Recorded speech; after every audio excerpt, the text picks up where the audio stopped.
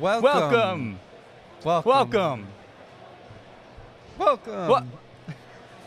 Welcome to the Wolverine Robotics competition. We're the Pit Podcast. I'm Jason. I'm Ian. And we're going to be commentating with you today for this event held in the spectacular Ann Arbor, Michigan. Ian, what's going on today? It's the Wolverine Robotics competition. Yes, it is. Thank you for tuning in. We'll see you next time. World record fastest event ever. Yeah, a couple things off the top, folks. First of all, thank you for joining. Sorry for a little bit of our delay getting going here. Been having some technical difficulties. Second thing to talk about, to all of our Pit crew members out there who are tuning in because you've watched the Pit Podcast before, thank you for 500 subscribers. Last night we hit the milestone. Chris might go bald because of it. We'll have to wait and see. But neither of those things are really important right now. We're live now. Yep. We're at the Wolverine Robotics competition. Just finished qualification match number 4 out of 35. Each of these teams, Jason, I believe they're playing 6 qualification matches each? Sure. Something like that. Yeah. Might be 5. Yeah. Hey, I'm just glad my extra YouTube accounts finally work. All right, so we're in qualification 5 right now out of 35. Great number. Love seeing a low call count like that. Let's see. In this match, we got Baywatch, Crew, and K9 going up against the Whiteford Bobcats, Robo Falcons, and Strike Zone. All right, so we got the Crew versus Strike Zone. High level, yes, that's what it's looking like here. And these are two of the best teams, not only in the state, but in the world, Jason. At least in the regular season. Obviously, drivers are a little different. Yep. Are they running their normal drive coaches? I believe Crew is. I think they both are. Well, that certainly is something, isn't it? I brought you that. Oh, thank you. Feel free. Thank you, Nathan. Love you, too. Yeah, so that certainly is a choice. To each their own, I guess. Yeah. I mean, no judgment here. I believe you. I don't feel any judgment. Even if it's an off season, no judgment. Anyways, all right. So aside from these two, Jason. Yeah. I've seen K9 this year. Baywatch, Whiteford, and Robo Falcons. I'm not sure I've been in an event with yet, so it's going to be fun to see them for the first time. For me personally, to see them for the first time here today.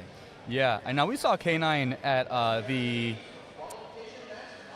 forget the name of the field. It's the Hemlock Semiconductor field over at States. I think they carried that alliance to the finals. So we got the Baywatch Robotics from Harbor Springs. Where's Harbor Springs?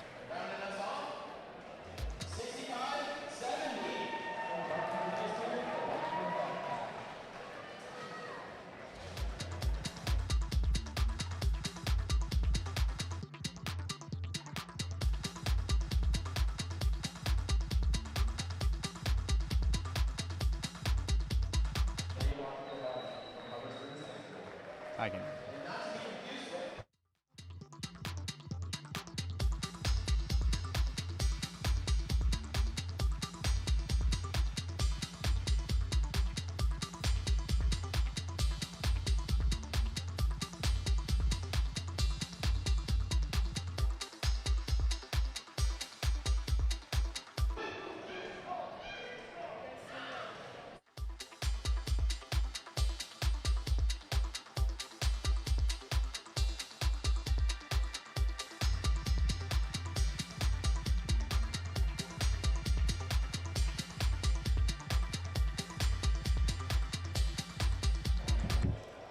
Looks like, at least on our preview cam here, Jason, we're kind of stuck staring at Team 7790 right now. Why, yes, we are. So hopefully we cut back to a field view here as we get ready to start this wonderful qualification match.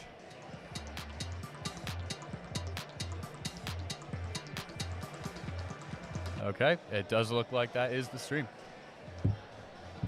We're watching ourselves on stream. That's how how we are, apparently. Anyways, well, we can probably just. Yeah. All right, tell me about this Baywatch Robotics. What kind of robot are they working with?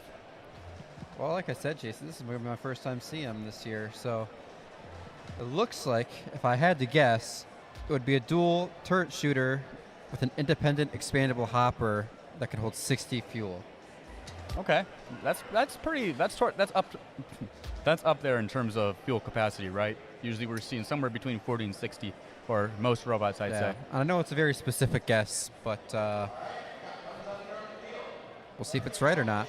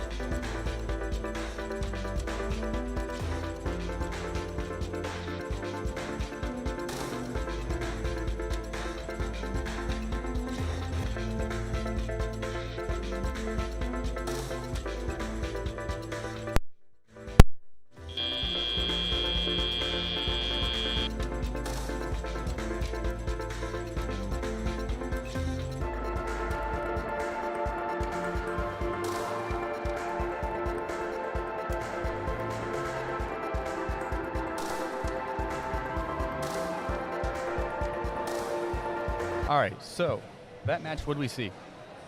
We saw a lot of scoring. This will be our highest combined score of the day so far through 5 matches, Jason. But I think it looks like the crew in that blue line.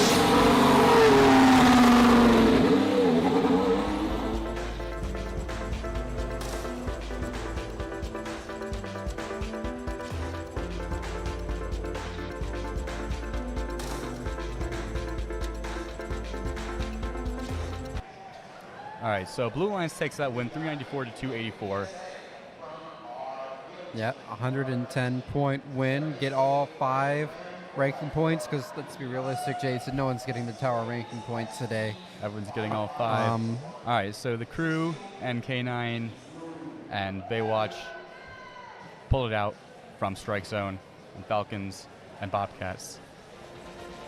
Now, Strike Zone, I don't know if you remember, almost self-eliminated at Worlds. You know, that was a long time ago. I think it's in the past. I know. I'm just saying, baller. Baller.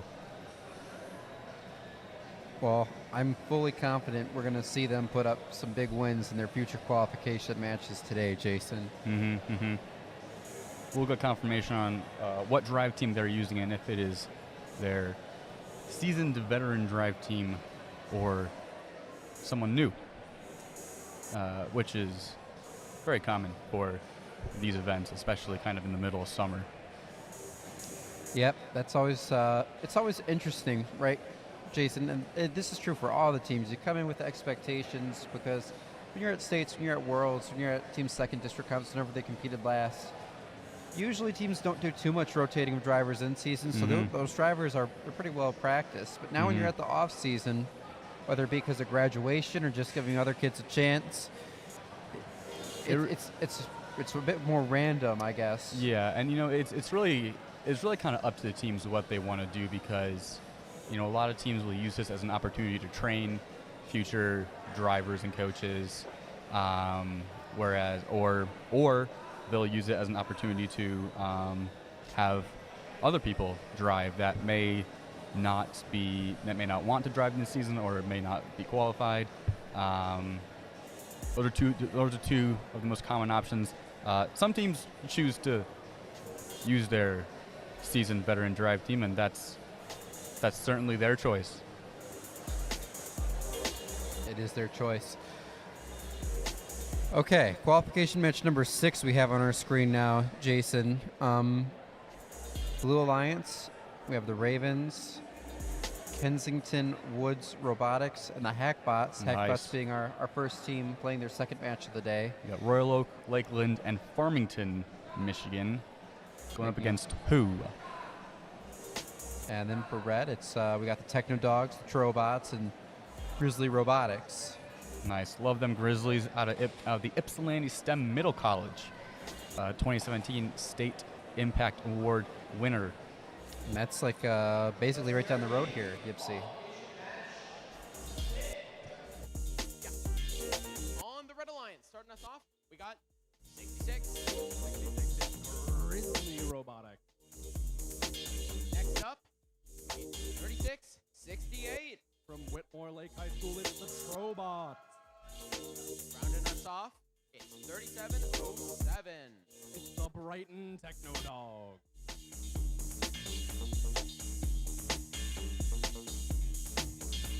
Starting us off over on the Blue Alliance, team 1188. 1188 is the Ravens from Royal Lake High School. Next up, same start, different ending. It's 11505. 11505 is Kensington Woods Robotics. Rounding us off over here, it's team 3414. 3414, the Hackbox.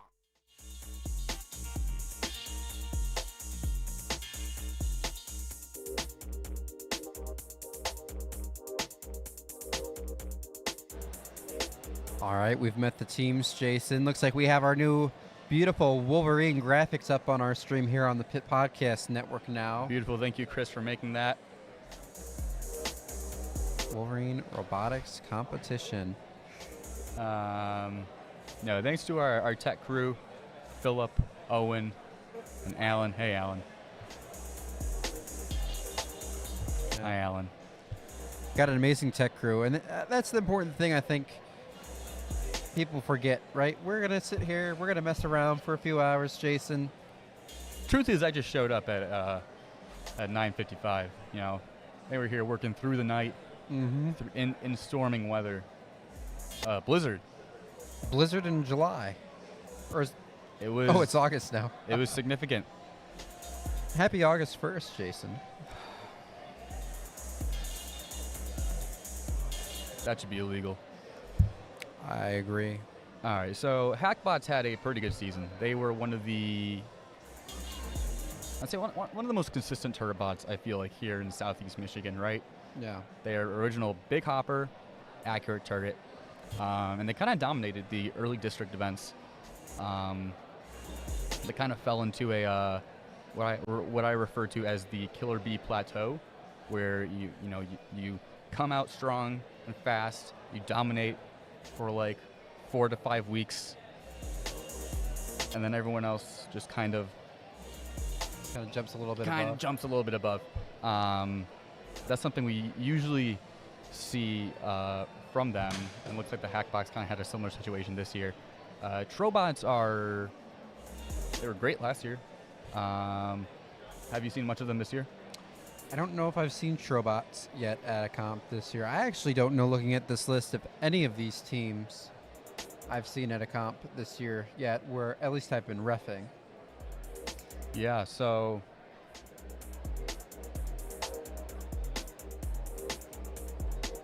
sorry, just getting some word from our tech team. So we have Ravens out of Royal Oak. I wish we could pull up some stats here. Cool. Well, we're going to kick it back to the field and await our next match.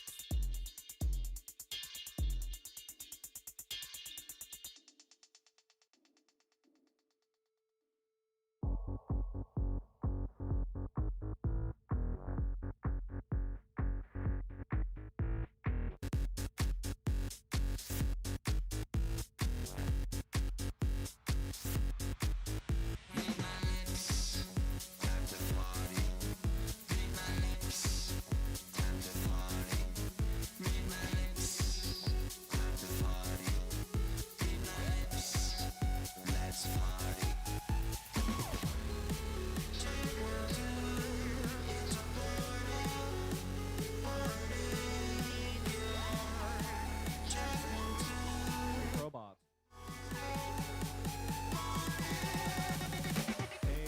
A robot. Meow.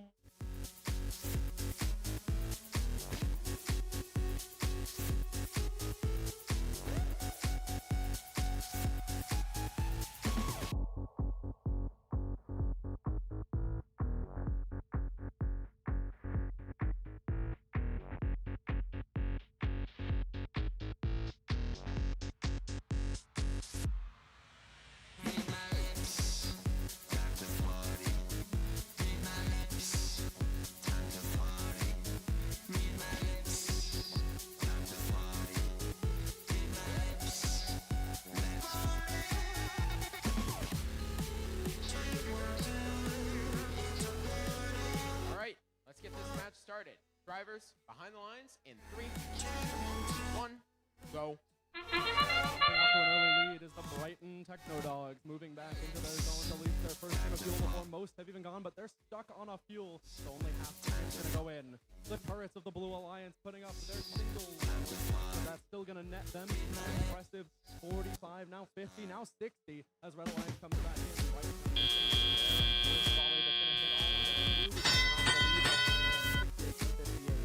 massive streams of fuel gonna be able to be picked up here by Hackbox and Ravens.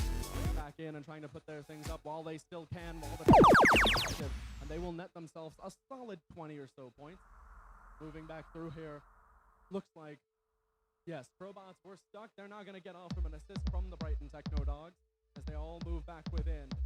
3707 putting up a massive stream as the twin red and white turrets are going to put up a yellow wall. Not much of it's going to be able to hit, but they will still take back the lead, 91 to 84, as their shift ends and Blue Alliance gets ready to go here. Blue starting to put up as much as they can, and now finally the Hackbots going to be able to start unleashing their turret to its full capacity. 120 to 93 is our current lead, as 1188 get ready to put up another one. Gonna unleash a good amount of fuel, a good 1,000 or so, as we're gonna get towards the end of their next active shift.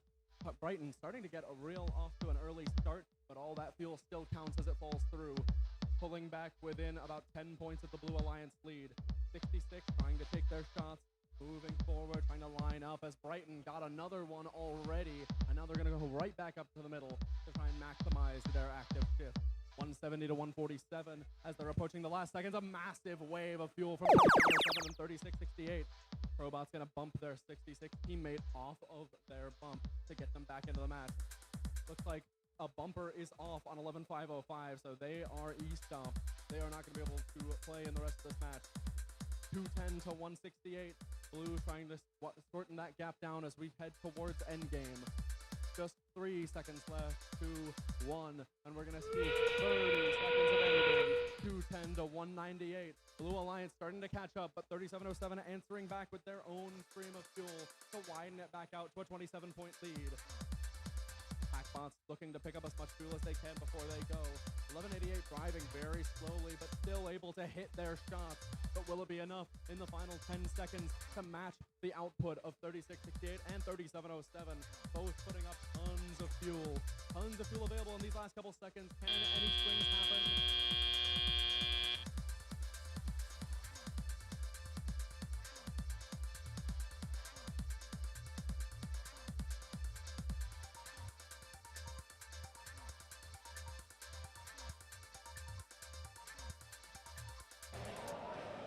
All right, end of match score 241 to 272.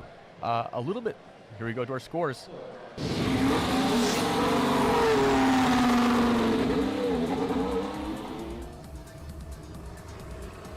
Red Alliance winning with a score of 285 to 244.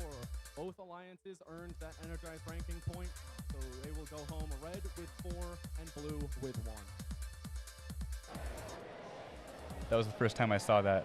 That was the first time you've seen our kind of results screen there. The bus pulling away at the Chrysler Center.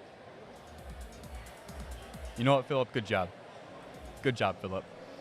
Okay, so what a match. It seems like we had a lot of issues in that match. It looks like we had Hackbots and Technodogs doing most of the scoring for their alliances. The Ravens and Trobots seemed like they had some issues at first. At least on the Red Alliance, the Trobots kind of got back into the game towards the end there, but the bump still claiming victims. What do you think about that? I think that's exactly why I like the bump, Jason. Not that it's always sad to see it is like the great equalizer. You know, we've had flat fields for so many years. I love it when we give a little bit of challenge to the terrain. Absolutely. No, I love something like this, even though it is very frustrating when you do get stuck in the bump, but it really does introduce kind of a... It's a design challenge. It's a design challenge and it doesn't seem like most teams designed around that. No, a lot I mean, we live in a new meta. You know, the last time I think a field was really super interesting in terms of the flooring of it, I think you really have to go back to 2016 with all of, in Stronghold, all the defenses teams would have to cross. I mean, sure, you could talk about, was 2019 with Deep Space, you had to kind of climb up to navigate for your climb, or the charged up. And charged up, there was a little pad. charge pad. That wasn't really that challenging for that, and it wasn't so much your drivetrain you were accounting for in 2019.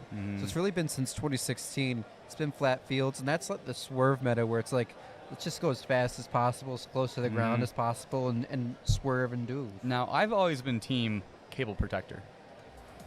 I've always been pro cable protector. I think we need more of them on the fields. Yeah.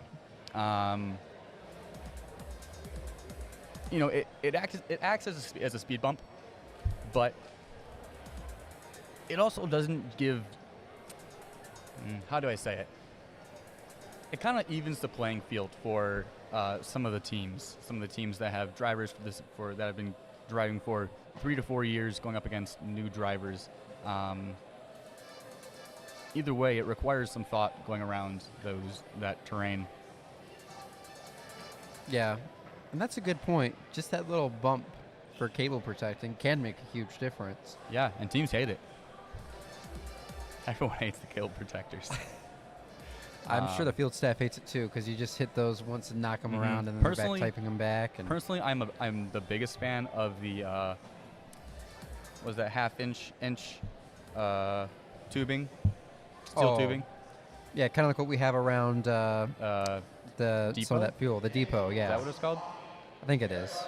That's what we're gonna call it.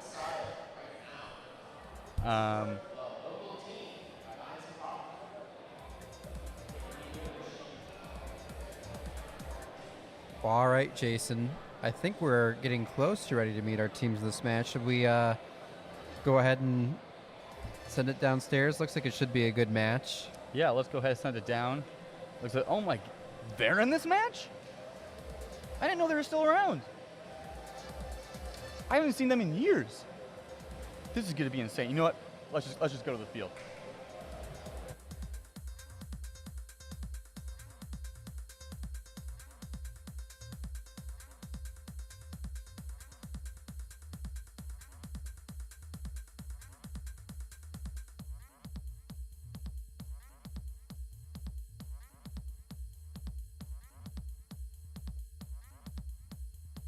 All right, let's meet our teams for qualification match 7. Starting us off, it's 43-91.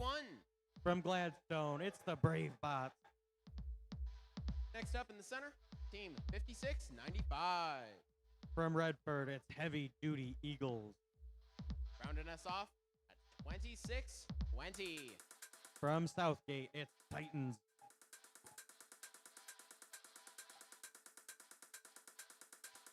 Let's meet that blue alliance over here. We got team 1684. From Lapeer, it's the Chimeras. Next up, that's team 3641. From South Lyon, it's the Flying Toasters. And finishing off over here, it's 5090. From Trenton, it's Tornadoes.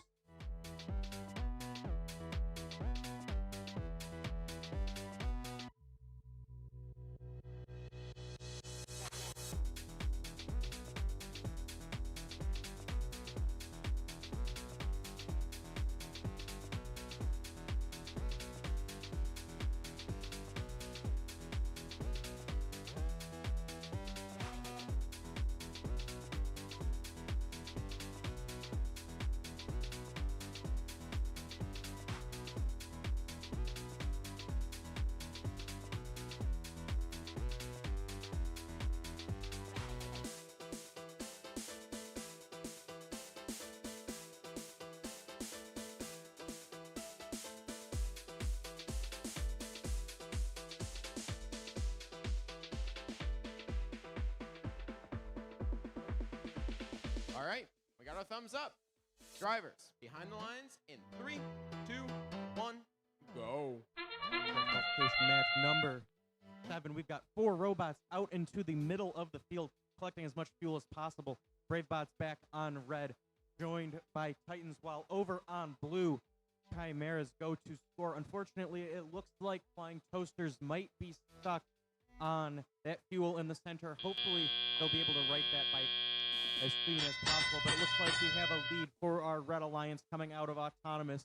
That means their hub will be deactivated first, but it looks like Titans may be stuck as well, as Flying Toasters still stuck, but Tornadoes seem to set them free, as it is Blue's exclusive scoring opportunity.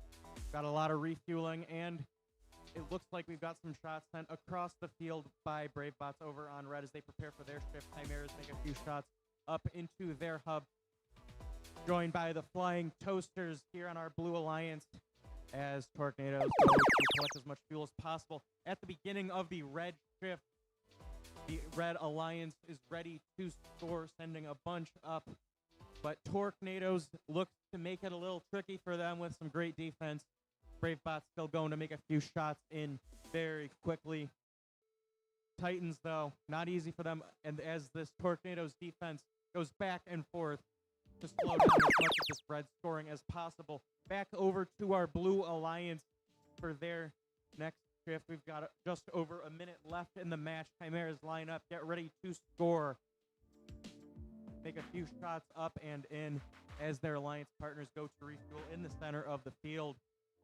Flying Toasters come back with a whole lot of fuel here, trying to get as much of that in before we send it back over to red. We've got a 3-point match here. It's a close one. Brave Bots get ready to score. Titans scoring again, but again, the same situation we had before with the Tornadoes. Absolutely slowing down this Red Alliance, not making it easy on them.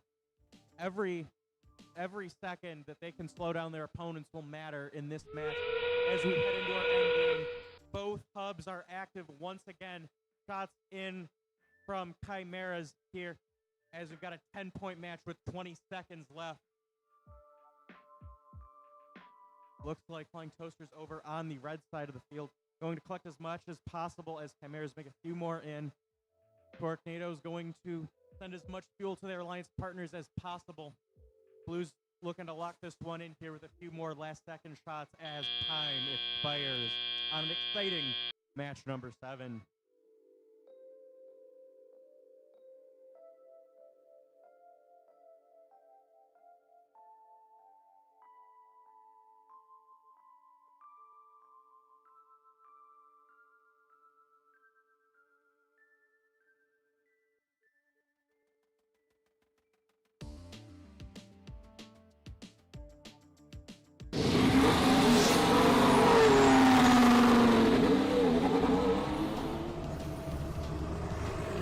And it's the Blue Alliance with a score of 235 to 170.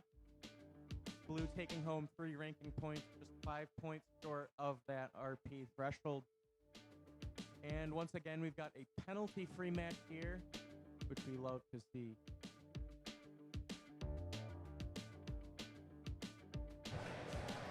All right, so 235 to 170, pretty close match. From what I saw, I think it's safe to say BraveBots are using their experienced drive crew. And you know what? Honestly, if you're from the UP, you can do whatever you want. Yeah, absolutely. I want to call that out even more, Jason. That's the one thing. No, I'm not going to lie to the folks at home. I missed half that match talking to our technical team. But when I did start watching again, and heck, Jason, do we want to try to see if we can figure out how this replay thing works? Be my guest. Let's go back to the start of the match. We're going to fast forward for quite a bit here. So I want to call out the 2 things I noticed. Team 3641, the Flying Toasters. Oh,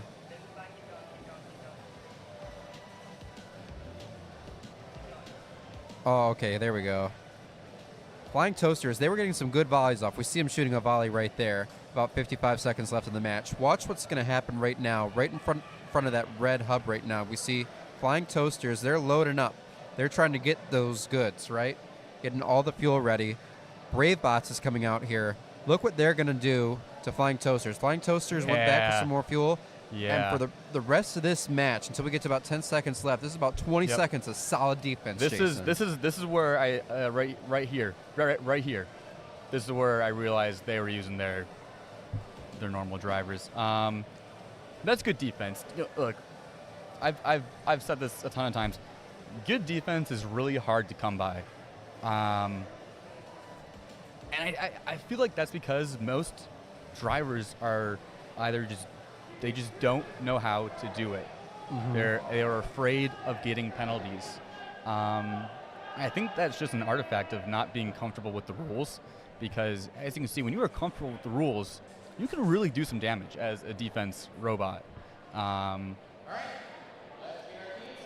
Now we're going to meet the teams. Starting us off over here on the Red Alliance, team 11387. From Grass Lake, it's Gleam, Grass Lake Engineering and Mechanics. Over in the middle, 7769. From Royal Oak, it's the Crew. And rounding us off, we got 247. From Berkeley, it's the Bears.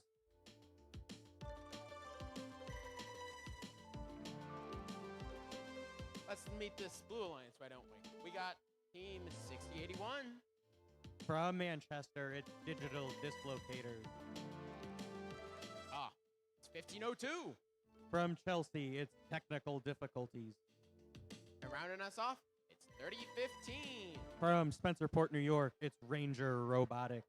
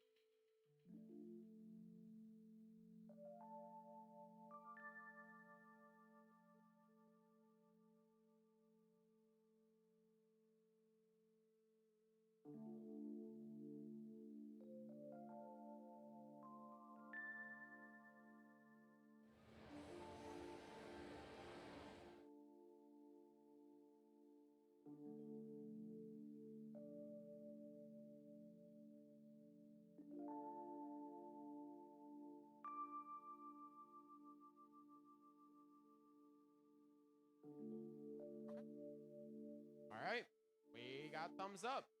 Drivers, behind the lines in 3, 2, 1, go. Start of qualification match number 8. We've got 4 robots out into the center of the field, collecting as much fuel as possible. Looks like we've got 2 of them stuck on some fuel, that being Ranger Robotics and the crew, and also 247, the Bears. But we have Digital Dislocator scoring for blue alongside. And over on red, Gleam scoring for red. This is a messy start to this match, about a 11-point lead for blue, so their hub will be turning off first as we send it over to red for their first exclusive scoring opportunity. 247 to Bears going to score early in their shift for red as their alliance partner. The crew comes back to score quite a bit of fuel into that hub. Back out to the center to refuel as our blue alliance gets ready for their shift. Red finishes up with quite a few more scored as our blue teams line up and start shooting right here at the beginning of their shift. That's Digital Dislocators and technical difficulties as Ranger Robotics goes to collect as much fuel as possible. They line up, get ready to score. Over on red, the crew sending as much fuel as they can from the center of the field down to their alliance zone and back over on our blue alliance as the hub cuts off some last scoring as well. A lot of fuel going into this red alliance as they close the gap that blue made in their shift, giving them about 11-point lead as they go to refuel here with just over a minute left in play. The Bears going to score, joined by the crew as Gleam comes to the center of the field. We have 2 defense robots from blue, not making it easy on red as we send it back over to the blue alliance side of the field for the last exclusive scoring opportunity, I believe, here in this match before we head over to our end game. Scoring by technical difficulties, getting some more into the hub as they try and close this narrow gap here as we head into our end game. It looks like just about 15 points, 5 points separate these 2 alliances. It's anyone's game here in this messy match number 8. The Bears going to refuel. Technical difficulties, taking as much from this side of the field as possible. The crew looking like they're trying to get as much into this hub as possible under the defense from 3015 and Digital Dislocators. Back over on the blue alliance, looks like technical difficulties going to score again here at the end of our very exciting match number 8.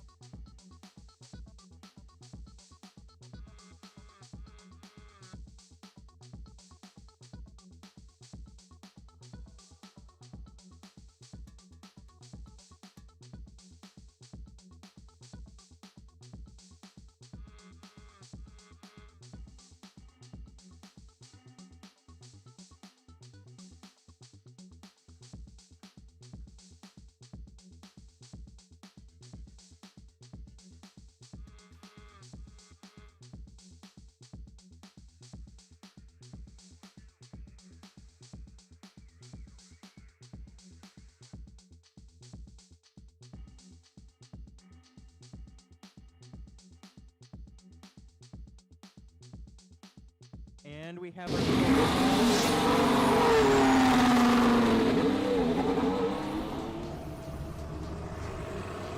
it's the Red Alliance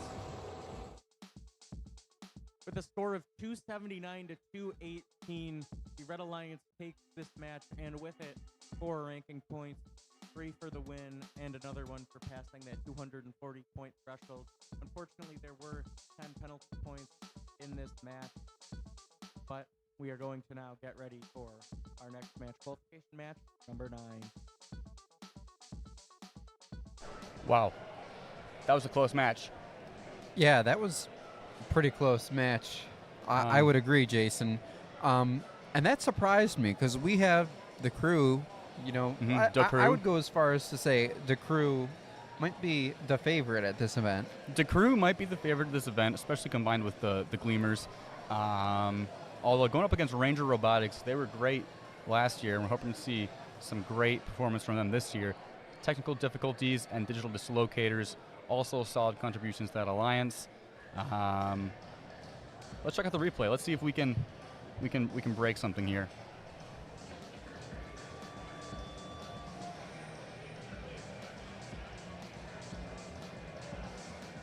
Oh, there we go.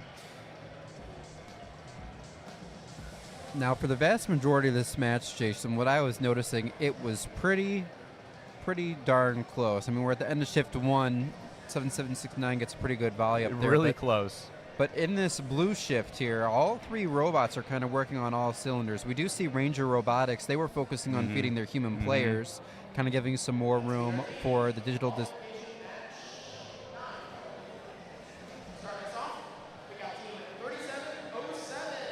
From Brighton, it's the Techno Dog. Next up, in the middle, it's 6570. From Ottawa Lake, it's the Whiteford Bobcat. And rounding us off, who are they? 503. From Novi, it's Frog Force.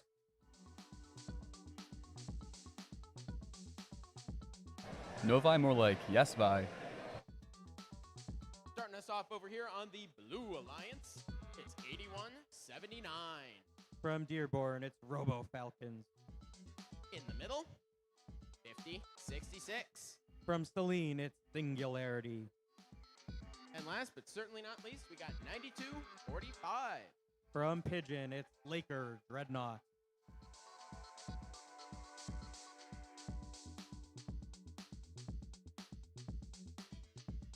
I really can't tell. Who are they? Who are we? We are 5066 Singularity from Saline, Michigan. Host team of the Saline District event. That's true. Before we move on to this next match, Jason, also for our viewers at home, we're trying to cut down the field anytime we have anything going on down there. So if we awkwardly pause in the middle of a thought, that's why. It's kind of a work in progress here as we're figuring out the best format for how we're going to do this here today. But to finish the thoughts on that last match, Jason, you know, we were watching that shift 2. Blue came back. Crew and the Red Alliance did not have the strongest shift 3. Blue Alliance almost had it tied up there in shift number 4. And just like we saw in qualification match number 7, there at the end of qualification match number 8, there was some defense being played on Crew. They nearly didn't get back in time to get that last volley off, but they did, and that was the difference for the Red Alliance in that last match, if you ask me. Let's see if we can fast forward to see that.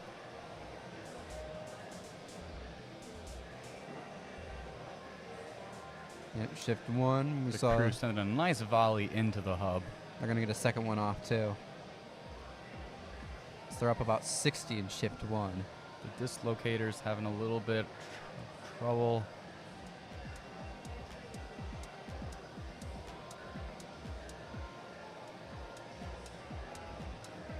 I think there's definitely some areas to improve on in the Blue Lines, and they of course know that. I'm looking to see the comeback from them, especially 1502. But yeah, it's hard. It's hard when you're going up against a Crew. You know, at that point, this year at least, you just got to do what you can. I'm hoping to see some 3 on D today. I think that would be interesting. We did see that a little bit last weekend at Rainbow Rumble. Oh, wonderful, wonderful. You know, I like it when they have fun with the matches. You know, you don't have to be so serious all the time. You can play 3D. You know. Yeah, but here's what It's I not was season. talking about here, Jason. We see the Crew at the bottom of your screen there. These two, looks like kind of 2 blue robots actually, kind of working together to try to I slow saw them this. down. I saw this. Let's actually go back there for a sec, because this is a dangerous move right here, because this almost... Okay, so that was almost could have been considered a pin. Had it Yeah. been for, you know, any second longer, that would have been a pin. Those 2 blue robots flanking the red, even if there's no field element around, 2 robots flanking the opposing robot is considered a pin. But we're going to start the match. 2, 1, go. As we begin qualification match number 9, we've got a lot of robot action in the middle of the field as Robo Falcons score for blue and Whiteford Bobcats score for red. It looks like Frog Force stuck on some fuel in the middle of the field, joined by Singularity, their opponents on blue. Hopefully their alliance partners can get that sorted out for them as we begin our tele-operated period. Looks like about a 20-point lead for our blue alliance, so their hub will be turning off first and giving red their first exclusive scoring opportunity. Some last-second shots in for blue from Dreadnoughts as we send it over to the red alliance. Techno Dogs line up and shoot, and they score into that hub. Their alliance partners, Whiteford Bobcats and Frog Force, go to join them, filling up that hub as much as they can as they head into the second half of that shift. Getting as much in as blue sends as much fuel down to their side of the field for their shift to try and close the gap with red. Singularity scoring as they're joined by Laker Dreadnoughts and Robo Falcons. A lot of scoring on blue. They close that gap with red and add about a 40-point lead. Make that a 50-point lead, 60-point lead here as their shift comes to an end. Red will hope to close that gap with 1:20 left in this match. Frog Force lined up and ready to score. Although Singularity playing a little defense on them, not making it easy. Whiteford Bobcats, though, joining in to help out. And Techno Dogs coming in as well. About a minute left. Red close the gap. This match keeps going back and forth as we send it back over to the Blue Alliance.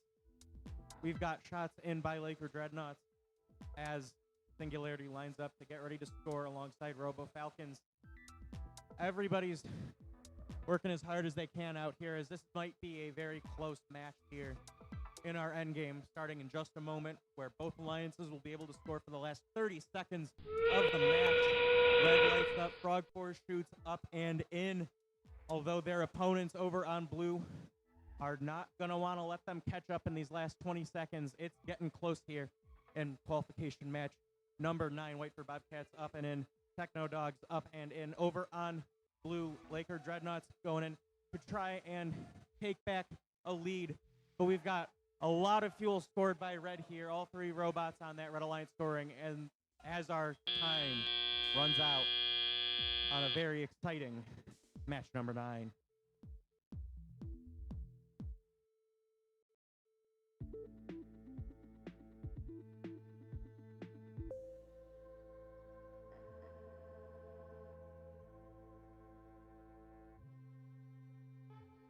And we have our scores. The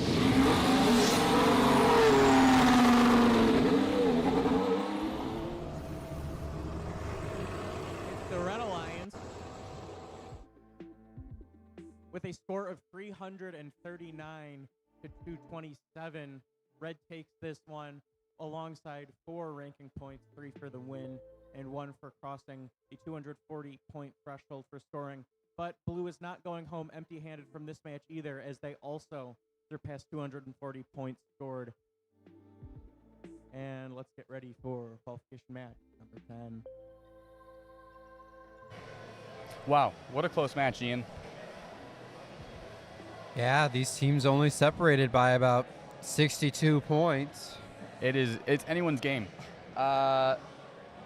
So we're seeing Techno Dogs, winner of the 2019 Detroit Championship. We did see them, and they're moving up to the firing position. Frog Force up to 6. Really, looking at the rankings, I don't know how much of it's because this is just all of their second matches, and every ranking point's counting pretty heavy right now, or what. But yeah, these are 3 really good teams. That's kind of the thing with these short qual competitions where you only get like 5 or 6 qual matches, is that every point counts. You do not have any room to make up later. That's kind of brings the fun for these off seasons. You know, it's like it's hard and fast.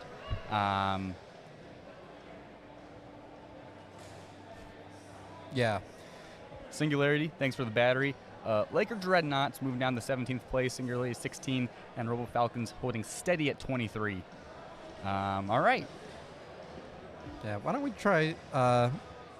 Let's look at who we got in this next match for a second here, Jason. So on the Red Alliance, we got the Trobots, currently ranked number 7 through one match.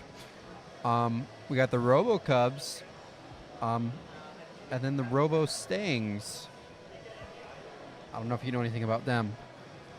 Blue Alliance, Metal Muscle, Robotics, and Strike Zone. Strike Zone, I'm not expecting them to stay ranked 22 for very long, Jason. Yeah, I wonder where did they get these high-res pictures? That's all Philip. All right, let's meet the teams. Every team? It's 3668. It's the Whitmore Lake Robot. In the middle, that's 1701. From U of D Jesuit, it's the RoboCub. And rounding us off, it's 548. 548 are the RoboStanks from Northville High School.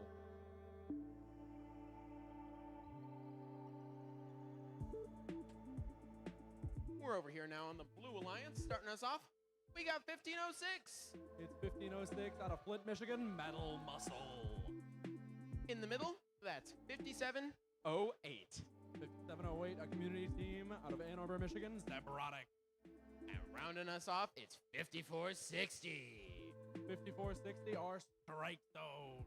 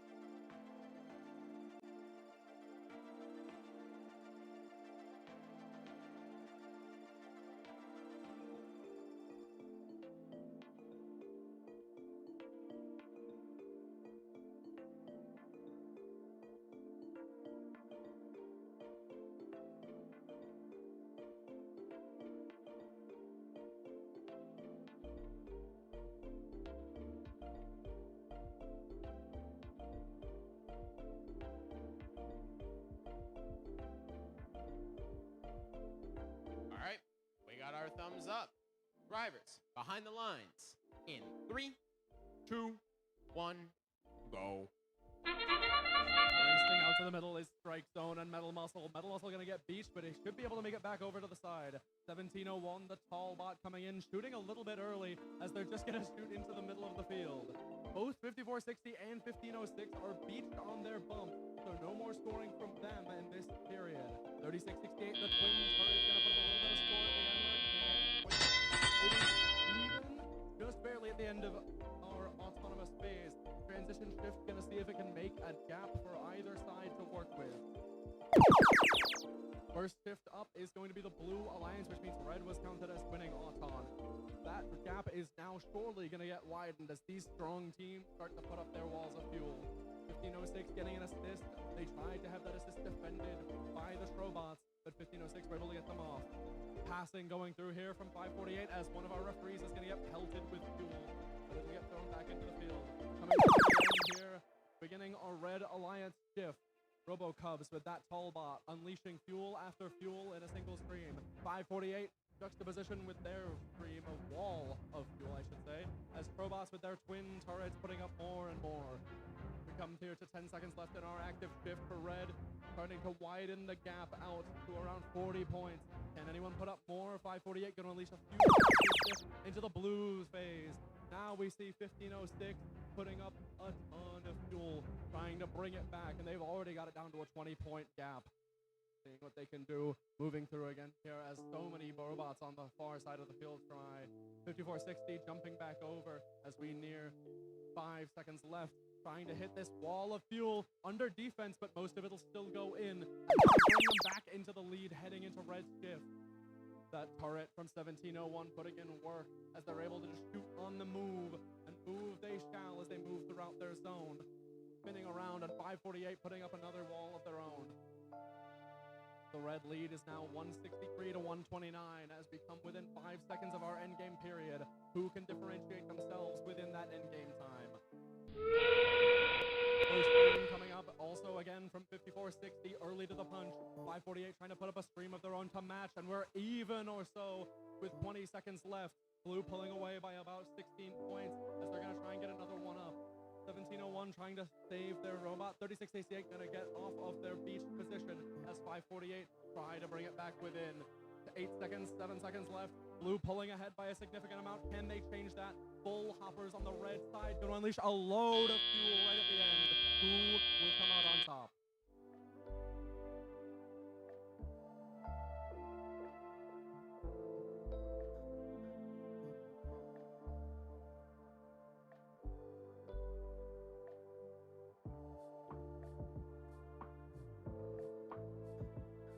We've got some scores.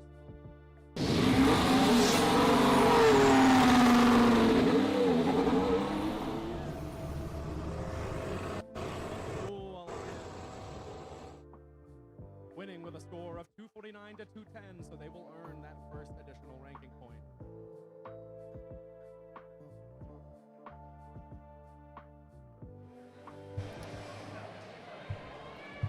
Wow, what a close match. Here at the table, the Pit Podcast table, we have Dom. Dom, how's it going? Pretty good. I'm the new intern here, actually. Yeah. Yeah. Yep, We replaced Ian. He's gone. Rest in peace. Happens to the best of us. Yeah. That match. What were we seeing in that match? It was this is a strong match.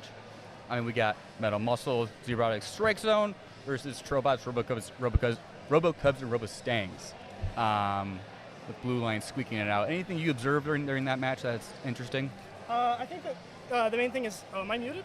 No, you're good. Just make sure you're talking to this. I mean, the main thing is that the balls here are just so worn down from already a full season of robotics that I'm taking the headphones off. They're so worn down from the full season of robotics that they're already pretty much toast. So if you touch them and you have slightly higher than normal bumpers, you're flying over them, you're going to go surfing. Right. So the extra grip is causing, whereas earlier in the season you'd run into a ball and you'd push it away. This extra grip is causing the ball to get wedged underneath the robot and you rolling up. We saw something similar in 2024 with the notes. Yes.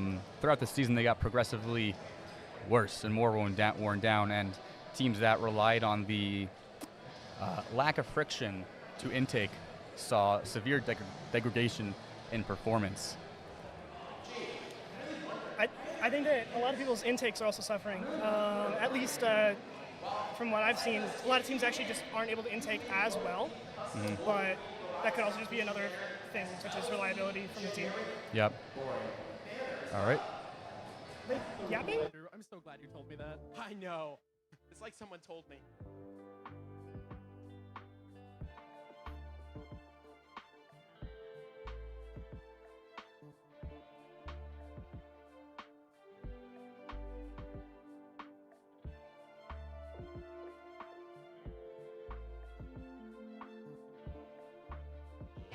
Let's meet our teams for the next match.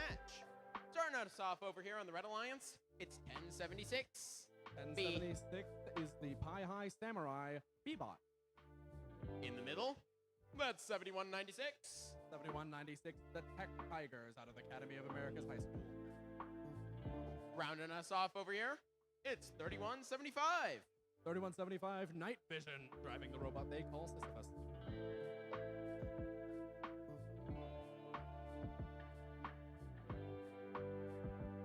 Let's meet our teams over here on the Blue Alliance.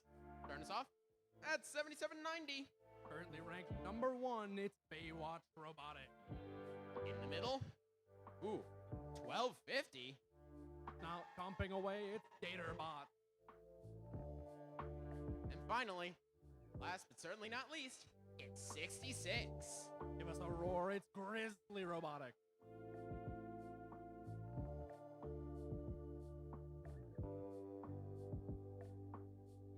All right, so Dom, go ahead and tell the audience what you just told me about 1076's robot. So 1076 brought a robot that they built entirely post-season this year. So this robot is made entirely by their 8th graders and 9th graders, I believe. Very At least. impressive. What kind of what's the dynamics like driving for these 8th and 9th graders? Having been in the box yourself, can you give us a little quip about your experience in the box driving this year? This year, it's almost entirely dependent on how good your drive coach is. Mm-hmm. So there's just so much stuff going on in the game that a driver cannot pay attention to. So the driver would mostly deal with stuff in the robot, maybe 5 feet around it. Your drive coach needs to take care of managing the balls, managing the clock, checking your shift counter. So if you're off shift, you got to go collect balls or play defense. And it's all these little things that add up that have to be spread across not just the driver, but the drive coach or drive coaches in some cases. So we had Right. Yeah. Go ahead. 2 drive coaches most of the season. Mm-hmm. One which was watching for penalties, which obviously didn't work one time when you were reffing me. But then also shift counting, ball management. Sometimes there's patches of balls that you need to catch and stuff like that. So. Yeah, you'll see that a lot usually when a team has one person driving the robot. They'll use the other drive member that they're allowed to have in the box as like a second coach or secondary coach. Usually we see, one is maybe the primary coach focusing on the entire field like usual, and then you kind of have a secondary coach working more specifically with the robot, and like you said, a certain radius within the robot. Yeah, certainly interesting. Especially in games like this where having a dedicated robot manipulator, the person who is not in charge of lateral movement is helpful. But let's kick it back to the field. Starting us off here, 7790, currently ranked first, going to move out into the middle, fill up their hopper, and slow down as they pull back in. 3175 backed up off the start, tried to unleash. They're not going to be looking like they're moving anymore. 7790 slowly pulling back into their zone. Will they be able to unleash any fuel? They will not get any off before they head back out. So we will end autonomous red 17 to blue 7. Starting into our transition shift, Pi High B-Bot going to come out here, trying to see if they can herd more fuel underneath that trench. In blue going to put up a good amount of points to bring them back into the lead as we see what they can do with their active shift. 3175 filling up, starting to pull up a little bit onto the fuel, but getting back down again. Moving back over and getting ready for their first active shift in 10 seconds. Blue seeing if they can put up a little more fuel before the end of their shift to extend that lead just a bit. 3 seconds left. Can they put any more up? So now it's going to be a 24-point gap as 3175 unleashing their wall with that tall robot. Going to be able to bring that lead back down within 13 points as we'll see all 3 blue robots out in the middle trying to control that fuel. Some passing going on here by 7790 as 66 is going to try and fill up. They're ready for their activity as they pull back in. Getting ready to see if we can see a stream of fuel. A wave coming through. That blue wave not going to hit too much. Still within a 27-point lead. 10 seconds left. Can 66 get off the massive amount of fuel that is within their hopper? As 3175 start to fill up again in preparation. Intake bulging out, ready. As we go back to red activity. 3175 putting a good amount up there, trying to bring that lead back down as we approach endgame. All robots trying to get through here. 1076B appears to be unmoving. Nope, they're still going. Trying to herd fuel back within their zone.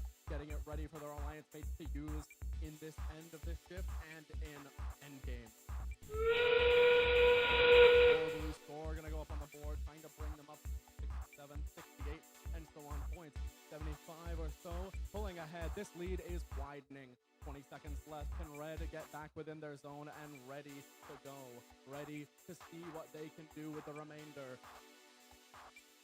10 seconds left. It's going to be a big gap to make up as Blue pulls ahead to 85, a 45-46 point lead. 3 seconds left.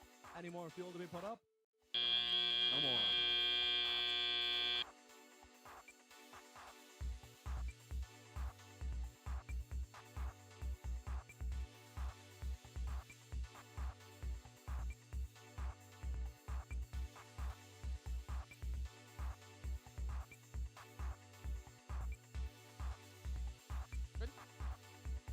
All right, we got those scores. Blue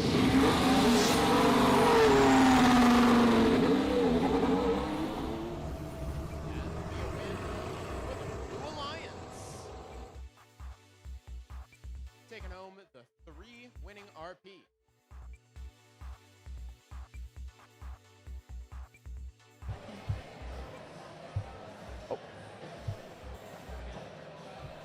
All right.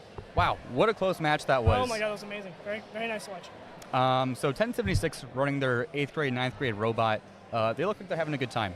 Yeah, I mean, they had a few problems where they would hit something so hard that they would stop moving, but happens Hey, to the best of us. hey, been there. Night Vision probably doing most of the scoring on that alliance, and same with Baywatch and Gatorbots for Blue. It seems like there was a lot of technical issues in this match. Yeah, I mean, this is what you're going to expect from an off season as a whole. Pretty much, you're going to see teams that are running new drive teams, running new robots in some cases, and overall just trying to learn.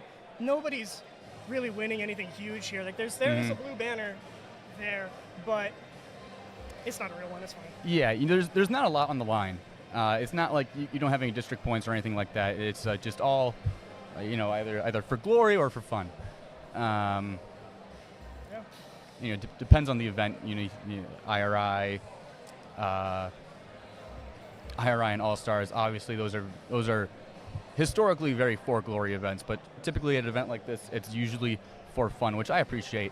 I think because in a team of 30 to 80 people, only one to two people will drive during the year. So it's nice to give other people some experience. Absolutely. I mean, there's some off seasons where literally their prize is a can of beans. So I love that aspect of just having fun. My favorite off seasons are the ones that don't take themselves seriously. I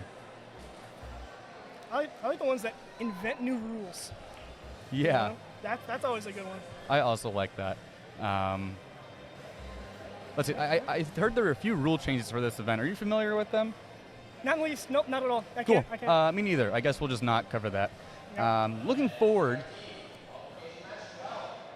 We're looking forward to qualification match 12. Next up in the center, we got team 1188. From Royal Oak High School, it's the Ravens. And last but not least, 247. The Bears.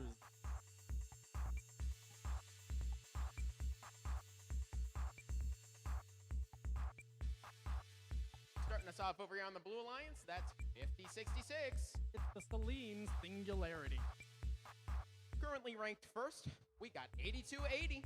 8280 is K9.0 Robotics. And rounding us off, it's 11505. Kensington Woods Robotics, 11505.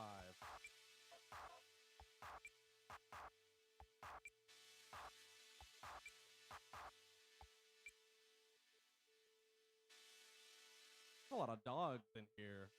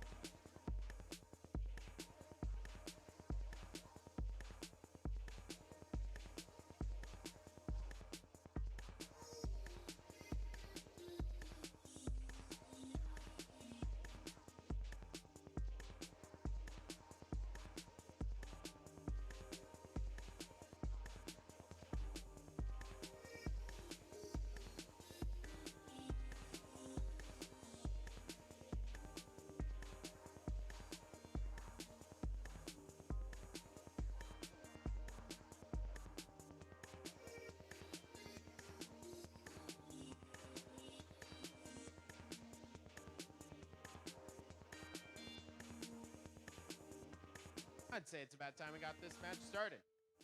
Drivers, behind the lines. In 3, 2, 1, go.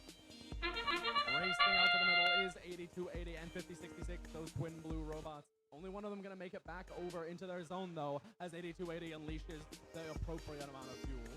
1188 going to shoot for quite a while here, getting as many points up as they can from that hopper. 33 to 13 as we approach the end, as 8280 is going to unleash another stream and bring it up over 50. 55 to 15 lead, a 40-point gap for Red to make up. We'll see if they can do any of that in their transition phase. 247 lining up to shoot. Not quite going to get enough in time, but 1188 is going to put up a couple points to thin that gap just a little bit as their first active shift starts. 1188 trying to pick up off that depot as 247 are going to be able to finally get those shots off. 1188 trying to see what fuel they can get through as 8280 pulls back into their zone. 10 seconds before their active shift, they're going to try and fill up in the middle, going back over and forward and over again on the bump. Ready to shoot as we pull into the first blue active phase, and it's going to be another wall of fuel from the K9O Robotics. 1188 trying to pass a bunch of fuel directly over into their side, shooting on the move while pinning 8280 to a wall for a second there. Effective defense being played as 247 coming over and out taking their fuel so they can get it back into their zone. 8280 putting up another set of fuel, but blocked away by the defense. Red Alliance now here in their second shift. 1188 getting ready, filling up their hopper. They want to start shooting here, and their fuel is going to start getting let loose. 8280 with their 3-shooter mechanism is going to be able to put a bunch of fuel back into their zone and defend 1188. Quick shift between offense and defense here for the 8280 first-ranked team. 1188 pulling through here as the end of their as we go into Blue's second active shift. They can try and widen the already 50-point gap, now all the way up to an 80-point gap. Pulling ahead here and now starting to chase that first additional ranking point that could be a big difference maker later on.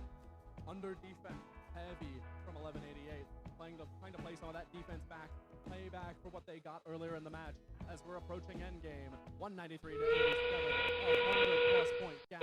Now 8280 are going to be focused alongside their members of 5066 and 11505, trying to get to that first ranking point. 20 seconds left, the gap is 100 points. 1188 and 247 trying to make up as much of that gap as they can, seeing what they can get here. Can they pull something off in that last 10 seconds? We're going to wind down the time here as Blue Alliance chasing with 5 seconds left, trying to put up their fuel to hit that 240 ranking point, and they're going to clear it just at the end.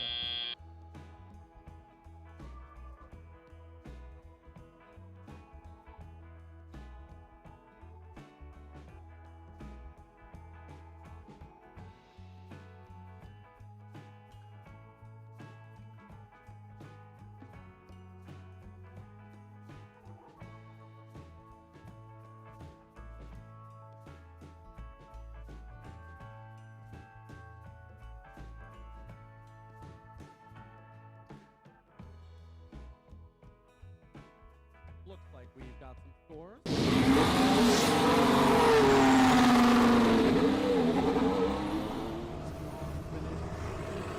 Blue winning with a score of 253 to 128, so they will earn that additional ranking point and take home 4. Wow. What a close match. That was amazing. Wow. What was your favorite aspect of that entire match? That was amazing. My favorite aspect was the defense that was played. It was played. We had 1188 and K9 scoring the points. Singularity got beached in auto, as we can see here. Many such cases. Yep. That's happening to a lot of people these days. Yeah. Zebras on beaches, as I heard, but Something along those lines. something along those lines. See, my favorite side plot of this entire match was actually 247 spending the entire match perpetually stuck on a singular ball. Yeah. That was pretty good.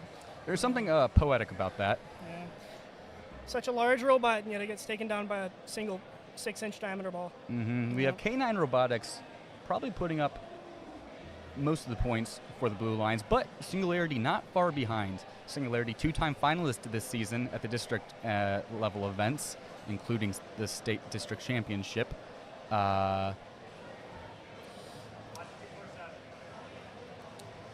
Yep, there's that one ball. Yep, 1-2-47. Let's try to run that back just a little bit. Oh, almost flipped there too. Bloop. Yep. And that is the problem here. Yep. So the Bears having some locomotion issues here, kind of costed them a lot of points. Even though it is a close match, separated by only a few points. 11-88, almost got flipped there. Yeah. 11-505 here begins to play defense on The hub, it seems. There we go. There's the defense. on 1188. All right, let's kick it back to the field. From Trenton, it's Tornadoes.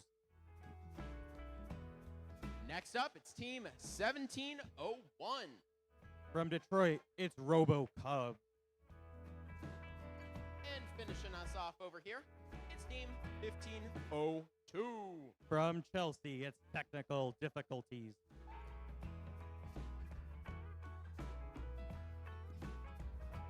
You know, over on the Blue Alliance, I can never remember who they are. I'm going to need a reminder from the stands. Oh, yeah, right. 503. From Novi, it's Frog Force. In the middle here, it's 3015. From Spencerport, New York, it's Ranger Robotics. And rounding us off, it's team 3668. From Whitmore Lake, it's Trobot.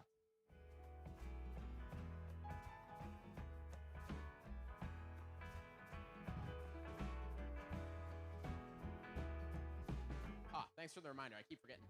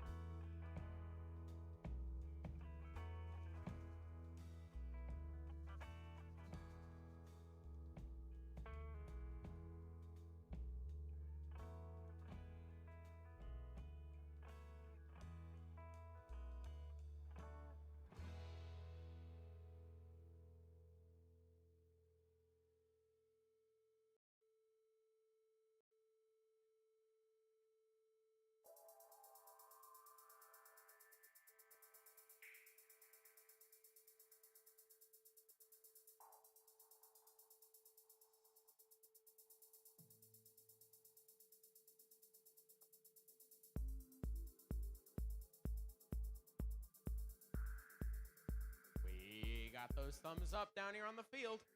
Drivers. Not quite yet.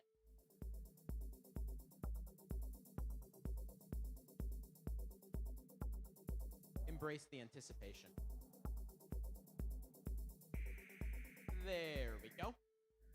We actually got our thumbs up this time. Drivers, behind the lines. In 3, 2, 1, go.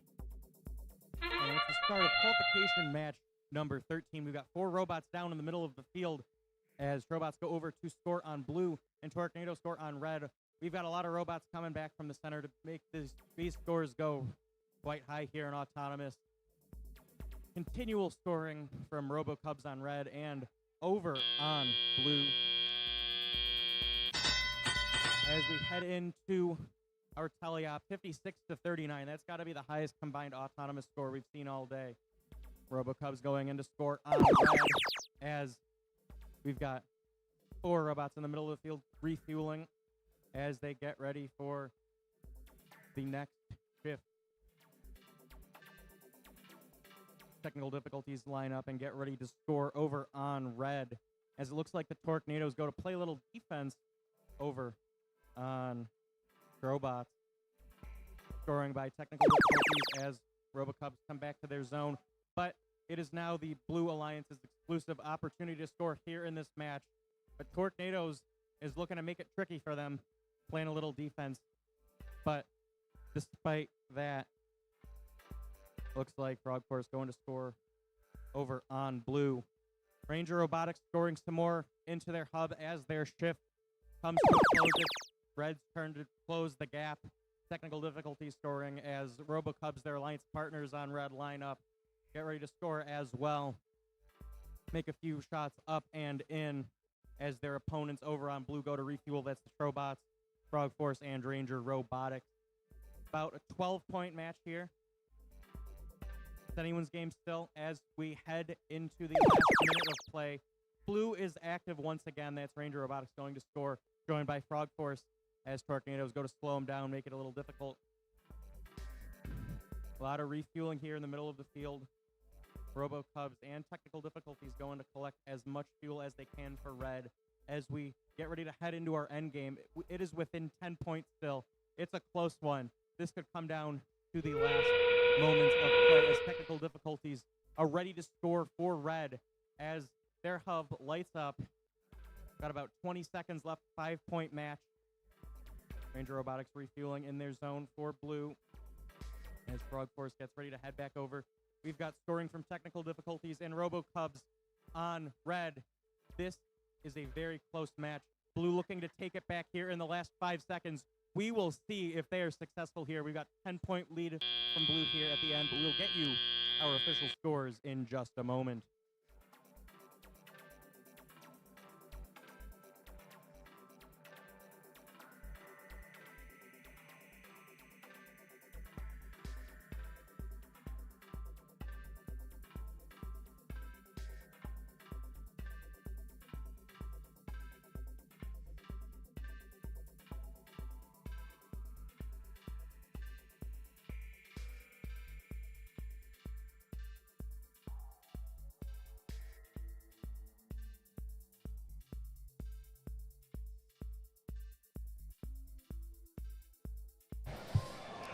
Yeah. So that match, bit of a blowout. Yeah.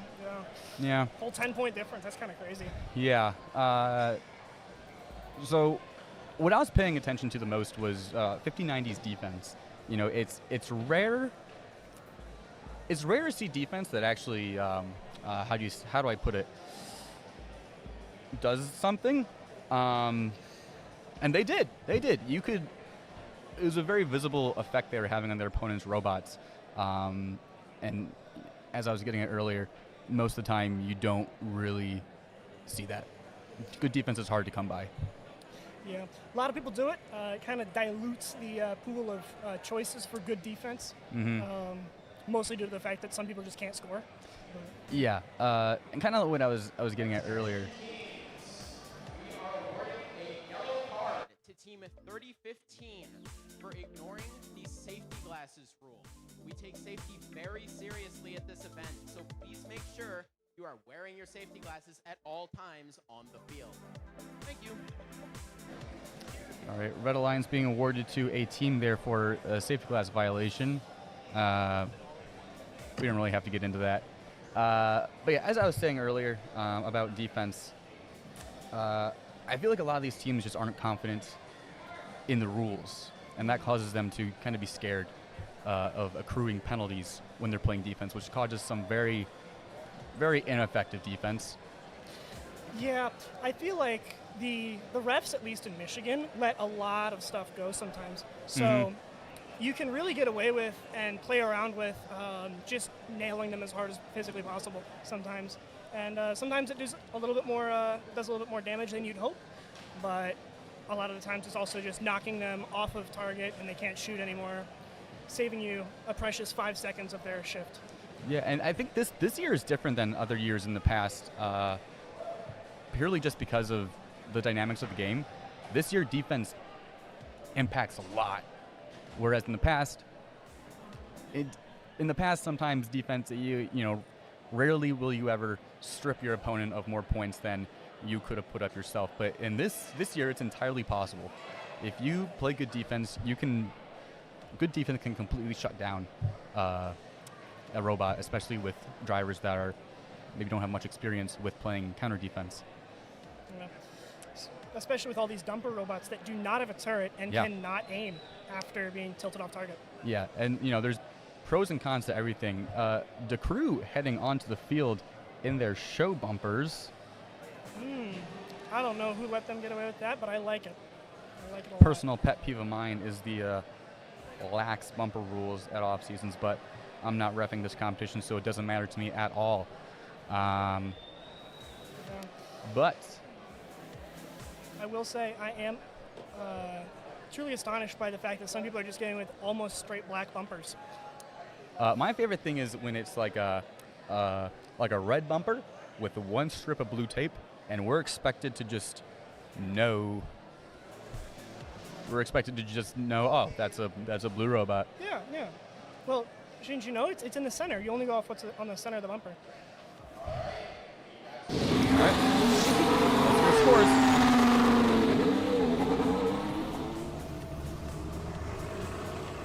Blue Alliance. Earning all 3 points for winning the match. Frog Force moves down to 6th, Ranger up to 25th, and Robots up to 18th. Ranger getting that yellow card, but doesn't have any ranking points taken away due to it just being a warning. On the Red Alliance, Tornadoes down to 24, Cubs up to 28, and technical difficulties down to 27. Yep, that is what a yellow card means. Kind of like what we said earlier. Total blowout here. Full 12 points. Yeah. Tornadoes put up a tough fight, though, and pretty good defense. Nice job. Want to see more of that. Love to see that become a little more aggressive. Ranger Robotics receiving that card. Safety glasses, okay, not really, doesn't impact the score in any way. Trobots and Frog Force, I feel like this Blue Alliance had the making for something pretty lethal. Yeah. Tornado shut that down pretty quick, though. Yeah, with a score of 222, which is, I feel like for an offseason, it's a decently high score. I was expecting a little bit more, though. On the Red Alliance, though, Tornadoes, Robocubs, technical difficulties. Robocubs, I feel like, may have been scoring the most for their alliance. Like we said earlier, Tornadoes playing good defense. Yeah. I did see Robocubs actually having a pretty big technical difficulty and being unable to shoot for some of that match, so it would have been a little bit closer, but yeah. Very true. Let's meet our teams. Match 14. Starting us off, we got team 34-14. From Farmington, it's Hackbot. In the middle, it's 548. From Northville, it's Robostain. And finally, that's 1684. From Lapeer, it's Chimeras. Taking a look over here at this Blue Alliance, we got team 3641. From South Lyon, it's the Flying Toasters. In the middle, that's 1076B. From Ann Arbor, it's Pi High Samurai. And over here, finally, it's 7769. From Royal Oak, it's the Crew.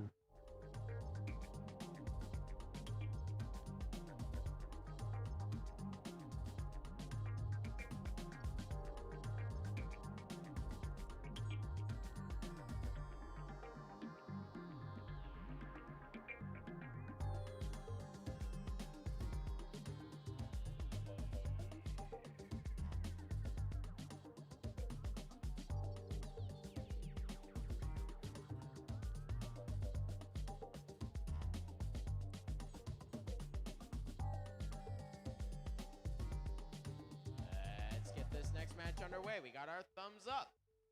Drivers behind the lines in 3, 2, 1, go. And it's the start of Autonomous. Bunch of robots out to the middle of the field, coming back, getting as much fuel as possible. That's the Crew and Flying Toasters on blue, and over on red, that is Hackbots. And Chimera's out for another swing. Coming back again once more for blue, Crew, and Toasters.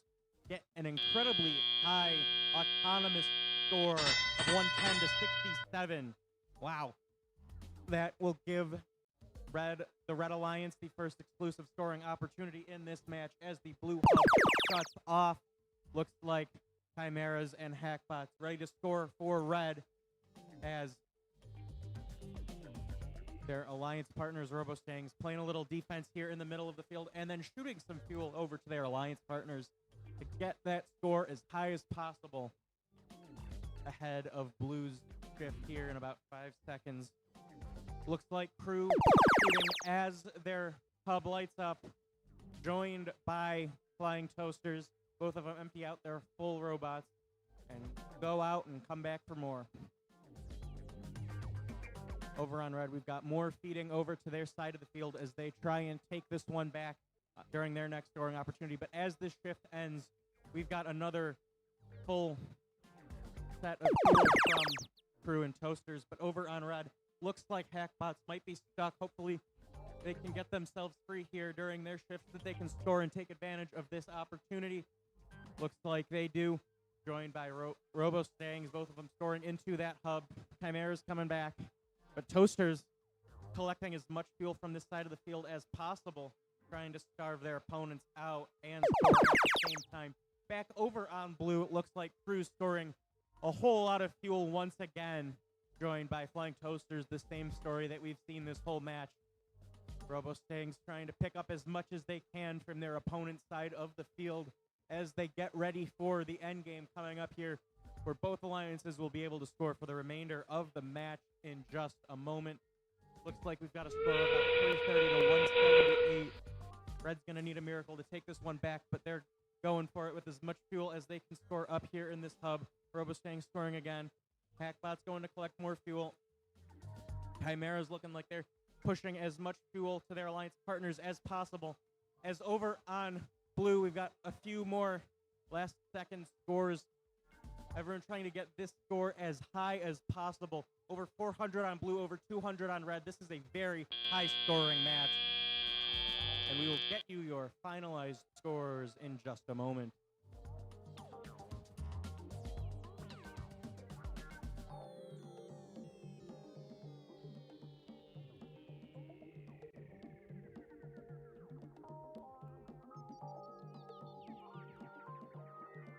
And we have our scores. And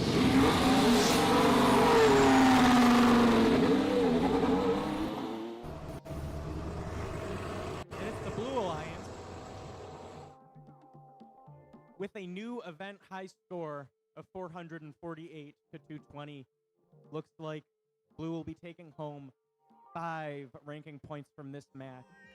And looking at the top of our rankings, that keeps Crew in first and sends Flying Toasters up to third. Although Pi High Samurai up to 12, that is a possible alliance captain situation if they can hold it for the second half of our qualifications. We will now be getting ready for qualification match number 15. Wow, so pretty close match there. Pi High probably doing most of the scoring for the Blue Alliance. And then Hackbots and Chimeras on red. Chimeras playing a lot of defense towards the end of the match on Crew, stripping them of quite a few points I saw. But what did you think? I think that was a really, really close match. I was really proud to see. There was definitely something that was a fuel at one point stuck on the field, as well as a student driver sticker. Evaporated is probably the best way I could describe that one fuel. Yeah, I couldn't tell who was going to win this match until that F1 swap bus came on. So yeah. Pretty close one here at the Wolverine Robotics competition. Let's see if we can find the murderer of that poor fuel. If that was in this match anyways. Okay, here we go. Oh, it was Crew, I think. Yes.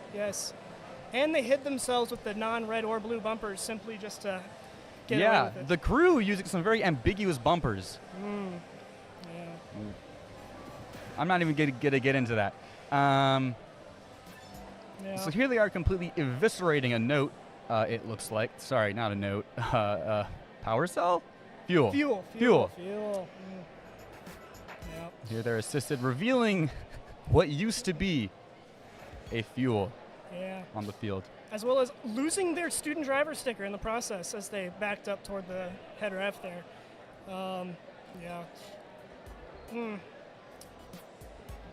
I feel like destroying game pieces is part of the fun, though. It is part of the fun. I will say the hardest in recent years is destroying a coral. We managed to do that, actually. Yeah, I don't know how. We pick it up and it's just got a massive crack running down it. So, yeah. But, yeah, massive game here. Plumbers everywhere would like to know your location. Yeah. Yeah, so this was a match. Yeah. Very close one, actually. Yeah. But Yeah, let's kick it back to the field and meet our teams. We got 56.95. From Redford, it's the Heavy Duty Eagles. In the middle, that's 71.96. From Detroit, it's Tech Tigers. And right on over here, on the far side of the Red Alliance, it's 11.387. From Grass Lake, it's Gleam, Grass Lake Engineering and Mechanics. Looking over here to our Blue Alliance, we're starting us off with 54.60. From Lapeer, it's Strike Zone. In the middle, that's 37.07. From Brighton, it's the Techno Dogs. Then we got 8.30. From Ann Arbor, it's the Rat Pack.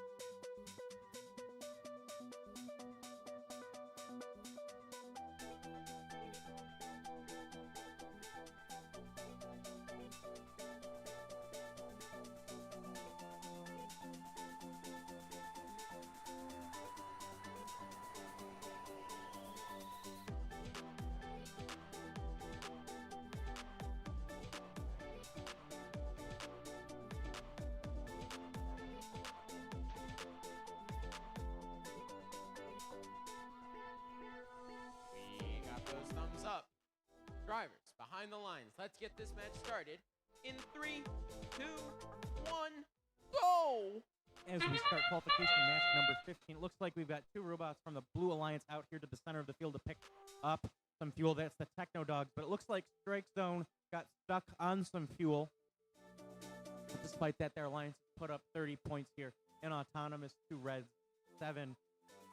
That will give the Red Alliance the first exclusive scoring opportunity as the first ship. But we will see if Blue gets any more fuel in here in the last seconds before we send it over to red. That's the Tech Tigers sending some fuel up into their hub, as we've got a bit of a mess over here. Looks like Strike Zone got free from that fuel that they were stuck on, sending some of that fuel over to their alliance zone, joined by their alliance partners, the Techno Dogs, employing that same strategy. Looks like Gleam is stuck, but we'll see if they can get free, although we'll see how this goes as we send it back over to the Blue Alliance. Techno Dogs scoring once again for Blue, as we've got about a minute and a half left in this match. Strike Zone looks like they're lining up, maybe about to score, but Heavy Duty Eagles laying down the law here on the Rat Pack as they're playing a little defense. But we go back over to our Red Alliance side of the field with Tech Tigers going to score right as their shift begins. More fuel sent across the field by Strike Zone as Blue prepares for their shift. We've got about a minute left in this match. Red's shift about to end as we go back over to Blue Strike Zone. Again, shooting up into that hub, joined by their alliance partners, the Techno Dogs. Unfortunately, it looks like we might have a lost bumper here from Heavy Duty Eagles over on the blue side of the field. But Strike Zone going to score again. Rat Pack coming over to join them as we head into our end game. We've got 30 seconds left. Both hubs are active here for the remainder of the match. Things seem to be stuck in a number of places. This has been a bit of a messy match, but we will see how this sorts itself out here. Blue scoring over 300 points as Strike Zone looks like they're about ready to line up and shoot some last second fuel. And that is time.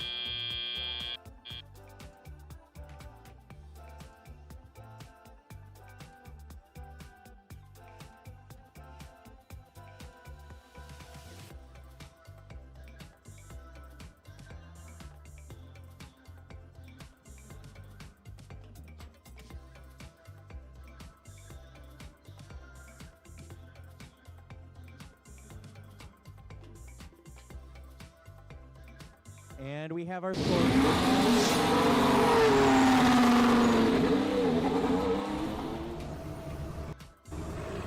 it's the Blue Alliance with a score of 338 to 37. The Blue Alliance taking home 4 ranking points for this match. 3 for the win and another for scoring 240 points. They're just about 22 points short of that bonus, that other threshold that would give them 5th ranking point. But looking at the top of our rankings, that keep Techno Dogs in 4th, Strike Zone up to 11th. We will see how this continues to progress as these teams sort out in the rankings here in the next 20 qualification matches. But I would like to point out that it was a penalty-free match, although it was a bit of a messy match in a number of ways. It was penalty-free, which is always what we like to see here at the Wolverine Robotics competition. What a close match there. What a close match that was. What a close match that was. Techno Dogs and Rat Pack versus Heavy Duty Eagles, Tech Tigers, and Gleam. 338 to 37. Yeah, I mean, shoot, that was an incredibly close match. I actually couldn't tell who was doing all that scoring on Blue, but that was a really good match to watch. I completely agree with you. Red Alliance having a bit of a tough time. They were down 2 robots. And a bumper. And a bumper, yeah. So one of them was disabled for bumper violation. They had a corner expose, which is an immediate disable on the robot. Then I believe the other robot was stuck on a bump, if I remember correctly. Yeah. Let's see if we can find that here. Nope, they just got... stuck on the trench, yep, sorry. Yep, those kit bots are just barely tall enough to get in that trench. Man, who's that? Actually, I can't see them, actually. Yeah, that's a lot of fuel coming from nowhere. Yeah, let's meet our teams. UAD is K9 Robotics. Robotics, currently ranked second. Next up, loading onto the field behind me, we got team 6570. Loading onto the field behind him, it's 6570 Whiteford Bobcat. And last up, that's 6081. They're the digital dislocators out of Manchester, Michigan.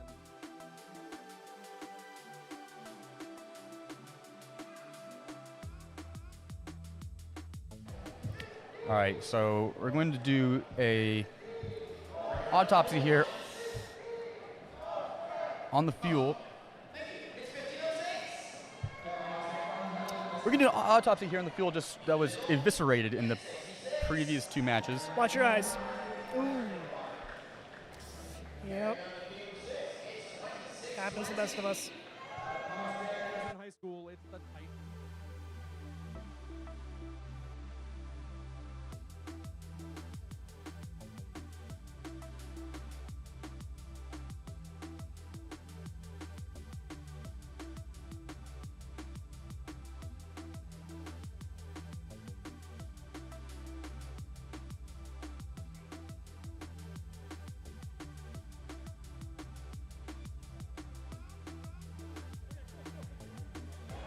All right, sorry about that.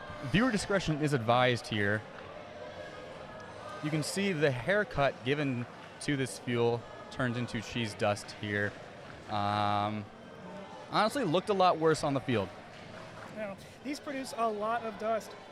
No, don't that. Here, I'll give it back to him. I was going to do it. Do you want to do it?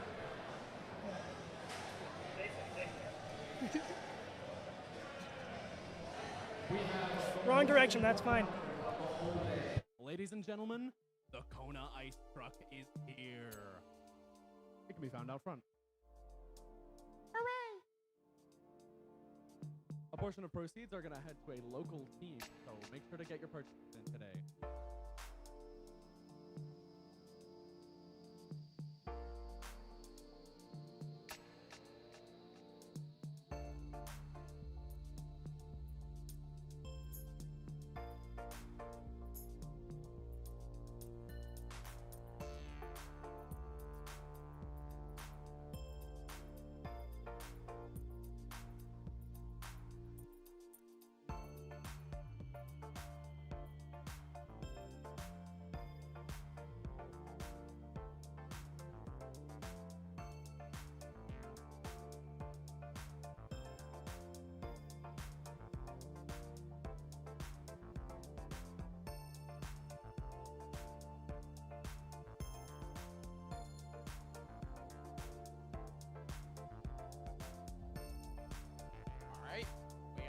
thumbs up.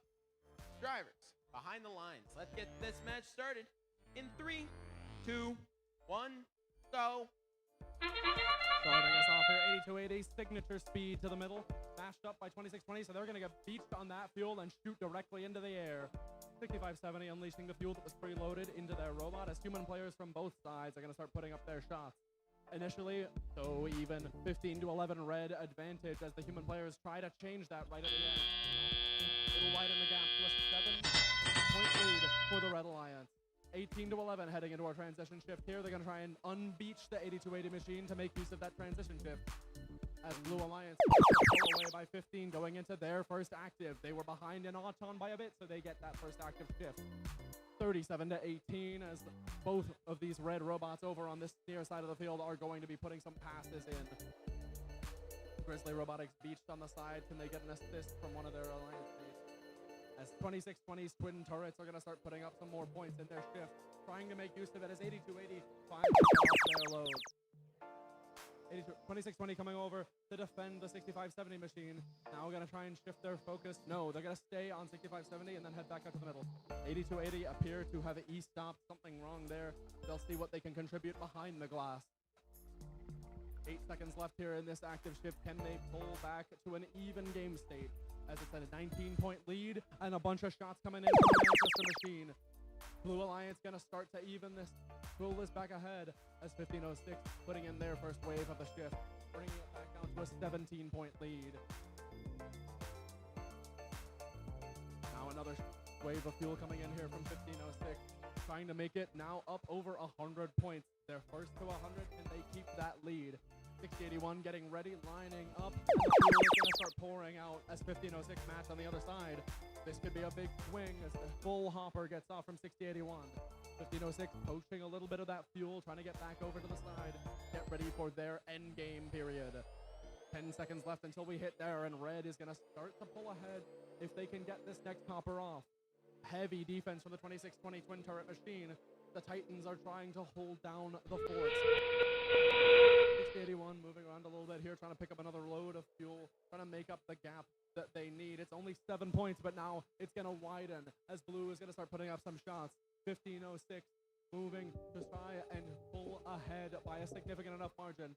146 to 117 as we're going to approach 10 seconds left here. Multiple red robots all stuck over to the side. 6570 and 681, no red robots moving. 3 seconds left. 171. It's a 60-point lead at the end of our match.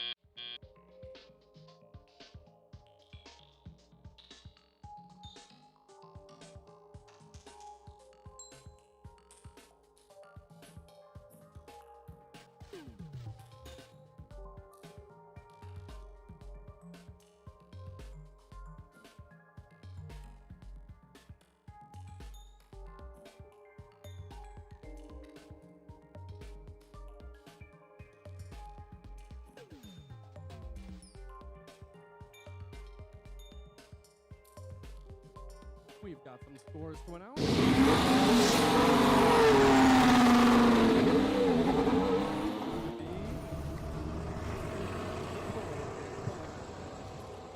By a score of 171 to 117. Same digits, different result.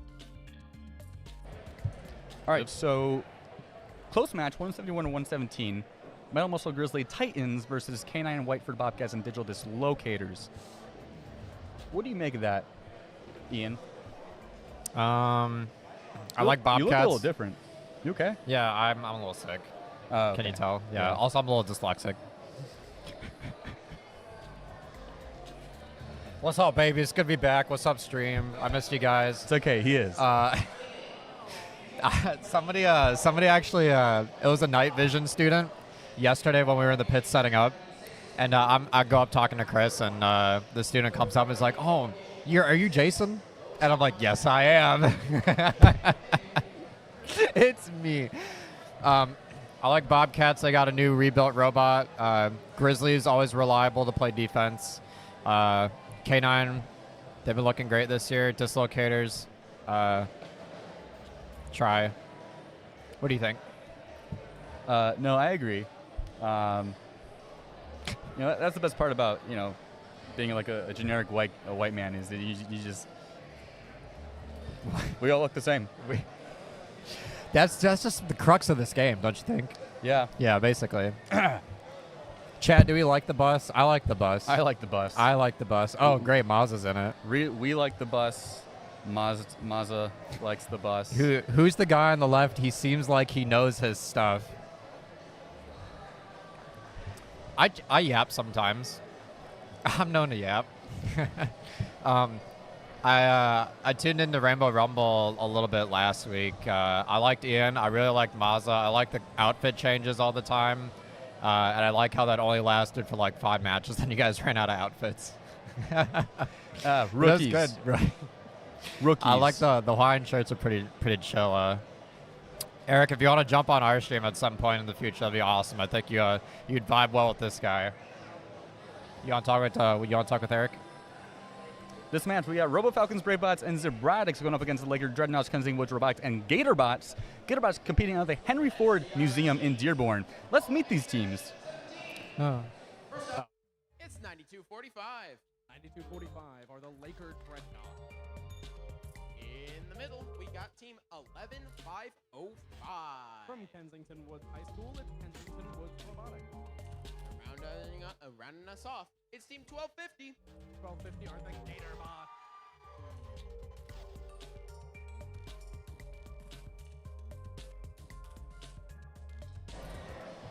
All love, Eric. All love. Blue Alliance, we got team 8179. Driving the machine they call LeBron James, it's the Robo Falcons. In the middle, it's 4391. 4391 all the way from the UP is Bravebot. And finally, one of our Ann Arbor teams, it's 5708. 708 are Robotic.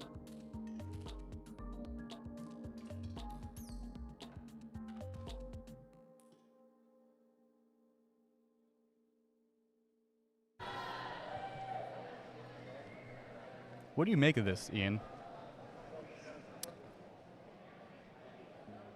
Wait for it.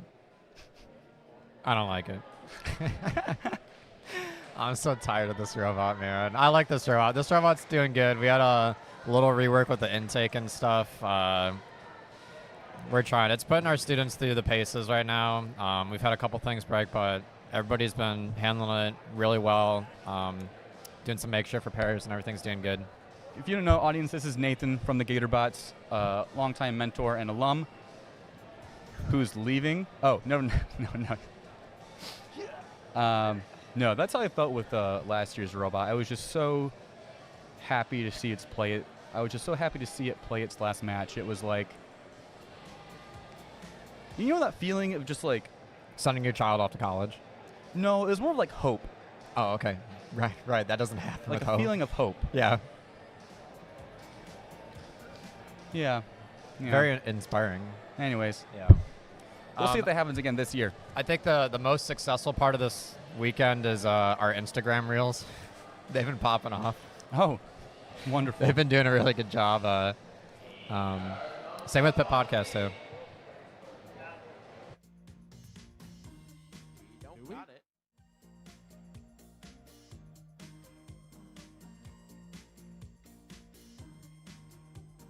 Oh, cool.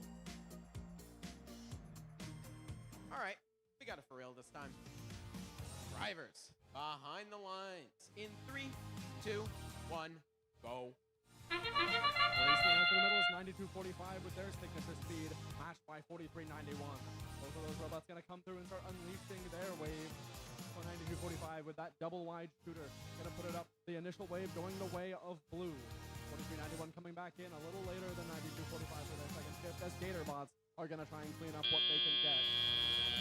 Coming out of Autonomous, we have a close score, 53 to 48 in favor of the Blue Alliance. Racing out to the middle to do another cleanup, make use of their transition shift as Bravebots, unleashing as much as they can and trying to pull their advantage ahead. Heading into the first red shift, it's going to be 72 to 50. Gatorbots coming back over that bump, or trying to at least, as Kensington tries to unbeat Laker Dreadnought. Pass is coming through here from Robotics and 8179. Seeing what they can get into their zone to set up a high arc of fuel from 8179.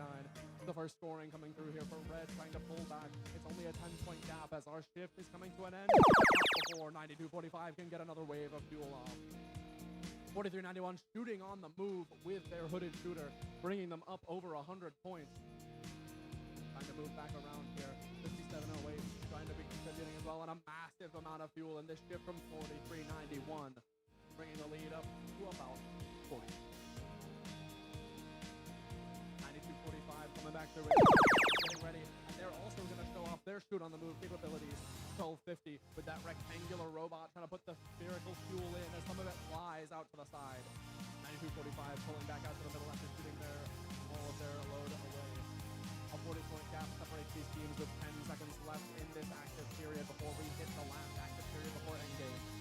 9245 and 1250 putting up a huge amount of trying to pull back as Blue get ready for their next active shift, trying to pull away headed into that in-game neutral period. 9245 trying to go over and poach as much of that fuel as they can, slowing down the Blue Alliance. 40 seconds left here with a widening gap for the Blue lead. 9245 now going to go off their shoot on the move, passing this time as well. Fuel flying over. As now they're going to be able to pull back in. Can that be the difference maker to try and make up this 100-point gap? Blue have already surpassed that first ranking point threshold. Now they're going to use these last 20 seconds to try and get the second one for a full 5-point match. 9245 filling up on the side here, looking to try and make up as much of that gap as they can. They're chasing that first ranking point as well. Blue have 5 seconds left. Will it be enough time to get enough fuel off? They will just pull over 300. We have a high score over this one.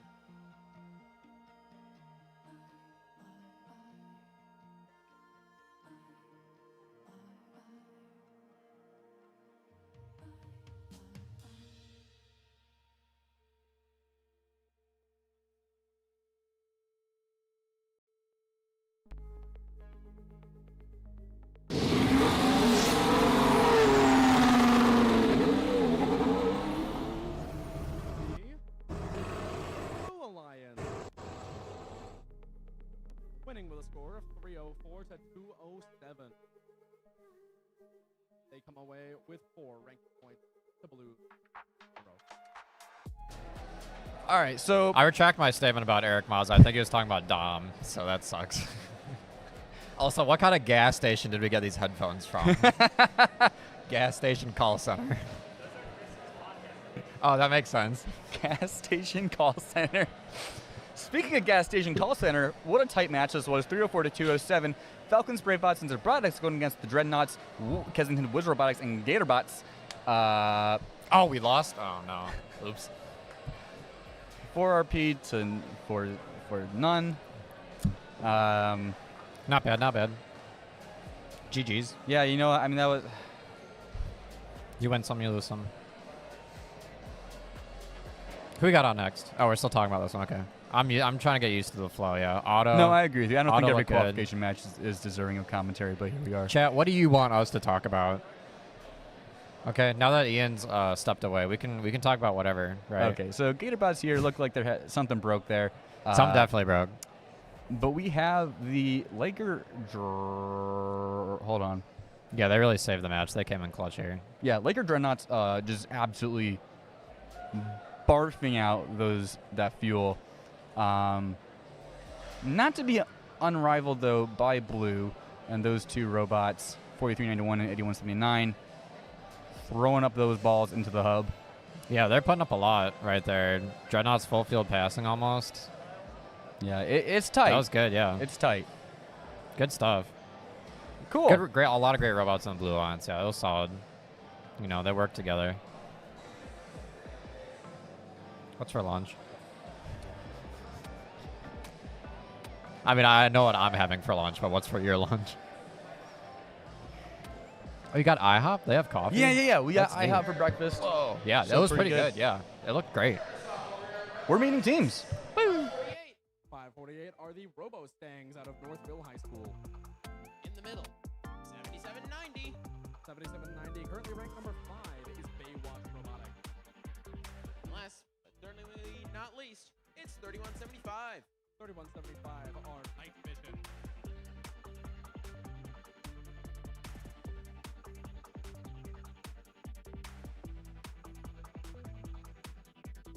We got ourselves on the Blue Alliance on 1188.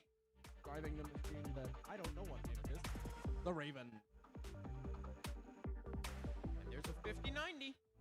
Torquenadoes out of Trenton High School. Not to be confused with them, it's 5066. Similar number, it's a Singularity from Saline, Michigan.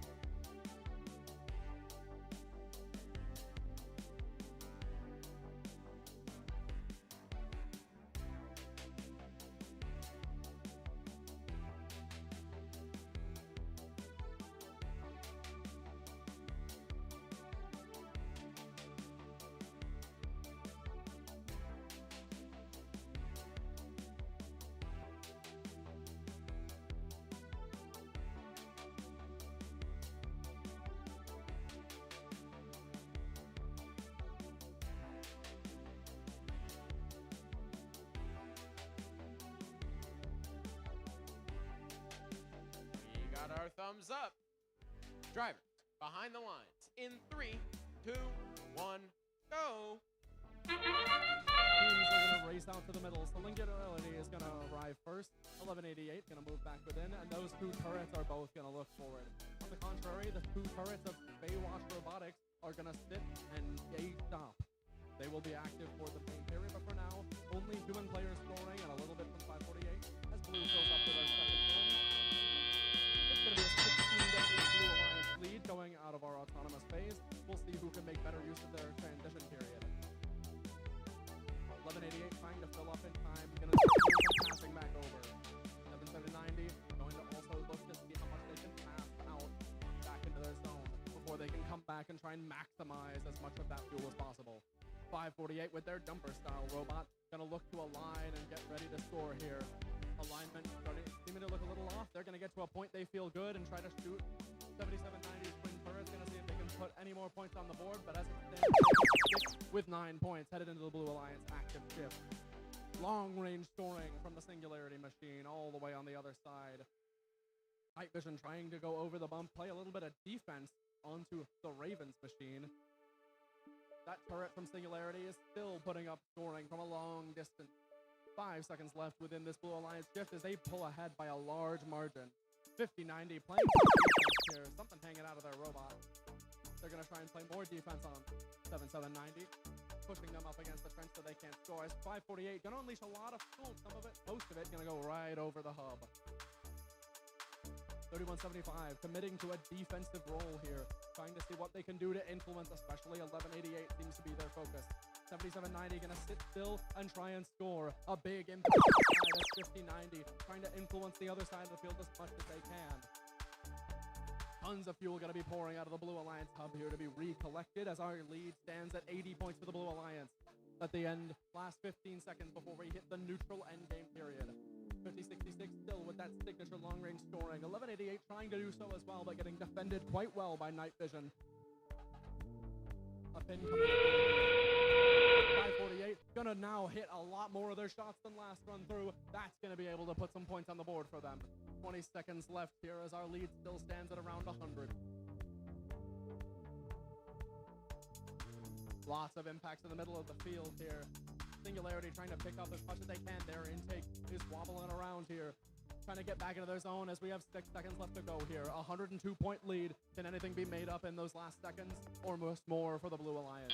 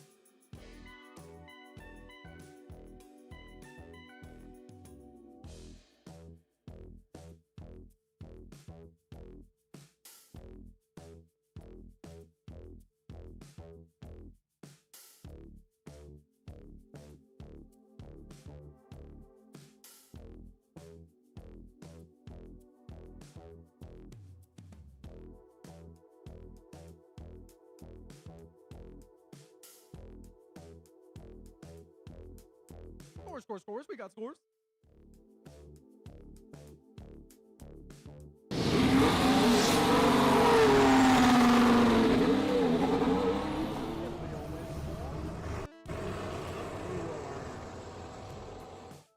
Taking this match, 159 to 49, 110-point lead, 3 ranking points for them to take back to their pit.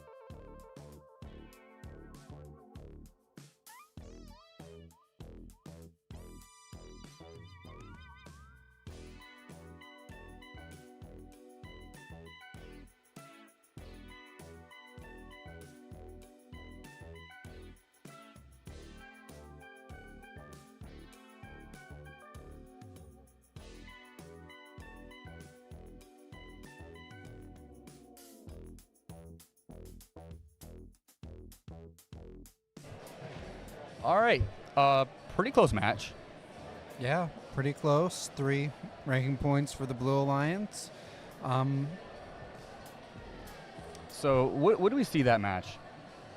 Because I was paying very close attention. I want to hear what you saw.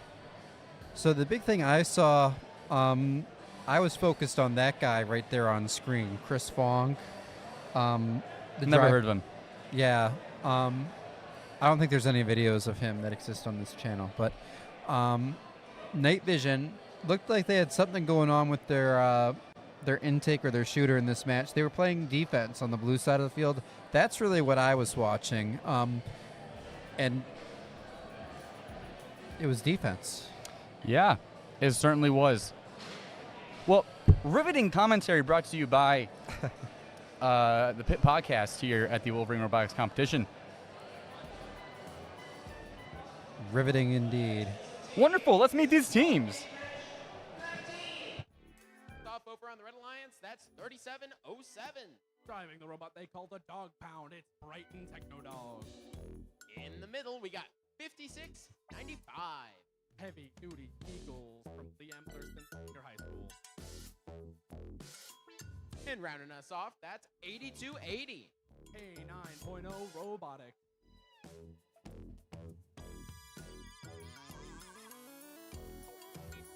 Over here on the Blue Alliance, we got 1076B.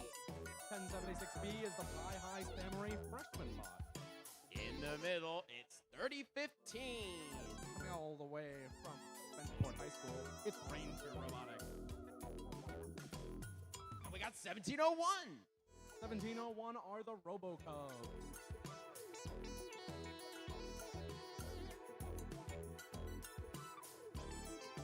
There are so many dogs in here.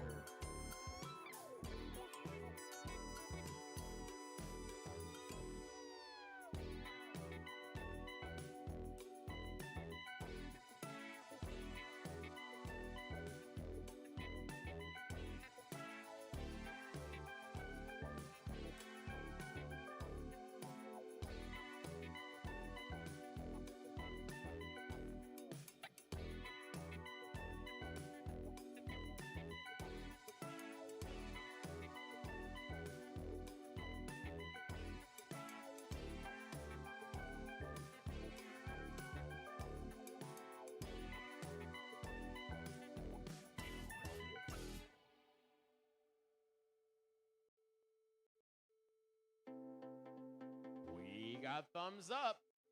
Let's get this match started. Drivers behind the lines in 3, 2, 1, go. Racing out to the middle like a pack of dogs at the track. 8280 pulling back in here. Both of those dog teams are going to be able to put up a wave of fuel at the start. Ranger Robotics trying to do another sweep through. Their first one got beached. Now they're going to try and get back through. Beaching again, barely going to be able to get back into... No, not getting back over their zone. So we have multiple blue robots sitting still. 131 to 11 coming out of Auton at a 120-point lead. We'll see if Blue can make up some of that gap in their transition period. 30-15 lining up to shoot. They're going to do so in their active period. 1701 trying to get back over the bump to be able to also make use of their full hopper. Blue with lots of fuel inside of their robots. Now finally going to be able to start getting some of it off as shots. 1701 putting up with that turret of theirs as much fuel as can be held in their bot. We've got 5 seconds left. How much of this gap can be made up by the blue robot? Around 50 of it. 132, now it's going to start getting extended. 3707 pulling through here. A bar hanging off their intake, but they are going to valiantly press on as it snaps off. 3707 and 8280 now trying to line up and get as much fuel in as possible. Already up to 180 or so points. 3707 now going to push it properly over 180 as both of these teams are just alternating big walls of fuel. 3707 going to get a little off at the end, and now it's going to be blue team's turn. 30-15 and 1701 putting up those big scores. We're going to see a repairing of their Worlds Alliance here. Tons of fuel going in here, making a valiant effort to try and make up the gap that was created in Auton. As now they've got 5 seconds left before they are inactive until endgame. Red going to be able to get their second active shift off here as those twin dumper style robots are going to put up tons of fuel to re-extend the lead back over 100 points. Both robots filling up and releasing another wave of fuel. We might fill the hub at this rate well over 330 points for this alliance. The alliance going back up to the middle. Blue 2 now coming back in. Can there be enough fuel inside of this Blue Alliance bots to make up this gap, or will Red pull far ahead? They're up over 360, so they're going to earn that second additional ranking point. Blue at this point chasing that 240 number. They've got 15 seconds left to do the 26 fuel required, as another wave is going to solidify this massive advantage for Red. Blue now trying to put in as much fuel as they can. They've got 6 seconds left to try and get it. 5 fuel left to go before their ranking point, and they will earn that ranking point just before time expires.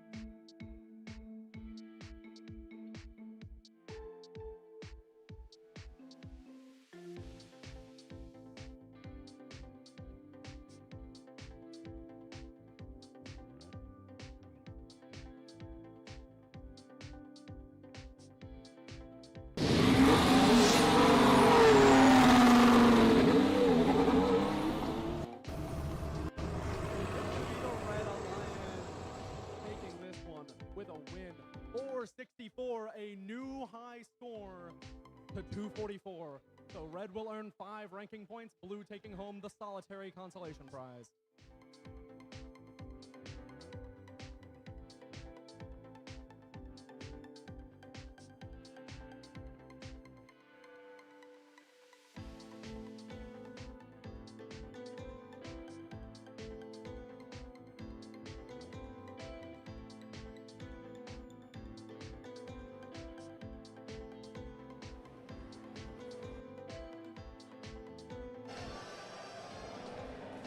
Wow. Wow. What a close match. 214 to 427 was our score at T minus 10. Yeah, 464 to 244 the final. 5 ranking points for Red, Jason, 1 for Blue, and also a Blue robot down half their bumpers. Yeah, that unfortunately does happen. And depending on the situation and circumstances, it does warrant a immediate disable at the head referee's discretion. Obviously, that's a safety rule.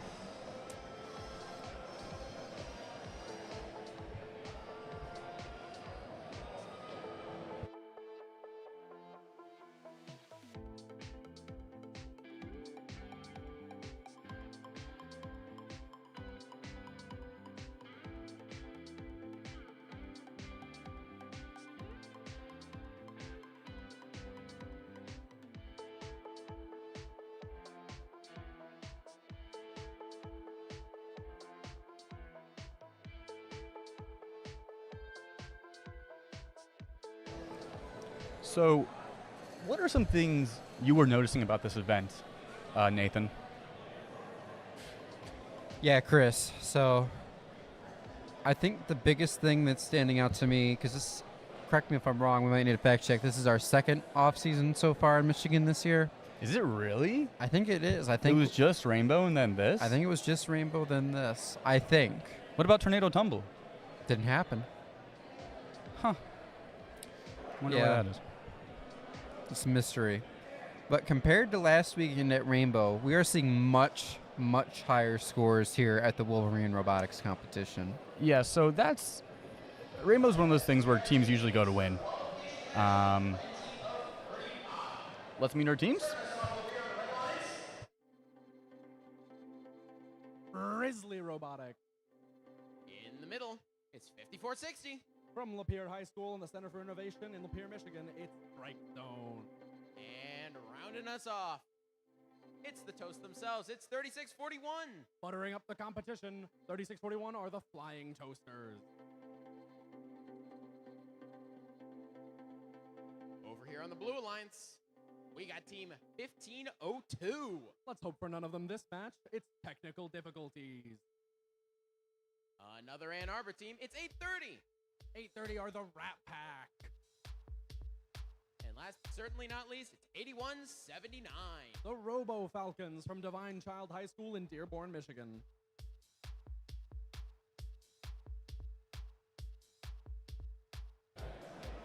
So we were saying, Rainbow Rumble is one of those events where people go to win. You know, not every offseason is like that. A lot of them are used as learning experiences, as we've discussed on the pod, not the pod, the stream already. But you know, that felt different at Rainbow this year. And I know the planning committee, they don't want that goal. I mean, they love the Rainbow Banner. They love teams to get the chance to get that Rainbow Banner. But at the end of the day, they want it to be a bit more of a chill, fun offseason. I think we really saw them accomplish that this year. And, you know, I don't know exactly. It looked pretty competitive. What was executed. There was a lot of competitiveness going on there, for sure. Teams were there. They wanted to win. But I don't know if it's just proxy of, like, the distance from Southeast Michigan or what, but there was There's just that Rat Pack. Love that Rat Pack. Well, regardless. Behind the lines in 3, 2, 1, go. Racing out the middle 54-60 with that extending hopper. Going to pull up over some fuel. We'll see if they can get unbeat. 36-41. Their dumper is going to make it back into their zone and push up some of that fuel to extend their lead to a wide 40-point margin off the start. 54-60 are going to be able to get mostly unbeat here. And on the blue side, Kuman players raining in a bit of fuel to make whatever points they can. As 36-41 going to widen that gap to 73-15 coming out of Auton.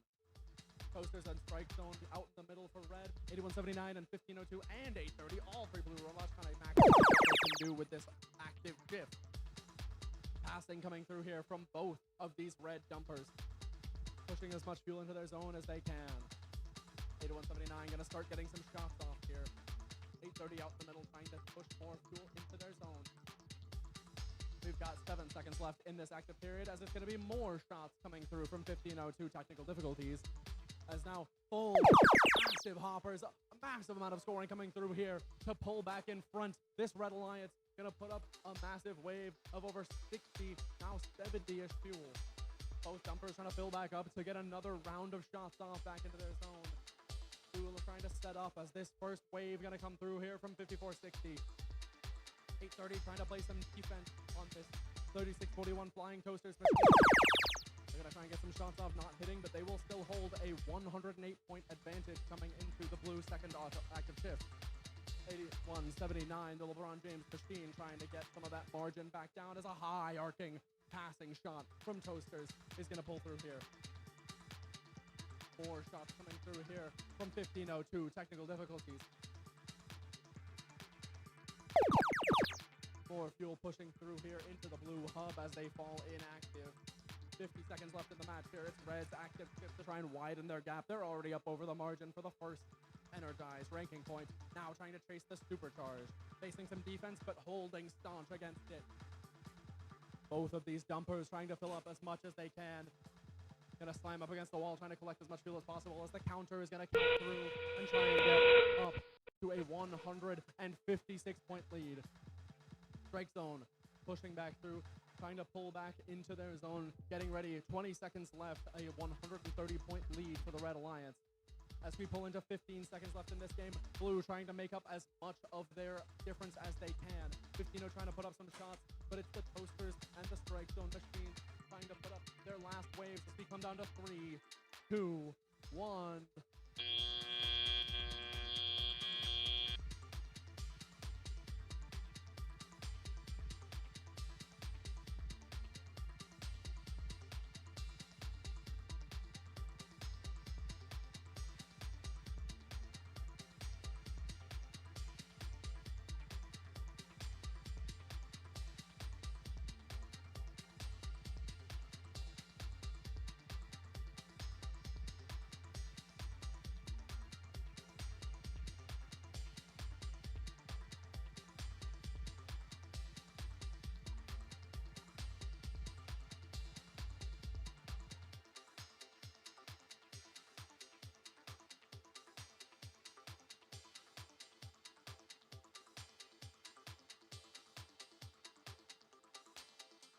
Looks like we got a quick repair job to do on the hub.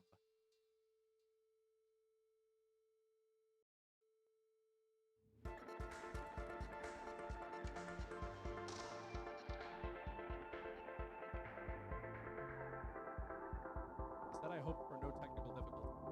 I guess it transferred onto our actual field. We got scores.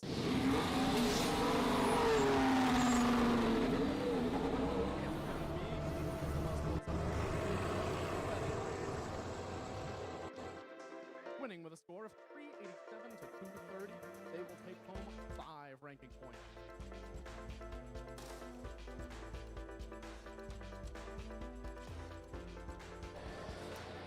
All right, pretty close match there. So we saw that panel fly off the hub. I was really scared they were going to field fault us, but thankfully they didn't.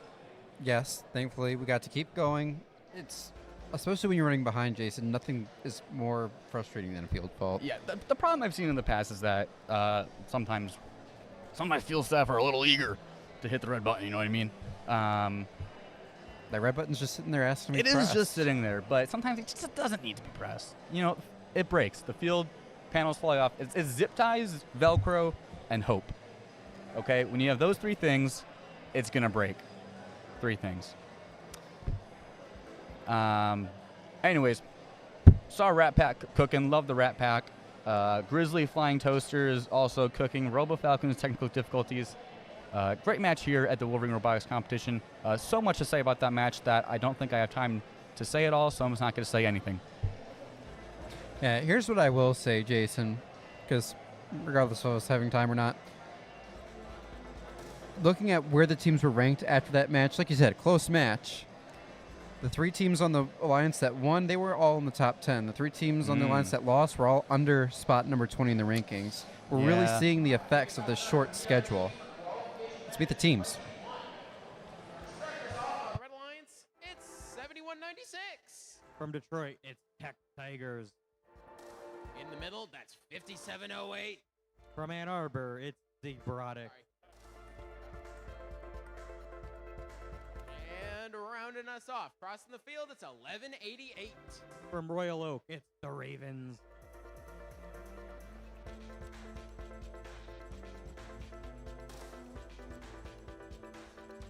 Over here on the Blue Alliance, we got 3414. From Farmington, it's the Hackbot. In the middle, it's 6081. From Manchester, it's the Digital Dislocators. You know, I really need a reminder again.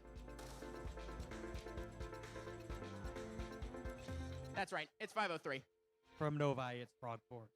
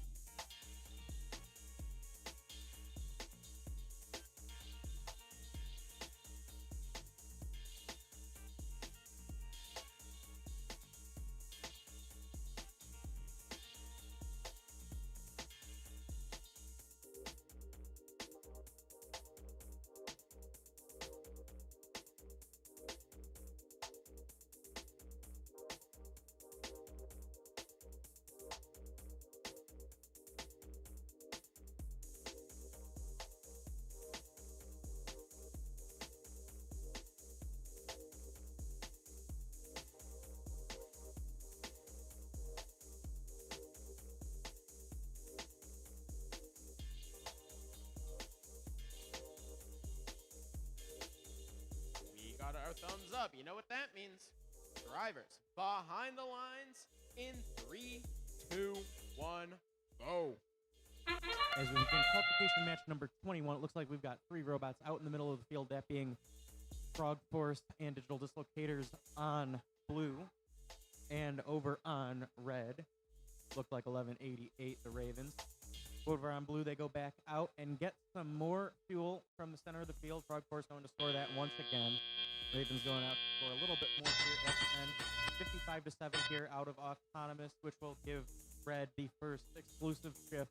Blue looking to go and score some last-minute shots before their shift ends, which it now has, and it is now red's opportunity to score.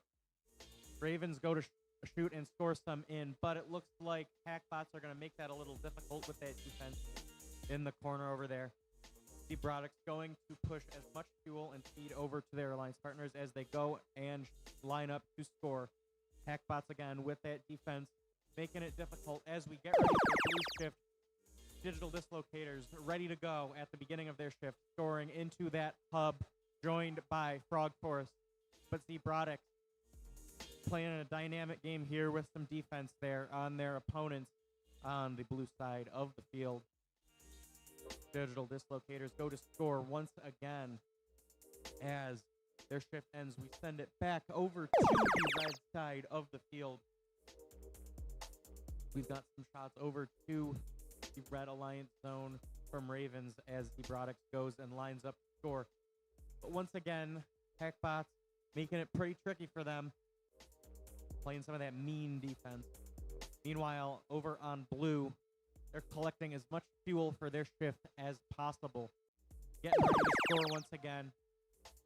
That's Digital Dislocators and Frog Force putting up a lot of fuel here.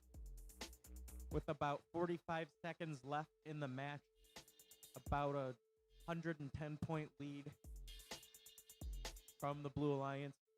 As we get ready for our end game, the blue hub will stay active and the red hub will light up as well. And both these alliances can score for the remainder of the match. Getting all of these last second fuel. We're going to see if this Blue Alliance surpasses the 240 fuel threshold to get themselves a ranking point. They're making a great effort for it.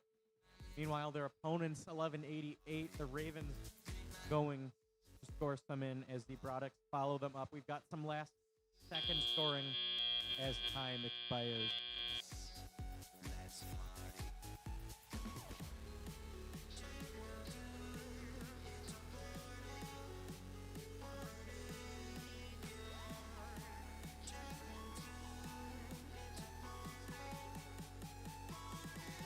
And we've got our scores.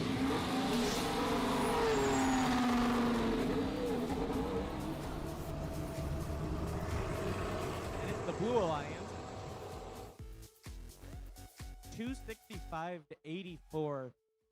That gives the Blue Alliance 4 ranking points in this match, 3 for the win, and an additional 1 for scoring over 240 fuel in this match. And as we take a look at the top of the ranking, that sends Frog Force up into 4th and the Robotics down into 10th. They're both, at this point, in contention to be Alliance captains, depending on how the picking goes. But we've got another 14 matches left. So we will see if these teams can hold on to their positions after this penalty-free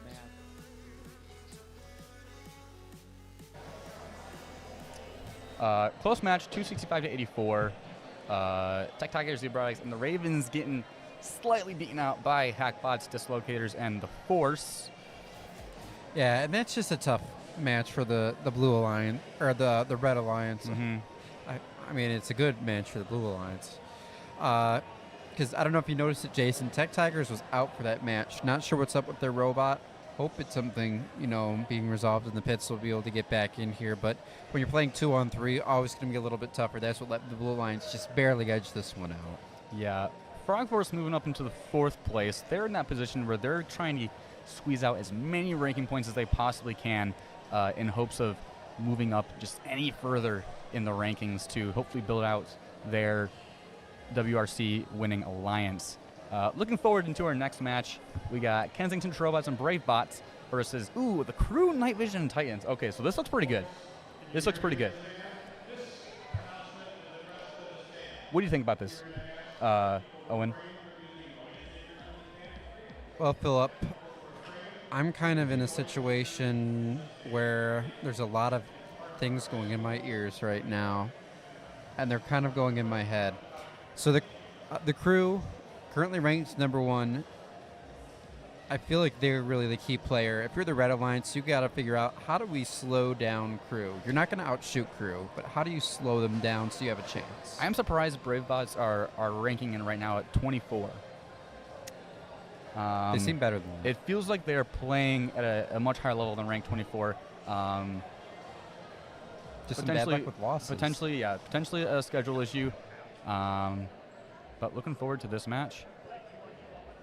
Yeah. BraveBots, thanks for making the trip. The Crew. And perhaps most noticeably, Jason, the other X Factor I'm watching in this match, 31-75, and it's not just because we have, our good friend from the podcast, Chris, over there with them, but yeah, there we see him on the. There is no way camera. that is legal. The head ref is probably saying something about it right now. Alan, you know that's not legal. You got to see the eyes. You got to see the eyes. He might be stealing the signs. Oh, anyway. But no, they've been having some robot issues. Let's meet the teams. 505. From Lakeland, it's Kensington Woods Robotics. In the middle, that's 36-68. From Whitmore Lake, it's Robots. And lastly, over in the purple, it's 43-91. From Gladstone, it's BraveBots.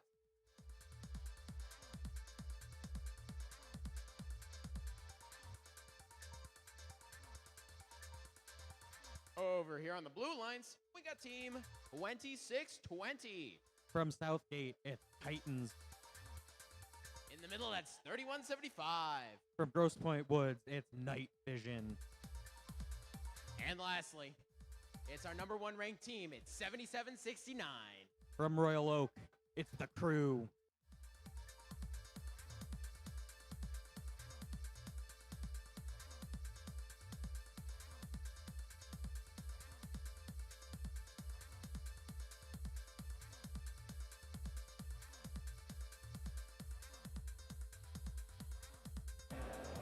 To finish that thought, though, Jason, Night Vision's been having some robot issues at this event. They were having them last weekend at Rainbow Rumble as well. I'm really hoping we see them resolve it, because this could be a very lethal Blue Alliance if you have all 3 of these robots working at their top capacity. Mm-hmm. BraveBots have their work cut out for them here, but as long as they play well, they'll get picked high. All right, we're going to go ahead and see these robots. Looks like Night Vision getting their preloads in, if I'm not mistaken. We'll get these robots set to go, and we will see you after this qualification match. Brian Sauce, thank you for the Tier 1 sub.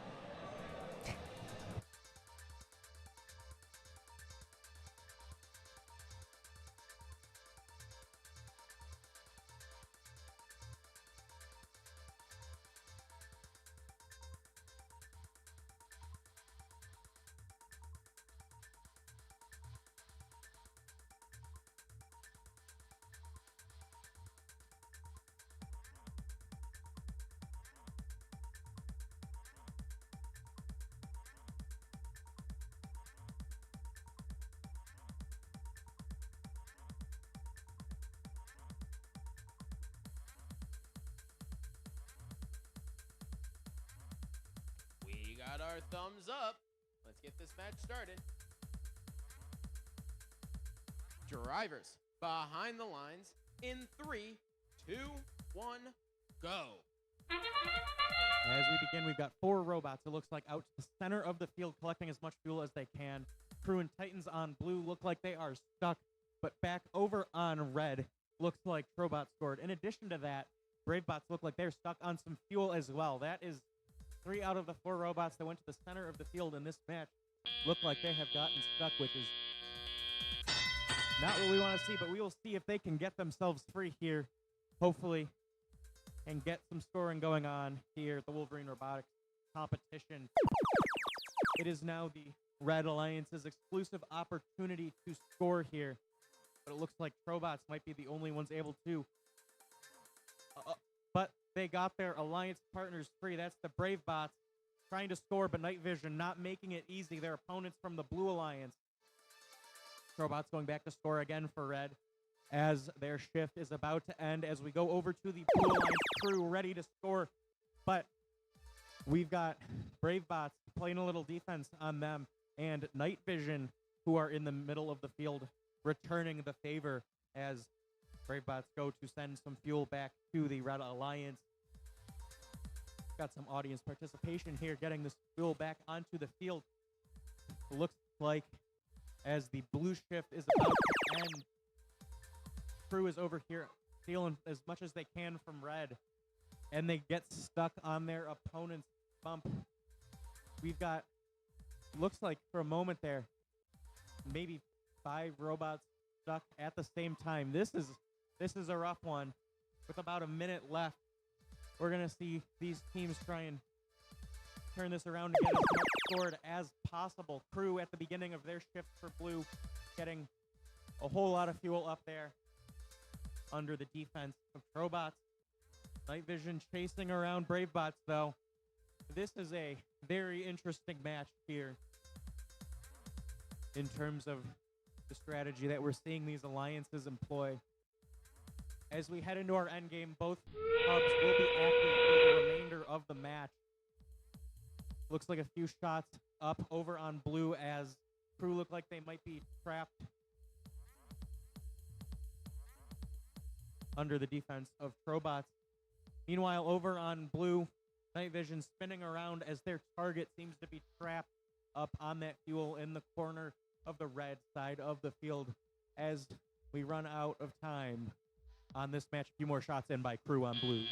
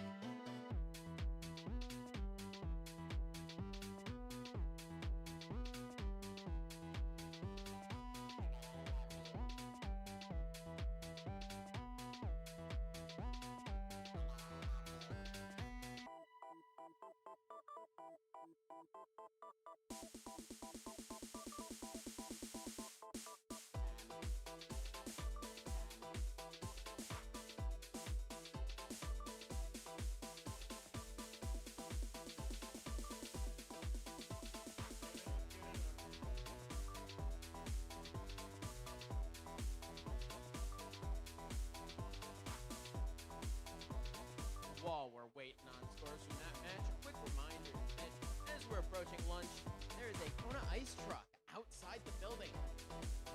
Go grab some. Proceed.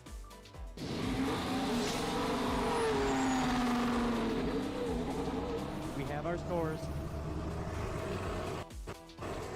It's the Blue Alliance with a score of 142 to 36. The Blue Alliance will be taking home 3 ranking points from this match. And if we're looking at the top of the rankings, that will send the crew into second place. Titans up into 12th. Some interesting movement here as we approach lunch after match 25.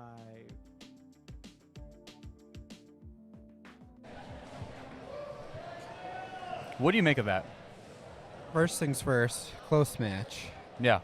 And really, I think what kept this match so close, we showed the replay while we were waiting for scores. Out of auto, Blue Alliance, they sent multiple robots out.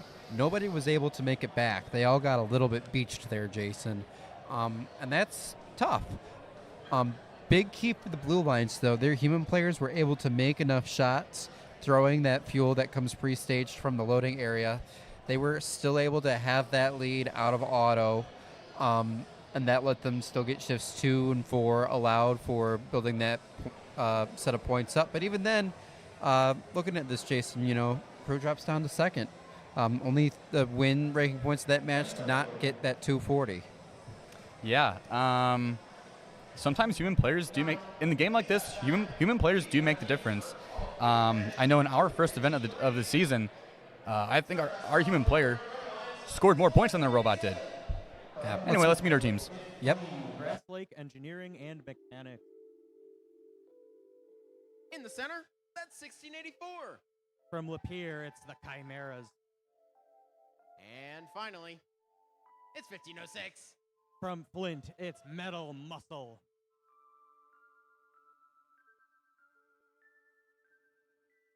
Taking a look over here at the Blue Alliance, we're starting off with 9245. From Pigeon, it's Laker Dreadnought. In the middle,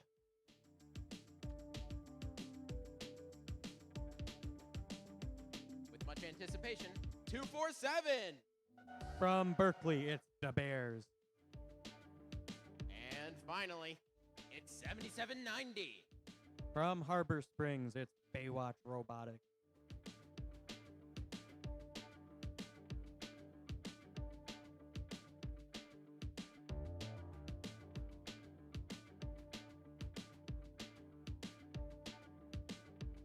I think we got some bears on the field, but I'm not quite sure.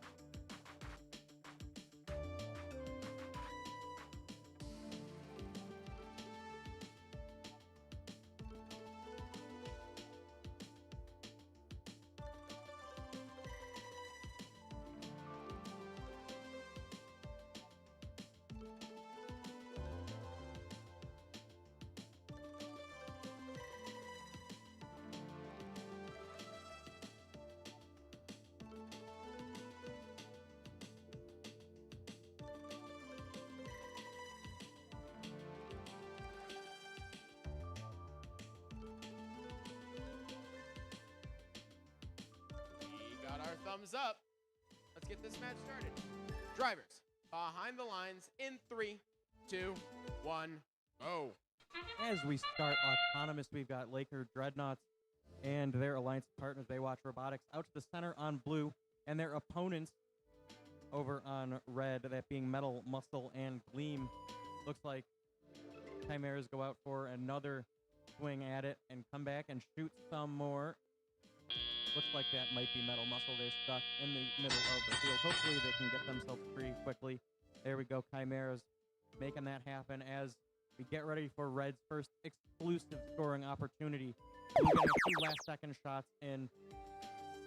That's Baywatch Robotics and Laker Dreadnoughts. But over on Red Alliance, we have scoring by Chimeras, followed up by Metal Muscle here, as we have about 2 minutes left in this match. A few more shots in on red, as over on blue, the Bears get ready and lined up for their shift to begin. As Baywatch Robotics gets a few more over for their alliance partners. Laker Dreadnoughts coming in to help out and fill up that hub as well. Baywatch Robotics back for blue as well.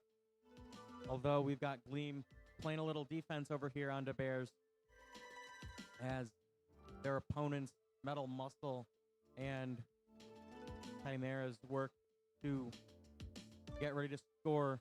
There's about a 50-point difference between these alliances, as Red will work to close the gap here on their shift. More shots all the way across the field over to the Blue Alliance zone, getting ready for that. But we've got a lot of scoring over here on our Red Alliance, Metal Muscle and Chimeras. More full field shots by Laker Dreadnoughts. We've got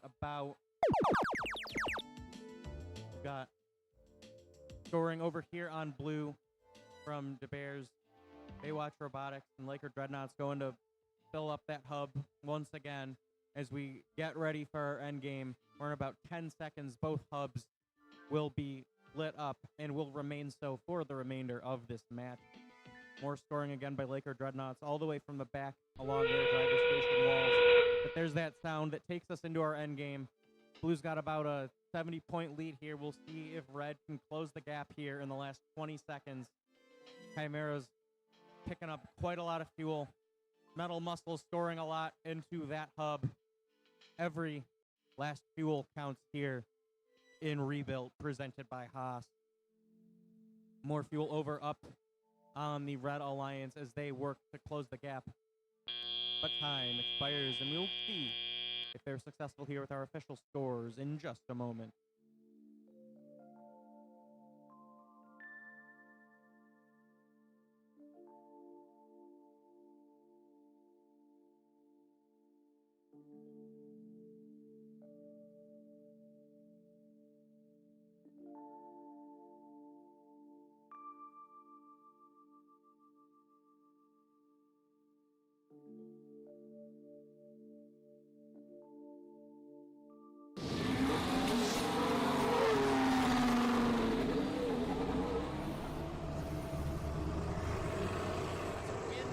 Blue Alliance coming away with that 5 RP. Got a score of 385 to 279, bringing the Bears up to 10, and Baywatch up to 8, and Laker up to 13.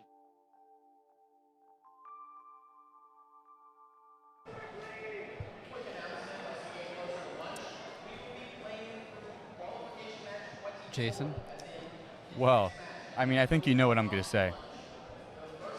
Surprised me. Okay, so that match is pretty close. Gleam, Chimeras, and Metal Muscle going up against Baywatch and the Laker Dreadnoughts. Yeah. That's pretty solid match, you know? Yeah, Blue Alliance walking away with the 5 ranking points. Yeah, that's what we've seen a lot of it during the season. So that was a good match. Yeah. Nothing notable to me that pops out. But let's look ahead into our next match, because we got the Gatorbots Hackbox and Strike Zone going up against Ranger, Singularity, and Whiteford Bobcats. So here's something interesting I thought of. The Blue Alliance, they're stuck on that duality. Red's all about that singularity.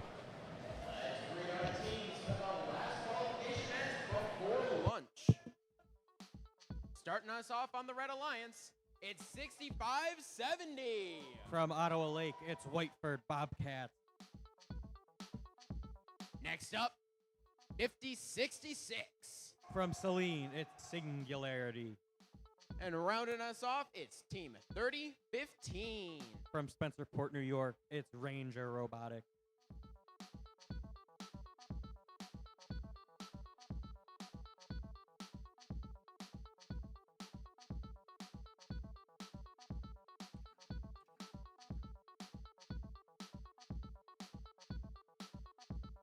Over here on the Blue Alliance, we got Team 1250. From Dearborn, it's Gatorbot. In the middle, that's 34-14. From Farmington, it's Hackbot. And rounding us out, the one, the only, 54-60. From Lapeer, it's Strike Zone.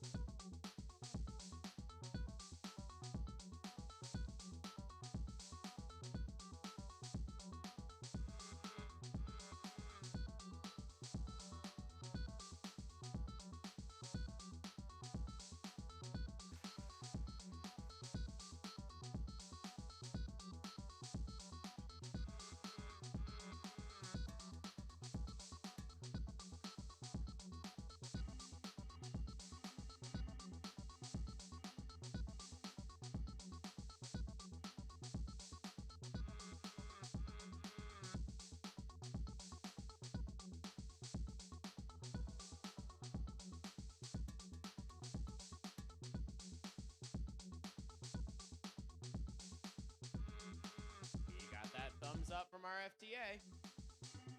That means we're about to get this match started. Drivers behind the lines in 3, 2, 1, go! As we start Autonomous Strike Zone out into the middle alongside their opponents, Singularity and Ranger Robotics. A lot of fuel up over on both hubs in this autonomous period and back out to the center strike zone, once again followed by Ranger Robotics. A lot of fuel up on blue, followed by quite a bit over here on red. As these numbers come in, it looks like 93-43 here in autonomous. Advantage blue, which means red will have the first exclusive scoring opportunity. A lot of last second fuel in on blue, but red is here to match it, 30-15, filling up that hub. But Hackbots in blue not making it easy.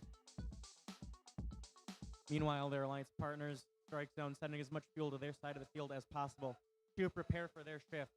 But wait for Bobcats with very nice bumpers scoring for red alongside both their alliance partners, Singularity and Ranger Robotics.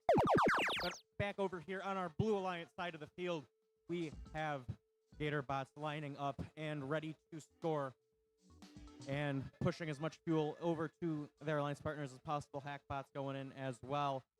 But coming back over, we have Team 5460 Strike Zone ready to line up and dump that whole robot full of fuel into their hub as their shift ends. Back over here on our red alliance side, Singularity shooting in for red under the heavy defense of 34-14 Hackbots. 30-15, Ranger Robotics goes to score again. But once again, this incredible defense by Hackbots slowing them down, not making it easy. This red side of the field is very busy here with a minute left in play. About 40 points separate these alliances. We'll see if blue can extend their lead enough to secure this match here. 30-15 playing a lot of great defense. We have two red robots here on the blue side of the field.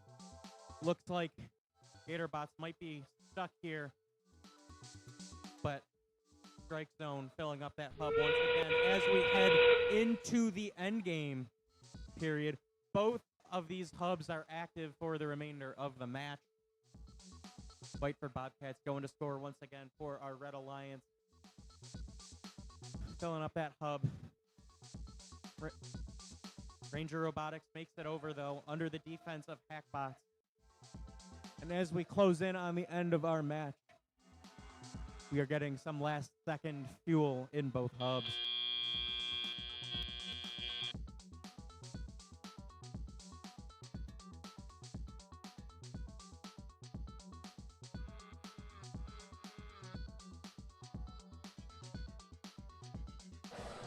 5460 supposedly should be assessed a major penalty for fully crossing the line in autonomous.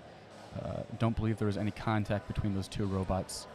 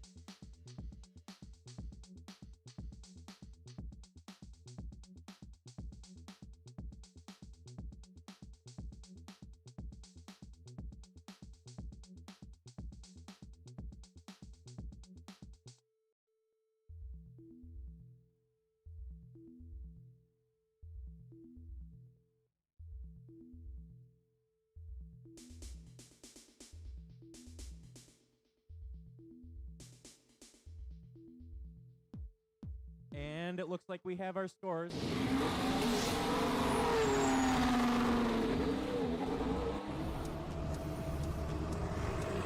It's the Blue Alliance with a score of 315 to 226. The Blue Alliance take this match and 4 ranking points, 3 of them for the win, and an additional one for scoring more than 240 points. And if we look at how this plays into the top of our ranking, looks like Strike Zone is steady in the 7th position. Gatorbots are up to 11th. Hackbots up to 13th. And over on Red, Singularity down to 16th, which at the moment is just outside the... Just bullshit. All right, Jason, coming back here. Last match before lunch, another close one. I'm in pain. Yeah, that was a close one. I think the most interesting thing about that match was Strike Zone coasting fully across the center line in autonomous, giving them that major penalty. Do you know what the other 5 points was for? You know, our referees would know that.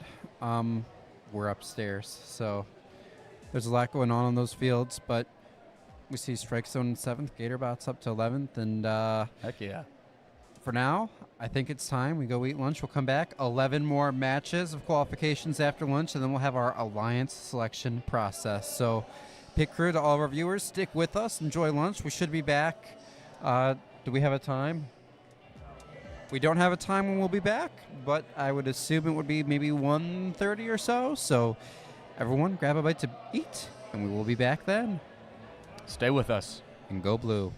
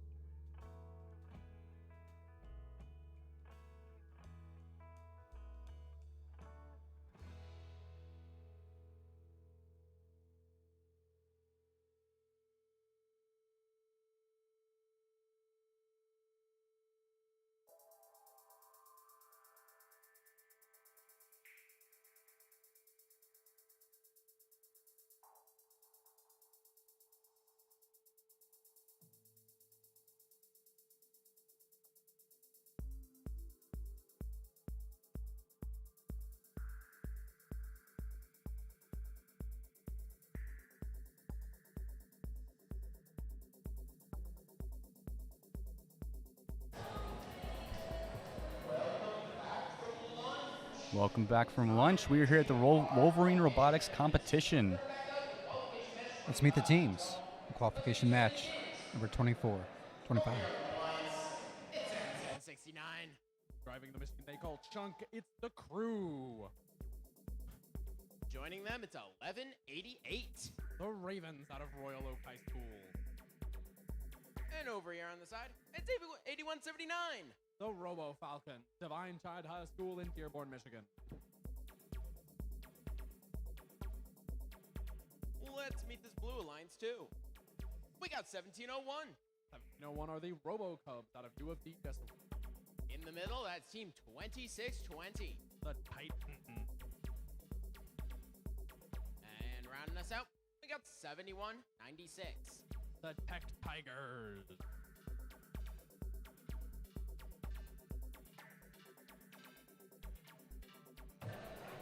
All right, before we start this match, I do want to put out a correction on the last match before lunch. Strike Zone was correctly not assessed a penalty for crossing the center line after autonomous because it was after autonomous T0, so they were correctly not awarded a penalty. But looking forward, IB, what can we expect in this match? And what, 10 more matches? Yeah, 10, 11 more matches. JK. Oh, that doesn't work for your initials. What I'm looking for in this match, I'm not going to lie. I'm looking at the crew. I think they had a real case to win their field at Worlds. And, they've had, like, their last match out, their auto was a little bit funky. They didn't get back. So I'm looking to see if they're able to correct that. Who are they alliance with at Worlds? Oh, wait, no, I'm thinking of Strike Zone. I don't remember that part. If they're not from Michigan, then I kind of, except for Ranger Robotics from New York, they're not on my mind if they're not from Michigan this weekend. So, looks like we have most of these robots here on the field. We're getting ready to start this match, so we'll go ahead and, unless you have something to add, Jason, we'll throw it downstairs and wait for qualification match number 25. Well, I mean, I could have something to add if you wanted me to. Add it. Okay, so you know how, it's no surprise. Every elevator has a phone, right? Yep. All right, I'm sure that doesn't come as a surprise to anyone. Every elevator has a phone, but what do phones have? Phone numbers. So that means every elevator has their own phone number. And if you find these phone numbers, you can call that elevator. And it automatically picks up. It's kind of crazy. Have you called an elevator? I have. Which one? I feel like it was something like a Verizon tower or something. Like the Verizon HQ or something. The number got out, so we called it, and then it auto-answered. And the people in the elevator were like, they're talking to us. Fun little fact. The more you know. Well, one other thing is we wait for qualification match number 25 to get underway. For those of you who followed our stream last year, you probably heard about PitCam, and I'm pleased to announce PitCam is back. Where are my dislocators at? They're somewhere. Yeah, not in frame. Oh, I love the pan. But all of our wonderful bits here at Skyline High School, a lot of them empty either because they're in the field or in queue, or maybe a few are straggling at lunch. Oh, looks like we have someone waving up. Well, that's enough of that. I heard a green light though, Jason. Let's throw it to the field.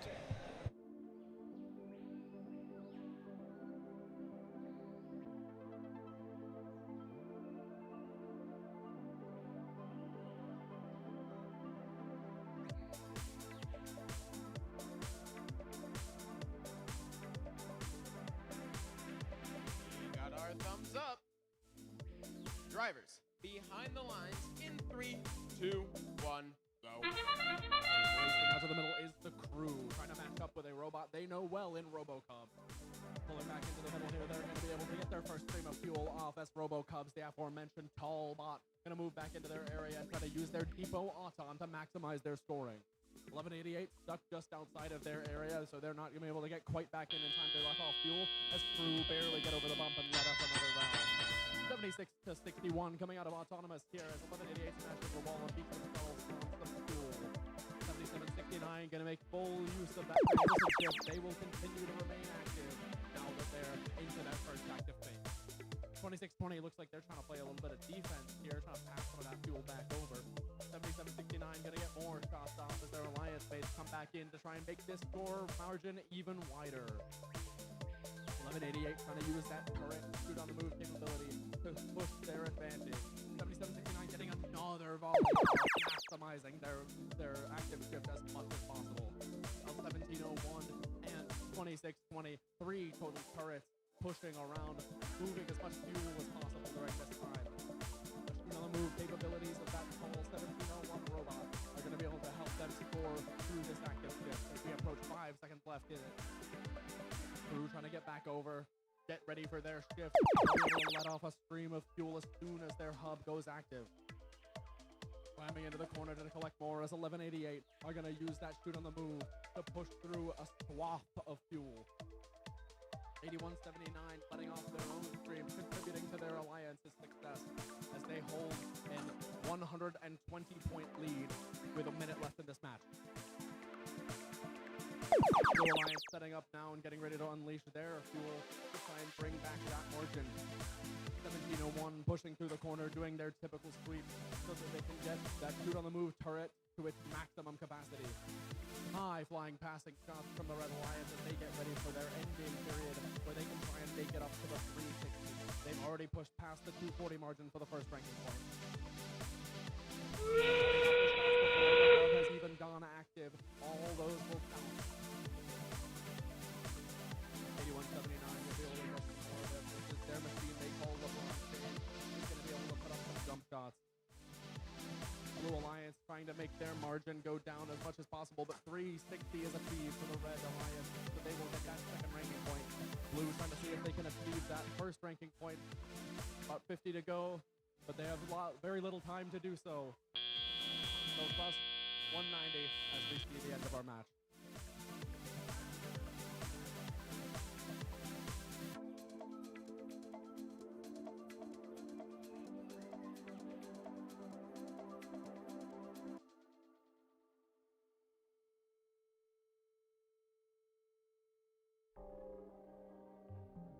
We've got some scores.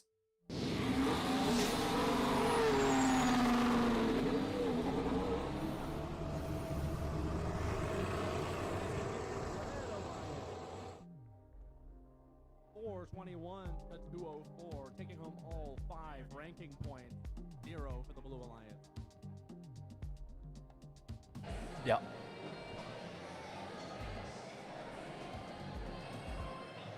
All right, pit crew, welcome back, and we have Chris up here. It's me.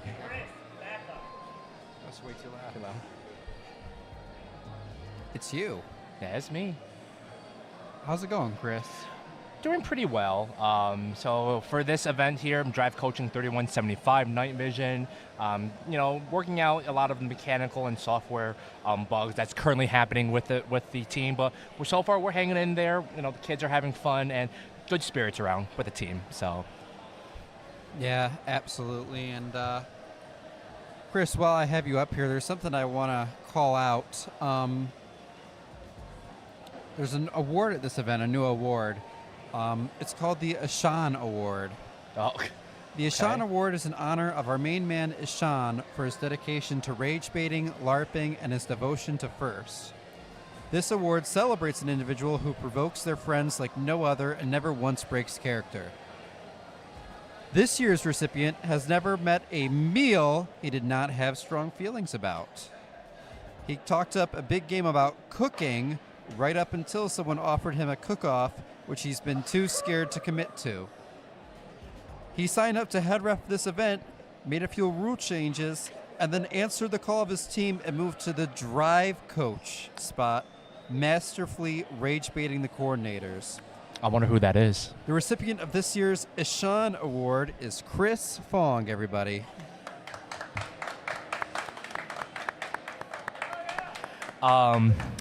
So this award, I am at a loss of words. Ishan,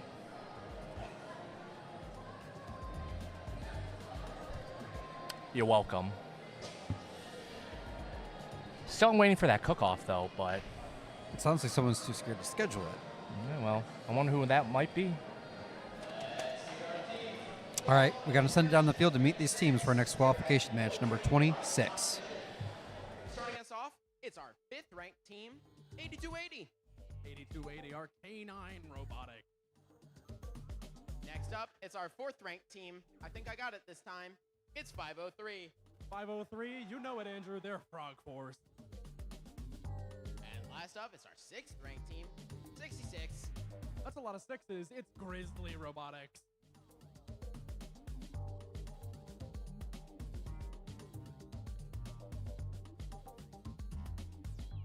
Over here on the blue lines, we're getting started with team 548. 548 out of Northville High School are the Robo-Stangs. In the middle, it's 11387. 11387 are Gleam, Grass Lake Engineering and Mechanics. And last up, it's 4391.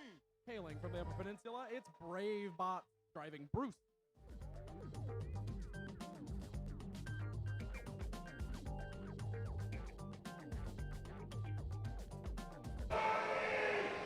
All right, throwing it back up here for a couple seconds. Chris, this next qualification match, number 26, any thoughts on what you think we're going to see here? Well, obviously, you're going to see multiple dumpers on the field. On the red side, you've got 503 Frog Force there. A big dumper, ranked number 4. K9 Robotics also hanging in there in that top 5 seed, doing great on their own right. But also, you have some underdogs here at this event, being 548 Robo-Stangs and 4391 also being big dumpers. So really, the game of this match is going to be just outscoring those fuel as fast as possible while their defenders, how are you going to slow down the other alliance, right? Are you going to play, zone coverage? Are you going to play man-on-man? It's all ultimately, what's the best way to slow them down? And given how high these dumpers are at this event, it's going to be really difficult. Yeah, absolutely. And worth calling out, currently this Red Alliance is our number 4, 5, and 6 ranked teams. So this Red Alliance with a win here, all these teams have 2 matches remaining. This is their second to last, their penultimate qualification match that they'll be participating in, and put them in a really good spot to be a captain if the Red Alliance can pull off a win here. Right. Now, keep in mind, a trend that we've been seeing throughout this event are teams getting beached on those balls. And keep in mind, these balls or these fuels is not new. These are reused fuel per off-season for the rest of the year.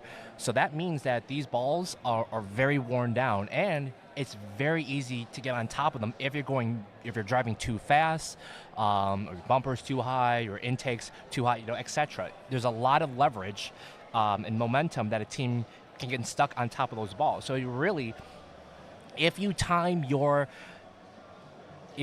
right, and you get your alliance partner off of the fuel, right, you just wasted how many precious seconds not cycling or not shooting, right? So that becomes a real major factor coming into playoffs thinking of who you're going to want for alliance selection. Because you may just want a team that hasn't beached yet or does it less often, Yeah, it's it'd be interesting to watch. I know you said you've been drive coaching here today. We've known that. We've shown you on camera a couple times. Have your drivers been noticing that? Absolutely. We've complained quite a bit in our own pits that the balls themselves, it's just so worn down that based on how our bumpers and intake configurations are, it's getting jammed in our intake, getting on top of them when we drive too fast. So, and that forces us to change our strategy quite a bit, actually, and realistically slow everything down. So I wonder if other teams have that same scenario. Yeah, we'll have to find out. Match underway. We'll see you afterwards. 2, 1, go. 8280 and 503 both coming around here to take a ton of fuel. 66 can unload their preload. So are 548 as those walls of fuel coming through here. Roars erupting from both of these excited sets of fans in the crowd.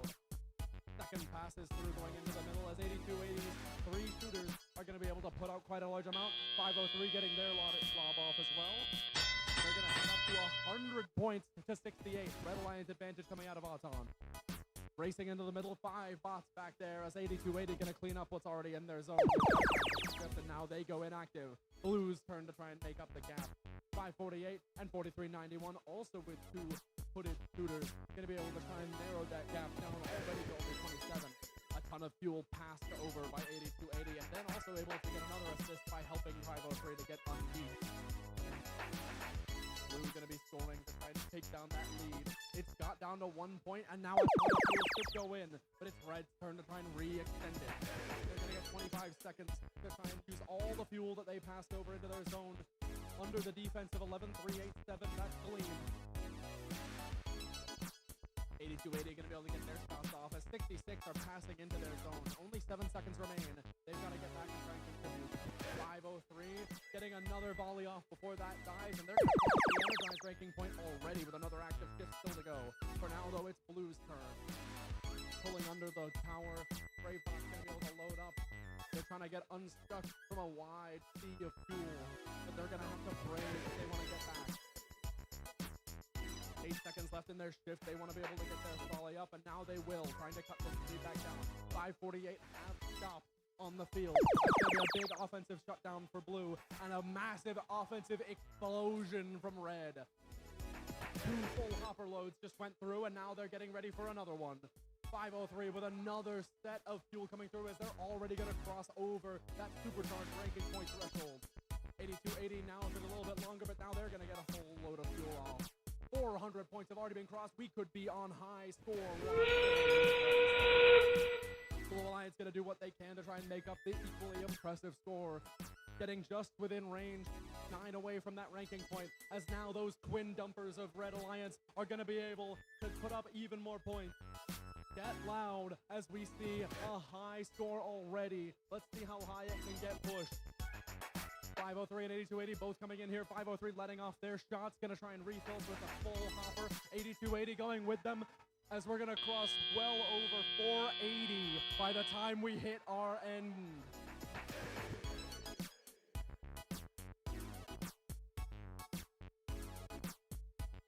Keep it going.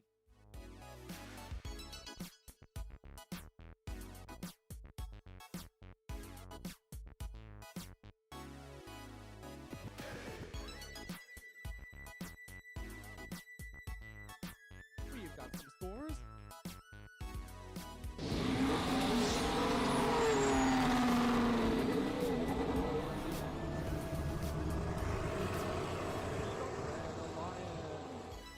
With a final score of 513. A new high score, a valiant effort from the Blue Alliance, also going to get their 1 RP with the 240, but 5 ranking points for that Red Alliance and a new event high score.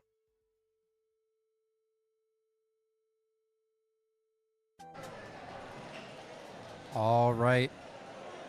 Who knows where Jason is right now, but another qualification match in the books here. Red Alliance, as you heard, taking away that win. 5 ranking points, 513, new high score for the event, and just a lot of good shooting by both sides as well. We saw that for the Blue Alliance. It was pretty neck and neck. I think overall, maybe one of our highest scoring combined auto scores between the two alliances so far this event, but just so much firepower on that Red Alliance. Blue Alliance not able to come back with it.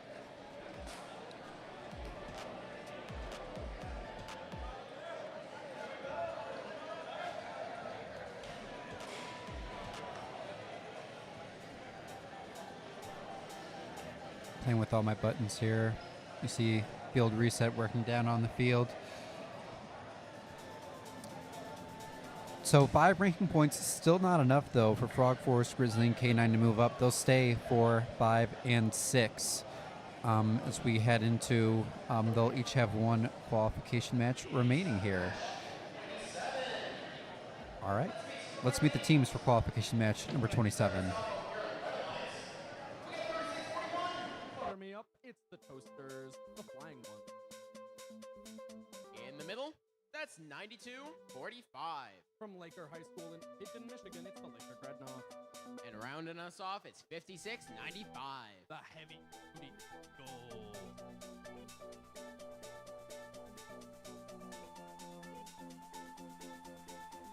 Let's take a look at this Blue Alliance. We got 31-75. Driving specificist, it's Night Vision. In the middle, that's 247. The Bears.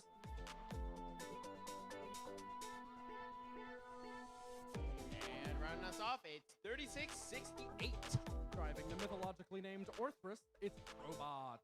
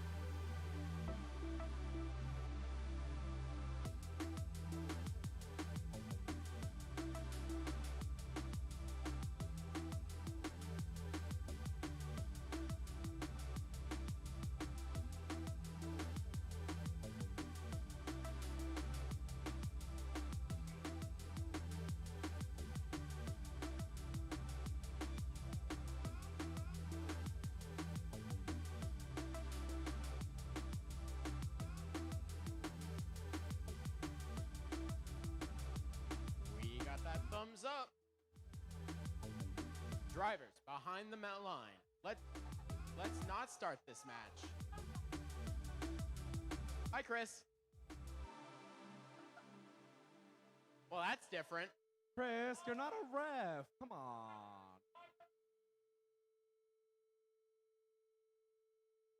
Chris, please, we're trying to get this moving. Calm down.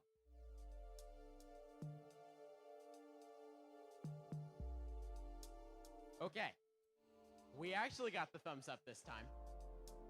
Drivers, behind the lines. Let's start this match in 3, 2, 1, go. Racing out to the middle, Laker Dreadnoughts getting ready here to try and come back in. Toasters with their first line as their hood pivots up. Some of it's going to go awry, but a good amount of it still goes in. Blue with answering with their volley of their own. Toasters coming back with a very full hopper here, making it over the bump and just should be able to get a big wave off to tip the scales heavily in their favor. 90-30 coming out of Autonomous, a 60-point gap. 92-45 and 36-68 are both beached, and their respective alliance partners should come to help them out. 247 in helping beach themselves for a second. Now they're going to get back here. No transition period to make up that gap, but they do still have all 25 seconds of that active period.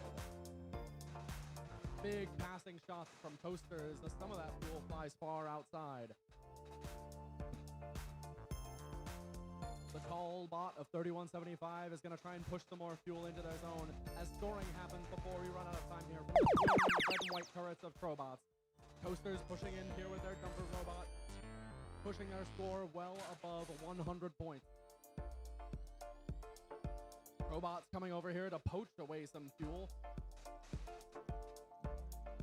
It won't affect 92-45 and 36-41, who are still going to try and fill up and unleash some fuel. 4 seconds, 3 seconds left here, trying to get a couple more shots. Now we'll go back to blue being activated. Crobots 247 and the 3175 all getting some shots off. A lot of scoring by this blue alliance to try and make up the currently 54-point gap. 92-45 with that shoot on the move passing. Gonna be able to get tons of fuel control back into their zone. Lots of scoring happening here. They will be able to pull back within about 20 points of the Red Alliance, but now it's their turn to extend. 36-41 and 92-45 both going for some big plays here. Tons of fuel coming through as Crobots don't mind their bumpers. They are on blue. They will be trying to poach away some of that fuel, out taking it back into their own zone and grabbing some more. Toasters filling up in preparation for this end game period. They've got 55 total seconds from the start of that. They've got 30 of it left to keep scoring. 36-68 and 247 and 31-75. Lots of contribution from all 6 robots on this alliance. 76-point gap trying to make up, and now Toasters are going to try and widen that. Now 92-45 are going to try and widen it even further. They're going to hit up over 300 points. They've got 10 seconds left to try and make it all the way to the 360 margin. This volley from Toasters could do a good amount of it. They're going to pull a good amount of points at the end there and widen the gap. Was it enough to get 360?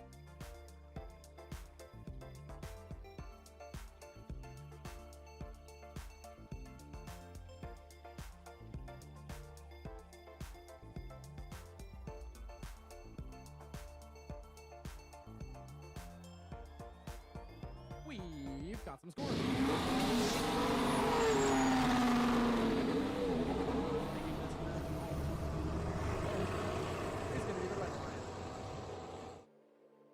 With a score of 361, which means they did get just enough at the end to achieve the 5th ranking point. 228. Wow, that's pretty close. Pretty close, Jason. Yeah, it did turn out to be a 5 ranking point to none match. Just barely at the last moment getting that 360th fuel for the Red Alliance. But yeah, so on the Blue Alliance we had Night Vision Trobots going up against Flying Toasters, Laker Dreadnoughts, and Heavy Duty Eagles. That Red Alliance squeaking out the win there. See if we can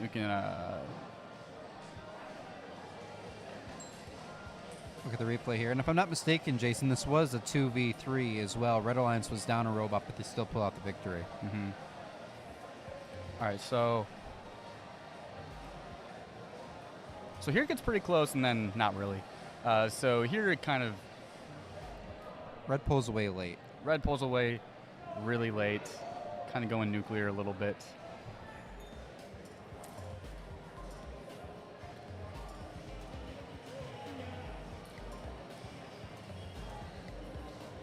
A little slow motion there on our replay.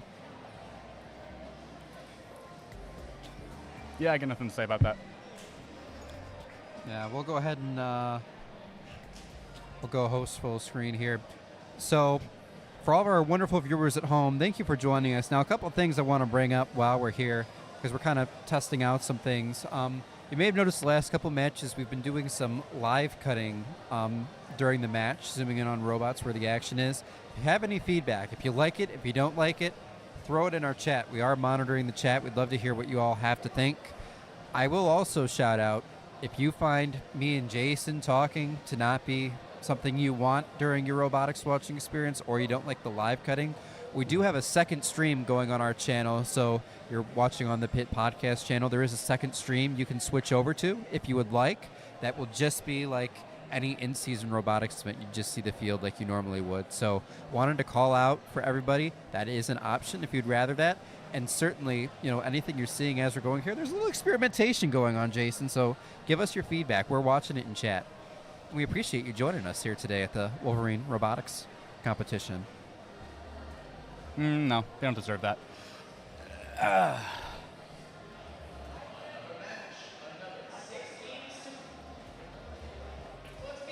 Yeah, here we go.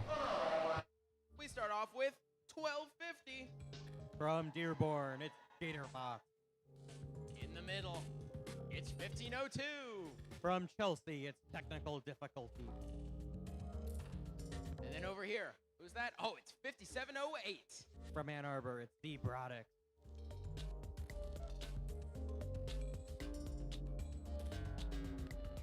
Let's meet some of these teams over here on the Blue Alliance. Starting us off, we got 1684. From Lapeer, it's Chimeras. In the middle, that's 3707. From Brighton, it's the Techno Dogs. And let's finish off with the 7790. From Harbor Springs, it's Baywatch Robotics.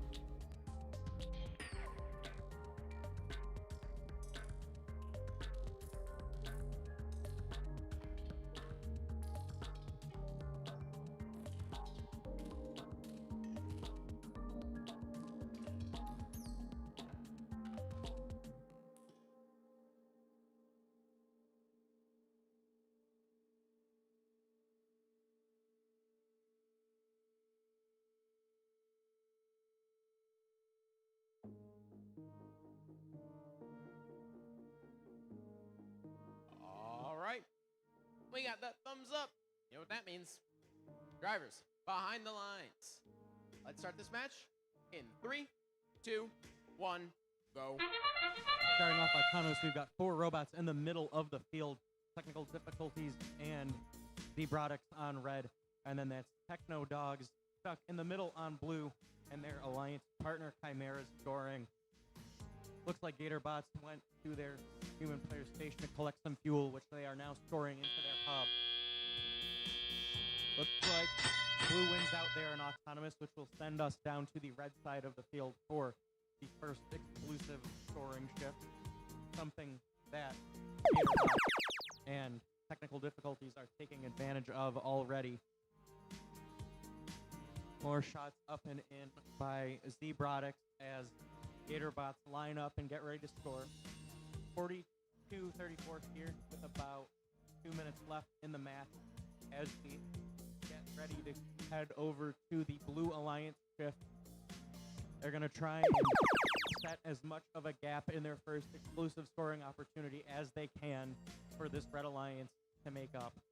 Looks like technical difficulties playing some pretty effective defense over here in the corner on Baywatch Robotics as Techno Dogs and Chimeras score into the blue hub. Fuel flying all across this field here today as we send it back over to the Red Alliance. Zebrodics and Gatorbot scoring for Red as Techno Dogs and Chimeras send as much fuel as they can over to their Alliance zone. More fuel up by Gatorbot, trying to close this gap with the Blue Alliance with about 1 minute left in the match. But back over here on our Blue Alliance, Baywatch Robotics gets ready to score alongside Techno Dogs, but technical difficulties back at it with the defense once again, not making it for this Blue Alliance over here. Disrupting the Techno Dogs, although they were able to get some in before that. Got about 30 seconds left, which is going to take us into our end game. Both hubs active for the remainder of the match. Blue might be about to get that 240-point threshold to get that ranking point, but we will see as we have 20 seconds left in this match. Scoring over here on Red by the Gatorbots and Zebrodics. Then over on Blue, some more scoring by Techno Dogs, Baywatch Robotics. Techno Dogs coming back over to score once again as time expires.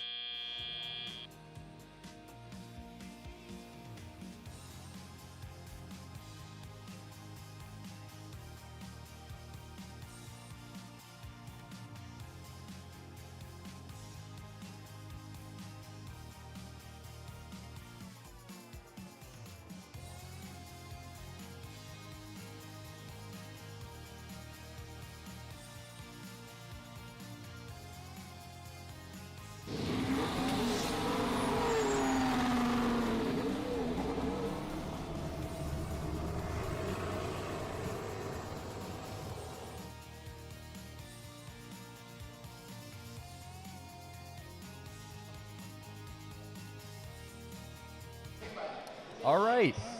That last match was taken by the Blue Alliance with a score of 321 to 125. So pretty close score. Yep. So we got Chimeras, Techno Dogs, and Baywatch going up against the Gatorbots, technical difficulties, and our favorite, the Zebrodics. What did you make of that match? You see anything that stood out? I do actually. I saw that 7790 was actually shooting field goals there for a second. But yeah, this is truly one of the big things in this game, which is making sure that all of your accuracy is dialed. Because you can put up 4,000 balls, but it doesn't really matter if only 5 hit. Yeah. So, and this game is not like many of the others where accuracy is, how do I want to say it? The goal is very big. And in comparison to the game element you're scoring inside the goal, it's much different than other games.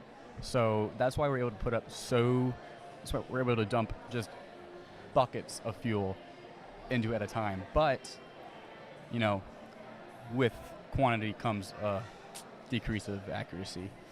yeah, and that's why we're seeing a lot of the top robots in the world actually being turrets, but the ones that are just barely behind them are these massive dumpers. Mm-hmm.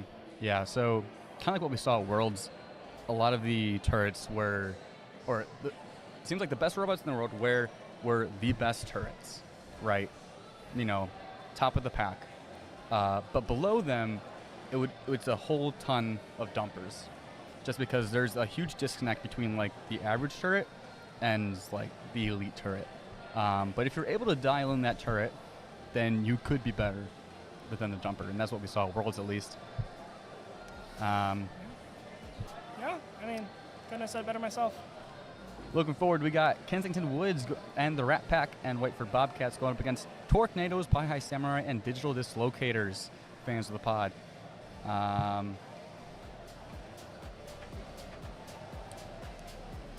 Fun fact about the Whiteford Bobcats, Their Coral analogy has the same intake. I mean, that's a little outdated. I don't know. Pneumatic climber. Oh, wait. Yeah, they do have a pneumatic climber. Yep. That's so true. All right, let's introduce our teams. From Trenton, it's Tornadoes. In the middle, that's 1076B. From Ann Arbor, it's Pi High Samurai. And last on the Red Alliance, it's 6081. From Manchester, it's Digital Dislocators.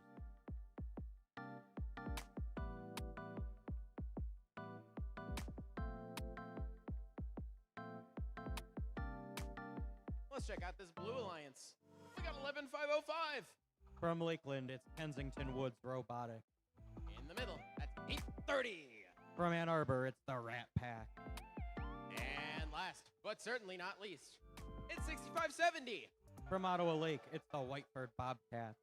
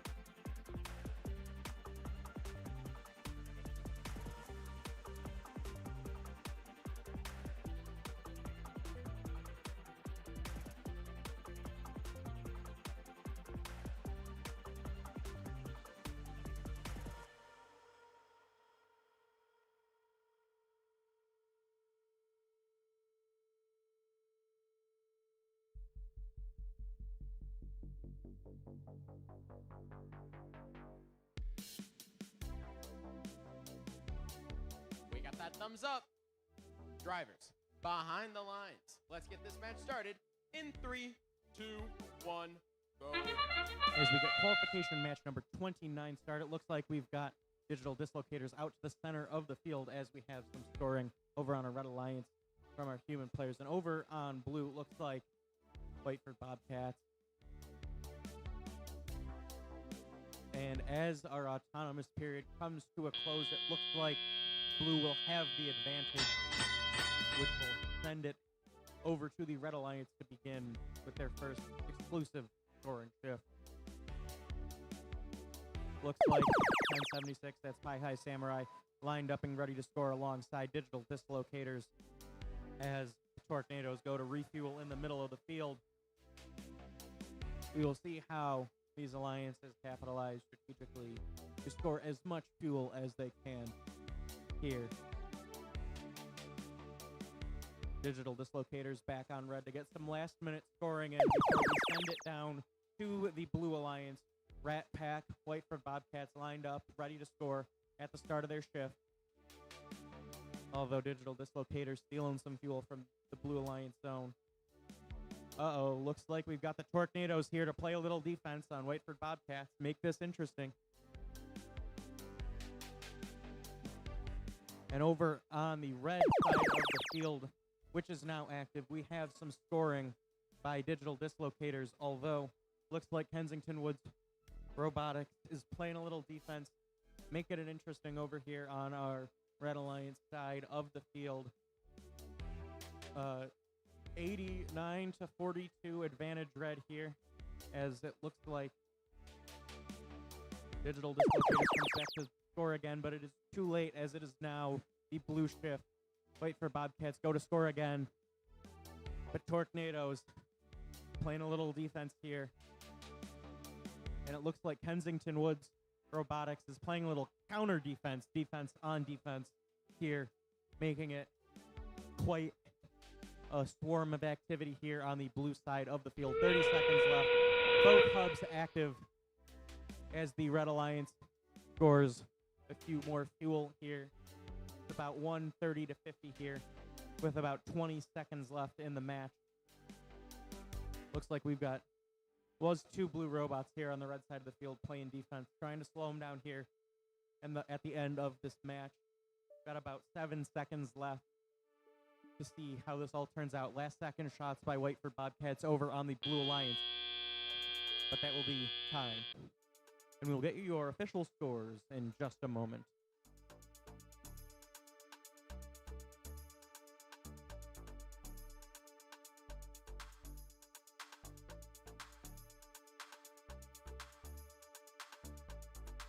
And we have scores. It's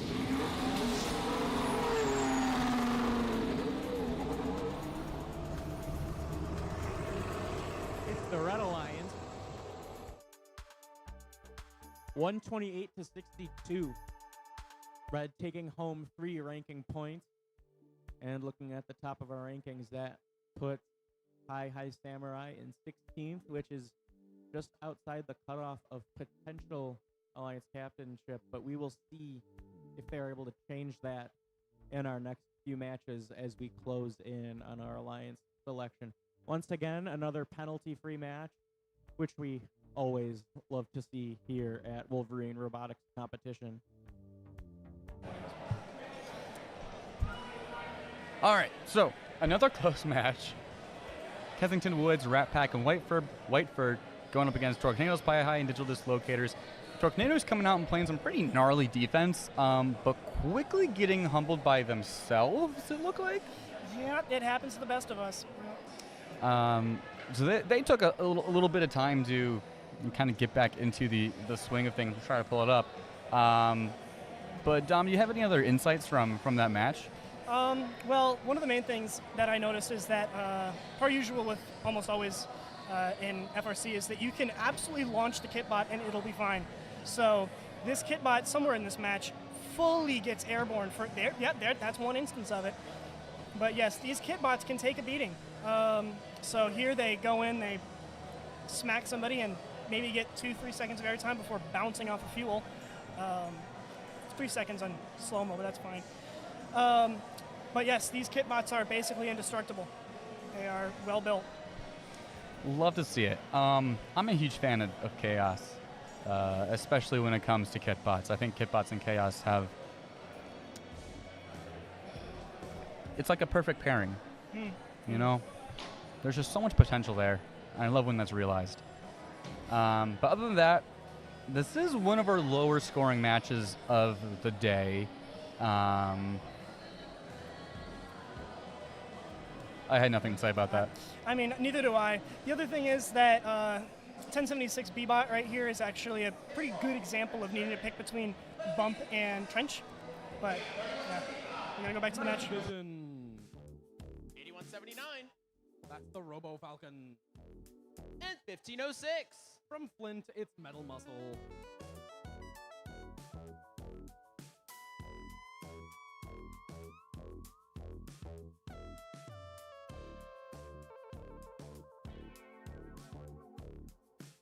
And over on the Blue Alliance, we got 3015. Hailing from Spencerport, it's the Ranger Robotics.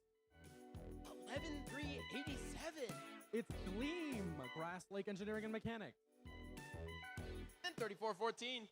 That's the Hackbot.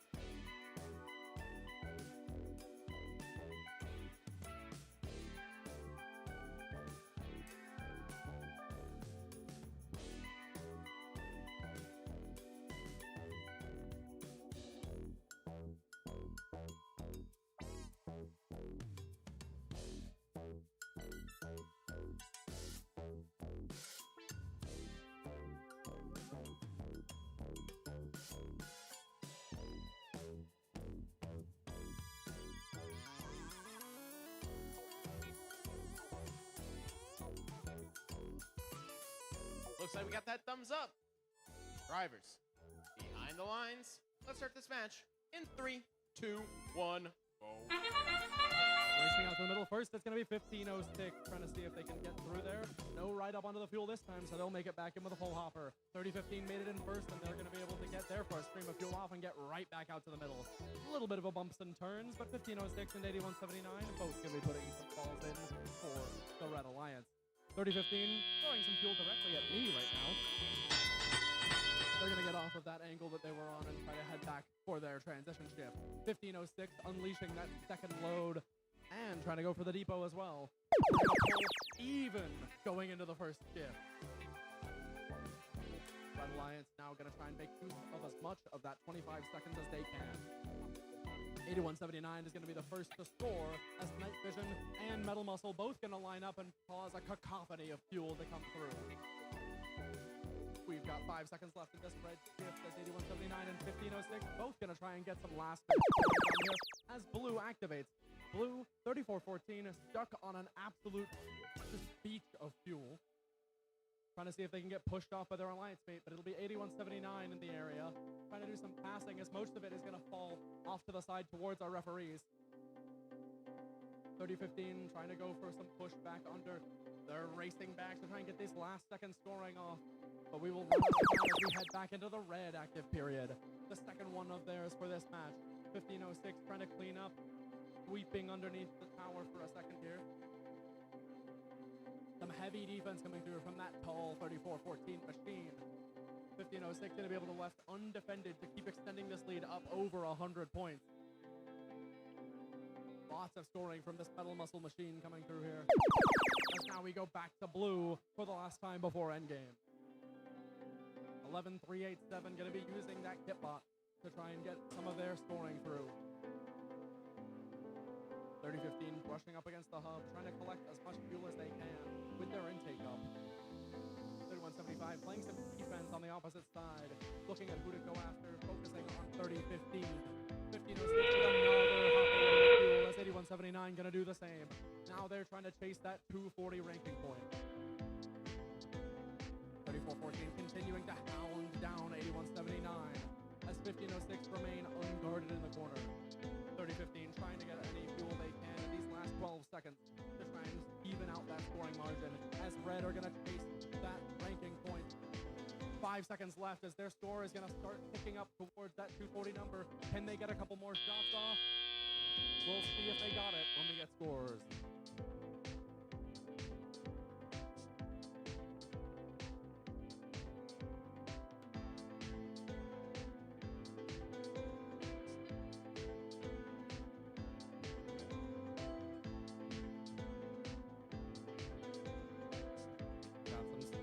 To show.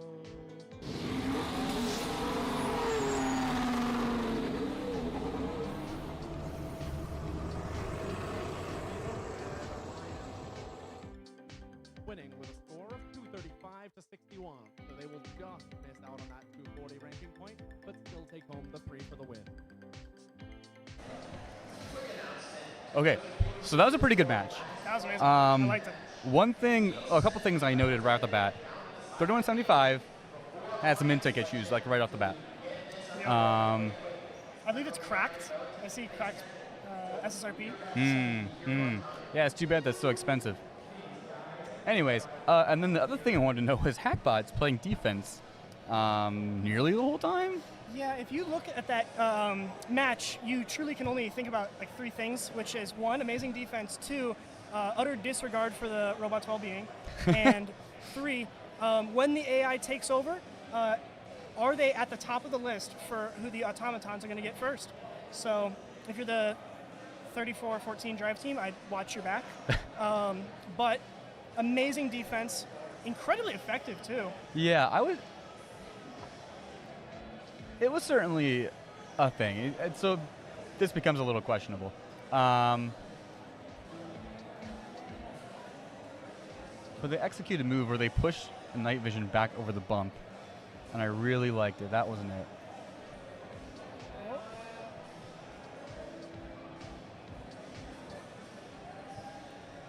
Little corner action. Yeah, this was it. There you go. Perfect. Nice. Nice. That's textbook. Exactly what should have been done. That's what I read in the manual. Now, I will say, maybe 3175 wasn't the best target for that, considering they couldn't really shoot and didn't really have any balls. It's the thought that counts. It's the thought that counts.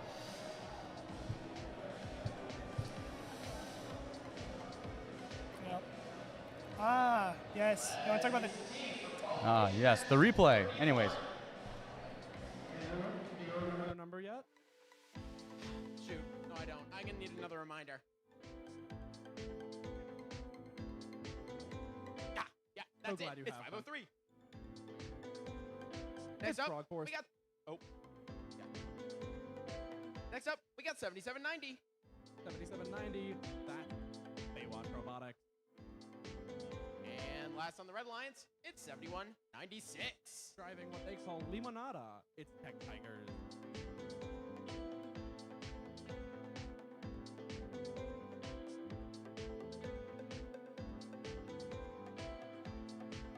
Let's check out this blue alliance. Starting us off, it's 3668. They're the Trobots from Whitmore Lake High School. In the middle, that's 8280. 8280 currently ranked 5th is K9.0 Robotics.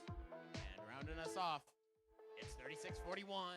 Another top 5 team, it's the Flying Toasters at rank 3.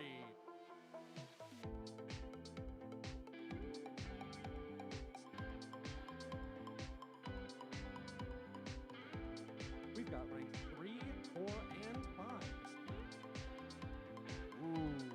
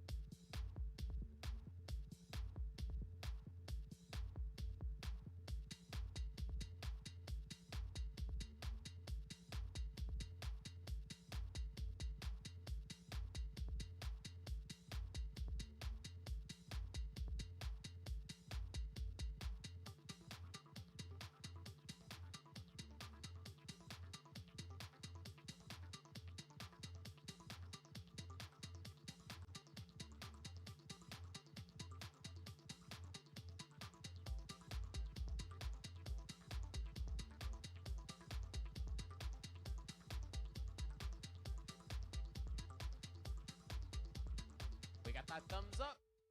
You know what that means. Drivers, behind the lines. Let's start this match in 3, 2, 1, go. 5 503 and 8280 going to meet in the middle, but it's going to be the Blue Alliance getting 2 of their dumpers out there to pick up as much fuel as possible. Both of those robots and the dumper on the other side going to be putting up their full loads of fuel. We will come out of that first pass fairly even. Now it's time to see what they can do with the second. 8280 going a little bit awry with their next shots, so it's going to be the work of the Toasters getting them ahead by about 16 points coming out of Auton. Gonna try and maximize that transition shift. Baywatch are already trying to pass. Toasters are beached on some fuel. 8280 will be able to get quite a lot of fuel in there to try and extend this lead as now we go to Red's active shift. 503 with that dumper style robot wiggling back and forth a little bit as they're gonna be able to put up a good amount of shots. Toasters are filled up and ready to go. They're going to pass a little back over so that they can fill their hopper once again and maintain maximum fuel control as 503 and 7790 try to put as much fuel in the ends of their shift. Now it's going to be a massive wave from 8280 as there's going to be a lot of fuel coming out of the other side. Toasters sweeping underneath the hub, trying to get a massive amount of their own set of fuel, and 8280 also got another one off.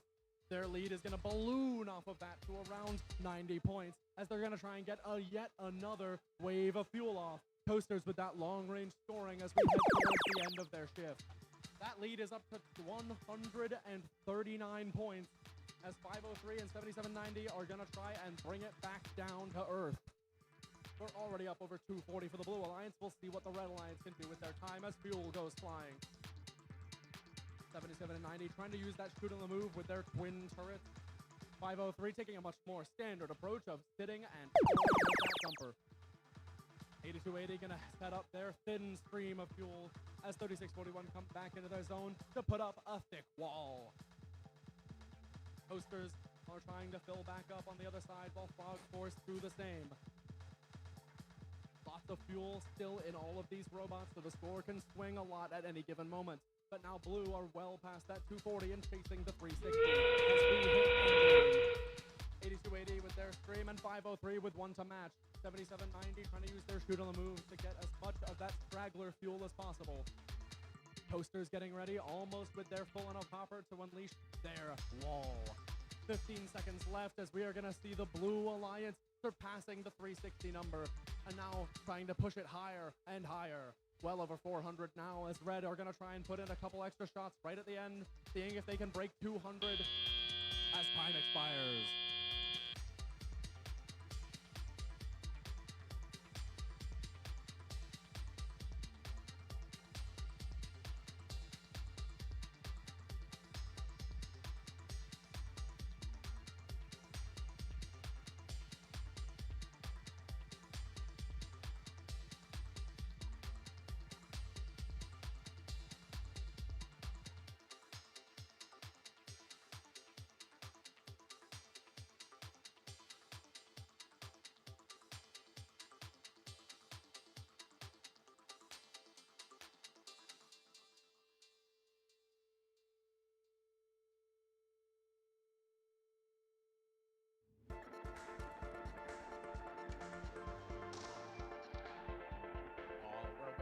Scores.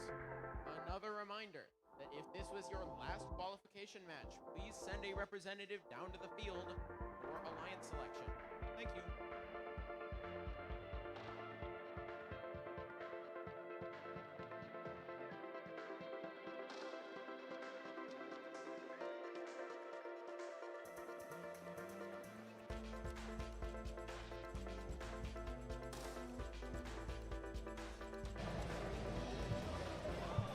While we're waiting for our scores, couple things.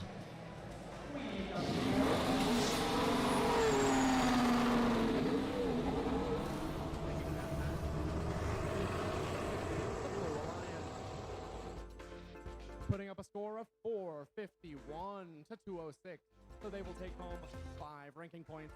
Red only 0. Okay, so a couple things I want to note in that match. 1, Toasters, off the chain. 2, Trobots, I feel like they must have had some like drivetrain difficulty, right? Yeah, I think they were getting beached on the fuel a lot, as was Flying Toasters. They were Flying Toasters that happened to be on the fuel most of the match, but thankfully, they all got off at the end, for the most part. I'm assuming maybe Trobots had a swerve module that died or something. And then Frog Force had some issues there at the end. They were launching a lot.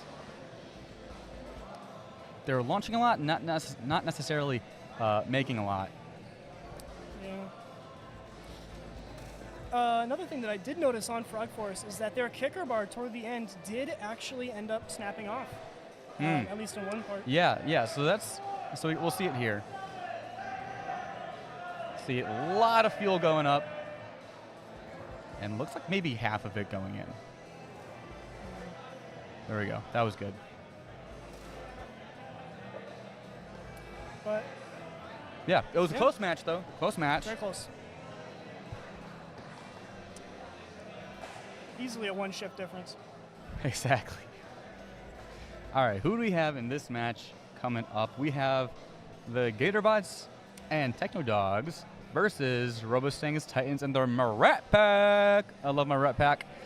I think you skipped over one there, didn't you? I know what you mean. Oh, yeah, wait. Oh, yeah, you're right, actually. Yep. Oh, I think we should meet some teams. Mhm. We got 830 It's the Rat Pack driving Vector. in the center. It's 2620. They're the Titans with Leto. And finishing us off, it's 548. The Robo Stangs.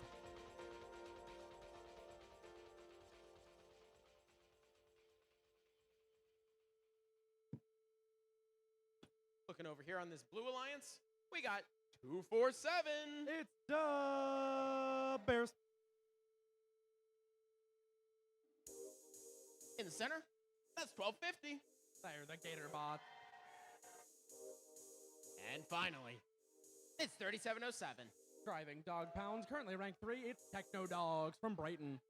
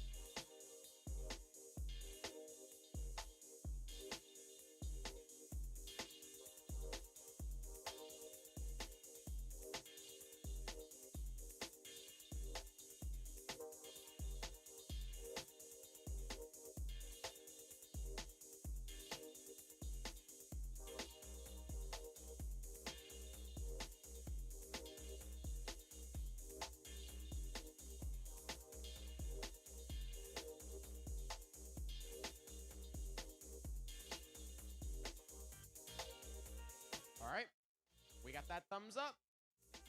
Drivers, behind the lines. Let's get this match started in 3, 2, 1, go. Brighton Bulldogs first to the second. 26-20. Moving in around the side here. 548. Tried to get into the middle, but didn't quite get it. So it's going to be Brighton's stream of fuel to hit first. The twin turrets of 26-20 trying to put some up as well, as the Bears are going to put in some fuel of their own. Gatorbots doing their signature outpost auton, now going to be able to start dumping in the fuel. We're going to see a large lead for the Blue Alliance here coming out of auton, 76-15.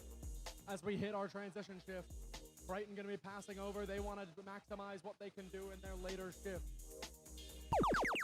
548 driving around, trying to pick up from underneath the hub and get back into their zone for their active shift. 26-20 trying to join them as 548 unleashed that stream of fuel that we talked about before. 3707 with an incredibly full jumper robots worth of fuel as 5 seconds remaining of this red active shift. 548 going to try and unleash their fuel before that timer expires, and they'll get most of it off. Now it's Blue's turn to see what they can do with their 25 seconds. 247 going to be the first to put up some shots, and then Gatorbots to join them. 3707 putting up a bunch of shots of their own, out of sync with their partners, but all of it counts the same. 143 to 50 as we're going to wind down here into 5 seconds left. Another 40 points just went on the board for blue, and another set are going to go after it. We're going to pull just up to 205 points. 155-point lead as red are going to get their active shift now. 548 appear to be stuck on the bump. I can hear some weird noises coming from that thing. They're going to get off now finally, and they're going to be able to try and get this copper load of fuel unleashed into their red hub. 3707 trying to play fuel control if they're going to steal what comes out of the red hub as it expires on time. Blue now have time to try and hit that first ranking point they're looking for, as a huge amount of fuel from 3707 is going to go in. Now 1250 gets to join them. 2620 stuck on their opponent's hub, or sorry, on their opponent's bump. Now able to get off and try to head back to make up some of this deficit. Blue have crossed 240, so they will at least earn that first ranking point that is an additional one for crossing the 240 mark. As we hit endgame, red looking to make up a serious point deficit. They've got the robots to do it. Can they make up such a wide gap? Blue looking to chase down the second additional ranking point. They're going to be hitting a wide amount of fuel here from 3707 as 1250 come in to try and do the same. Heavy amounts of defense being played here, trying to stop them from widening the gap. It's Rat Pack. As we have 5 seconds left here, 300 to 112. Red looking to get any shots off that they can before we end as time expires.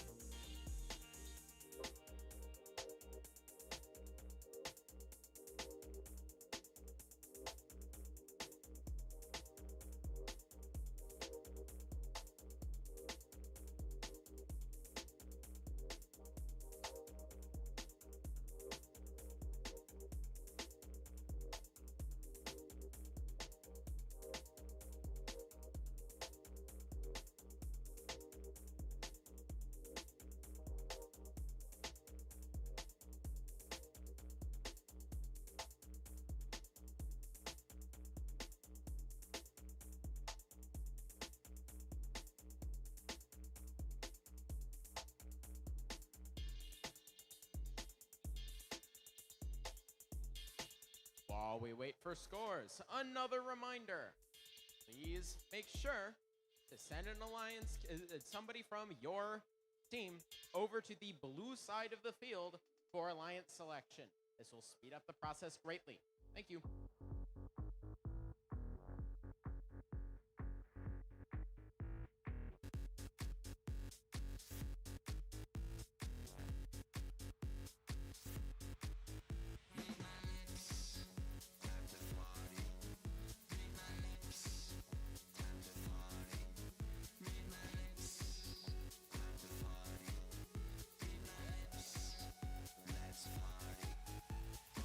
We've got some scores.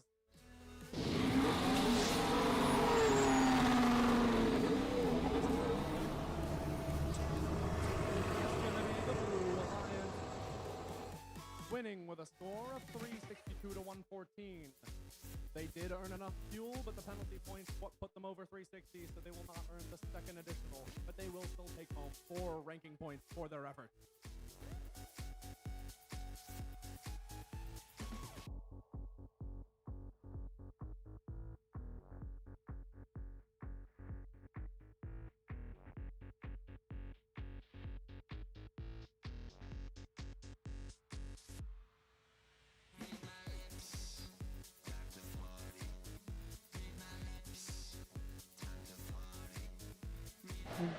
All right. Another close match, and Bo, we won't be able to talk about it. 77-69. From Royal Oak, it's the crew. In the middle, Team 66. From Ypsilanti, it's Grizzly Robotics. And over here, that's 50-66. From Celine, it's Singularity.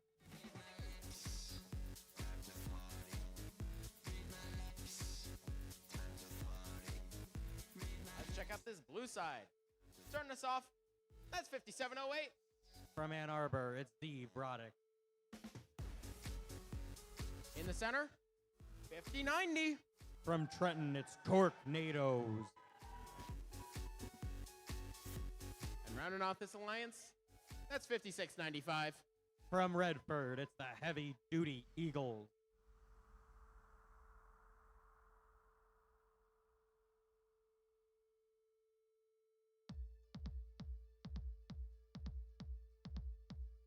Okay. So we're back. There's something I want to catch really quick. I was kind of baller. It was the Robosangs getting defended and then shooting from the trench. Maybe I just completely missed where it was. Oh well. Whatever it is, that corner's still covered. It's legal. Yeah.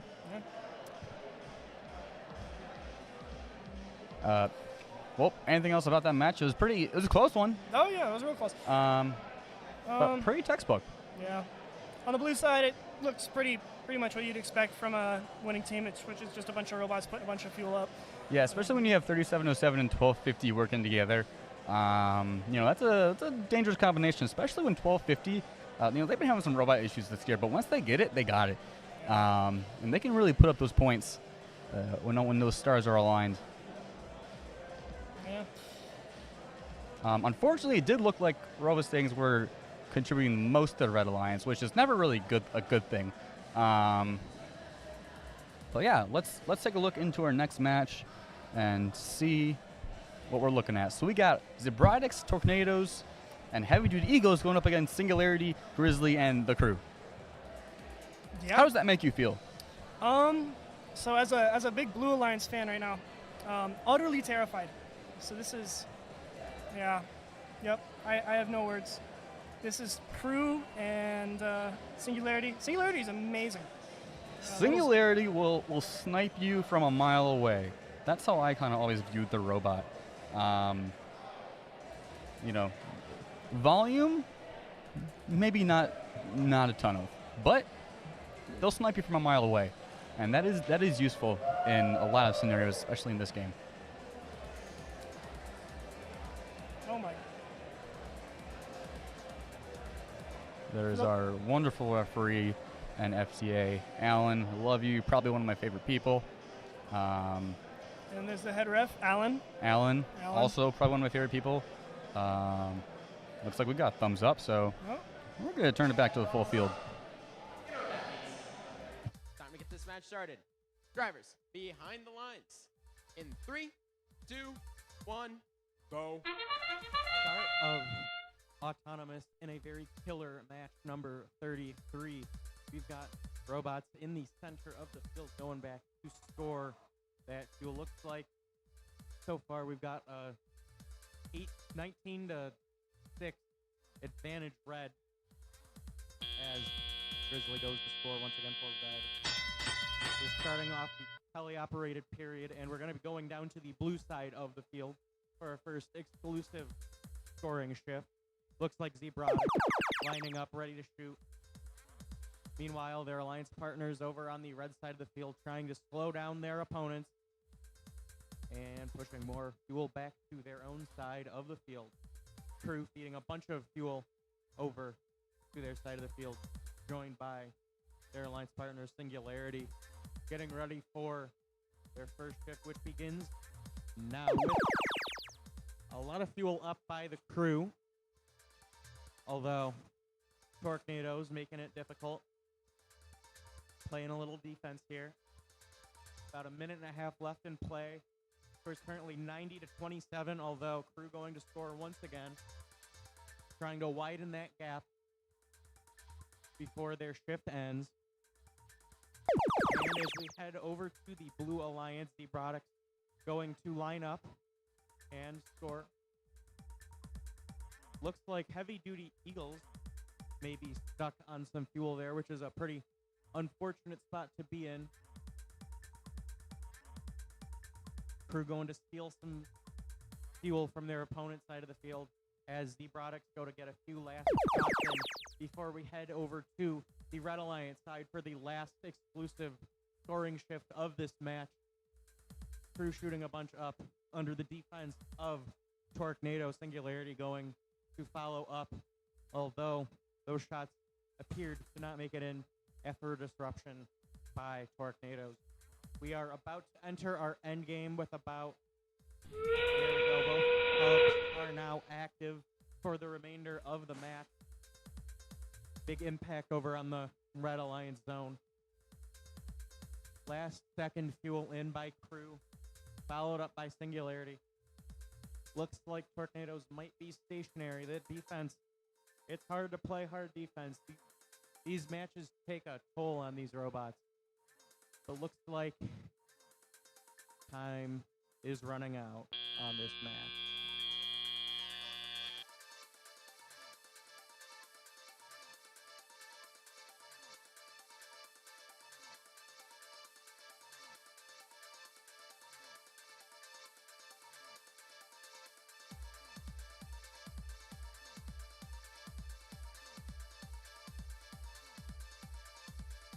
And we have our scores.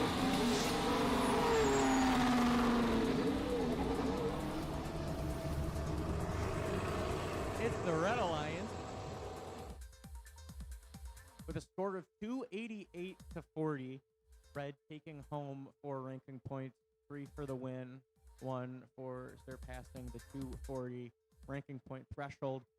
And looking at what this does at the top of our rankings, Crew back down to second once again. Grizzly safe in 5th, and Singularity up to 11th with just a few matches left. There is not much more movement going to be happening in these rankings, but you never know what will happen. And we have another penalty-free match. Yeah. All right. I want to jump to the replay here and play this right here. We see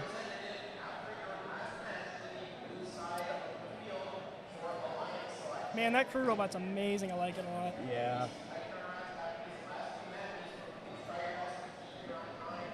I just want to see that in a little bit slower. They put All up right, about so let's look at how long it takes for them to line up. All they do is drive over, and before they even finish moving, they are shooting, and that saves them precious seconds, especially in the end like this. That's what allowed them to squeeze out just a few more points right here. And all Now- those are counted. Yeah. Now, that helped because of how close this match was. But yeah, what did you think about this match, Dom? I thought it was amazing, at least to watch from a impartial setting, from my personal opinion. But yeah, watching Crew go from position to position, picking up fuel along the way, quickly just finding those patches and being able to put them up without much care in the world about wasting time for auto align is truly amazing. Yeah. Good coding on their part. I like seeing the balls get sucked back into the robot. All right, let's see if there's anything notable here. A little bit of surfing, that's fine. All right, where are my Tornadoes at? Right there. Okay. So they've been playing defense pretty much this whole competition, it looks like, which isn't necessarily a bad thing because they are pretty good at it. My only recommendation for them would be more aggressive, although I don't know anything about their structural integrity of their robot, so they might be playing at their max level. But you know me, I favor chaos and love aggressive defense. Yeah. Anything else? Man, I really wish there was a feed of the Ravens setting up their robot. Oh, wait a minute. Oh my goodness, speak of the devil. That's amazing. It's time for our second to last qualification match of the event. Let's meet some teams. Starting us off over on the Red Alliance, it's 6081. From Manchester, it's Digital Dislocators. In the middle, that's 5460. From Lapeer, it's Strike Zone. And on the side, we got 1188. From Royal Oak, it's the Ravens.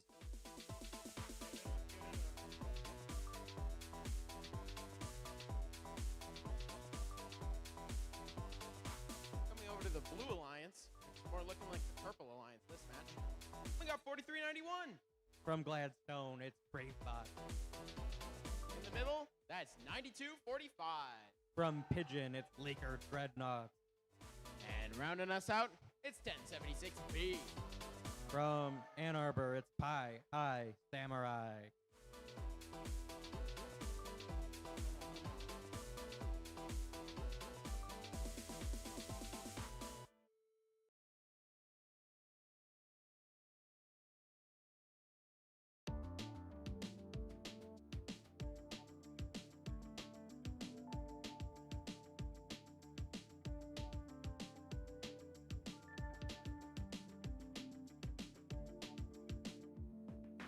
I don't know what that spells.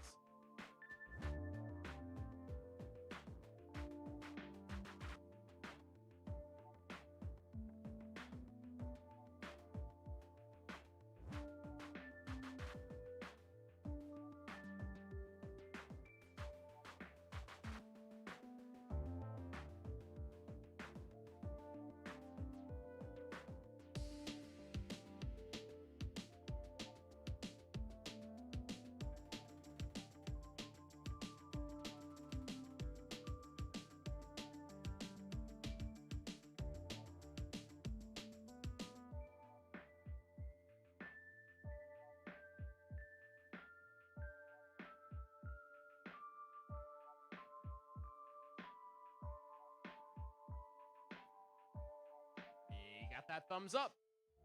Drivers, behind the lines. Let's get this match started in 3, 2, 1, go. And starting out our penultimate qualification match for robots in the middle of the field.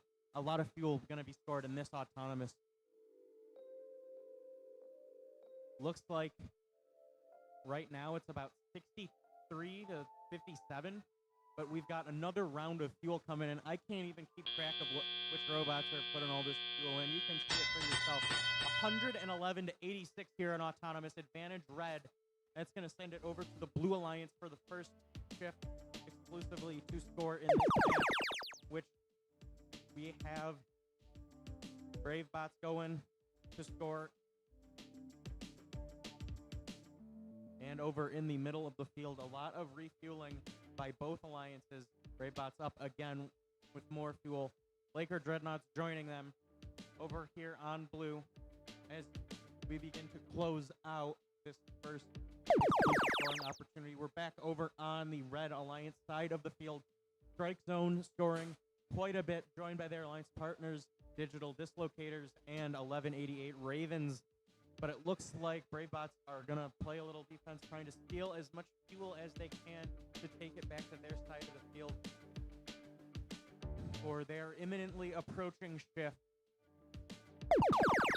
And to start out that shift, Brave Bots shooting quite a few up and in, joined by Laker Dreadnoughts, although Digital Dislocators coming over here to play a little defense, trying to disrupt this Blue Alliance here. It's a close match so far. Only about 20 points separate these alliances with a minute left in play. We will see how this all shakes out. And as the Red Alliance begins, that hub is already being filled up by Strike Zone. Ravens go to score as well as Digital Dislocators, closing the gap with the Blue Alliance. As we get ready to head into the end game, the Blue Alliance has about a 60-point lead here. Both are now active for the last 30 seconds of the match. A lot of fuel over on blue. That's from Laker Dreadnoughts, it looks like, and Brave Bots. Trying to close the roughly 30-point gap between them and the Red Alliance, but it looks like Strike Zone might be coming in at the last second to try and close this one out and secure it for them. But we will have to wait and see as time expires what the finalized scores for this match will end up being.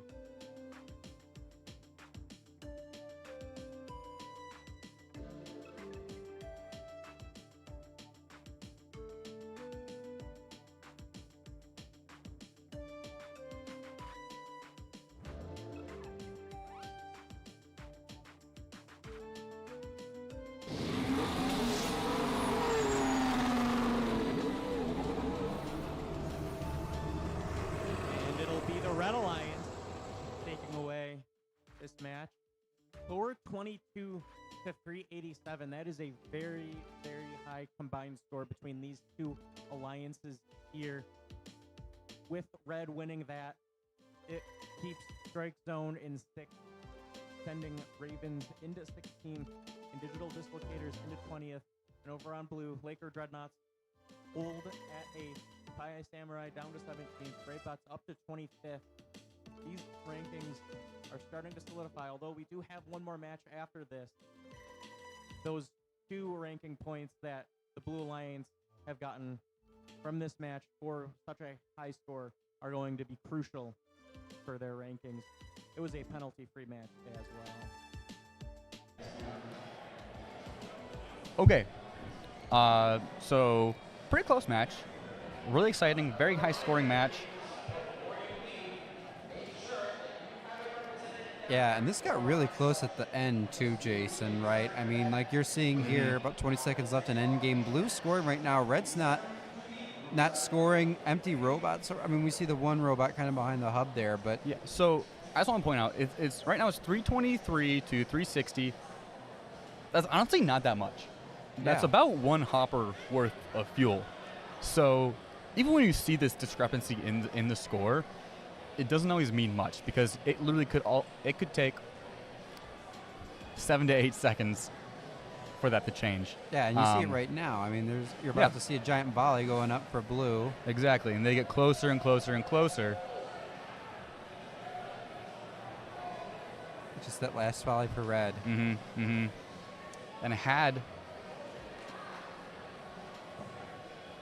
that's what made the difference. Was that last volley for Red. Let's look at that again. So I believe that's the 5460 machine, right?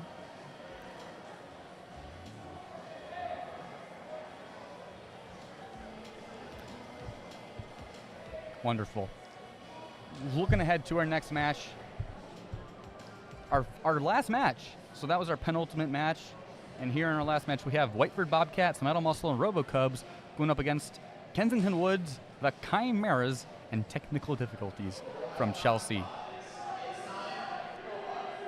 Qualification match. This is match 35. So let's meet our teams. Starting off, it's 1502. From Chelsea, it's Technical Difficulty. In the middle, that's 1684. From Lapeer, it's Chimeras. And last but not least, 11505. From Lakeland, it's Kensington Woods Robotics.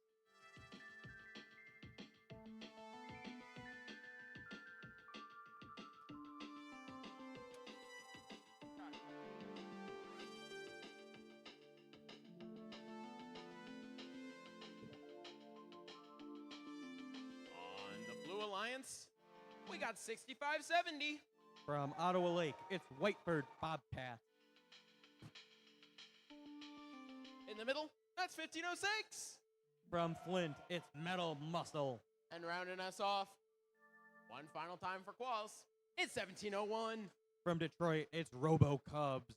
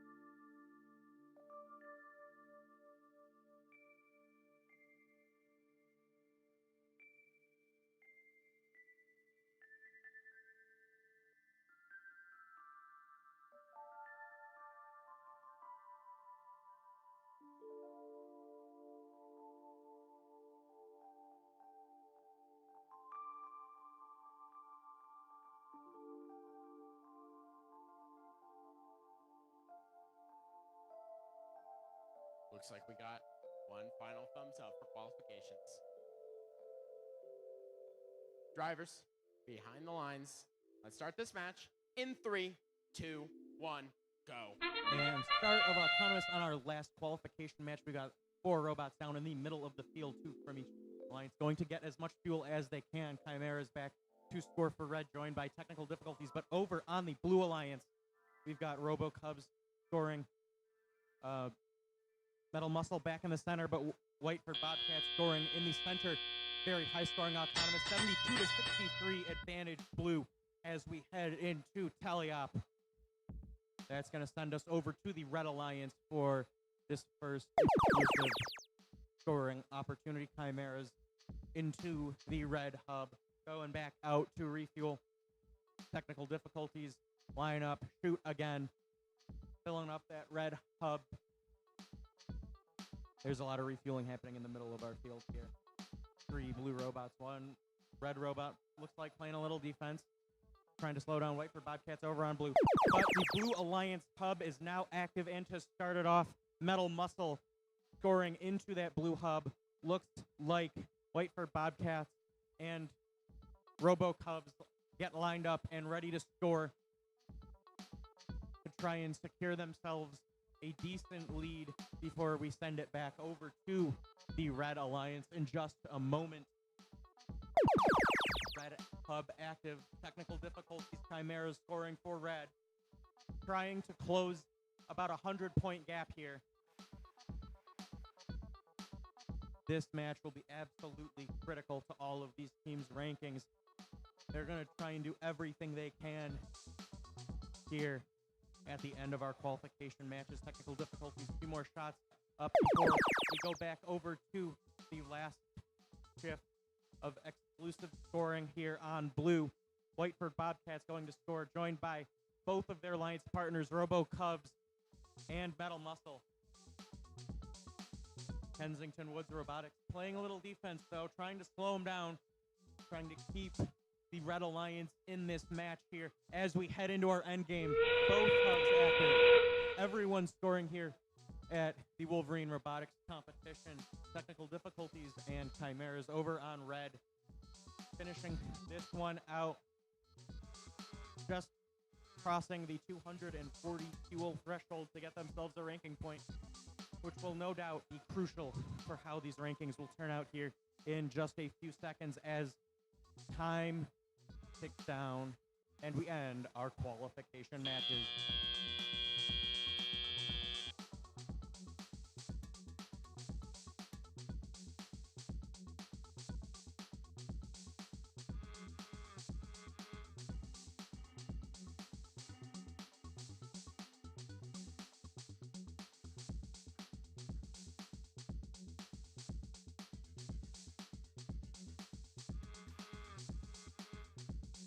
And here come our scores. And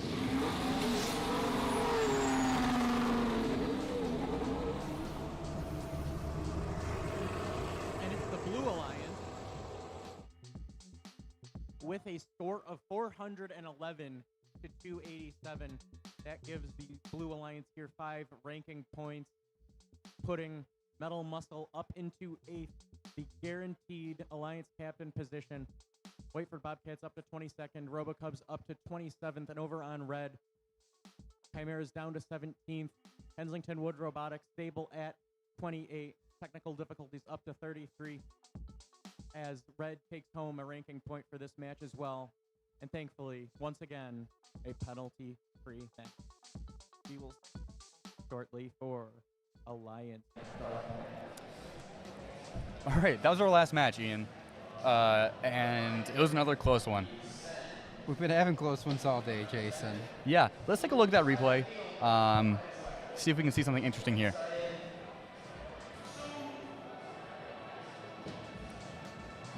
That was a genuine question. I didn't have anything queued up. Well, I think the most interesting thing I saw there were in our last 20 seconds, the Blue Alliance did manage to get over that threshold of 360. They got that extra ranking point. That's very may important. have played a factor in Metal Muscle jumping up from 10 to 8. I don't have the exact ranking point numbers in front of me. Might have been negligible, but you always want to try to get that ranking point. Yeah, so let's talk about this. Let's talk about that. So, 1502. Did this match really impact our Blue Alliance?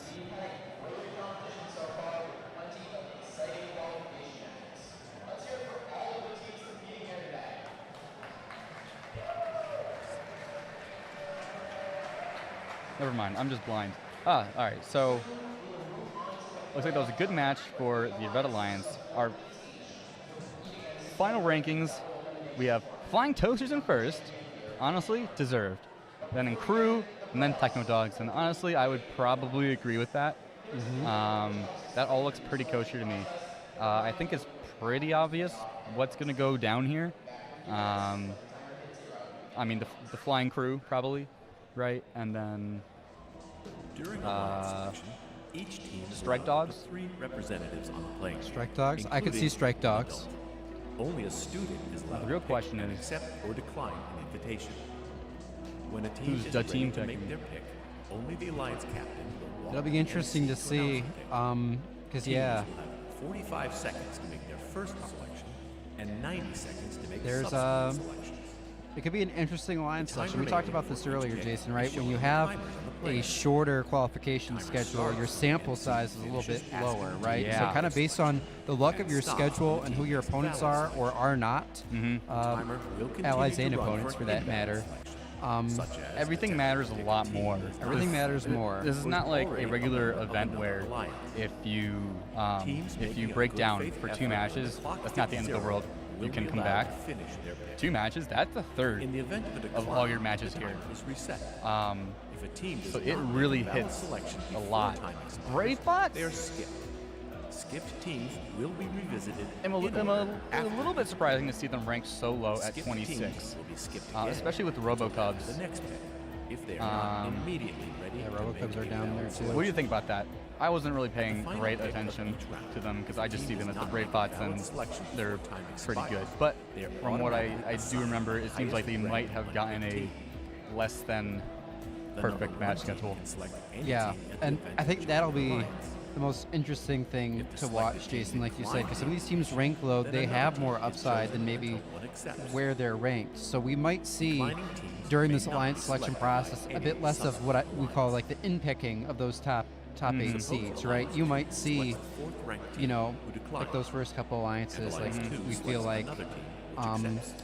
the It's Flying then alliance Crew, three's turn things like to that select the are available pool, likelier which does to not happen. include the fourth-ranked But some of team. these other alliances, This once you get process down a little bit continues more through into Alliance eight. the middle of the pack of our captains, you Notice might that a see team who had picks declined outside of the from current unavailable captain group has moved more up than a to different become competition. captain. Yeah. You At might. the end of round one, K&N any Robotics remaining team popping that off during the declined off season, invitation is just not like usual. eligible to participate But in I want to talk playoffs about our because they bottom cannot be 10 selected. right now. So starts with Between Tornadoes, selections, ends with Tech there's a Tigers. 2-minute break Now there's a for couple names alliances in to here. confer. We already mentioned a few of them.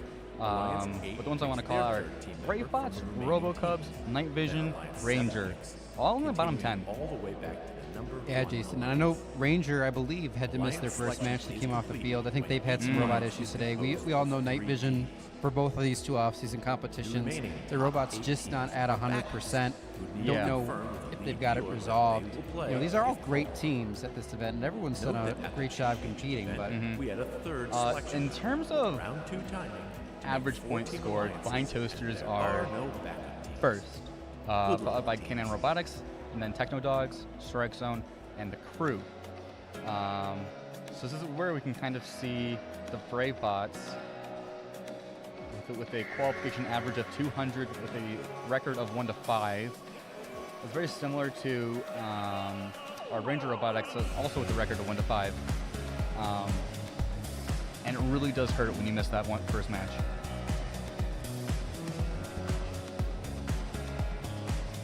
But that should be exciting.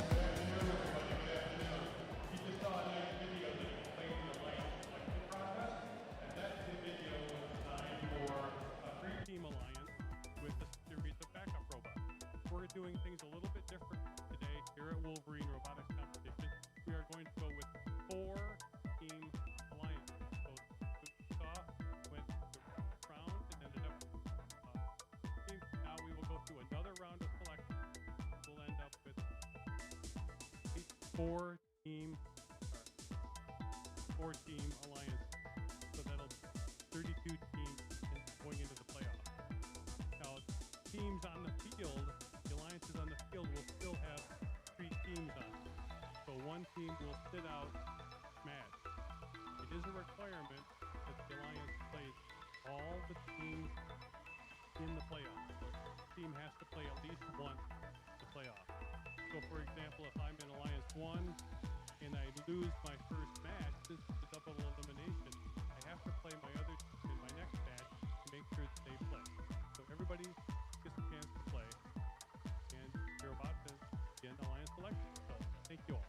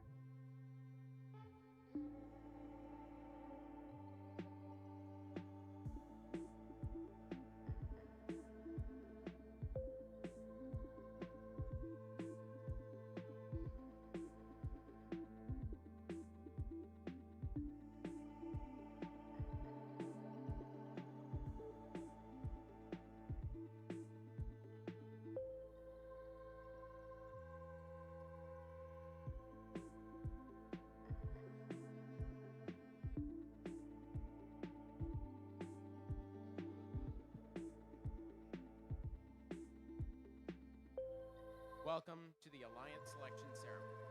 We've reviewed the selection rules, so now it's time to create some alliances. Let's meet the number 1 ranked team, 7769. Oh no, sorry, 3640. With a perfect record of 6-0, it's 3641, the Flying Toasters from South Lyon, Michigan.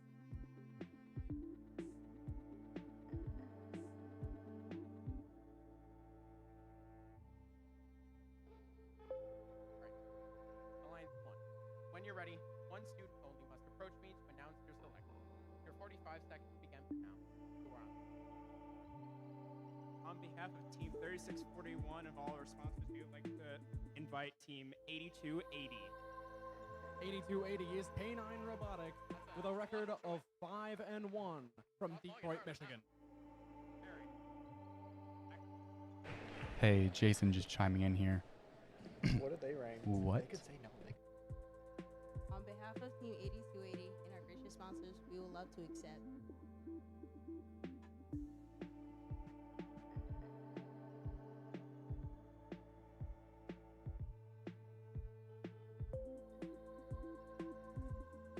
The crew able to form their own alliance. Who will they pick?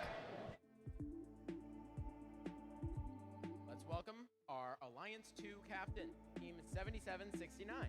Also with a perfect record of 6-0, it's the crew from Royal Oak, Michigan.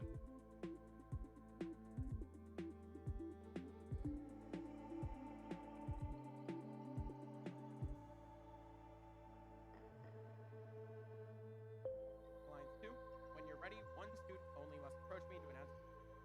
You have 45 seconds. Your time ends. On behalf of Team 7769, all of our sponsors, and our robot chunk, we would like to invite Team 5460 to join us. That's Drake Stone with a record of. And there you have it, the strike crew. I think a lot of people were wishing for this not to happen. That looks like it'll be pretty hard to overcome, but we will see.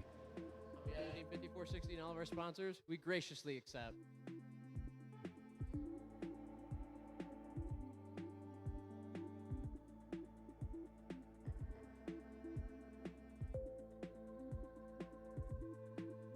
All right. Let's meet the captain of our number 3 ranked alliance, Team 3707. Our third team with a 6-0 record. It's the Techno Dogs from Brighton, Michigan. You have 45 seconds. Your time begins now. On behalf of Team 3707 and all of our sponsors, we'd like to fight 503 Frog. Team 503 has a record of 5-1. They're Frog Force from Novi, Michigan.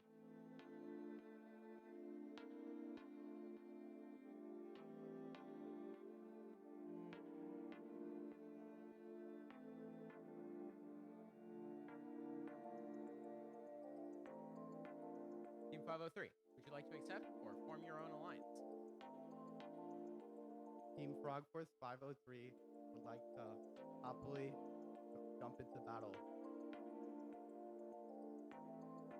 I think that's a yes, after a very, very casual stroll up to the microphone.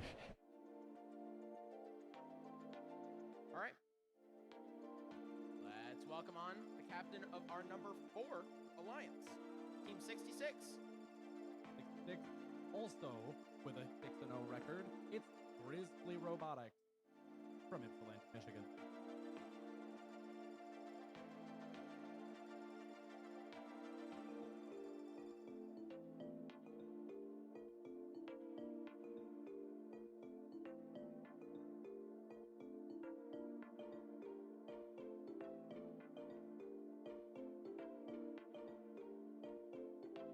Uh, 45 seconds. You are on the clock.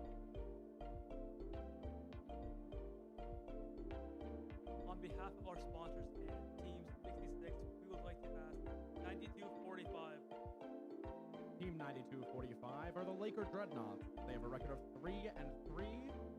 They come from Pigeon, Michigan.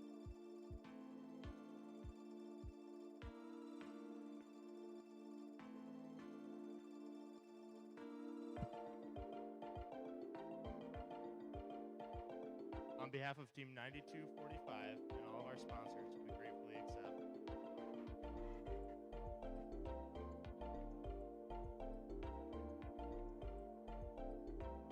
All right. Let's welcome our number 5 alliance captain, Team 1506. Team 1506 is Metal Muscle. They have a record of 5-1, and they're from Flint, Michigan.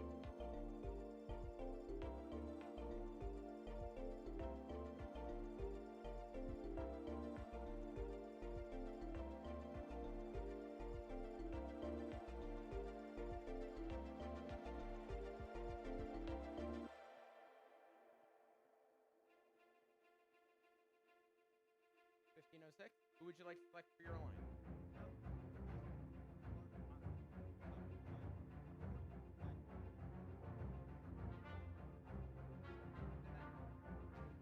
On behalf of Team 1506 and all of our sponsors, we would like to invite Team 4391. 4391 have a record of 1-5. They are from Gladstone, Michigan.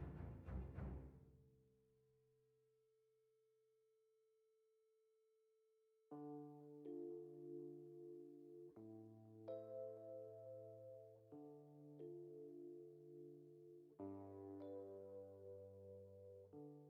behalf of Team 4391 and our generous sponsors, we graciously accept.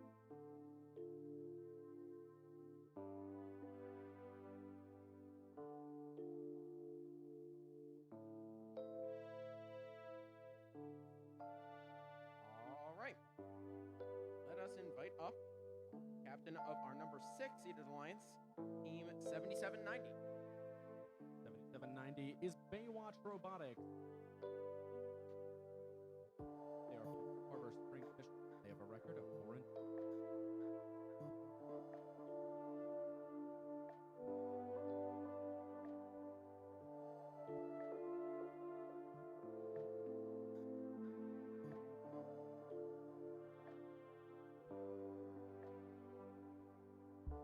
Select. On behalf of Team 7790, Baywatch Robotics, I would like to select Team 168 for the Chimeras to join our alliance. Team 1684 is the Chimeras. They have a record of 3 and 3. And they are from Lapeer, Michigan.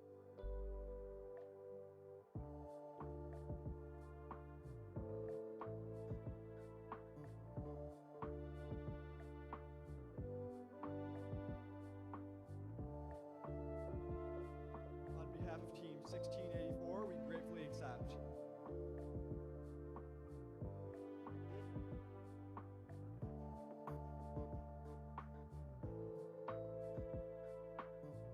Let's invite up the captain of our number 7 seeded alliance, 5066. Team 50 are from Saline, Michigan. Record 4 and 2. This is the alliance that will be going up against alliance number 2, Strike Crew.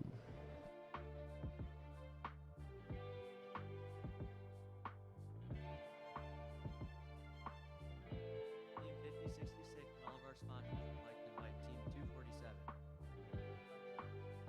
Team 247 are the Bears. They are from Berkeley, Michigan. They have a record of 4 and 2.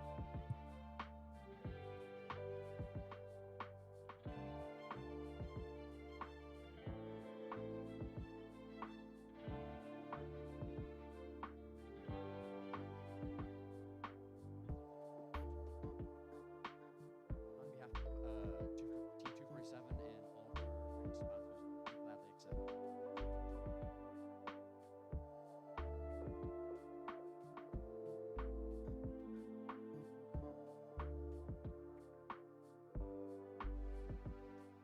All right, let's welcome the captain of our number 8 seeded alliance, Team 1250.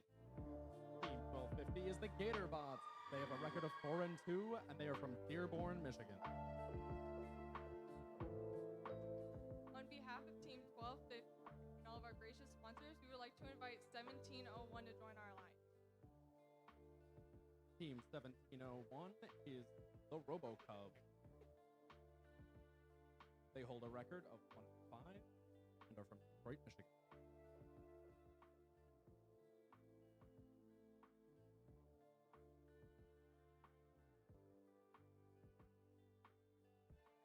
On behalf of Team 1701, we gratefully accept.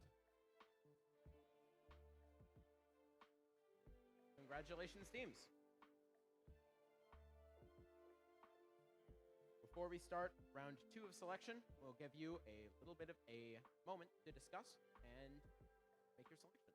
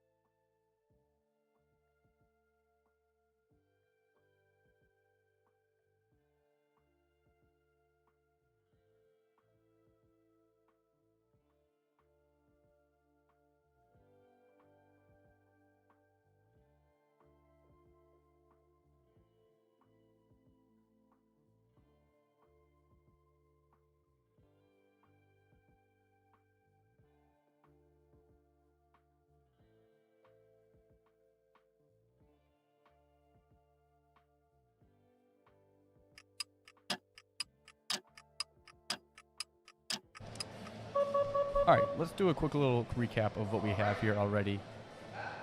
Alliance 8, when you're ready, one student only must approach me to announce your selection. We have Alliance 8 picking their third robot to go up against the Flying Toasters and K9 Robotics. This pick will be incredibly important.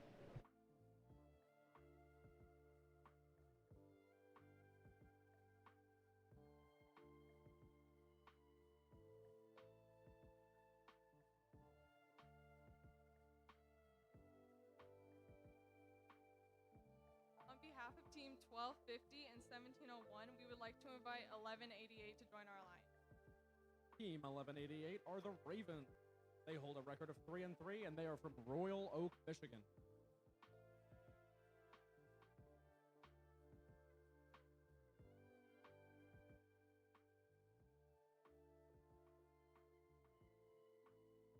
On behalf of Team 1188 and all of our sponsors, we gladly accept. Congratulations. Alliance 7, you are on the clock. Please send up a representative when you are ready. This is the alliance that will be forced to go up against probably the statistically the alliance most likely to win.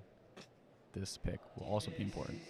Team 247 would like to invite Team 4391.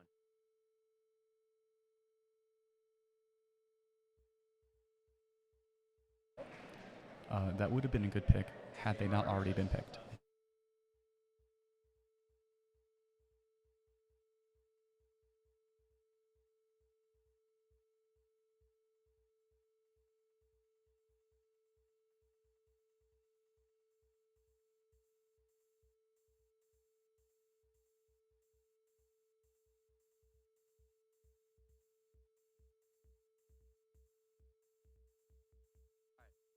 All right, Team 3015.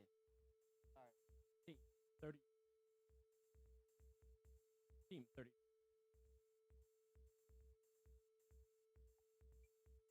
Team 3015 are Ranger Robotics. They hold a record of 1-5, and they are from Spencerport, New York.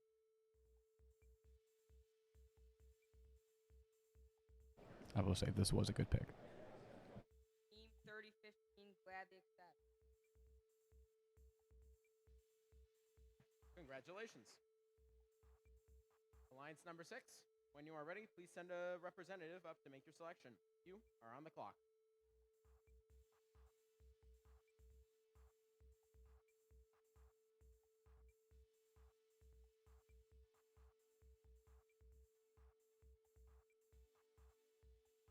On behalf of Team 7790 and Team 1684, we would like to invite Team 3414, the Hackbots, to join our alliance. Team 3414 are the Hackbots. They hold a record of 3-3. They are from Farmington, Michigan.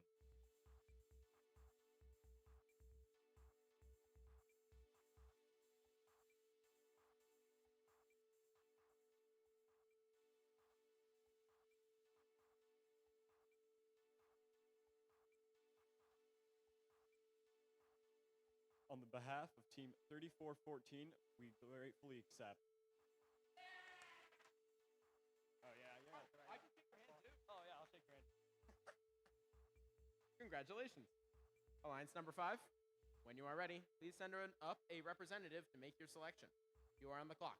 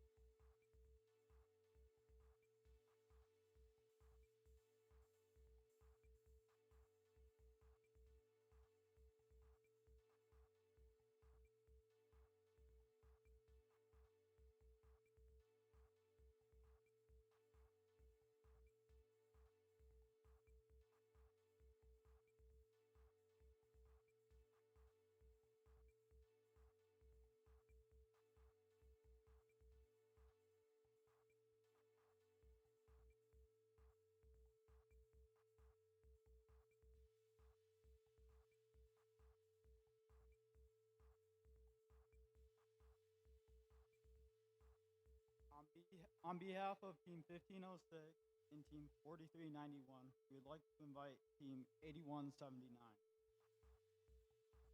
Team 8179 is the Robo Falcon. They hold a record of 3-3, and they come from Dearborn, Michigan.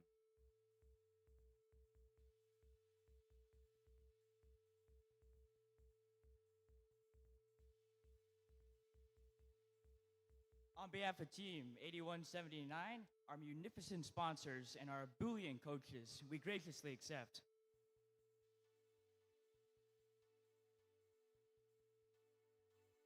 Cool.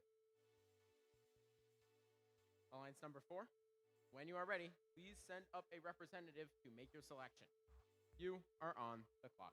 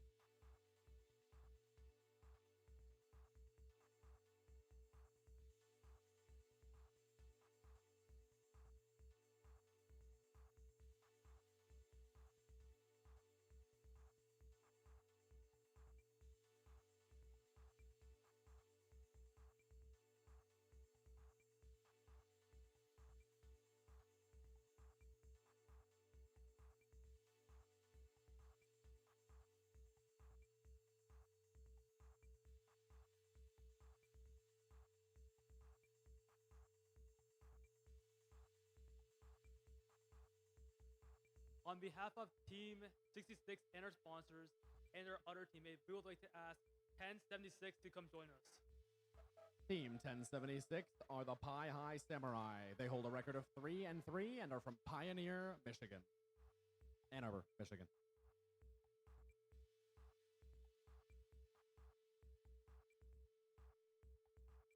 Team 1076 graciously accepts.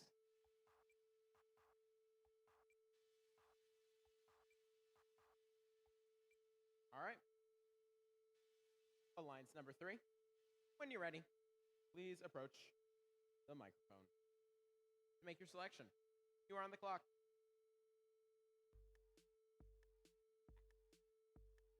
On behalf of Team 3707 and all of our sponsors, and Team 503 and all of their sponsors, we would like to graciously invite Team 1502 to technical difficulties.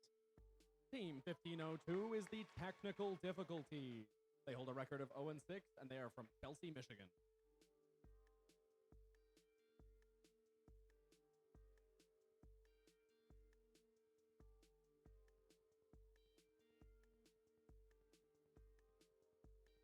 On behalf of Team 1502, Technical Difficulties, and all of our sponsors, we graciously accept.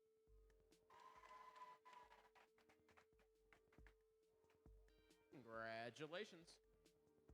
Alliance 2, when you are ready, please send up a representative to make your selection.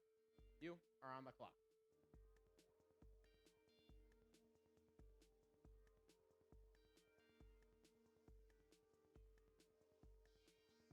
On behalf of Team 7769 and 5460, we would like to invite Team 5090 to join our alliance. Oh my God. 5090 is the Torquenadoes. They hold a record of 3-3. They are from Trenton, Michigan.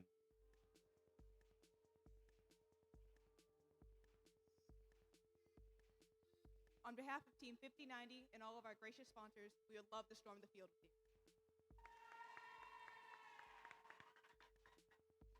Congratulations.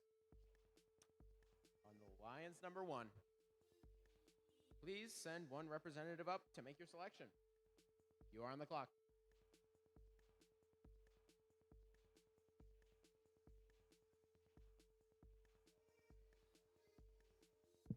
On behalf of Team 3641, 8280, and all of our sponsors, we would like to invite Team 6081.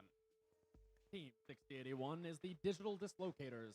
They hold a record of 3-3, and they are from Manchester, Michigan.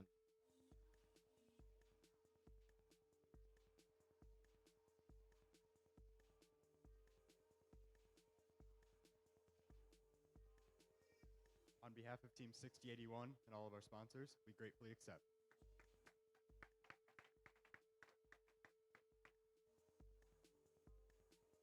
All right, before we begin our third round of selections, we will have another 2-minute break for teams to discuss.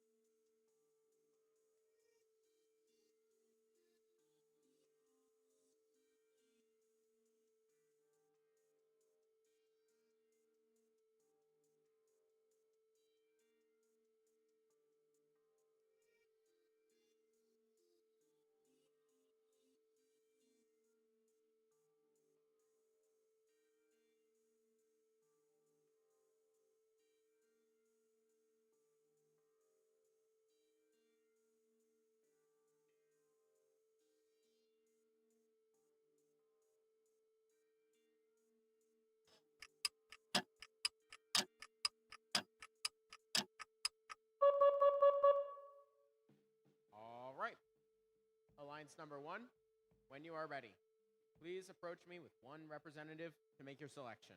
You are on the clock.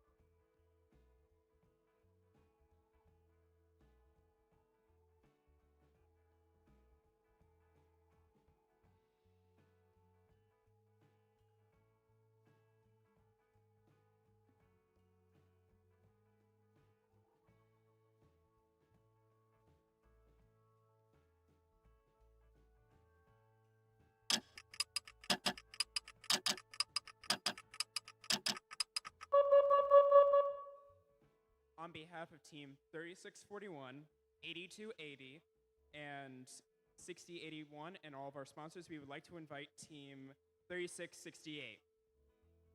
Team 3668 is the Robots. They hold a record of 3-3, and they hail from Whitmore Lake.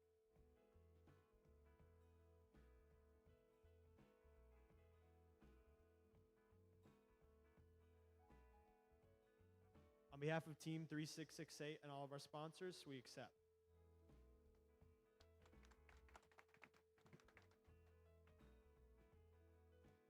Alliance number 2, when you are ready, please send one person up to make your selection. You are on the clock. On behalf of Team 7769, 5460, and 5090, we invite Team 548 to join our alliance. Team 548 is the Robos Gang.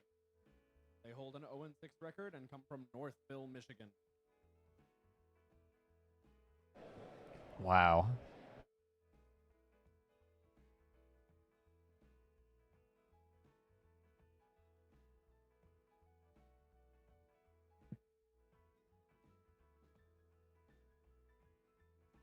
On behalf of Team 548 and all of our sponsors, we graciously accept.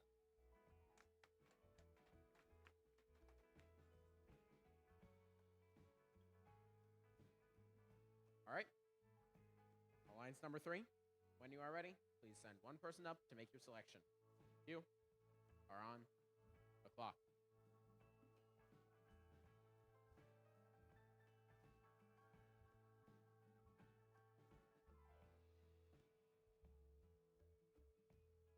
behalf of Team 3707, Team 503, Team 1502, and all of our sponsors, I'd like to graciously invite Team 2620, the Titans.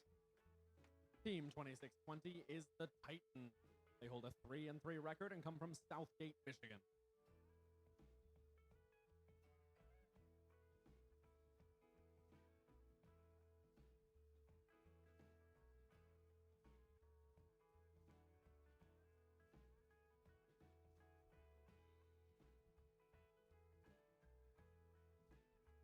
On behalf of Team 2620 and all of our sponsors, we graciously accept.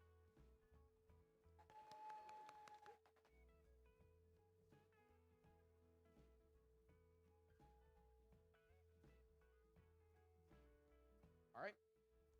Alliance number 4, when you are ready, please send up one representative to make your selection. You are on the clock.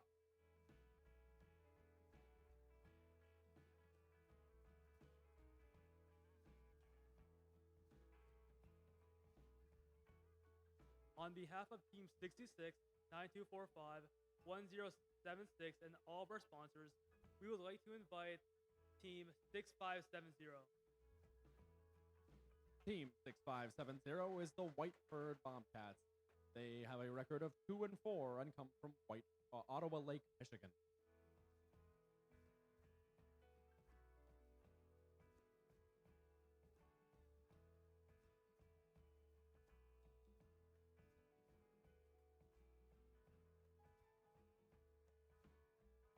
On behalf of Team 6570 and all of our sponsors, we graciously accept.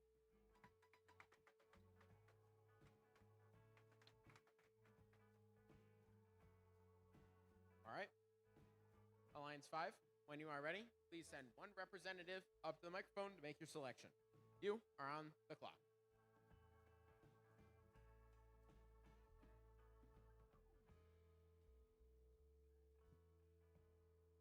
On behalf of Team 1506, 4391, and 8179, and all of our gracious sponsors, we would like to invite Team 3175.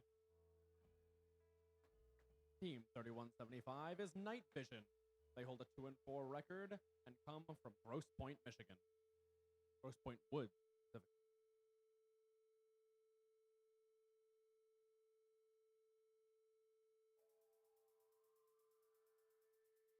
On behalf of 3175 and all of our gracious sponsors, we gratefully accept.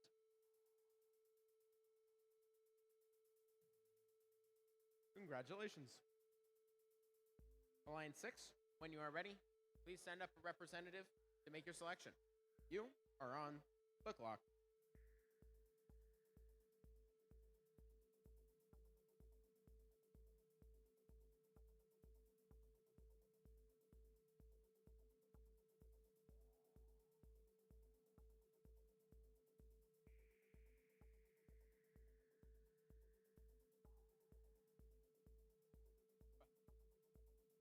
On behalf of 7790, 1684, and 3414, we would like to invite Team 5708.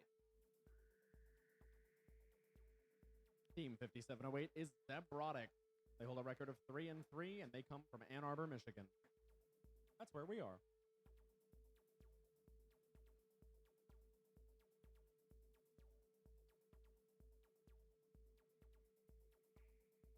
On behalf of Team 5708 and all of our sponsors, we gratefully accept.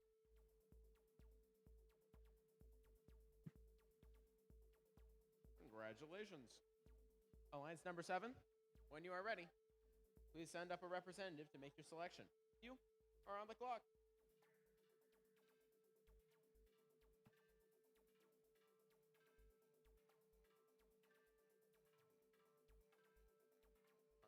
Team 5066, Team 247, and Team 3015 would like to invite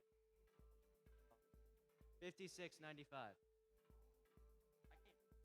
Team 5695 is the Heavy Duty Eagles. They hold a record of 2-4 and come from Redford, Michigan.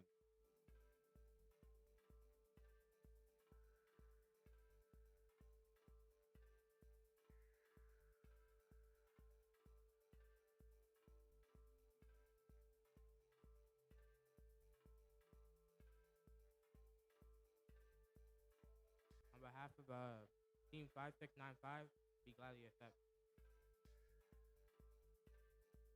Congratulations. There is one spot left in the tournament. After our number 8 seeded alliance makes their final selection, we're not having backup robots. This is the wrong script. Alliance number 8, when you are ready, please come up to make your selection. You are on the clock.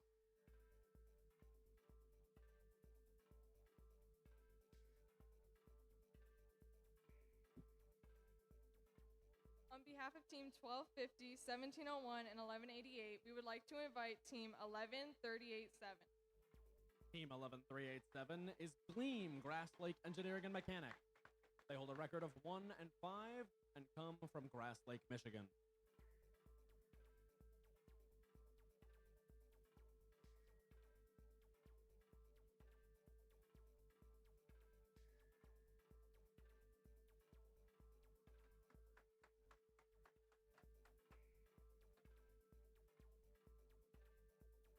On behalf of Team 11387 and all of our gracious sponsors, we would love to gleam with you.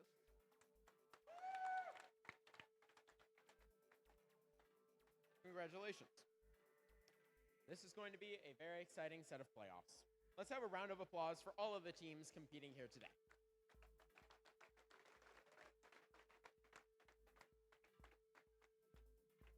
If you weren't selected for playoffs, pick an alliance to cheer on.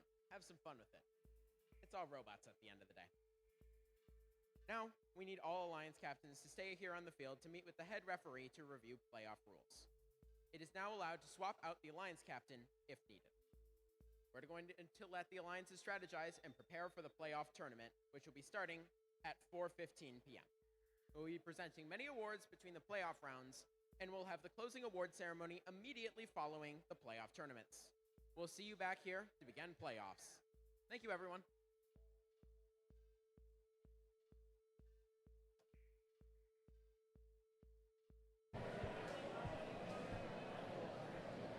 Ian. Jason. Welcome back. Well, there we go. We have our alliances for the Wolverine Robotics competition. Alliances of 4. Every team must play at least once. All right, so what stands out to you right here? First thing that's standing out, I can't read Alliance 8 because of where our captions are at, and I also can't see half Alliance 1 and 2 because they're picture-in-picture.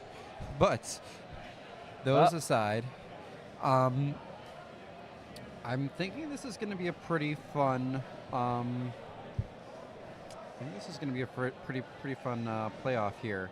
Yeah. So I think let's address the elephant in the room. Flying toasters. Yes, flying toasters. Let me just preface. I love my K9 Robotics. I love how you always pop off in the off season. Go ahead. Yeah. K9 Robotics is a really good robot at this event, and I haven't been scouting. But to leave, a team that was in match 13 on Einstein as, I believe it was captain, might have been first pick of their alliance. Picked Orbit. Yeah, yes. Captain picked Orbit. It feels a little weird. I mean, they have the crew, definitely not their strongest competition this year, at least to this point. I mean, I guess like all their in-season events, they still could banner it, but but I think there's a lot of upside on this number 1 alliance, and I guess as a consequence too, not taking the crew, then Jason, this alliance number 2 with the crew in Strike Zone feels like there's a lot of upside there as well. Alliance 3 feels like a lot of upside as well. I really like all these top 3 alliances. My gut, with no scouting data other than just what we've been watching today, I think I like Alliance 2 the most. Torquenado's the 3rd pick of that number 2 alliance has been playing some pretty good defense today as well. So yeah, I think they could really do some damage. Yeah, so I agree. Alliance 2 is my favorite to win. And fortunately for no one, sorry. So we got team, I really wish it would stop rotating like that. Okay, so Alliance 2 is going up against Alliance 7. Alliance 7, which is Singularity, the Bears, I'm Blind. Ranger Robotics. There we go. Oh, Ranger Robotics and 5695. Not a bad alliance. Singularity, back-to-back finalists during this district season. You have Ranger Robotics in there. Now our New York team. I think it'll be interesting to see their strategy going into the first match. I'm guessing they maybe play their fourth robot in that match, just that'll allow them to use their first 3 picks or their three strongest robots in the next match. Yeah, they're trying to run the lower bracket. Mhm. And that's something I guess maybe we should talk about a little bit. I know we cut down to our head referee, Alan Bennett, announcing it on the field, and I'm sure this was in all of our pre-event communication sent out from our event staff here as well. 4 team alliances, no backup robots here. But unlike at like the World Championship, which is the only in-season event that has 4 picks, they are requiring everybody play here at least once. So especially for those teams that alliances where you are at, kind of at risk of losing that first match, and then immediately you're playing in the lower bracket in a do or go home match. It'll be interesting to see how they weigh playing their lineup to make sure that they're setting themselves up for success in both matches to get both of who they're going to sit out when, to make sure that all 4 robots get that chance to play. Right, absolutely. And I think it's just numbers. I think Alliance 7 even knows that. So it would just be smart for them to kind of go that route. Let's look at some of the more contested matches. Yeah, so 4, 5, 3, and 6, I mean, just by seeding, those feel like the 2 that tend to end up the closest. Not necessarily always. Let's take a look at 4 and 5 here, since that's dead in the middle. So you got... that's Grizzly, Dreadnoughts, and Pi High Samurai, along with their final pick. That was, I believe, the Wait for Bobcats on Alliance number 4. So that's a solid alliance. Now, and they're going up against Metal Muscle, Brave Bots, 8179, and Night Vision. That's also a pretty solid alliance. If it was up to me, I would probably bet on Alliance 5, maybe taking that. What do you think? Yeah, that feels like such a tough one to do. I mean, obviously, Team 66, they got to be the number 4 ranked alliance captain here. A lot of good shooting as well out of their first pick, Laker Dreadnoughts. That's a really solid number 4 alliance. But like you said, Metal Muscle and Brave Bots. And Brave Bots. If Night Vision can kind of remedy their woes of quals, that can be pretty lethal. Yeah, and I think Night Vision, they have the upside to play some pretty good defense as well. I think for a lot of these 4th robots, I mean, some of them have some offensive upside, but for the most part, I think when we're seeing them in, we're going to see them a lot on defense. So it's how much practice do you have driving? Are you using your in-season crew? You're out of, are you working in some new drivers right now? These are the questions I'm kind of asking myself when we think about these teams as they're getting the chance in there. Obviously, you hope during auto at some point during the match, every match will be played out a little bit differently, but being able to champion that defense and try to slow down like that captain or first pick on your opposing alliance, that's what we need to see out of these teams for the most part, I think. All right, so now let's take a look at 3 and 6. So we got the Techno Dogs going up against the Chimeras and Hackbots. So Techno Dogs, for all, of course, going up against Chimeras, Hackbots. What do you make of that? That's a tough one.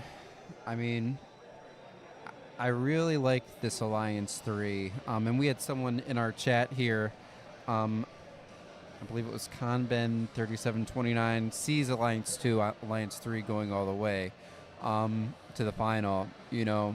So it's a good Alliance 6. I think this Alliance 3, though, like we talked about at the top of the show, has, you know, top 2 at this event, top 1 event at this event potential. I mean, all 3 of these top 3 alliances they're pretty strong. Mm-hmm.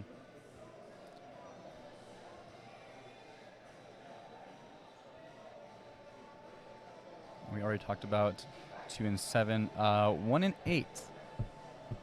Yeah, I think we talked a little bit about 1 at the top of the show. You know, Toasters, K9, a lot of offensive upside there. If we look at our stats we have in terms of average points in the qualification matches today, those were the top 2. Mm-hmm. Mm-hmm. I believe we had K9 did drop 1 match. That's the only reason they did not have the ranking points to be in that same, you know, top 1, 2 with Flying Toasters. They were down at 4. Yeah, so let's just go in the top 5 robots based on qualification average, okay? And that's for an alliance, not necessarily the robots itself. We don't have that data. So the strength of your schedule plays into this a lot, which I feel like might be the reason we're seeing some of the things we're seeing here. But in the rankings, we have Flying Toasters, K9, then Techno Dogs, then Strike Zone, and then the crew. Mm-hmm. So based on the qualification average, we can see how the Flying Toasters made their pick. But their last match was also working with K9 Robotics, so it's possible they vibed really well in that last match. And a lot of the time, that matters the most. If you vibe well with your alliance partner and you work well with them and you like them, sometimes it's just beneficial for you to choose them over someone else. Yeah, vibes are everything, right? Especially that captain first pick. A lot of times, you know, the captain's the captain, but you're really working hand in hand with each other, as just as you are with everyone on your lines, but especially those top 2. So if you can get along well and you've done a match together and you've seen that firsthand, we're like, okay, we can do this. We just put up, I think it was like 420 something points in there. That was qualification 31, that last one they played together. You're right, Jason. And I think that might have played a big factor in it. And I'm really excited to see them, you know, 400 plus, that 400 to 450 range. I think that'll be enough to get close to the finals here. Yeah, things will certainly get exciting. Matches should be starting in a minute. Let's see if that's true. No. All right. All right, so we're going to turn it back over to the field. We're going to do some more strategic analysis of all the alliances here. We're going to run the numbers. Crunch them. Do something with them. Yep. We'll be back between every playoff match to give you our analysis or non-analysis. All right, let's see if we can find Chris.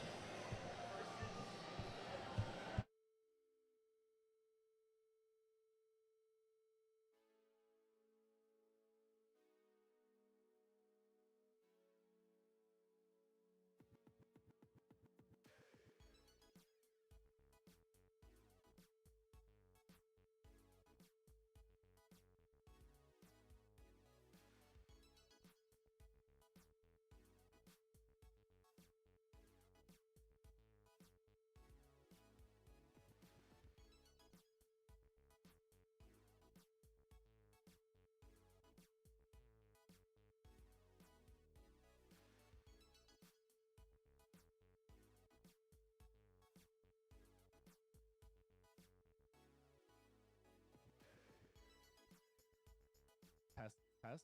Robo Stang. Test. Testing still. Testing. Robo Stangs. Wild Stangs. Cyber Stangs.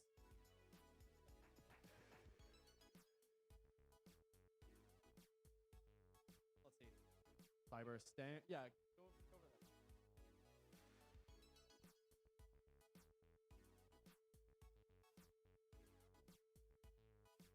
Testing, testing. Cyber stangs, wild stangs, robo stangs, all of the S's at the end of names.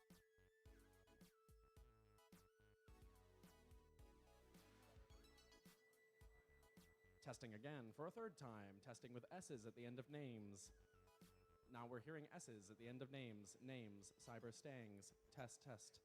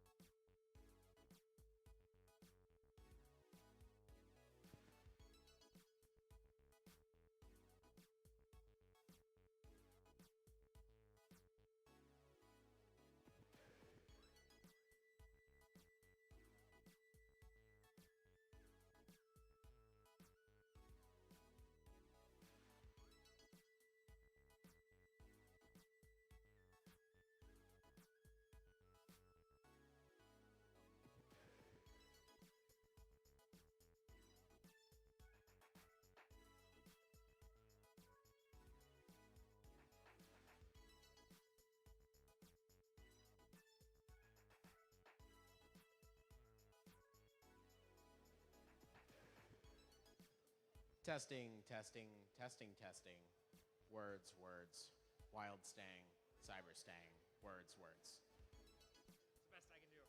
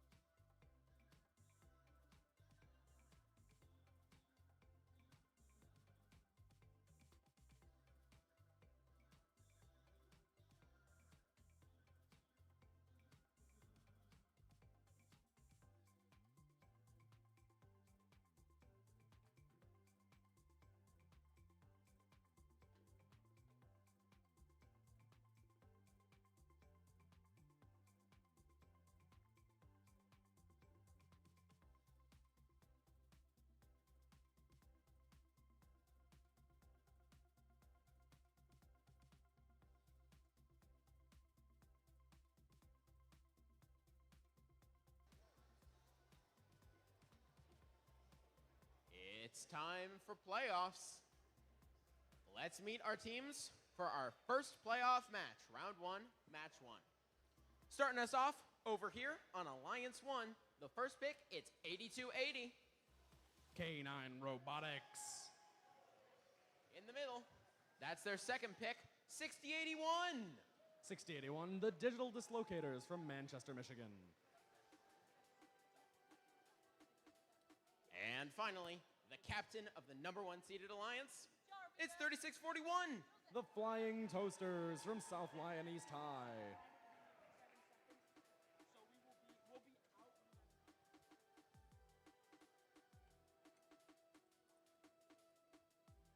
Over here on alliance number 8, it's the captain, 1250.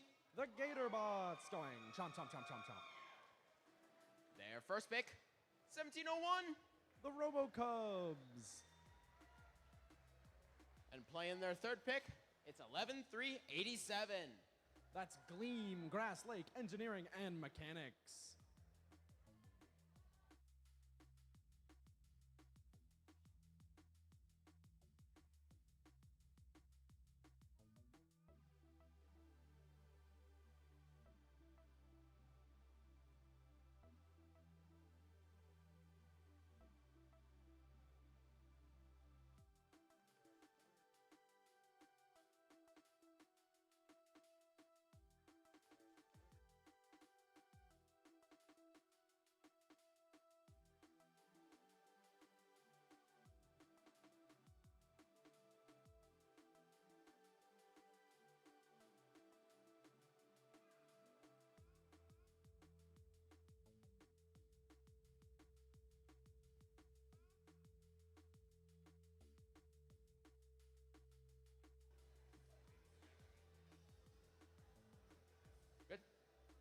All right, we got that thumbs up.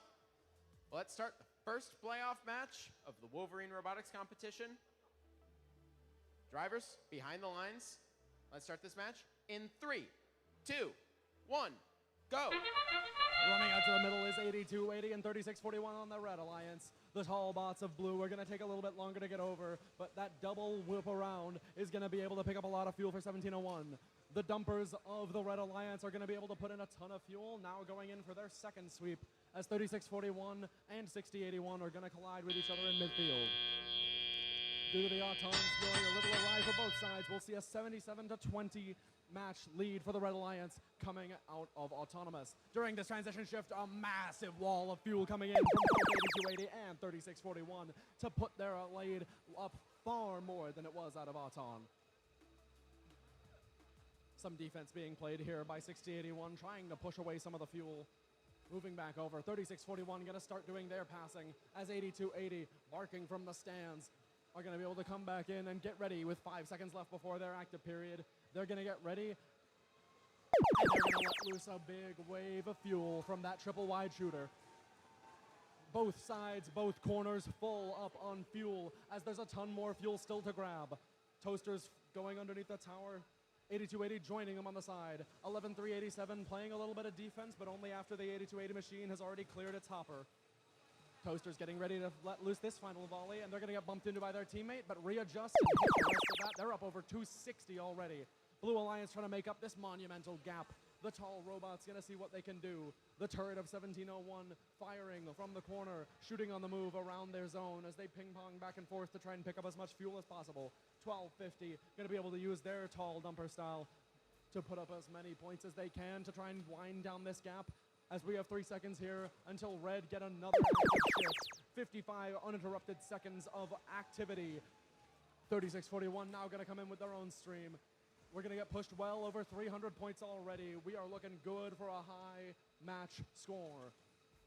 8280 going to loose out their stream as 3641 do the same. Dumping the rest of their load and getting ready to grab another. 11387 has been playing defense on them the whole time, trying to minimize that scoring as much as possible as we hit endgame. 1701 beached up a little bit, trying to get off this fuel so that they can get back and try and make up the gap. Now they're going to get saved by their opponent's 8280 as Robot comes back in to get ready for a big wave coming through here from the same direction. 3641 finishing off most of the rest of their hopper here, and then heading back out to the middle as 8280 is going to get beached on some fuel. 6081, the other dumper on this alliance who've been working the middle of the field quite a lot, pouring it in as we're going to go up high match score as we hit the end.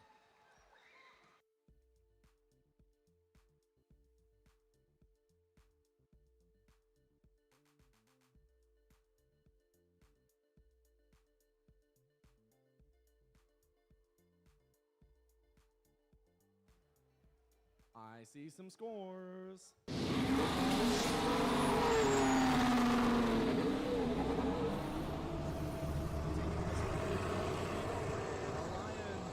That's our Alliance 1. Alliance 8 with 151 and Alliance 1 with 508. Blue Alliance is going to move down to the lower bracket, but they are not out yet. Wow, Jason. Alliance 1 opening with a statement. Yeah.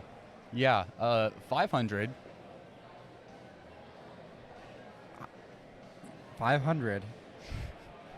That's a new high score for the playoff. I think a new high score for what we've seen at all today. All three robots on that number 1 alliance were kind of firing on all cylinders. Yeah, so that would be... Oh, sorry, no. We did have a 513 earlier. Yeah, so we had a 513 earlier, so that was close to the high score. But I feel like that's more of like what we kind of expect at this level, especially from an Alliance 1. This being an off-season, you're not going to get scores into the 900s like we'll see at Worlds, because again, this is the time where a lot of teams will cycle out their drivers, say bon voyage to their veteran crew, no pun intended, and then embrace some new drivers, give them some practice. But yeah, let's talk about that match. So,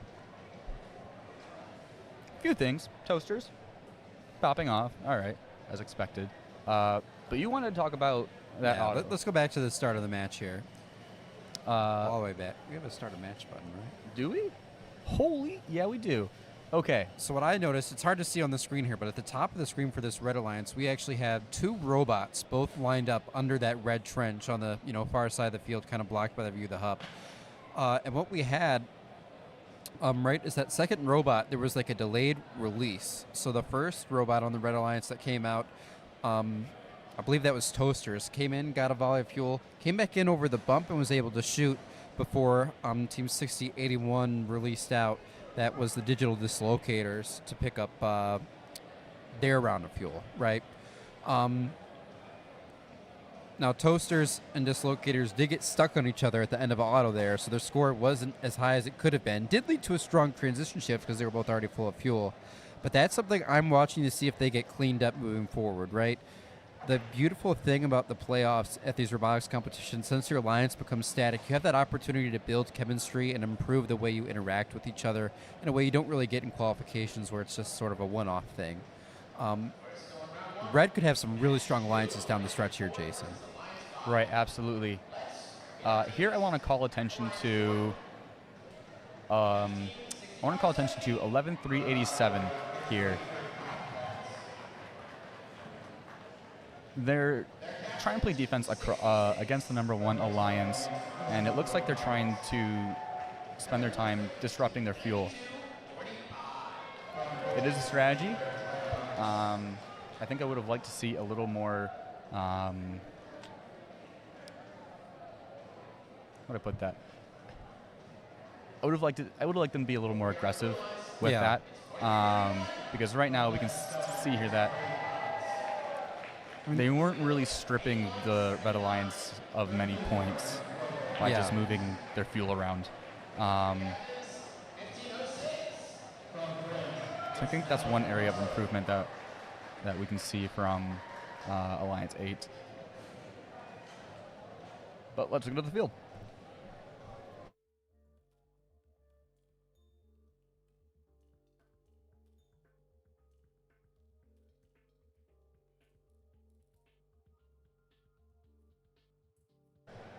All right, so we're going to introduce the teams here. On the Blue Alliance, we have Team 4391 Brave Bots from Gladstone, Michigan. 1506 Metal Muscle, 8179 Robo Falcons, and 3175 Night Vision. Currently on the field, we have 1506, 4391, and 8179. Who do we have on the Red Alliance? So on the Red Alliance, that is our number 4 ranked alliance on the field. Currently is the captains, Team 66, Grizzly Robotics. The first pick, Team 9245, Laker Dreadnoughts. And the third pick, Team 6570, Wait for Bobcats. The fourth member of that alliance, 1076. The Pi High Samurai are sitting out this match, Jason. It should be a good one. Looks like the robots are close to ready down there. Mm-hmm. So we can see that Red Alliance is using their fourth robot here. Yes, Alliance 4 using their fourth robot now. Alliance 5 electing to hold their fourth robot, which was Night Vision 3175 for later down the line. Mm-hmm. So what can we make of that? Are we thinking that Red Alliance feels confident about this?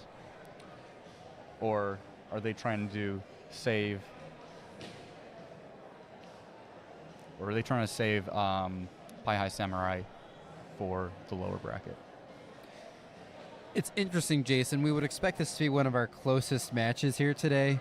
I'm sorry, I should say save Pi High Samurai for the next match, not necessarily lower bracket. Yes, it could be that would be match number 7 against, we now know that would be alliance number 1. Mm-hmm. I'm not sure. They must like the way they match up, right? I don't have the full, like I mentioned, outside of us watching these matches, we don't really have the data on these robots. Yeah. But whether or not you want to go triple offense or maybe prioritize defense more in this particular matchup probably drives a lot of selection for both of these alliances as well. Just based on what I've seen, I think Red Alliance is making a smart decision putting in their fourth robot over Pi High, just based on what I've seen, I would argue the Blue Alliance maybe has the better chance of winning this. Let's see who does, free up though. Pi High Samurai for the later matches. 3, 2, 1, go! Start of playoff match number 2. We've got 3 robots out in the middle of the field. It's Laker Dreadnoughts on red, and over on blue, that was Brave Bots and Metal Muscle. Going to score. We have about, as we come to the end of Autonomous, it's looking like 62 to 44 advantage blue here. So that means red will have their first exclusive shift to score. A few last second shots in by Brave Bots, it looks like. As we head over to the Red Alliance, wait for Bobcats, get ready to shoot and score. Joined by the Laker Dreadnoughts. Grizzly Robotics feeding their alliance partners as well as they go to fill up that hub. As we go back to this blue alliance here, Metal Muscle and Robo Falcons going to score, joined by Brave Bots. All 3 of these blue alliance robots scoring here at the start of their shift. About a minute and a half left in play. Looks like about an 80-point lead here, blue, as we get a few more last-second shots in from Robo Falcons and back over to our Red Alliance side of the field. A few shots up by Laker Dreadnoughts as Grizzly lines up, gets ready to score. It looks like Brave Bots coming in to steal from the Red Alliance zone, trying to take as much of that fuel to their side of the field as possible. With 1 minute left in the match, a few more last-second shots up on red as we go back over to this blue alliance. It looks like all 3 members of this blue alliance are scoring at the start of their shift. But looks like we have 2 red robots here on the blue side of the field playing defense, trying to slow down this blue alliance. It's Whiteford Bobcats as the Laker Dreadnoughts go back to their side of the field for our endgame. 30 seconds left. Both hubs active. About 387 to 138 advantage blue here as we close in on the end of our match. Looks like a bit of a mess here over on red. With the Robo Falcons playing a little bit of defense, we've got Laker Dreadnoughts shooting and scoring into that hub. But meanwhile, on blue, few more last-second shots by BraveBots as our match comes to a close. We will get you your finalized scores in just a moment.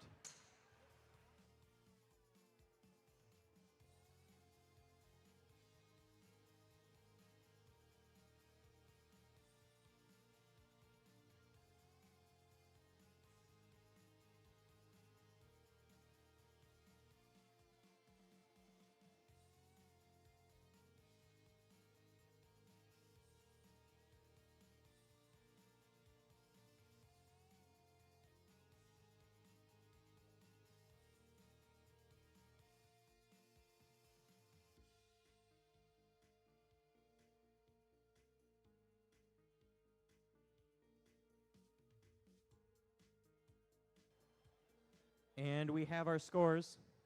And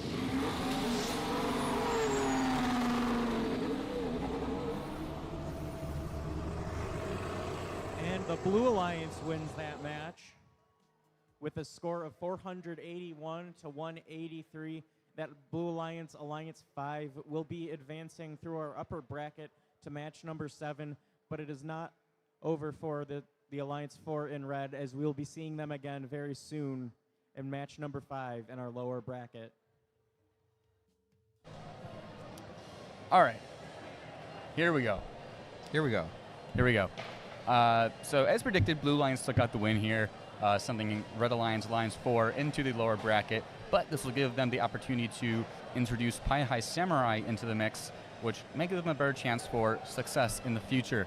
Nonetheless, Alliance 5 will be moving on in the upper bracket.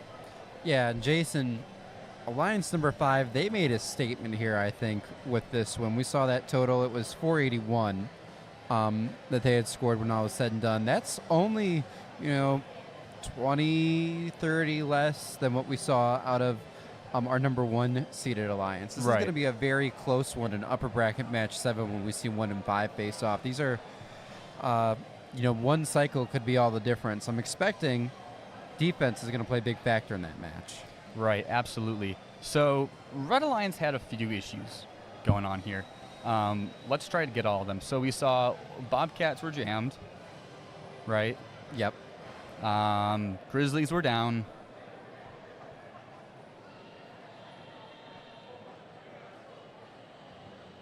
Yep, Grizzlies went down later in the match around midfield. Looks like they're going good here. Now I want to call out something here that would be better if we had the full field there we view. go. Okay, there we go. So you can see all the fuel is on the blue side. Yeah, let's pause. Now, and just to me, I think that's a pretty good idea, considering that's what you need to win. Yeah. But that's just me. Fuel control is the game. We talked about this last weekend at Rainbow on the broadcast I was on over there as well.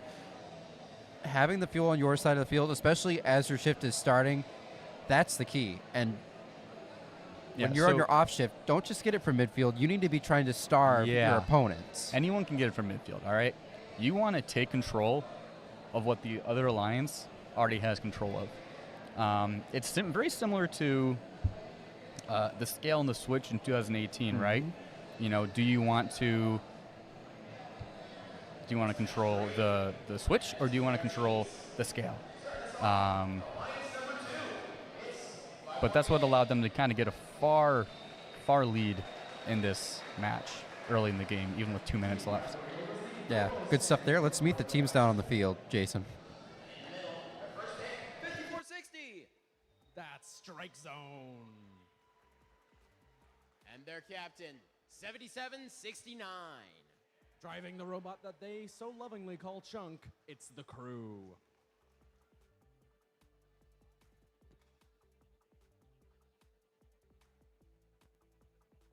Coming over here to the blue side is Alliance number 7. Starting us off with their captain, 5066. That's the Singularity from Saline High School. In the middle, it's 5695. They're the heavy-duty Eagles. Last but certainly not least, 247. They're the Bears.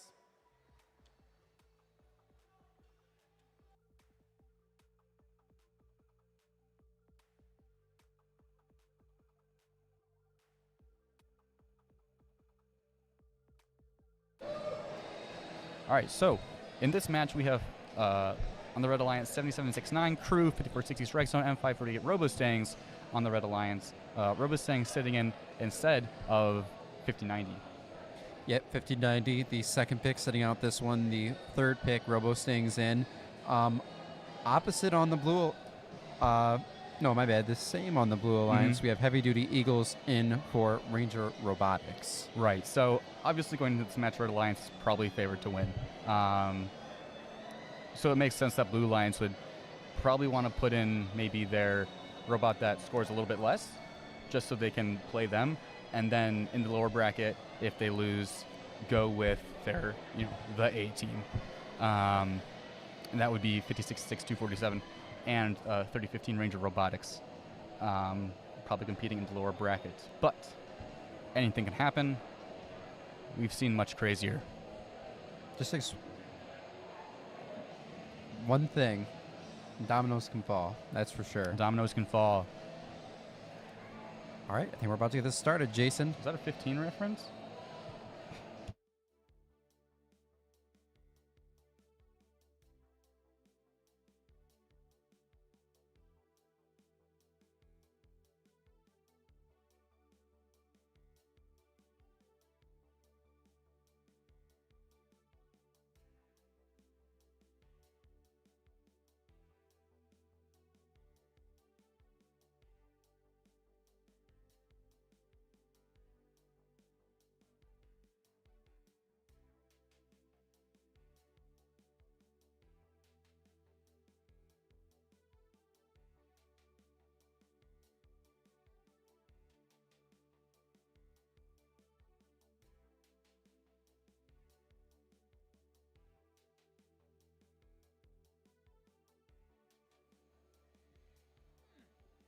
We got our thumbs up. Let's start match 3 of playoffs. Drivers, behind your lines. 3, 2, 1, go. 5460 first out to the middle alongside 7769. Jumping back in with a massive load of fuel as they're going to shoot on the move backwards. 247 dumping themselves underneath the hub, as 5066 are going to be able to get some fuel of their own. 7769 got beached a little bit, but it'll still be a shoot on the move round again for 5460. The lead is 99 to 33. We've got some nice multiples there as we go into the transition shift. 7769 first to put up their stream as 5460 follow the same. Their high throughput shooters are going to be able to mean they get that whole set off before the transition shift ends. Now we have Blue going to be able to get their active shift going here. 247 and 5066 both putting in some fuel of their own. Now back out in the middle trying to get more. 5066 first to make it back into their zone, as 247 will do the same. Some passing happening here, but more scoring from 247. Finally, 5066 going to let one ball fly. Can they get any more? A couple more before the end, as Red are going to answer back with a cacophony of fuel. 5460 cleaning up on their side, making some loud noises.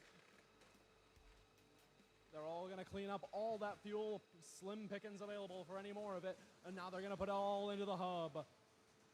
We're going to see them surpass well over 300 points here as they end their active shift and start passing back in the main stage. Blue's got a wide margin to make up here in their last active shift before we go to endgame. Lots more passing, even shoot on the move passing coming in here from 5460 as the turret of 5066 is going to start letting loose their stream. 247 following it up with some more of their own as we have 3 seconds left here until the Red active shift 2. Starting from 315, let's see where they can get. Red with another twin wall going up here. Some fuel going to be stolen from underneath their hub by 5066. They're going to want to take that back over and keep it away, play that fuel control game. Crashes and bangs happening here on this side of the field as we're going to see 5460 try to make it back into their zone. They're tall when they have that much fuel, but it won't stop them from getting in and letting loose another barrage. As we go into endgame here, the lead stands at 450 to 144. This could be another good match for a high score watch. 5066 trying to narrow that margin, but they've got a long way to make up. 15 seconds left here as 5460 going for another load. Their shots are starting to fall short. They've been using a lot of power. It's going to be up to their alliance mates to start putting up even more points and widening this lead as far as they can. 7769 also with a stream that's falling a little short, but they're still going to put up tons of points and cross the 500 mark as we hit time.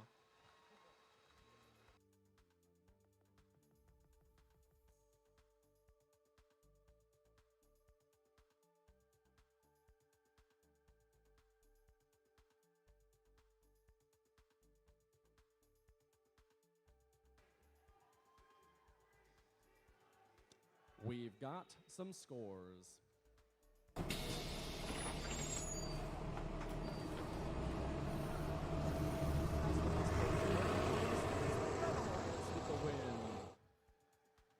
Taking this match with a score of 505 to 200. More nice multiples. They will move on, and our alliance number 7 will go down to the lower bracket, down but not out. All right, so a lot of things happened in that match. So it essentially was a 2v3. But even with it being a 2v3, Crew and Strike Zone were able to put up a 505. That looks good for them compared to our, considering the high playoff match score is currently 508. Our number 1 alliance. Yeah. Robostangs saw that we saw them DC 2 times, so they'll probably be sitting out the rest of the competition. And we'll probably see 50-90 in for the rest of the competition. That'd probably be the smart thing to do. Yeah, it's a tough break for 548 in that match, right? Obviously not what you want to do is have your robot go down twice. But that's what really sticks out to me, Jason, is this number 2 alliance. We talked about it going in. I feel like they kind of they're one of those ones that seem like they could be the favorite at this event. And even in a 2v3 without really that much defense being played on their opponent, or, assistance on offense because of those robot issues with the third member in this one, still got to that 500. Alliance number 7 at 200 had some bad luck of their own. I know they had heavy-duty Eagles in for this one. Looks like they got stuck under one of those red trenches. So I think both of these alliances have more upside than they showed here, which in the case of alliance number 7 should hopefully give them a good boost, win some games on the lower bracket. And for this alliance number 4, they're already kind of in line with what we're seeing of a lot of our teams staying in the upper bracket. Could be scary if things go differently with the third member of their alliance moving forward. Yeah. So looking forward to the next match, we have Alliance 6 versus Alliance 3. I'm pretty excited to watch this one, probably because I can't say with any significant amount of confidence which way it's going to go. Yeah, it's kind of up in the air. I will say, looking at our score thing up there, we haven't met the teams yet. I think we actually might be about to do that, so we should throw it down. But let's meet our teams, Jason.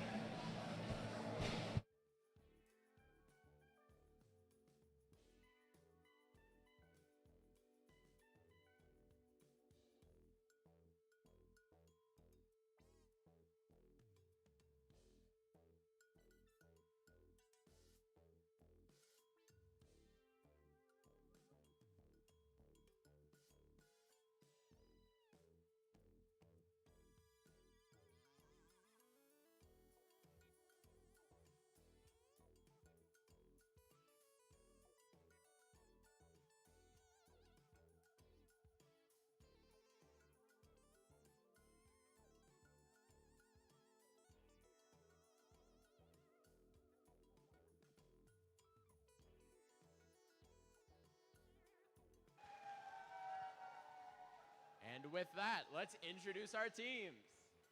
On Alliance 3, we got 2620.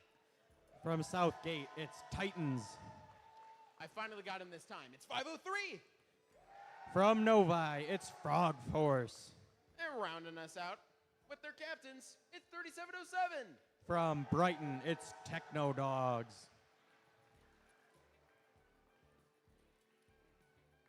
Coming on down here to Alliance 6, we got 3414. From Farmington, it's Hackbots. Here in the middle, Nat 1684.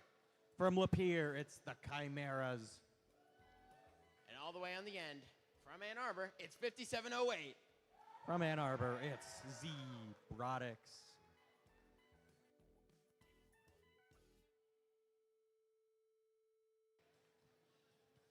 Yeah, I got it now.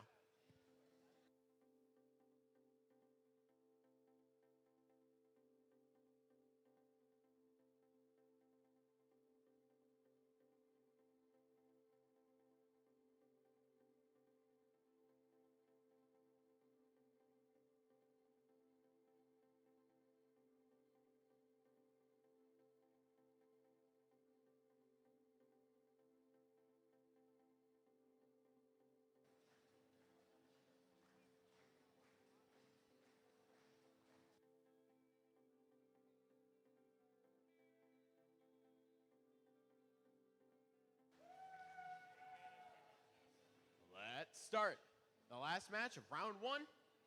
Drivers behind the lines in 3, 2, 1, go.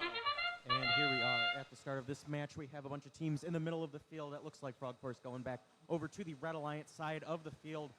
And coming back over to the Blue Alliance side, we've got Hackbots coming over to score as Robotics takes on that center role. Chimera is going to collect some more and shoot for the end on their alliance. Looks like Techno Dogs got a little lost in the middle of that, but they found where they needed to go. With a very high auton of 95 to 79 advantage blue, we are going to be sending it over to the Red Alliance now for scoring. That's Frog Force shooting into that hub, joined by their alliance partners Techno Dogs and Titans, but Chimera is trying to slow down, disrupt Techno Dogs.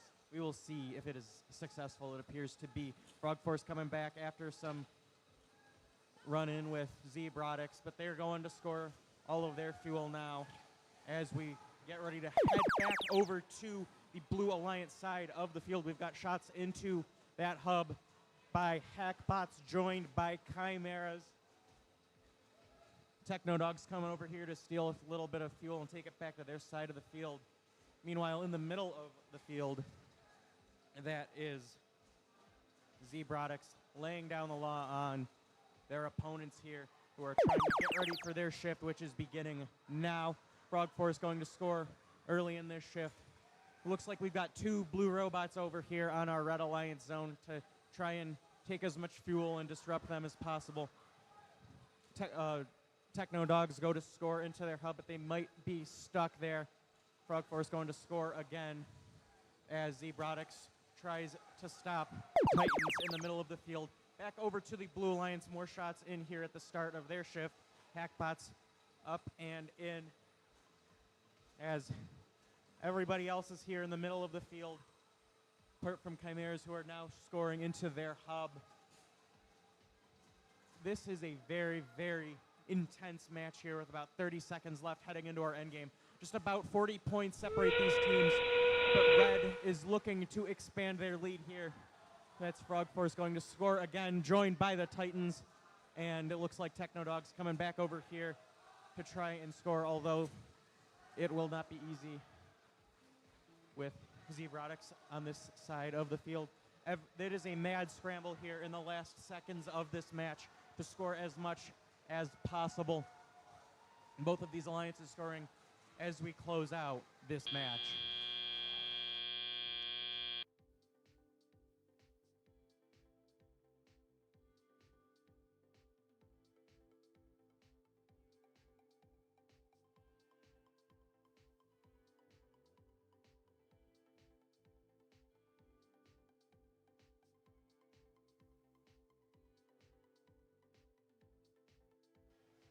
And we have our score.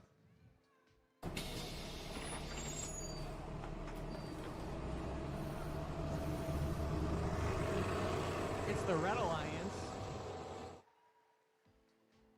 475 to 293. That's a very high scoring match between these two alliances. Alliance 3, though, in red will be advancing to upper bracket match number 8. And in blue, Alliance 6, they're not done yet. We're going to see them again in just a few matches in match number 6.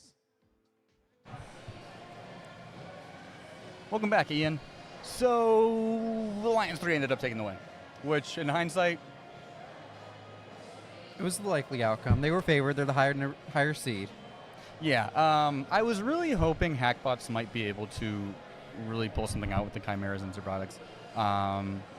Fortunately, Destiny did not have that in the cards for them. Let's take a look at this replay and see if we can spot anything notable. Yeah, I mean, first thing off the bat, we just see it being corrected on our screen here. But we had one of our red robots completely cross that midline in auto. That's a 15-point penalty. No automatic first down because it's not football. But the major foul gives Blue a little extra boost. Interesting thing you see, Alliance number 6, the Blue Alliance, did win auto, so they got that first shift off. Red had to be off and shooting right away. Statistics, at least in season, about 75% of the time that team that wins auto wins the match. That little extra break during that shift 1 helps them with their fuel control and getting ready for a strong volley. Alliance number 3 was forced into it right away here. They still pulled out the victory. Now, like you brought up the stat that 75% of wins also had also won autonomous, right? Yeah. Now, of course, that doesn't really tell the whole story. It is possible that whoever wins autonomous may just be the better team in general. Generally, you would expect that too, yes. Yeah, so, it is a nice bonus to be able to do a little ball control and get the fuel over to your side before your shift, which seems to be maybe a bit of an issue for our Blue Alliance here. Yeah, with shift number 4 right now, Blue Alliance just we're zoomed in, but there's not a ton of fuel on their side of the field. And really, I mean, as we're looking at this right now, Jason, it's close. Red Alliance at 280, finishing their third, shift number 3. Shift number 4, just not much going for Blue Alliance. Alliance number 6 in shift number 4, and that's, I think, really what does them in, because Red has all that fuel ready to go in the end game, and they're just able to build that lead. Because right here it's really close, or it was. It was one hopper. It was a hopper difference. Unfortunately, here in the last 30 seconds, Red just kind of just goes bananas. Sorry, to put it bluntly. Yeah, it's good shooting. All 3 robots on that Red Alliance doing some good shooting. Even it was Team 2620, the Titans, who were the 3rd selection, the 4th robot on that alliance. Some good shooting out of them as well, not just defense. Absolutely. Well, what do we have next? Round 2, match number 5. Starting us off, it's Alliance 8. They haven't switched the things yet. Starting us off, we have team 1188. 1188 are the Ravens from Royal Oak High School. In the middle, that's 1250. The Captain Gatorbots.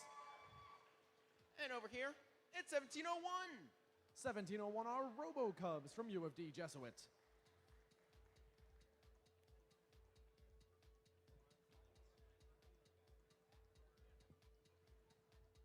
Coming over here to the Blue Alliance, starting ourselves off with 1076B. The B team of Pi High Samurai from Pioneer High School. We got 6570. They're the Whiteford Bobcats from Whiteford Middle High. And last but not least, first pick of Alliance 4, 9245.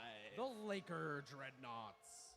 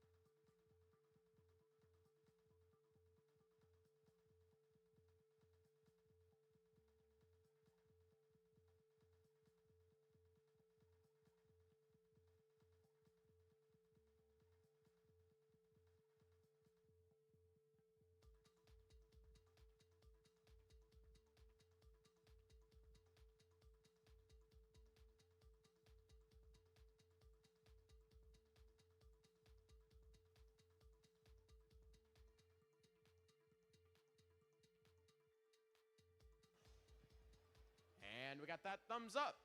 Let's start round 2, match 5. Drivers, behind the lines in 3, 2, 1, go. Laker Dreadnought's going to make it out to the middle first. Going to be matched up against 1188. 1701, that tall bot going back through as both of those aforementioned teams are going to start putting their points up. 9245 with the wider shooter system is going to be able to get their shots off faster and make it back out to the middle for a second dip, where now they can unleash that stream as well. 1250 trying to answer on the other side, but 1701's Auton got beached up a bump. So we're going to see a 60-36 lead for the Blue Alliance coming out of Auton. 1188 look like they need a little bit of help. We can see if 1701 can get some of their passing shots over and then be able to help out their alliance mate. 9245 coming over to play some harassment, trying to deal with all 3 of these red robots in the center. For a moment there, we had all 6 robots in the center. 1701 trying to unjam themselves so they can start a big stream of fuel coming through on this tall robot. Their turret looking, trying to find purchase before the shift ends, and it'll end just before they get a chance to shoot. So now it's 65-70 and 92-45, putting up as much scoring as they can for these 25 seconds. Already down to 15 as their lead sits at 65 points. 1701 trying to get their shooter to work so they can do more passing as 1076 tries to herd fuel in. The polycarb walls of their robot mean they won't even falter by taking that hit on the trench. 1188 coming under to try and assist 1250, who are going to start the scoring off for this Red Alliance during this active shift. The lead stands at 126-80, but Red want to change that. 1701 still trying to make their robot work as all of these blue robots are going to try and make all of that fuel go into their zone. 1250 and 1701 trying to get more going here as 1188 are going to run back to the center early to try and play some harassment. 65-70 going to start this phase off of scoring for the Blue Alliance. Currently the only one, but Laker want to change that as they get back into their zone. They're being harassed by 1188 during this entire period. The lead stands at a roughly 50-point margin for the Blue Alliance. Red need to try and make that up. If 1701 can get working, they can surely help quite a lot with that. 1076 looking to try and push some fuel back over the area, and now that 1701 machine is firing on all cylinders. Their robot can shoot on the move, and we can see if that'll make the difference now that they're working again in making up this margin as it starts to shrink in our endgame period. 12 seconds left here. Still a margin to make up of 22 points. Can Red pull off a miracle at the end to try and make this work? Blue have one robot down as it comes down to the wire. A big scoring volley is going to have them pull ahead by a good margin as we reach time.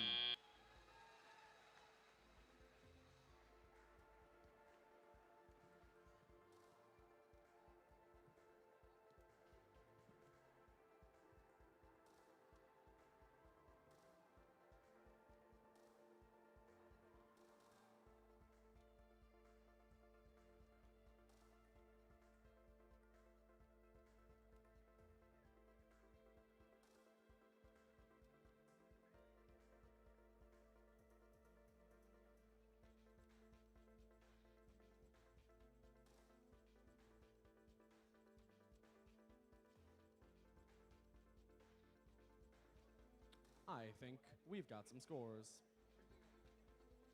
The loss pulls away.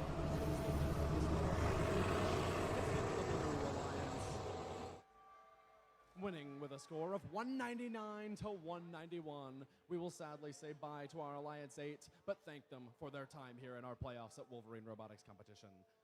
Alliance number 4 will be moving on to match number 10 in the lower bracket.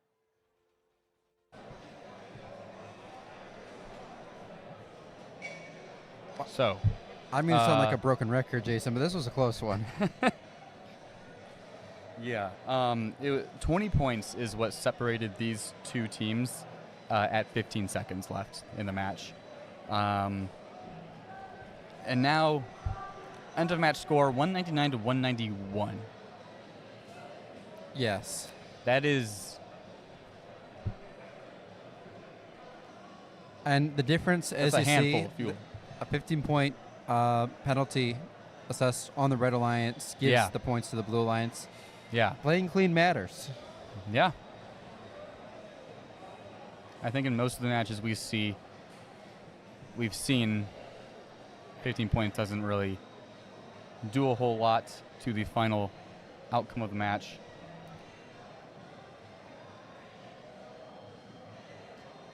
Looking at our replay a little bit here. So if I am correct, blue was kind of ahead the entire match, right? Yep, they were ahead going into their shift. Shift number 4 built the lead. Let's see, we're going backwards in time, backwards in time. Oh, audience display wasn't working. That's fun.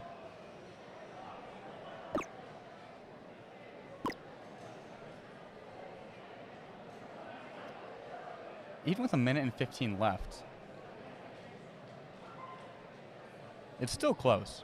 Red is still gaining on blue the entire time. That's kind of what it feels like the entire match. It's just red is just always kind of gaining on blue, but never quite getting there. Always like 20 fuel off.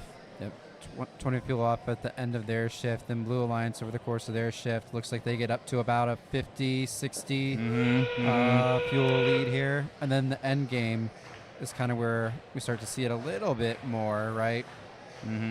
Red's closing, but Blue's putting it up too. And Red, they got really close in that end game, Jason, but just a little bit off. So unfortunately, I have to say goodbye and thank you. And great job to 1250, 1701, 1188, and 11387. RoboCubs, Gator Butts, Ravens, and Gleam. Yeah, great showing by all these. Yeah, I do want to check out Autonomous and see. This might be one of those times where whoever won Autonomous really did matter. I think we might have just had a little preview there. All right, so Autonomous starts. And immediately, RoboCubs do their little double dip and then get stuck. Yeah, and that could have been everything right there, Jason, right? You get back, you kind of swap, you have that extra time to prepare for shift 2, really get ready for that shift 4 end game, extra long shift at the end, have that fuel control. But now look, there's so many things that could have been done differently to change the outcome of this match. This is just one example. Yeah. It's a series of actions that lead to an outcome, but and now we have Red Robot getting beached on fuel. Not uncommon, but at the same time, Pi High Samurai, or sorry, it's hard to read the numbers from here, looked like they were having locomotion issues.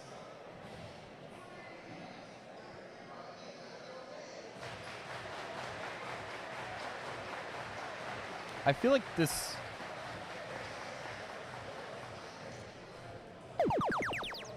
I don't really know what to say about this because I feel like Blue could have even had this more. I guess what I'm trying to say is I feel like Blue could have scored more also. They could have. Just looking at 1076B, it seems like there's a lot of area for improvement in the defense realm. I'm just not seeing a lot of effective movement from them in that much.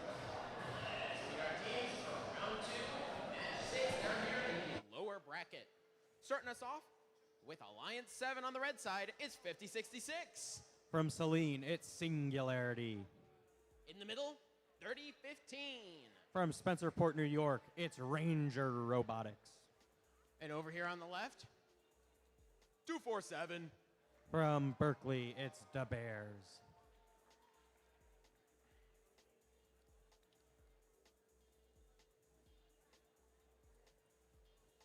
And over on the Blue Alliance, it's Alliance 6. We got 3414. From Farmington, it's Hackbots. In the middle, 1684. From Lapeer, it's Chimeras. And rounding us out, it's 7790. From Harbor Springs, it's Baywatch Robotics.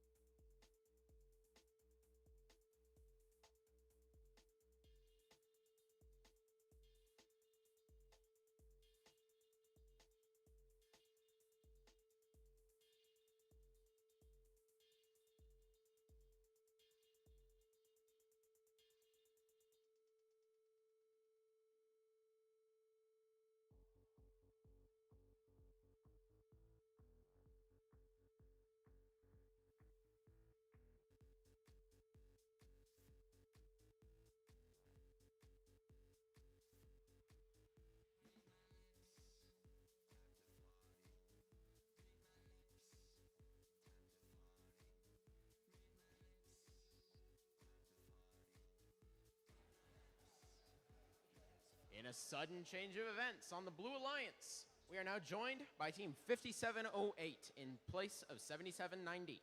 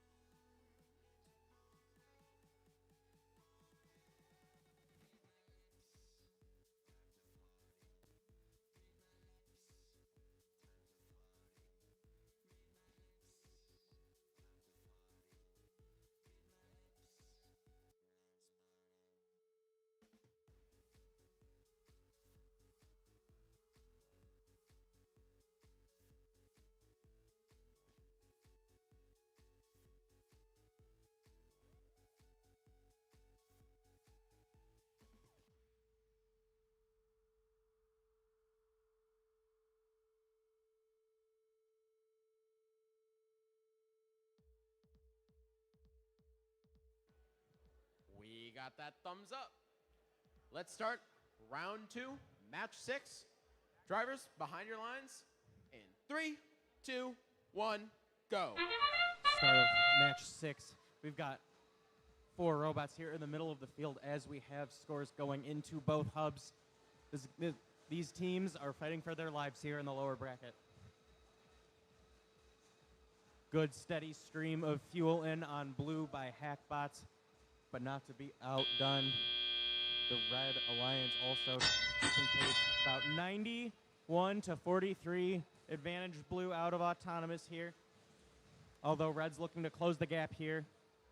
That's Ranger Robotics, the Bears, and Singularity going to score into their hub here in their first exclusive scoring shift. But looks like Zebrotix is playing some defense from the Blue Alliance, trying to slow him down.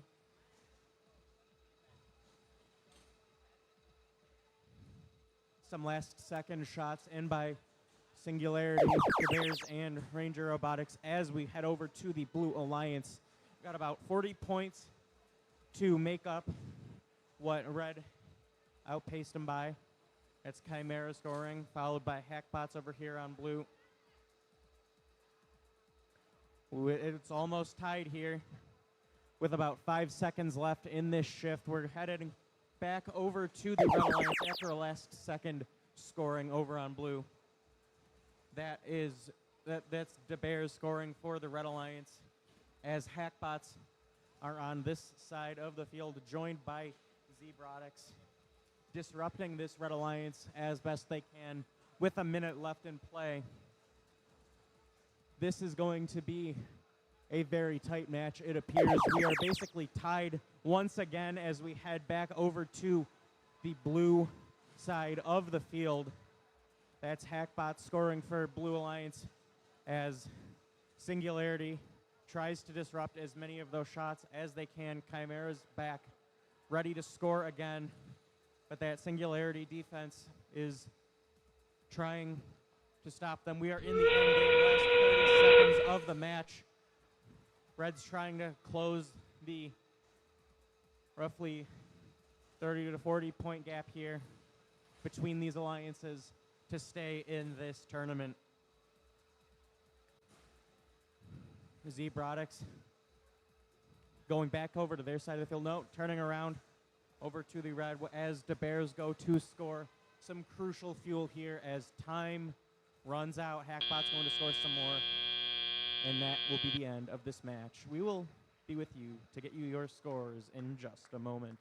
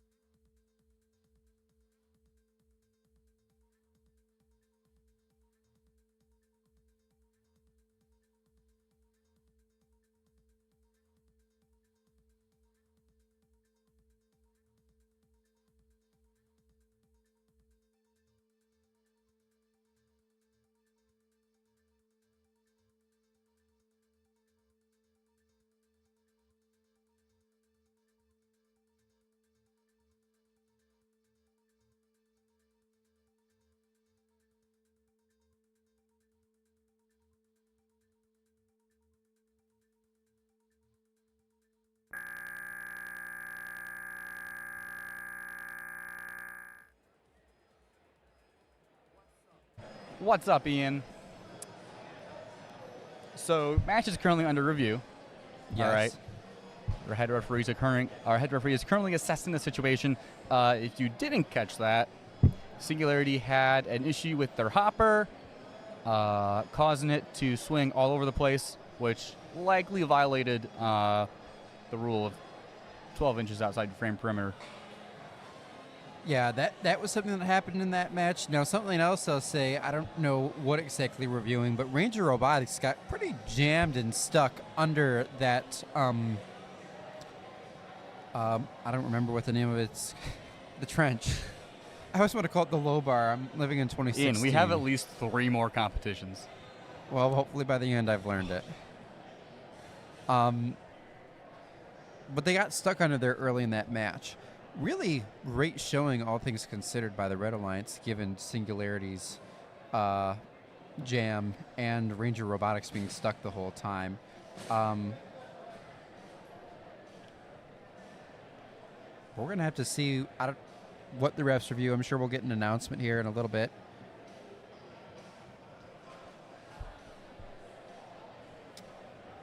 Jason, is something up with your glasses? No. Nothing's wrong.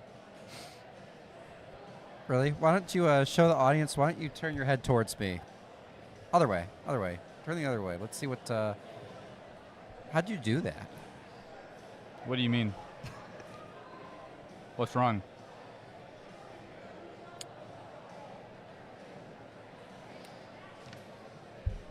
This is not time for jokes, okay? Someone's hopper was just flopping about on the field. Yeah.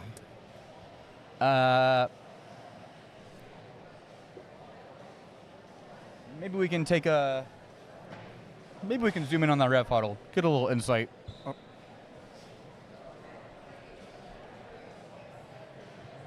Let's see.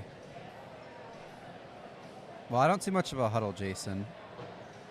Looks like our referee is explaining to our... Ooh, unfortunately... Wow. Oh.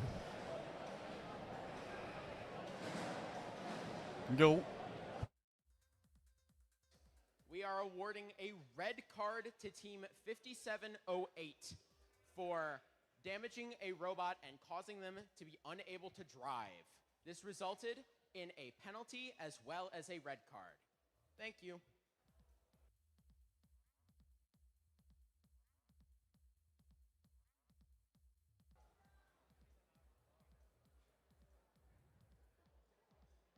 And with that, it goes to the Red Alliance. That is Alliance 7, who will be advancing to lower bracket match 9. And unfortunately, that is the end of the road for our Alliance 6 in blue, consisting of Team 7790 Baywatch Robotics, 1684 Chimeras, 3414 Hackbots, and 5708 Zebras. And with that, we will be moving on to match 7. All right, so red card to the Blue Alliance, sending them packing. Yeah, that's tough. As a reminder, to our viewers at home, card in the line in playoffs goes to the whole alliance, and so a red card, automatic disqualification and loss for the whole alliance. tough way to go out for blue. But let's see if we can see where this happened here. Now, if I'm not mistaken, Jason, I believe Ranger Robotics, I think this is who this was on, under that, like we said, that red trench closest to us.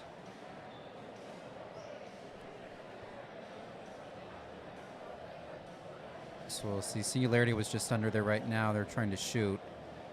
But we'll see Ranger Robotics go under in a little bit, I think. I see some contact over there. I think we're going to see it right here.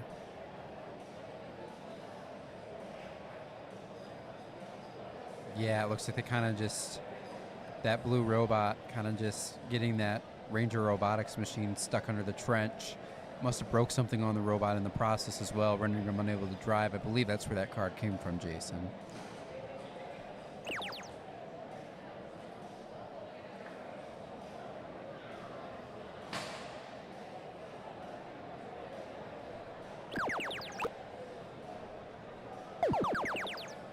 You know, that's a tough way to go out, too, because, you know, for both teams on the Alliance, right, that in that situation, nobody wanted that to happen. That, yeah. You're just doing that. You're trying to play defense. We'll introduce them. I'm not done here. Okay, so this is a little odd.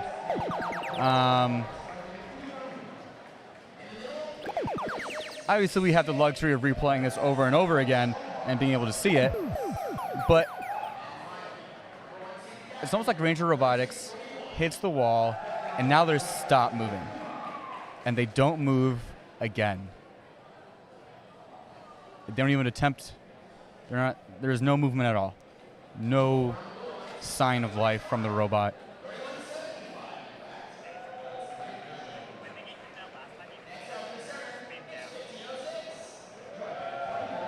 Yeah, that last hit, it looks like they're shooter a little bit. But okay. Well, that was certainly, that was probably a tough call to make. Yeah. Especially when it's bumper-to-bumper contact like that. We don't have the luxury of being 5 feet away also. But correct. Yeah, I mean, it happened right in front of it's a sad way to go out. Been there. Because unfortunately without that, they probably would have won the match. But with that, let's go to the field and introduce our teams. Yeah, so we're back in the upper bracket here, Jason, right? And the red side, that is our number 1 seeded alliance. Out there right now, we have the Flying Toasters, which is Team 3641. You see and the numbers Blue up Alliance, there? 1506, 1491, and 3175. Yep, K9 and Trobot's there too for red, but I think this match is about to get...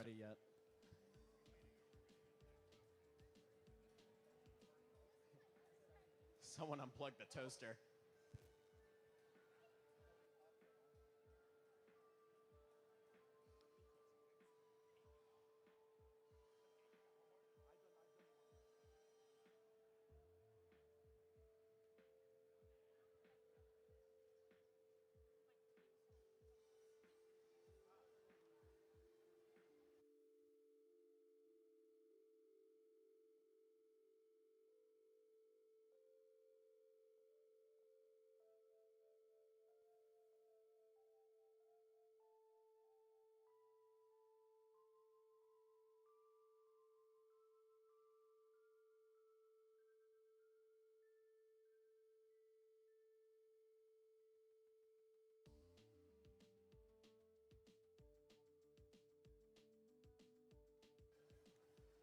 This time for real, we got that thumbs up.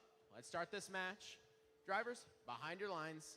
In 3, 2, 1, go! Running out to the middle is those Toasters. They're going to get right back over. The first one to go back into their zone. 3175 hit the tower, so there'll be nothing more from them. As 3641 and 8280 let loose those signature streams of fuel. Now heading back in, narrowly avoiding a collision with their alliance partner. 3641 are going to not be able to get quite over into their zone. We will see a lead for the Blue Alliance. An upset in this autonomous phase. Can Red make it up in their teleop? During this transition shift, we'll see a good amount of scoring from the Blue Alliance to widen that gap even more. Toasters now going to be able to use their full active period to try and hit as many shots as they can and bring that gap back down. Already pulling within 20 points of that lead. 10 seconds left to go here as they're going to pull back in. Toasters looking to fill up all the way before they let loose a stream.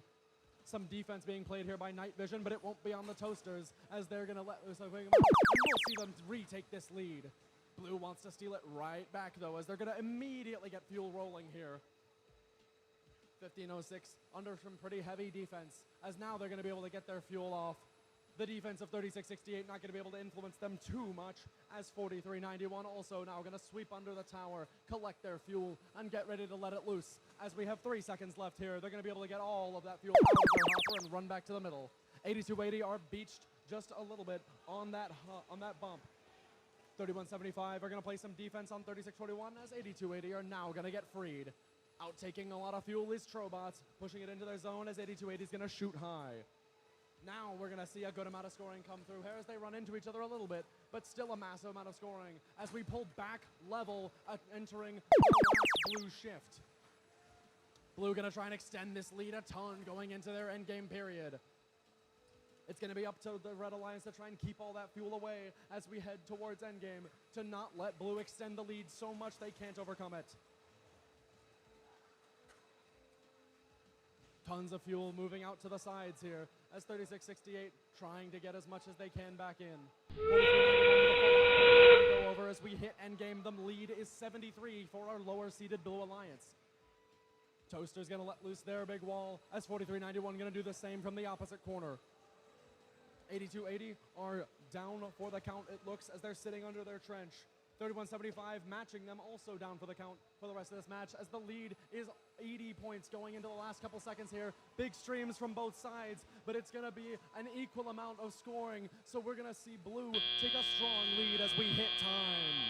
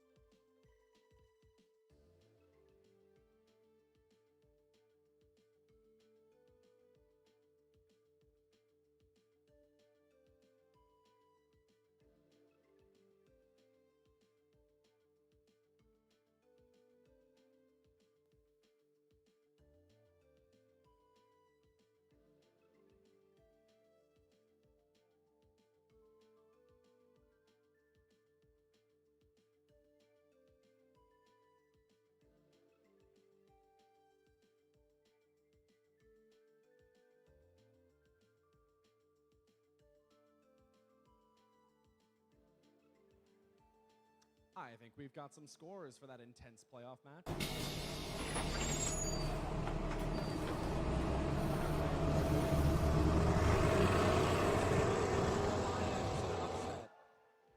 Winning 398 to 280. A penalty-less match, but one that will cause some worry in the hearts of our number one seeded alliance as they move down to the lower bracket in match 9, a short turnaround for them. Alliance 5 will move on to the upper bracket, match 11. Well, Jason, we talked about both of these teams made a statement in their first match. Alliance 5 is the one that carried it forward here. Mm-hmm. So what happened with the Red Alliance here? Why did they only score 280? I don't know, Jason. Maybe we'll pull up the replay, kind of see things as they play out here. All right, so right off the bat, let's walk through this. We have Red Alliance taking a giant volley into the hopper, to be matched by Blue, nearly. Yeah. And at the end of auto? Blue got that late lead in auto. I believe it was going back out for that second round, coming back. That's what kind of put them over the top. Yeah. And then right afterwards, they were able to get, in that transition period, a huge lead. You know, maybe, but yeah, they got to build it up a little bit more during that transition shift.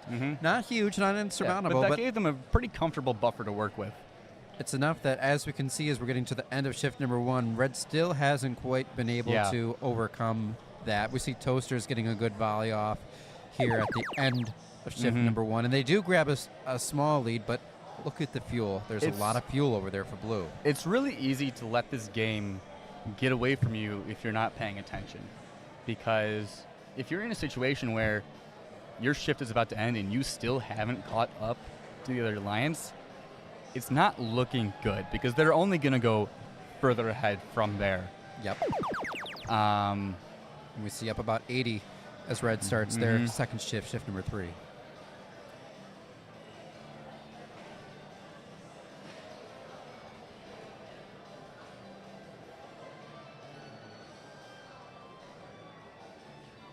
All right, so this is where we catch up, right? But it's right at the end of their shift. Yep, and that means you're going back over to Blue now. Blue, and you're ready to go, right? When your shift starts. And Blue did a great job of that. They were ready to go. They had fuel over there, ready to kind of keep pouring it on, and that's what they're doing here. We see. Now, here's what I like for Red. There's a lot of fuel over there for Red. There's not a ton of fuel left over there for Blue as we enter the end game here. But so we're in the end game. Everybody's hub is active. Now, unfortunately, Red Alliance is down a robot. Yep.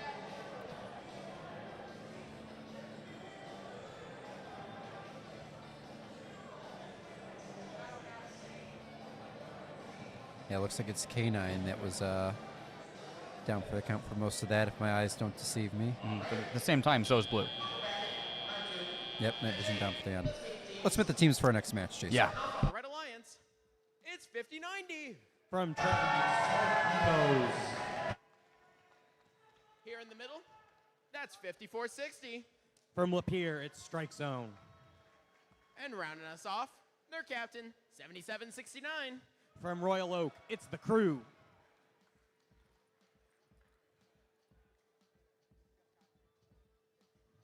Coming over here to meet Alliance 3.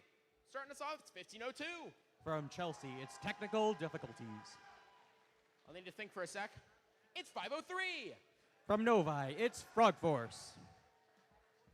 And last but certainly not least, 37:07. From Brighton, it's the Techno Dogs.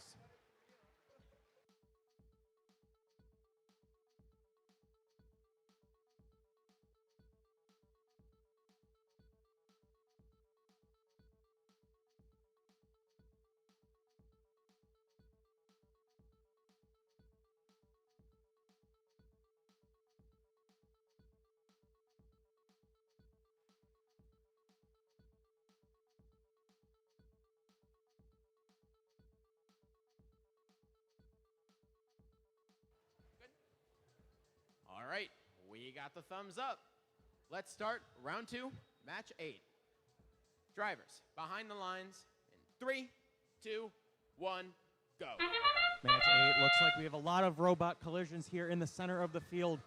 And it looks like the Crew and Techno Dogs are stuck on some fuel in the center. We will see how this goes, if they can get dislodged quickly. But this will definitely affect what these alliances were hoping to put up here in Autonomous. Looks like about, despite that 113-55 advantage Red here in Autonomous, which will send us over to the Blue Alliance side of the field. That's our Alliance 3 to score. Frog Force and Technical Difficulties scoring as Techno Dogs come back in right behind them to keep it coming. They're trying to close this gap before their shift ends to take the momentum for this match. A lot of fuel flying over to the red side of the field, though, from the Crew as they prepare for their shift.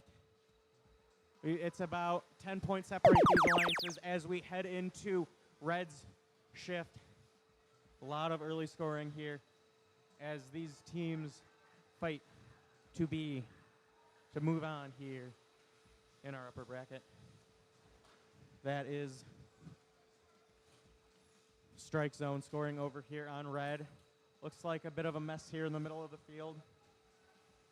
Crew scoring again. Strike Zone just last second scoring before their end of their shift. But over on blue, looks like we've got some scoring from Frog Force and technical difficulties. Techno Dogs coming in to score right behind them. Frog Force scoring once again to try and fight to keep this match close. It's basically tied here with a minute left in play. It's anyone's game here in this match number 8. Back over to the Red Alliance side of the field. They take back the lead as we close in on our end game. Blue is going to have to put up a lot of fuel here if they want to take the win, as red has a few more seconds of unanimous scoring.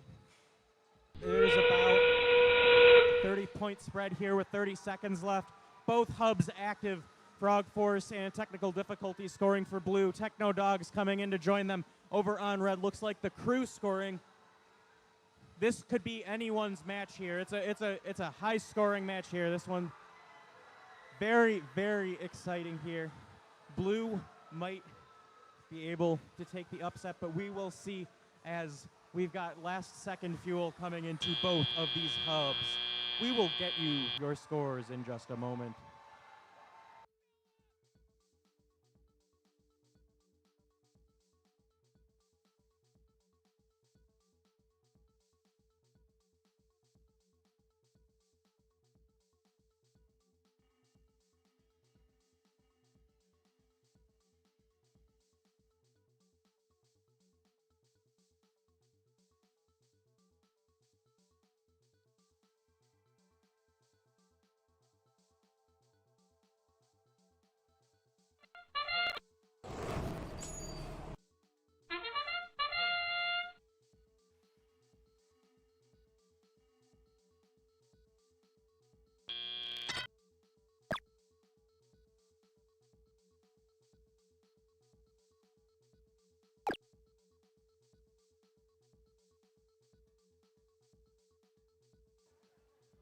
And we have our scores for that match. And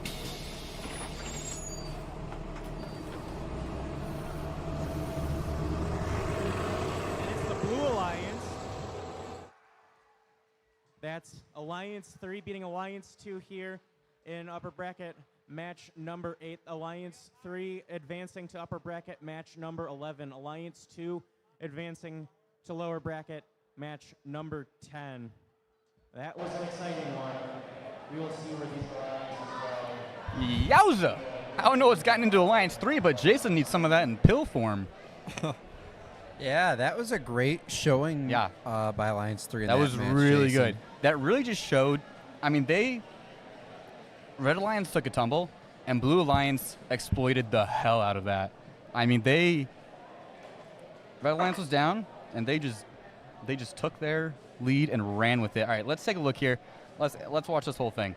Okay, so right off the bat in auto, bad start for red. Yeah, crew gets stuck. Top score, stuck on the fuel. And then almost gets pushed. Almost gets pulled over there. Yeah. There you go. There's that penalty. Not that it really mattered in the end. All right, so right off the bat, red has a lead, not much. All right, and here it looks fine. But I think if we... Yeah, it's right about right here. Tornadoes, that third robot for the Red Alliance. They die right there at about midfield. So they're, I believe they were going to be on defense duty, Jason. That's what they've been doing for most of this event. Yeah. Didn't really get a chance to do that. No, so it was bad. It was, I mean, that was... I think that might have razzed them up a little bit. I think at that point, the Alliances, I bet they're still confident that they could pull it out. But I feel like there's a ton of little errors that happened in this match, and those just stack up on top of each other. Yeah, absolutely. One of those things is the defense played against strike zone completely shut them down. So I believe it was 503 that was playing defense against strike zone. And I really want to see it again.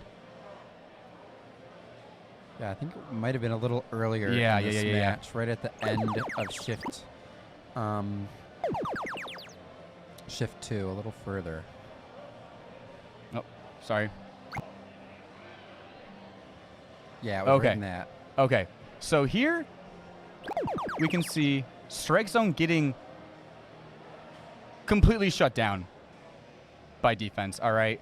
Yeah, try to go over the bump 3707 there. giving a hard time, and then passes it off to 503, giving them a hard time. Okay, but in the end, they're able to shoot their hopper. But I mean, you could have got a whole another hopper's worth in there. All right, so here we go again. They're able to get in, and now Red has again a lead. But with 17 seconds left in the shift, Blue is only 50 points behind. Yeah, and you can see nothing's stopping Blue from scoring. They're out doing it completely unbothered. Meanwhile, we have one red robot down.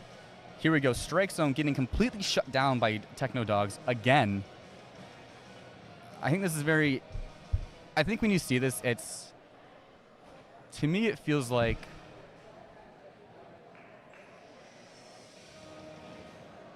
I think it's just experience. I feel like when you're usually that good, and you know, hate to say it, but steamroll your way through most events, you don't really get. And as we talked about earlier, good defense is hard to come by. So if you're that much better than everyone else, you're probably skating by pretty unbothered until a good defensive robot comes along. And since you've never experienced that, you've never been able to play against that, you get completely shut down. Yeah, Jason, and I think the big thing that sticks out to me for this Blue Alliance, the number 3 alliance in this match, nobody had, it really looked like a super defined role. Like, you didn't say you're doing defense. All 3 robots were shooting. All 3 robots were, when they had the opportunities, where they had a smart moment to slow down the Red Alliance, they took it and did it masterfully. And also, fuel control. We talked about this all day. They're going over to that Red Alliance side to get their fuel. We saw Frog Force do it. That was part of that little mission we talked about when Frog Force shut down, trying to get Strike Zone back in, slow them down for a few seconds there. They were getting fuel from that side of the field as well. Okay. Completely agree with everything you just said. I want to draw our attention to here in the middle of the field. That is Strike Zone, I believe, playing defense on... It's hard to see from our replay I apologize. monitor, but It's really small on our screen. 1502. And when they're doing that, they're only...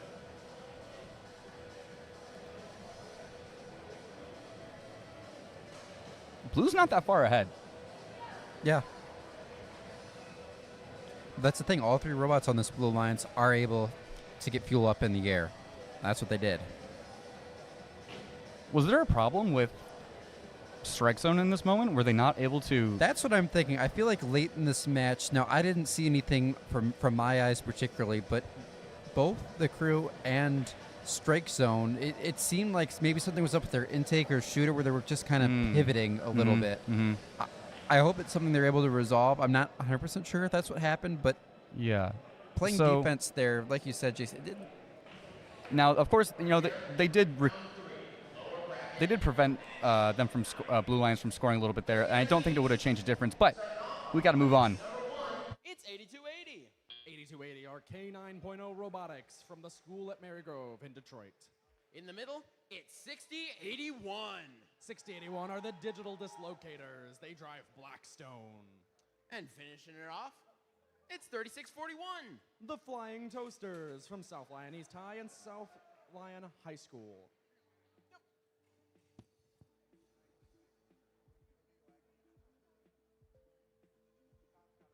Let's take a peek over here at this Blue Alliance. It's Alliance number 7. Starting us off with their captains, 5066. 5066 are Singularity from Saline High School.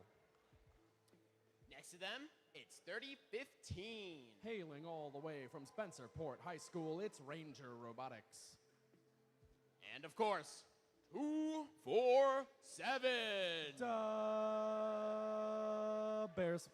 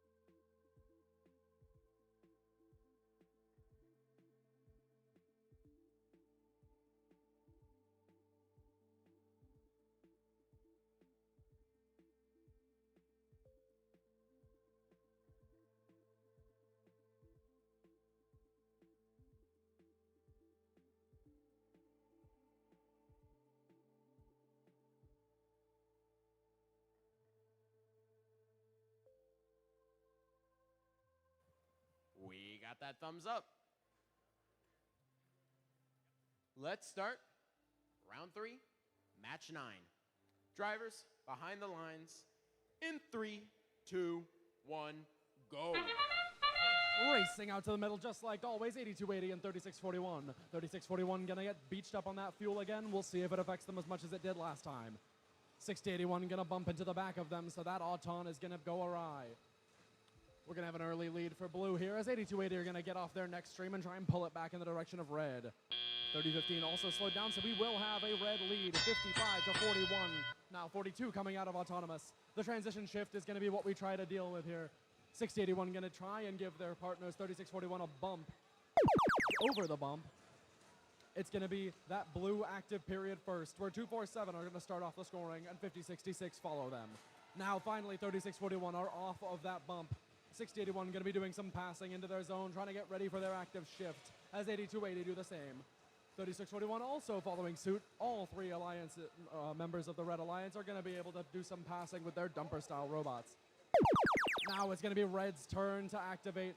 6081 going to leave all that fuel for the rest of their alliance to clean up, and that might be quite a good idea, as 3641 and 8280 are going to be able to do a lot of high output scoring. 5066 playing some defense over there on the 3641 machine, as the red has 6 seconds now to try and pull ahead. They will. 11 points. Can they make that more as 8280 spin up? 3641 under that heavy defense, not going to be able to get that load of fuel off. Coming back over to the blue side, we're going to see 8280 go for a big steal as they make their way back towards their zone to pass it in. They want to play that fuel control game as best as possible. 5066 going to get some shots up, as it looks like 3015 are sitting still on their side. Now the blue period is going to end without just barely taking a lead, as we're going to see Red's last active before the end game. Tons of fuel going up and tons of fuel left to be scored still. 8280 cleaning up on their side. 3641 getting harassed by the 5066 machine as they go under the tower to try and escape it. 5 seconds left here into endgame. We've got a 40-point lead for the Red Alliance, seeing if they can extend it before the neutral period. 6081 trying to play some counter defense on the Bears, as the blue side is empty during this, except for the 3015 machine. We're going to see 8280 sitting under the trench just a little bit as 3641 are going to be able to get some shots off and widen this gap to a more comfortable margin as we hit 10 seconds left in this endgame period.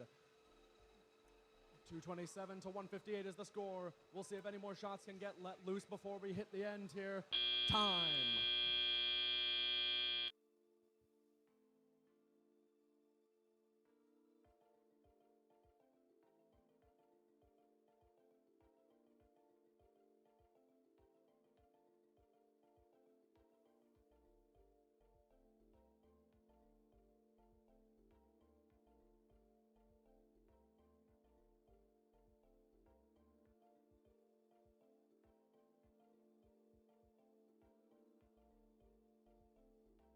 We've got some scores.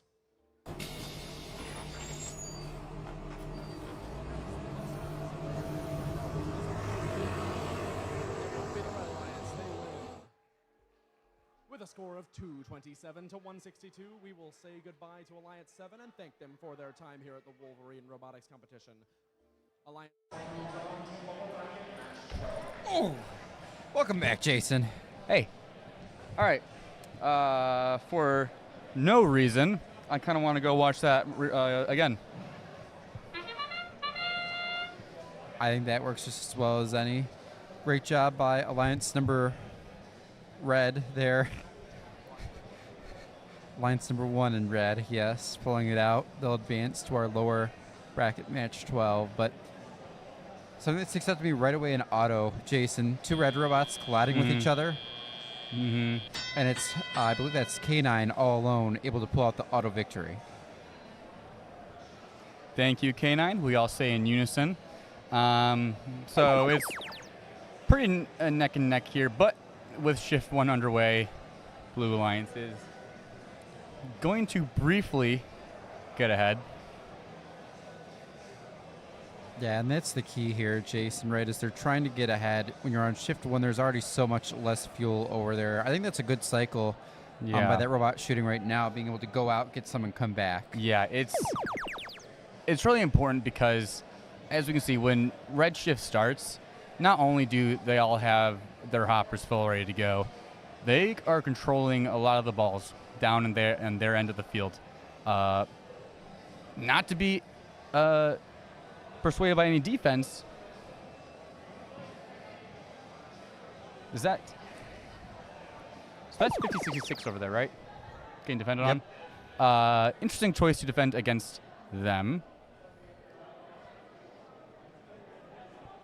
Yeah, but we see red.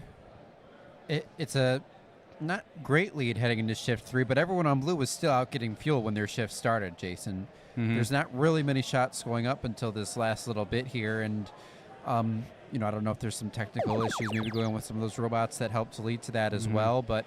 Oh, sorry, that was 82-80, not 50-66. Yes, yeah, 50-66 was playing the defense, but... yeah, when blue had such that Shift 3 just being so low scoring, that's really what I think let red take it with Shift 4 and then into the end game. That's where they were really able to break away. So here, red's only up by 50 points. Unfortunately, though, in the end game, both hubs are active, and there's no one shooting right now for blue. They're all trying to get fuel, playing defense. Meanwhile, we have another robot dead underneath that same red trench.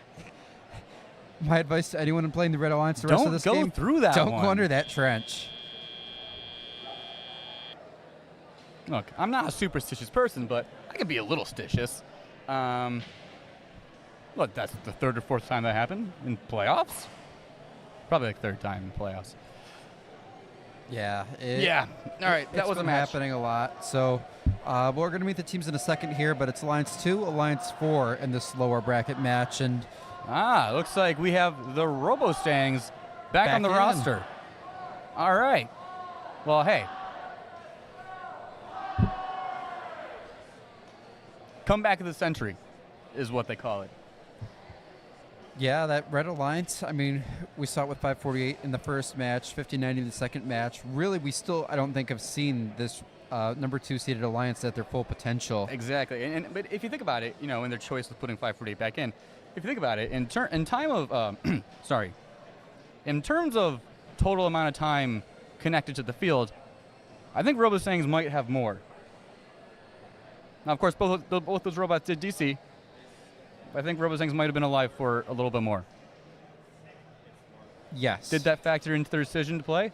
Absolutely not, probably. Yeah. My guess, hope with Tornadoes, they're probably working on something in their pits right now. 548 had time to recover from what happened in the first match. Right. 5090 is getting that time right now. Yep, okay. So, obviously that's going to happen. Happy to see them back. I would really love to see this Red Alliance at their full potential, though. They're going up against number 4. Alliance 4. All right, Pi High, 6570, and 9245 Laker Dreadnoughts.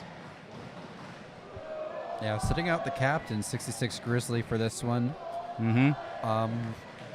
And this is the lower bracket, so when in advance, if Red Alliance lets Blue Alliance take advantage of them, like in the previous match. Yeah. Well, let's meet the teams, Jason. Yeah. From Northville, it's the Robostangs. In the center, it's 5460. From Lapeer, it's Strike Zone.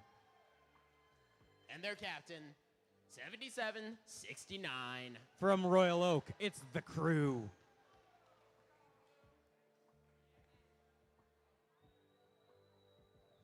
Going over here to the Blue Alliance, it's 1076B. From Ann Arbor, it's Pi High Samurai. In the center, 6570. From Ottawa Lake, it's Whiteford Bobcats. And rounding us off, it's 9245. From Pigeon, it's Laker Dreadnoughts.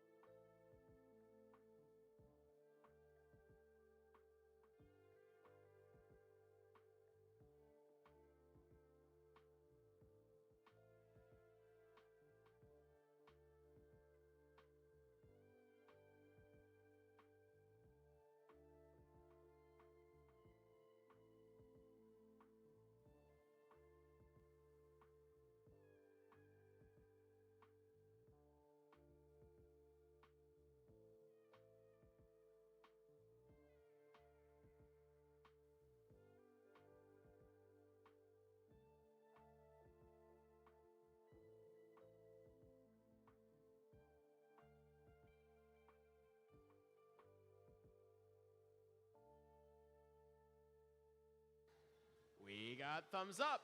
Let's start round 3, match 10. Drivers, behind the lines. In 3, 2, 1, go. Alliance 2 versus Alliance 4 here in the lower bracket. We've got 2 robots on red, 1 on blue, going out to the center of the field to pick up fuel. We're going to see some pretty high scoring autonomous, I'm pretty sure.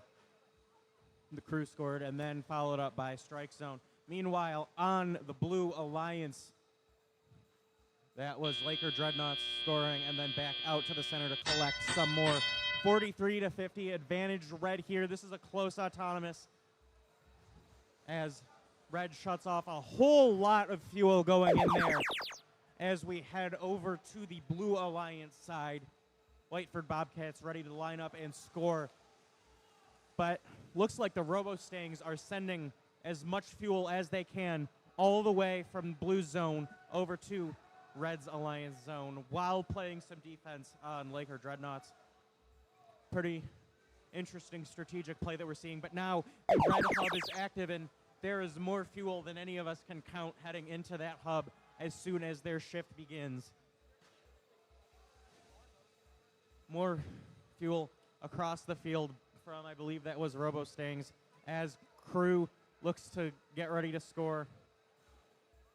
But Pie High Samurai playing a little defense on strike zone as crew gets some last second shots before their hub turns off. Whiteford Bobcats scoring on blue when theirs turns on.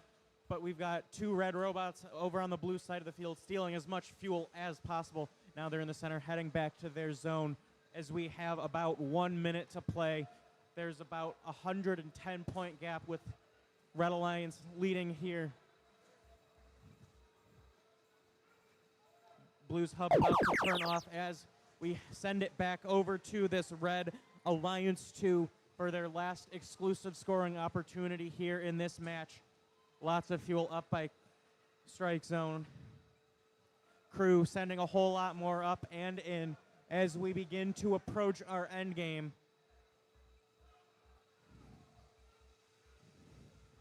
Looks like we are now in the last 30 seconds of this match. Both hubs active.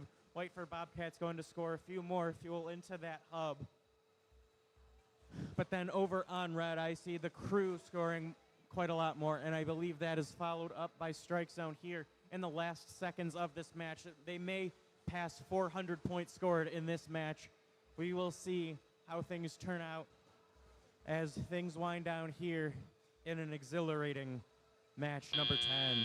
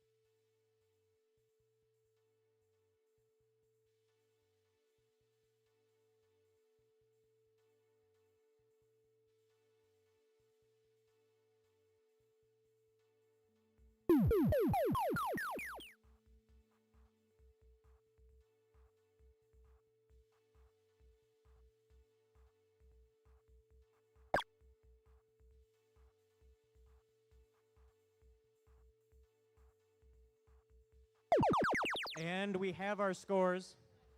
It's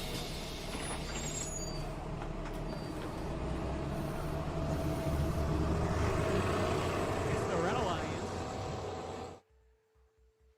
That means that Alliance 2 will be advancing to lower bracket match number 12 here in just a bit.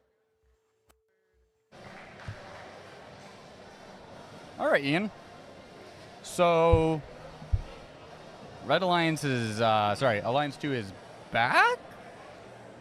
They're back. Yeah, I still feel like we're not seeing this alliance at their full potential. I completely agree with you. I will say, big things staring at me from the score page: 45 points and penalties on blue that went to red. Yeah. Laker Dreadnoughts late. Yeah.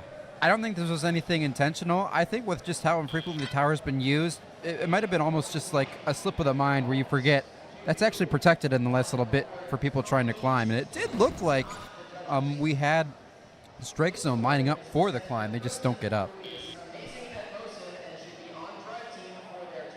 Yeah. And again, I think strike zone and crew. Pardon the match here. I think strike zone and crew are, again, getting disrupted by the defense, and they're getting thrown out of their rhythm. Yeah. Again, two powerhouse teams. I don't like to use the word steamrolled, but they're used to kind of blowing through competitions. So when you bring this somewhat decent defense on them, it's easy to kind of let that get into your rhythm. Yeah, we're seeing the penalties right here. So penalties on blue, awarded to red, right here. End game, last 30 seconds. 92-45 just keeps hammering those red robots contacting the tower, awarding them a major penalty for each one. So that's where those 45 points came from. Now I will say, I really think we could see more from the Robostangs. The strategy with passing, I think, was very clear that it was not effective at all. I mean, from total fuel pass into their zone, maybe like 50. Less than 50. Even with passing at the very end there, the strategies are making a lot of sense. I think they might be getting into their rhythm, but still would like to see them at max power. Anyways,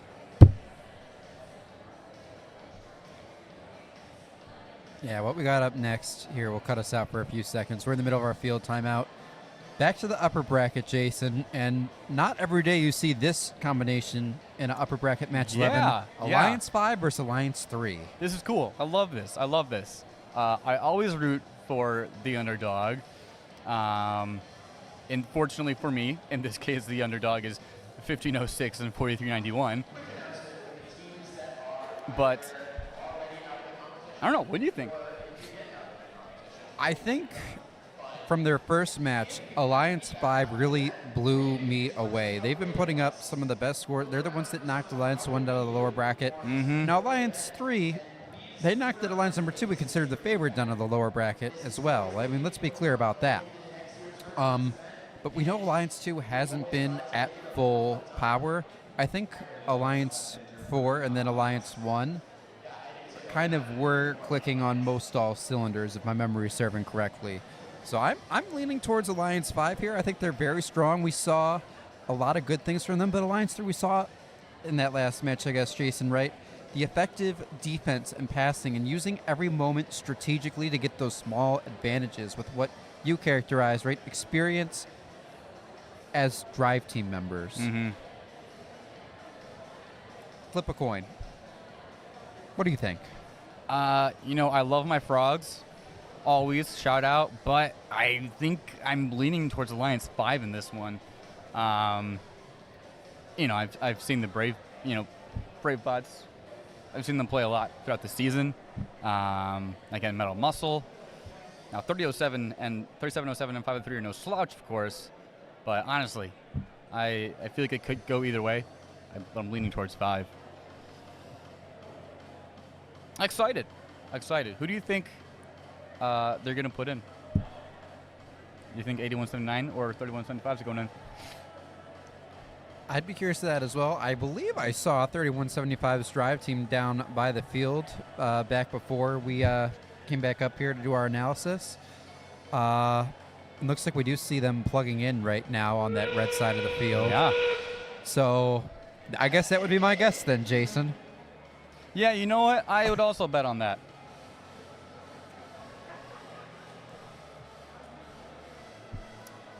Well, I think we'll kick it back to the field. We got 45 seconds left in this timeout, and then we'll be back with you.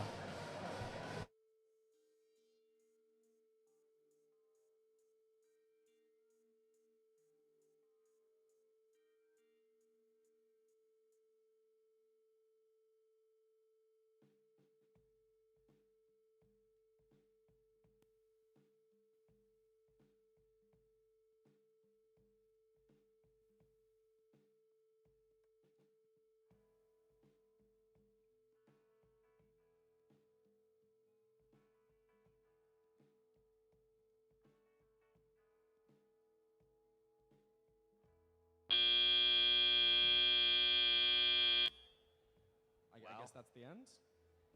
All right, time to go home. Oh, dang. I was enjoying this. Hey, I'll take a break from my legs.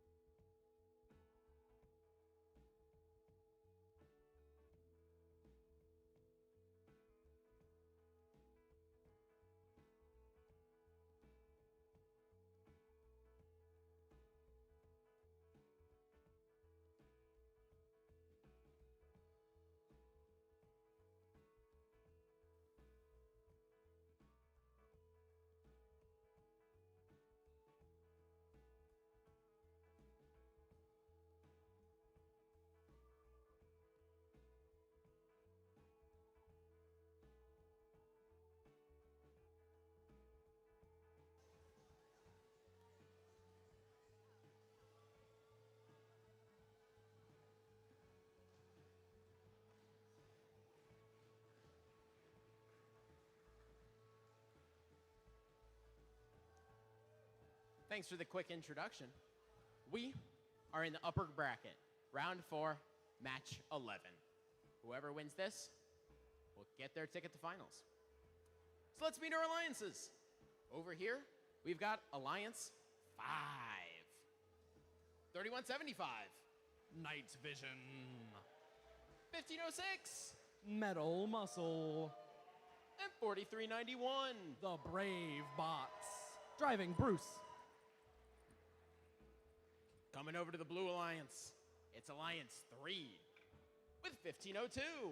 Technical difficulties from Chelsea. 503. Frog Force.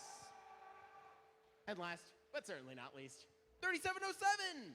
The Techno Dogs from Brighton. Hey, you remembered their name. Good job.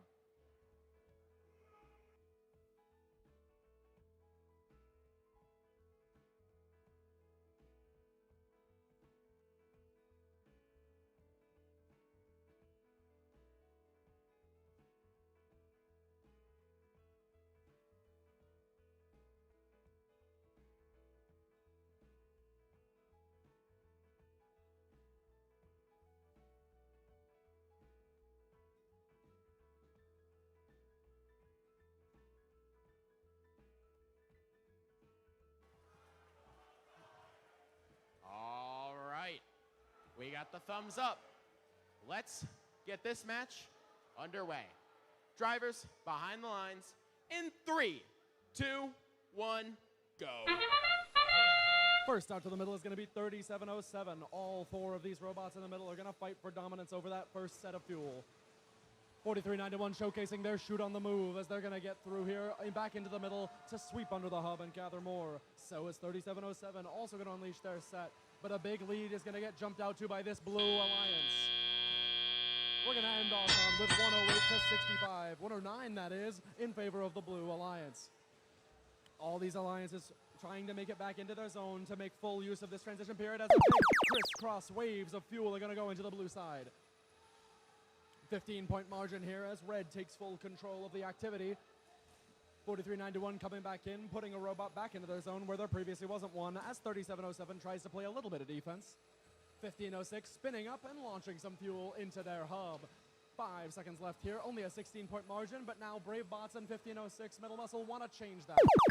It's going to be a huge rain of fuel for the Blue Alliance. Multiple bots shooting at once as they're going to pull back ahead of their red opponents. 166 to 159 as 503 sitting on some fuel here, but it's not going to deter 3707 Brighton Technodogs from being able to put in more fuel to widen that gap. Our lead stands at 184 to 159 as we're going to see some human players pushing in to get more shots. 503 still beached on some of that fuel. Can Red Alliance take that and use it to their advantage to win this setting out? 1506 going to be spinning up, firing some more shots as 4391 have a very full hopper. That net bulging out no longer as they're going to be able to dump all of it in and take a commanding lead as they approach that last active shift for blue. 503 still stuck on some more fuel in a different spot than earlier. 1502 technical difficulty is going to be able to put up some of their own shots, contributing to trying to worsen this gap down.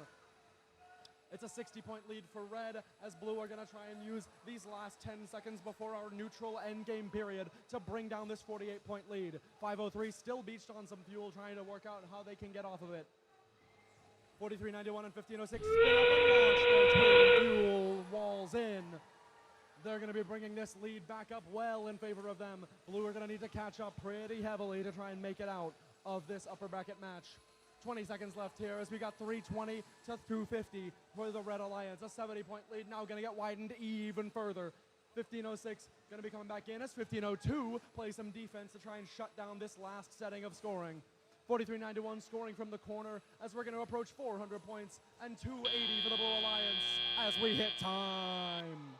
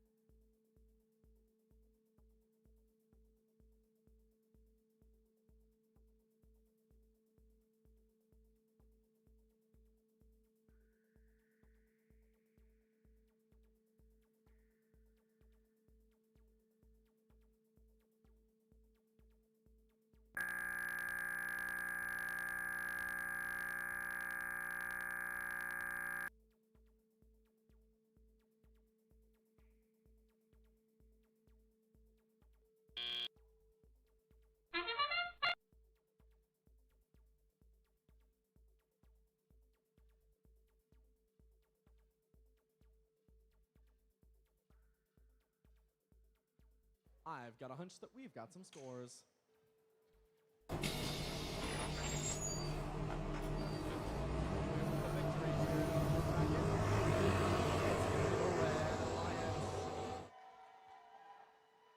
Taking it with a score of 390 to 297. Neither of these alliances are eliminated. Alliance number 5 is going to advance to finals, and we will see Alliance number 3 in match 13 in the lower bracket. All right, one exciting match. As we predicted, Alliance 5 won. Yep. By less than 100 points. Yeah. Yeah. Let's take a look at that replay. All right, so off the bat, good job for no one getting beached in auto. Yeah. So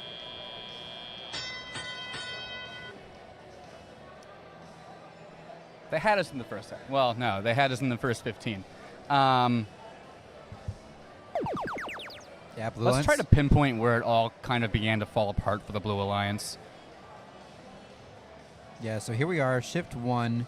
Now, right off the bat in this shift, Jason, I was noticing a lot of what we saw in the Blue Alliance's last match. It was almost like Triple D as they were gathering balls. They really held Red Alliance to very little in this first shift outside of their last 5 seconds or so. Yeah. Now, even here, we have Blue Alliance sending up a huge volley. Night Vision playing some defense on 3707.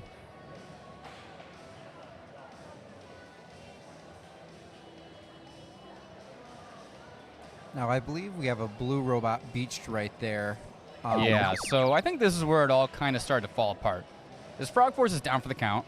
Sorry, they're down for a moment, and then remain down. Yeah, and as your teammates are trying to knock you loose, basically now you're down 2 robots. And being down 2 robots for any stretch of time. Yeah, and basically they just completely gave up on trying to save frogs. Yep. Which is interesting. Now, 3175, okay, trying to break 3707's ankles.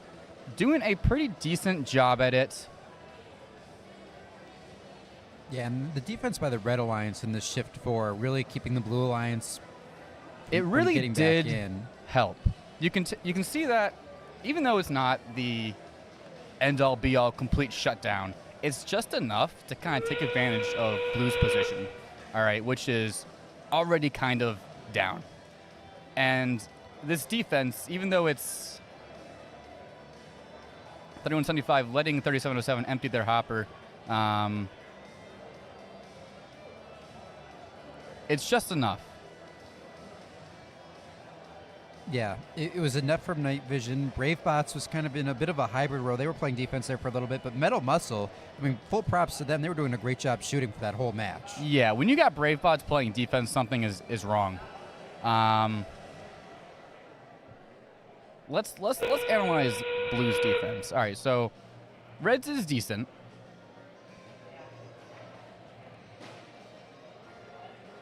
I mean, just with, I think once Frog Okay. Force was down. Here's the problem.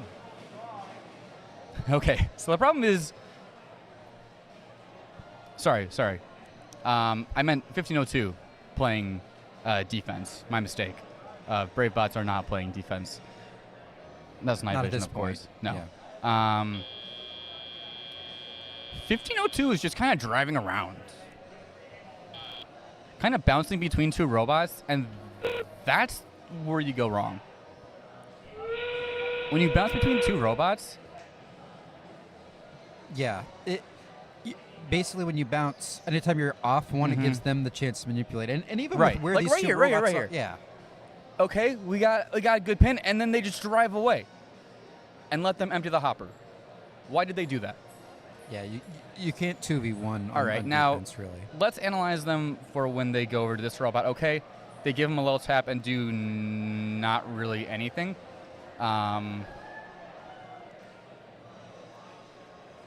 Yeah.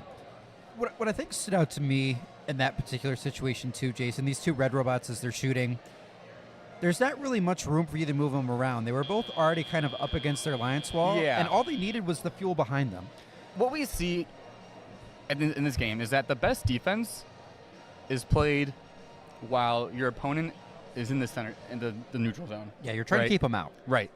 Once they are already positioned in their alliance zone, it's really hard to bump them, get them off their mark, and miss shots. It happens, of course, obviously it happens, but it's much harder. It's much easier and much more effective if you're able to keep them out of their zone.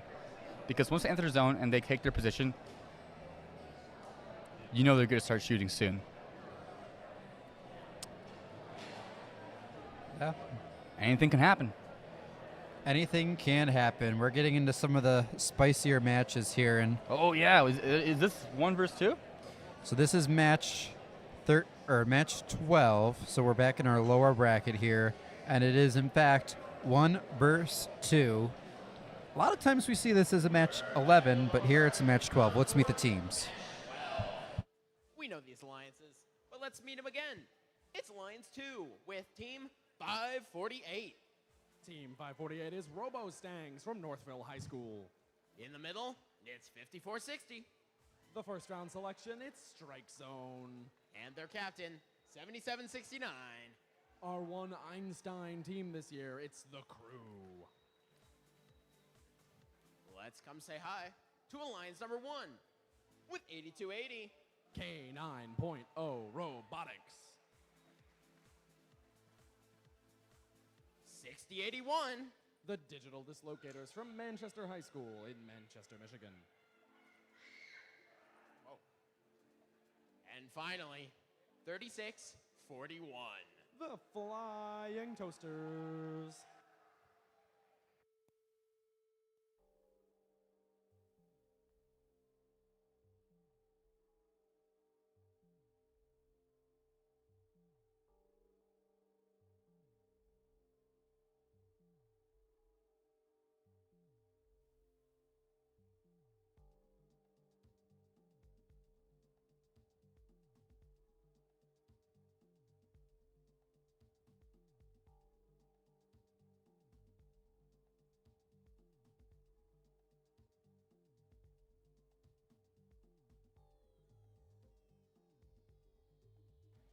We got that thumbs up. Let's start this match.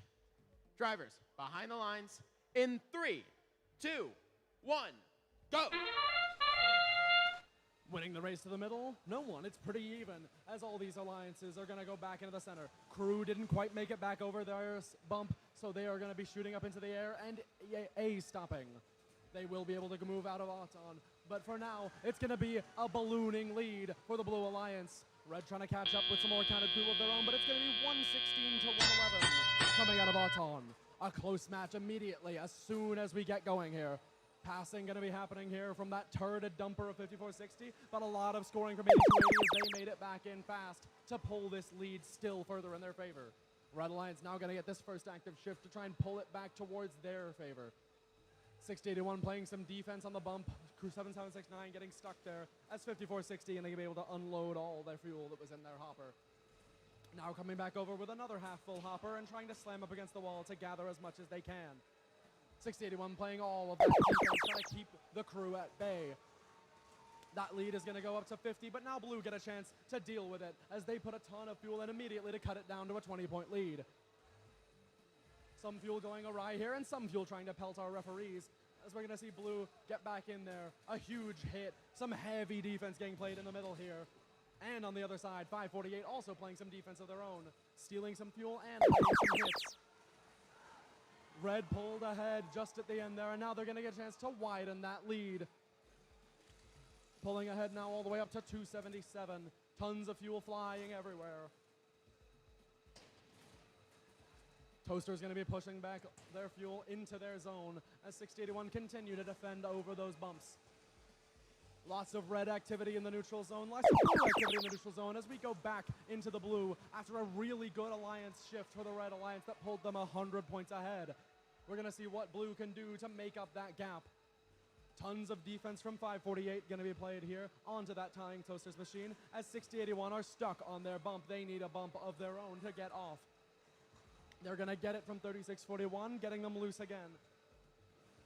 We're going to see if this endgame period can be lucrative, but 5460 going to be losing a ton of that fuel, up over 400 points. Blue has not scored in quite a while. They're going to have to pull off some heroics here to get back into the lead.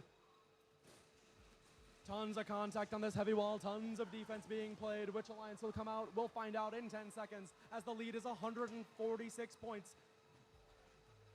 Red getting ready to loose yet another stream of fuel as our time runs down and expires.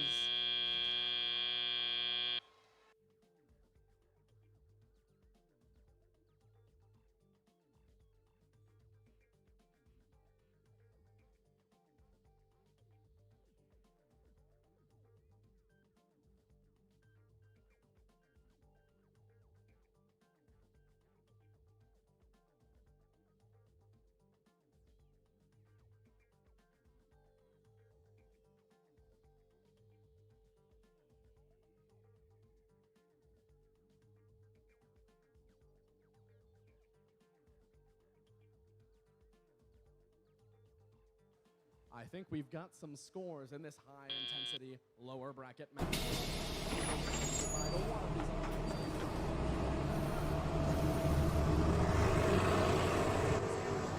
Red Alliance takes the victory. The upset 2-1 with a margin of victory of 486 to 325.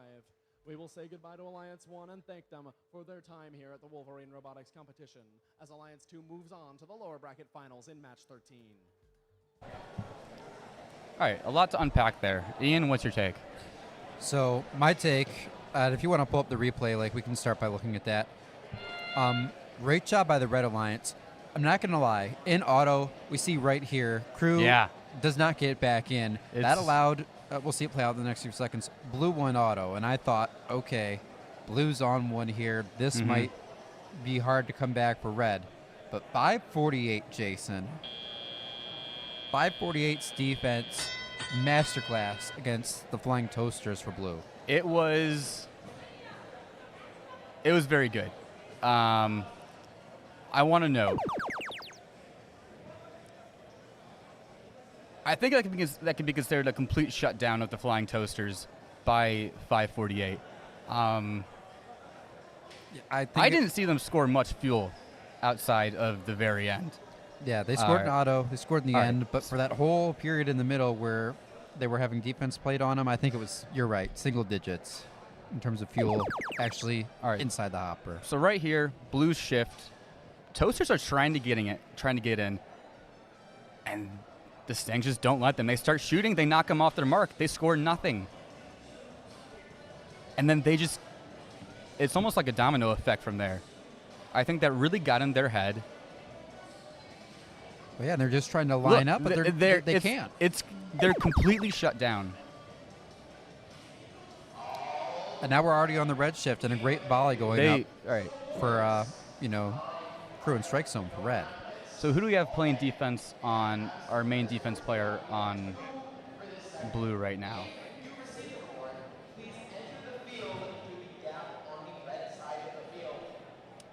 I believe it would be 6081. But right now they're trying triple O. You got to play catch up at that point. But still, all right, it's their shift. It's blue shift. And again, Toasters just cannot get into the zone to shoot. At this point, they have scored very little in teleop, if anything at all. Yeah. A great job, though, by this number 2 Alliance. I believe we have some awards down the field. We're going to take it down for that. Cool. Congratulations to Team 1250, the Gatorbots. Team 1250, the Gatorbots, is from Henry Ford Academy Dearborn in Dearborn, Michigan. Founded in 2004, this is their 23rd season competing with FRC. Okay, yeah. Come through on the right and then pass in front of the field.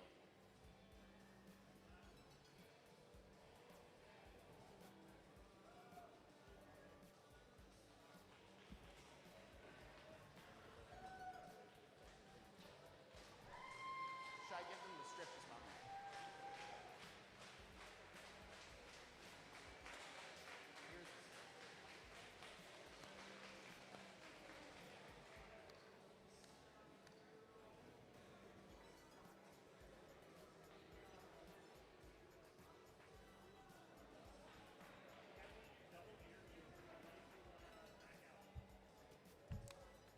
All right. I'll back out. Next up, we have the Sensing Award. Flexibility met precision with this team's throw anything at it sensing suit. They kept an eye, or 4, on every target with just enough self-awareness to make sure nothing was left behind. Hopping their way to winning the Sensing Award is Team 503, the Frog Force. Team 503 Frog Force is from Novi High School in Novi, Michigan. Founded in 2001, this is their 26th season competing with FRC.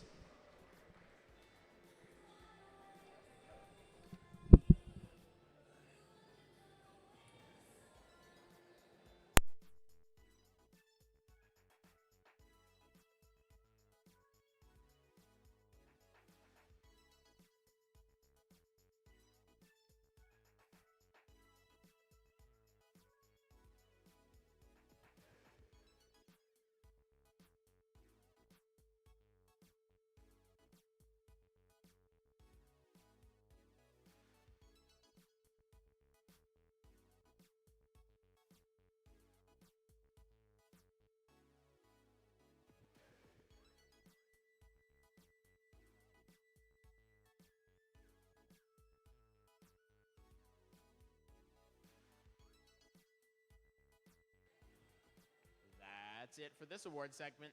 We'll find you at the next break.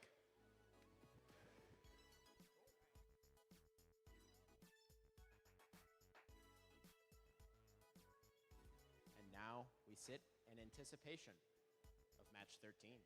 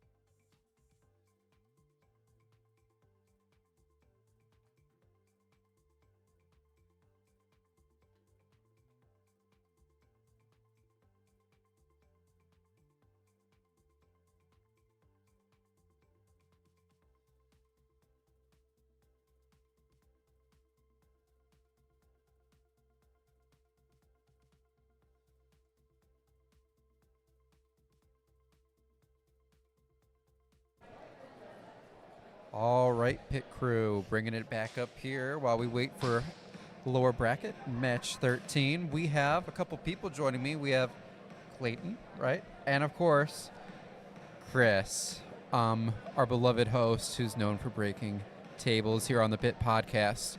By the way, in case you're just watching this as a random viewer, this is actually a robotics-related podcast channel. We have about 50, 60 or so episodes out at this point, so feel free to check those out if you want to look through our backlog content. Lots of great interviews. But a quick interview right now for you two. How are things going? I would say that they're going pretty good. We've been defending pretty well, and both of our teammates on Alliance 5 have been scoring a lot of points and performing really, really well. Communication side of things are fantastic. And like Clayton, like you said, right? Our strategy is working. We just happen to be in the finals, and it's crazy to think for a team of this caliber that 2 off seasons, two hardwares were coming home with the bare minimum. So talk me through that maybe a little bit. Alliance number 5, I think that's one typically, it's not your go-to. Usually you'd say Alliance 1 and 2 are going to be in the finals. Alliance 5, there you guys go. Win over Alliance 4, then you beat Alliance 1, and then over Alliance 3, going to the finals. Kind of talk me through that. Did you guys know it was something special from the very beginning, or was it something where you had to cook a little bit? After beating Alliance 1, it felt really special for our team sat on the sidelines and let the other three Alliance members to score a lot of points and really go at it. And then we started. Then our Alliance captain allowed us to go in and start defending Alliance 1, K9, and on Alliance 3 it was 1707. Gotcha.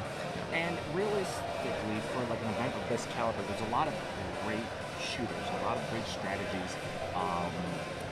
That's of that team that's competing here, and it's never over till it's over, right? So our mindset has really been, take it one match at a time. Focus on the teams that's ahead of us, focus on our strategy, know what works. As long as we play the game, how we've been playing it, good things happen. And in our case, we've just been lucky. We've been lucky. We have great alliances that honestly we're ecstatic to be been working with. They're great, and all the members on our team, we're working our tails off, and couldn't be more proud of it. Couldn't be more proud of everybody involved with our team and our alliance. Now, I'm curious if you guys can peel behind the, I don't know the rest of that metaphor, but obviously for your team specifically, Night Vision, both here and at Rainbow, probably not exactly what you guys were hoping from your robot, right? It's been a lot of defense, a lot of quality defense I've seen from you guys the last 2 weeks, but not the same sort of shooting we saw in season. So I'm curious, what's up with the robot right now? At Rainbow, we had a lot of intake difficulties. It wasn't super reliable mechanically. It kept breaking almost every single match, if not every single match, where we weren't playing defense the entire time. And then this robot, this weekend, we were having a lot of coding issues. The limelights weren't working properly. A lot of the controls were getting inverted, and a lot of software and electrical issues have been popping up this event. But like Chris was saying, we persevered. We've been transitioning more from a scoring to a defense robot when we have these problems, even though we didn't expect them. And yeah, I'm really proud of the team and how we've been pushing. It's a great learning experience for everybody. It really hammers down, reliability, design choices. How do you bounce back? How do you adapt with a lot of these adversary? How do you call it? Adversity. Anniversary. So when you face a lot of anniversaries, it's really about how do you work as a team? How do you communicate to get the common goal met? And I think this team is you know, is a textbook example of what it means to just, you know, keep working, keep, you know, fighting for your tail off. And yeah, it's paying off. The experience and the knowledge that everybody's learning is, you know, it's invaluable. Yeah, definitely. Well, thank you, Clayton, Chris, for joining us. Wishing you both the best of luck in the finals. I'm sure we're going to see great things out of you guys the rest of the way. So thank you for having us, and thank you, Pit Crew, for helping us reach on our YouTube channel 500 subscribers. What's the count right now? It's over 500 at this point? Yeah, let me get you 518. 518. Pit Crew, couldn't be more proud of you guys. Thank you for joining us and facing all the anniversaries like we faced. And yeah, thank you. Thank you. All right, thanks everyone.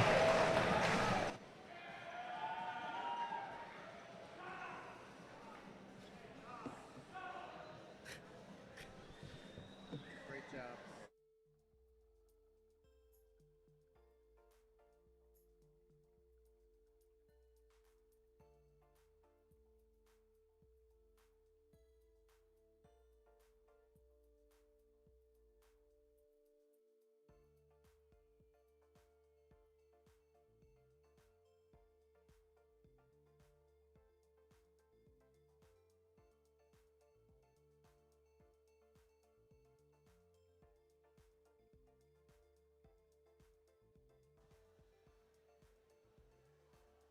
It's time. Lower bracket, round 5, match 13. Winner of this match will join Alliance number 5 in finals. The loser will live to play another day. Starting out, it's Alliance number 3 with 1502. From Chelsea, it's technical difficulties. In the middle, that's 503. From Novi, it's Frog Force. And over here, it's 3707. From Brighton, it's Techno Dogs. Coming over to the Blue Alliance over here, it's Alliance 2 with 548. From Northville, it's Robo Stangs. 5460. From Lapeer, it's Strike Zone. And 7769. From Royal Oak, it's The Crew.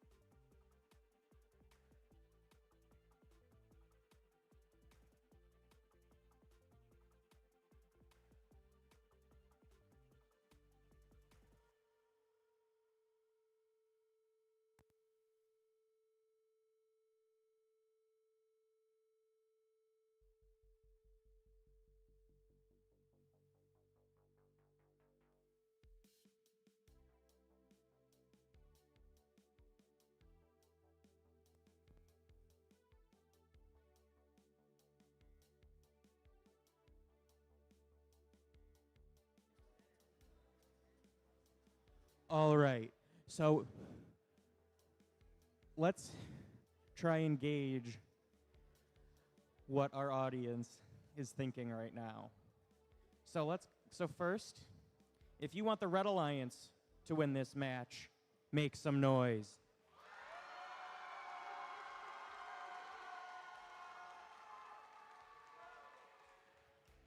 And now, if you want the Blue Alliance to win this match,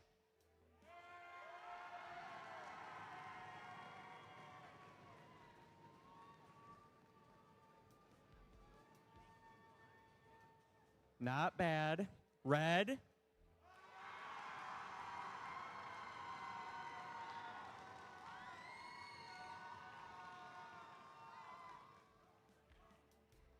Blue.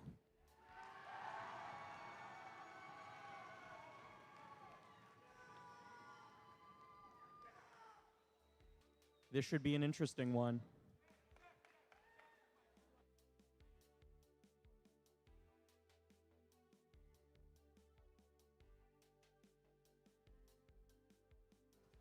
Welcome, Wolverine Robotics competition. This is your boy, Chris Fong. How you do? So, as like last year, we've got another recipe. This event's recipe is calling for a brown butter scallop with Parmesan risotto. Website comes from pinchofyum.com.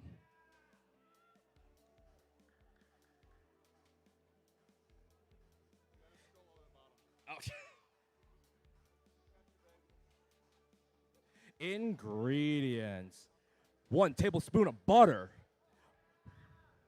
1 minced garlic or minced shallots, cup of arborio rice, ½ cup of cooking wine, 3 cups of chicken broth, and a ½ cup of Parmesan cheese. Tablespoon of grapeseed oil, and a pound of jumbo scallops. I also want a tablespoon of olive oil, 1 clove of minced garlic, and 4 cups of kale. Instructions. In a large non-skillet, over medium heat, melt the butter, add the garlic and shallots, and saute for a minute or 2 until soft and fragrant. Add the arborio rice, stirred to coat with butter. Add the cooking wine and enjoy the sizzle. Add the broth 1/2 cup at a time and simmer and stir after each additional until the rice is soft and creamy. I usually err on the side for more liquid till it gets a creamier texture. Add the Parmesan and stir until incorporated. Salt and pepper to taste. For the seared scallop, heat oil in a non-stick skillet. Pat the scallops dry, very dry. As dry as possible, sprinkle with salt and add to the pan. They should sizzle. If not, you need a hotter pan. Excuse me. Shake gently to prevent sticking. After 2 to 3 minutes, flip each scallop over. They should have a pretty golden brown exterior and an opaque inside.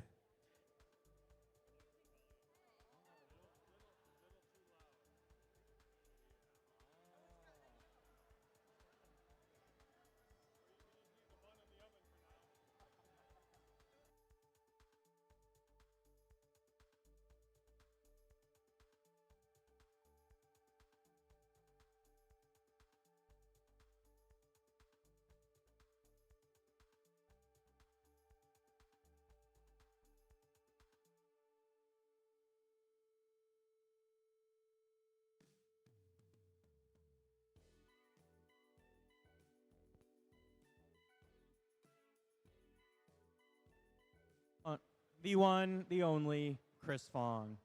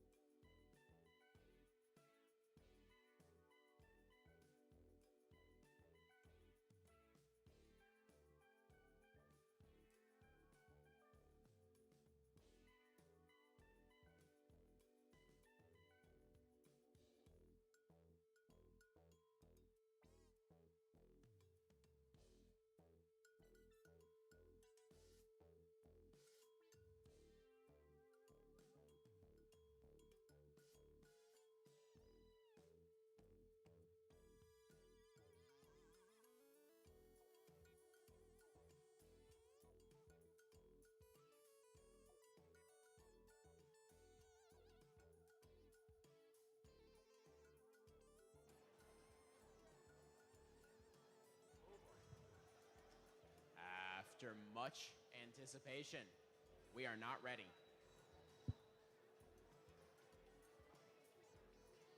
All right, let's try this for a third, I don't even know, time. We're going to get started. Round 5, match 13. Drivers, behind the lines. In 3, 2, 1, go. The long-awaited match 13 is here. We've got 4 robots in the middle of the field picking up fuel and scoring it into their hubs. Looks like nobody's gotten stuck on any fuel here because this is where it all counts here. 1 match away from finals, and both of these alliances want to be in it. Looks like Blue may have the advantage, 136 to 89 out of Autonomous, which means we will be sending it to the red side of the field first for the first exclusive scoring opportunity. Technical difficulties trying to score, but under the defense of Robo Stangs, that is not an easy task. Frog Force and Techno Dogs go to join them, but as I said, it is not easy here. As we reach the end of Red's shift, they have closed the gap with the Blue Alliance, but the Blue Alliance will want to make this a very high-scoring match. Strike Zone going to score, Crew going to score, but we have 2 red robots here on our Blue Alliance zone, which will make things pretty difficult for our Blue Alliance. Nevertheless, Strike Zone goes to score quite a lot of fuel into that hub, putting them up over 200 points, followed by Strike Zone once again. And back on the Red Alliance side of the field, we've got so much fuel in the air. These teams are really fighting for it. With just over a minute left in this match, it is anyone's game. More fuel up from Frog Force and technical difficulties and Techno Dogs. But we are sending it back over to the Blue Alliance, who are about 35 points behind Red here at the start of their shift. A few more shots up by Strike Zone, but Techno Dogs are making it rough with the Robo Stangs. A lot of action in the middle of the field as we come down to the final 30 seconds. About a 25-point game here. Anyone could take it. It'll come down to every last fuel here in this match. We've got quite a situation happening over here on Blue with Strike Zone appearing to get stuck. This is some very effective defense by Techno Dogs. About 40-point lead by the Red Alliance as we get some more scoring on Blue, followed by more on Red. This is a hard-fought match, and we will see what the ultimate result will end up being.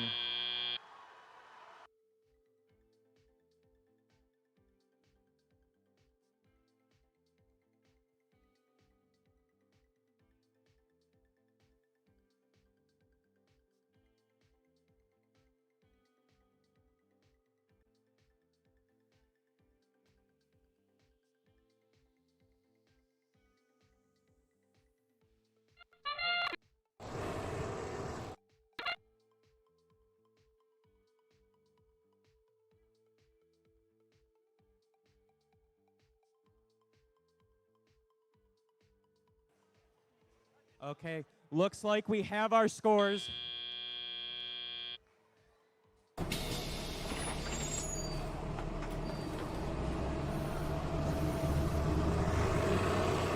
the Red Alliance, with a score of 311 to 285, this was a hard-fought match to send Alliance 3 to the finals. That was quite an exciting match, worth the wait. But let's put our hands together for Alliance 2, consisting of 7769 the Crew, 5460 Strike Zone, 5090 Tornadoes, and 548 Robo Stangs. We will be back with finals match number 1 in 15 minutes.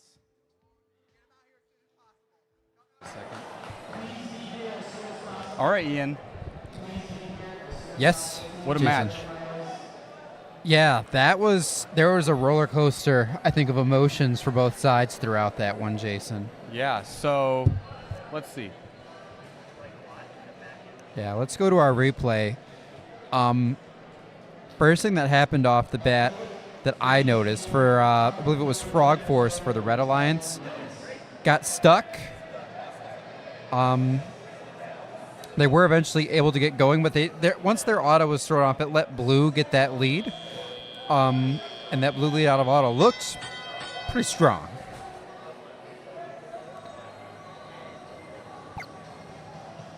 All right, so let's find the moment where this all fell apart.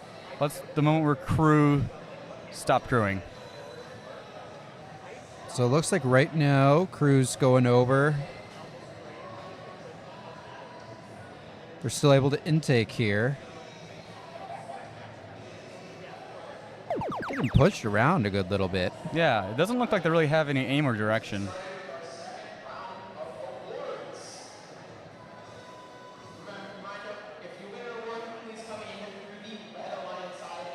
And here is just kind of a stalemate with no scored for Blue. And they're not intaking at this point, Jason, so I wonder.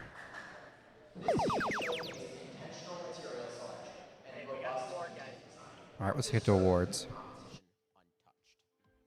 Their auto-aimed shooter allowed precise shots from anywhere on the field, while their strategic thinking and great force brought them to shore. Congratulations to Team 7790 Baywatch.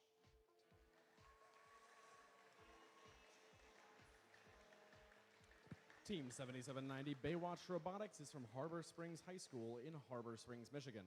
Founded in 2019, this is their 8th season competing with FIRST.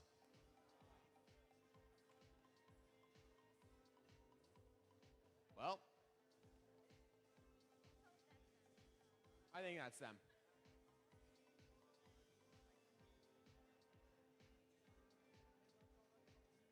No. Yeah.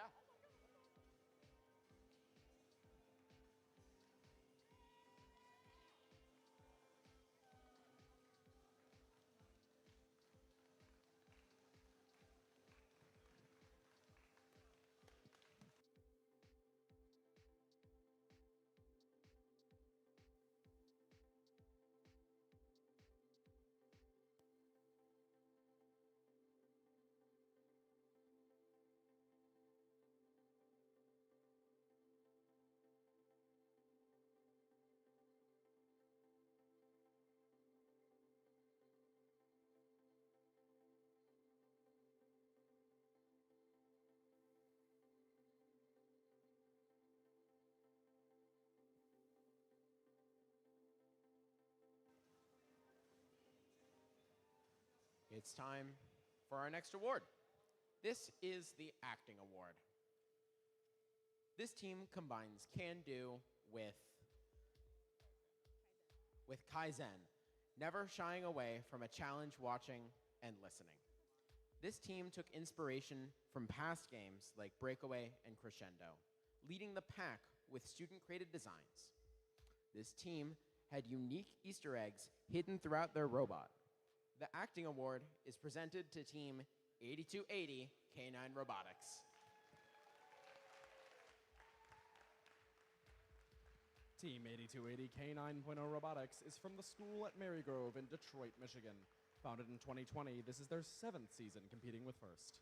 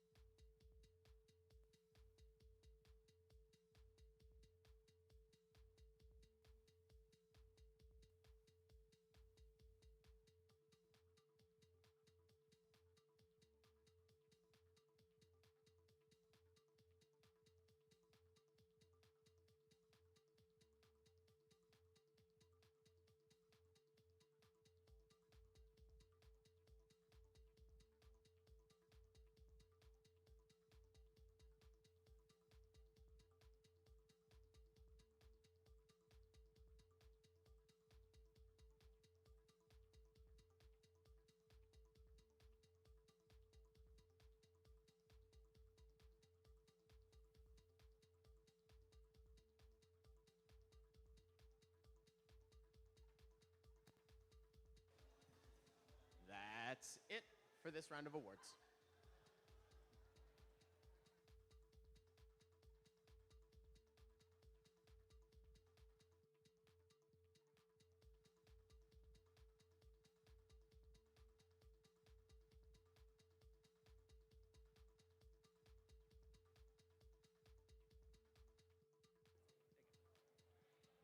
Hello, everyone. Real quick message. We would really like if you're able to stay for teardown. So any team staying for teardown, please come down on the field, grab some tools, and we'll start tearing down as soon as final awards are done. And again, a big thank you to teams 1502 and 548 for letting us borrow their tarps for this again. So anyone who's able to stay for teardown, we would really appreciate it. Thank you.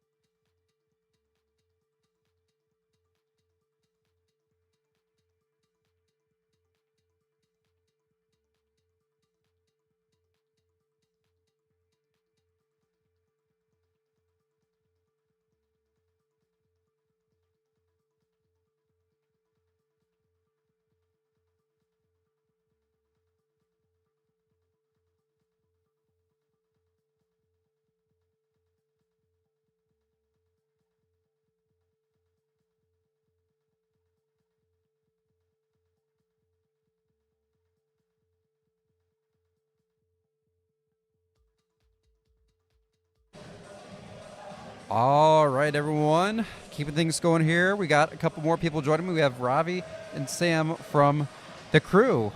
How are you two doing right now? I'm sure a little low spirits, but... It's robots, so anything can happen, and you just gotta stay in a good mood. Yeah, so you guys actually had quite the alliance. I was really excited to see you guys in Strike Zone, and you know, obviously that last match, maybe we'll just start there while it's fresh on our minds. What happened? Because I noticed you guys swapped to defense about halfway through. Yeah, so obviously, I don't know if you can see on the stream, but our intake roller, just the bolt from it completely sheared, and there was no chance of us intaking at all. So we just decided to switch to defense. We actually switched drivers as well. So. Yeah. We kind of noticed it a little bit late, I think, and we didn't really communicate all that well with our partners. So, you know, there are definitely some things we could have done differently that match that would have helped us keep that lead and sort of, you know, not lose. But yeah, at the end of the day, these are just things that happen. Yeah, hindsight's always 20/20 for sure. And I mean, once you guys did swap to defense, it looked really good. I mean, all competition you guys have looked really good. And that actually reminds me, I'd love to hear a little bit more about, if I'm not mistaken, you guys were on Einstein just a few months ago down in Houston, right? Yes. Yeah. What was that experience like? Go ahead. Einstein was crazy. It was a great experience, and it was kind of unbelievable and unreal to make it that far because we really didn't know what to expect. But besides, I mean, how it turned out, we were a little upset at first, but yeah, we can't be mad about making it that far, and we were happy. You know, we even made it to Einstein at all. It was definitely a crazy experience for us. You know, the funny thing is that something actually kind of similar happened at Einstein. Our robot got cam wire just ripped completely out of it, and we had to switch to pretending to shoot in order to avoid getting defended on orbit, so they would defend on us. And yeah, it's kind of funny how that ended up happening. Yeah, it happened. You know, there's something I kind of have, I don't know if I fully, like, it's facts, but one thing I think I've started to notice over the years, especially once you're talking like Einstein match 11 plus, those 4 alliances that are left at that point, it feels like any given year, for the most part, any of them can win it. It's just a matter of how the luck goes in your matches, what breaks for who when. So, as a proud First and Michigan person, was really cheering for you guys down there, cheering for you guys today as well. Love your robot, love your guys' team. I guess I'm curious, Wolverine Robotics competition here. Any memories stand out? Anything about this event that I think walking away from, want to come back next year? Wolverine, yeah, it's been cool. Obviously, I hate to end it like that. It always seems like those kind of things happen to us in the most important times, and that just seems to be how it goes, and that sucks. But going undefeated in regular, and it was my first time up to go and pick for Alliance selection, which was a crazy experience, and it just made me realize how much goes into picking a teammate and how everyone's views on different teams are switched. So coming all together and picking an Alliance is a lot of fun. Yeah, absolutely. Well, I believe we are starting to get robots on the fields for our finals. So, want to thank you both for joining us. Wishing you best of luck. Any more off seasons we should expect to see the crew at this year? I believe we're going to be at Kettering kickoff, and in October is going to be Cullen's Cancer Clash. Awesome. Well, we are looking forward to that. Great job. Congratulations on a great competition and great season. Thank you for joining us today. Thank you. Thanks for having me.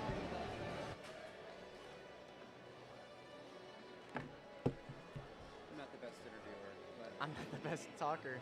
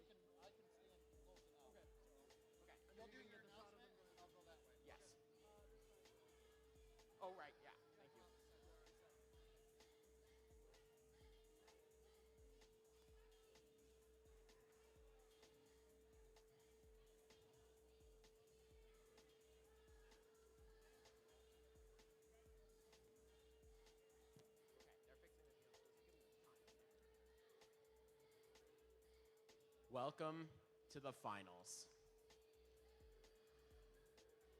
So for the teams on the field, quick rundown. We've had some people go around and tell you probably about how it's going to work. We are going to have, wow, long day. We are going to have the captain first pick and then second pick and then third pick of each alliance come out to the front for the standard handshake. But what we're going to do is we're going to have the red alliance line up starting with the captain on the blue side and the blue alliance start on the red side so that you will just pass by and go directly into your driver stations. We'll have queuers here to help and assist and make sure it all goes smoothly. Hope that sounds good. Let's start by introducing all of our teams. Potentially for the second to last time, probably third to last. If it's like last year, fourth to last. Starting on the Red Alliance, the captain of Alliance 5, Team 1506.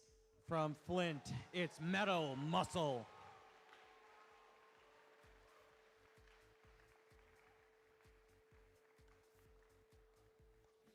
And their first pick, Team 4391. From Gladstone, it's Brave Bots. Their second pick, Team 3175. From Grosse Pointe Woods, it's Night Vision.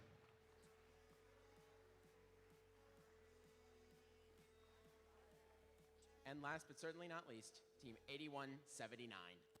From Dearborn, it's Robo Falcons.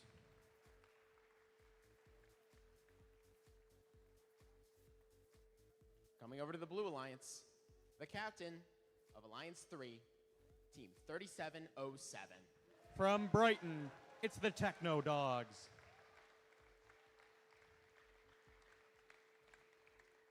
And their first pick, I'm going to need that reminder one more time.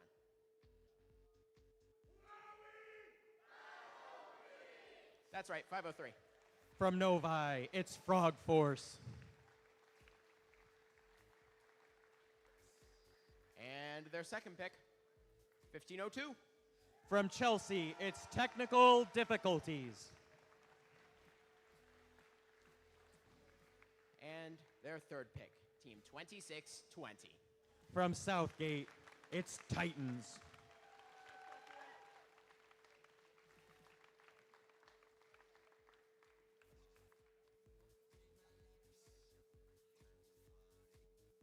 All right. Shake hands.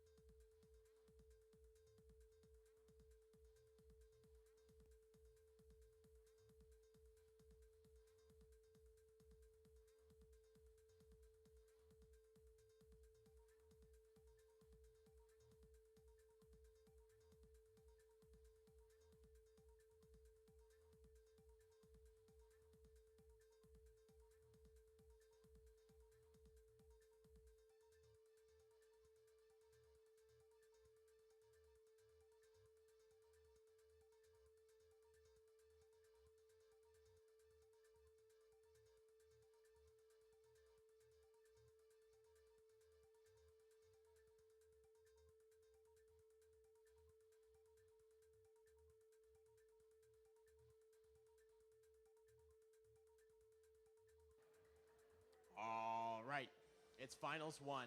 Let's get this match underway. Everyone in the stands, if you want to count down with me, be my guest. Drivers, behind the lines, in 3, 2, 1, go! Racing out to the middle, we've got the initial push from 503 and 3707, both getting beached. So we're going to see 503 shooting off to the side as 1506 get ready to unleash their first wave of fuel. That's the first wave going up. 3707 completely beached under their area. 503 headed back out, and that shoot on the move from 4391 Bravebots is going to result in a very high margin. Blue now is going to have to try and make up the gap they've created. 80 to 26 coming out of odd time, and only going to get extended by 1506 and 4391, both making full use of that transition shift to push the lead to over 110 points. 503 and 3707 and 1502 are all going to have their work cut out for them to make this up, and they're going to start trying to do that with the Frog Force volley going through. Lots of fuel going to get dumped into the blue hub. We'll see 1502 also following up with some fuel of their own as Frog Force try to refill. 3707 also getting their shots off, as now we're going to go active for the red side. Here we go. Lots of fuel getting dumped in there well in advance, but it'll all still count if it rolls through in time. The lead is over 130. The two 15-0 teams are going to be battling for fuel in the middle, and now they'll go back into the side. 3707 playing effective defense on 1502, or 1506, I should say, getting them confused with how many numbers they share.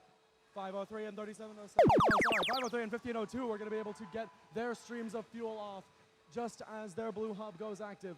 They've got a wide margin, wider even than the beginning, to make up with 15 seconds left in their active period. 4391 showcasing that passing backwards as they move backwards. 3707 pushing a little bit into the red human player station as they try to play more defense. 503 with that wiggling shot, that signature Frog Force shot, going to be able to put up a good amount of fuel into the hub and try to thin that margin down. 4391 is going to be putting far more back in response as this lead is ballooning up over 150, now 170 points. 4391 only going to extend it further as we're getting towards our end game period here where both alliances can score. Blue's going to need a really effective period, and they're going to start it off quite well with two big streams of fuel going in to try and keep this margin as tight as possible and try to pull a miracle out in the last 20 seconds here. Red do not want that to happen. They're going to be hitting as much fuel as they can to keep that lead high. 3707 have been playing defense on the red side this entire time. They're going to see if they can shut down at the extra as we wind down our time here. A massive 220-point lead as we hit our time expires.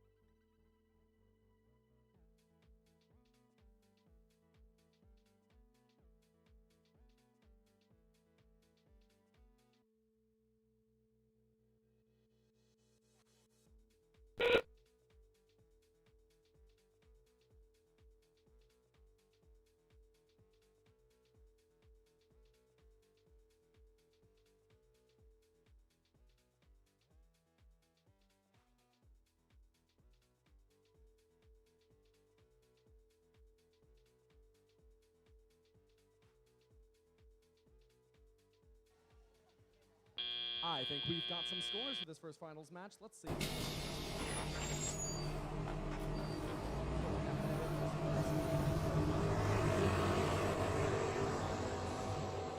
They will go up 1-0 with a score of 481 to 242.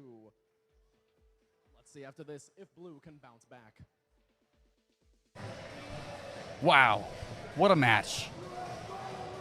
Yeah, that was a crazy one. I mean, if we want to hop at the replay, Jason, I think right off the bat, Blue Alliance, Lines 3, not the auton they were hoping. Kind of sent 2 out to midfield. Frog Force did not get back before they shot, and I believe that's one of their other partners. It was just, beached. it was never a good moment for the Blue Alliance.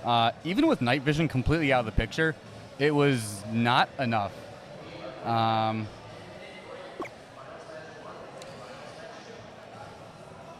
Yeah, we'll see right about here. Okay, so it looks like night vision gets themselves up in the corner and saves their battery. Yeah, And right. like I said, at that point, it's just not, and that's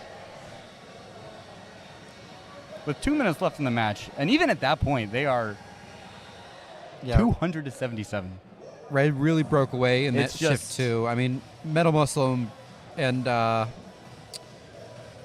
Brave Bots. The effectiveness of Brave Bots cannot be overstated. Mhm. Once they lock in, they are lethal.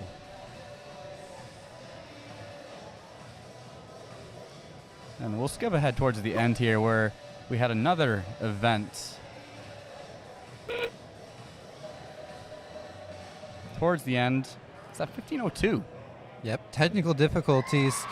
Unfortunately, playing into their name a little bit. Looked like some technical difficulties at the end of that match, and that'll be something to watch, Jason, because we still have Finals 2 coming up. They'll have a 10-minute break here to try to get that fixed up.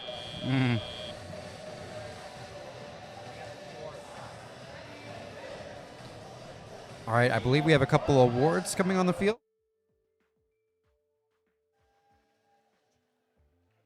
There we go. Our first award for this section is the Wolverine of the Year Award, which recognizes a mentor, volunteer, or group who go above and beyond in advancing the mission of the First Alumni Mentor Network of Michigan. To inspire K-12 students to pursue opportunities in STEM, business, and community outreach, to support FIRST mentors and volunteers across Michigan, and to build a strong network of FIRST supporters. The award is selected by our event coordinator and volunteer coordinator in recognition of someone whose impact reflects these core values. This year's recipient has truly gone above and beyond to make this event possible. They put an enormous amount of work into it, and through both planning and execution, they were always open to questions and always looking for the next problem to solve. Even Claude could not match this person's passion for FIRST. This person has fully embraced the spirit of this event. They delivered knowledge, they delivered carpet, and also built us a pit display, an incredible podcast live stream, and a custom audience display from scratch. We're incredibly grateful to recognize this year's Wolverine of the Year, Philip Kidd. There he is.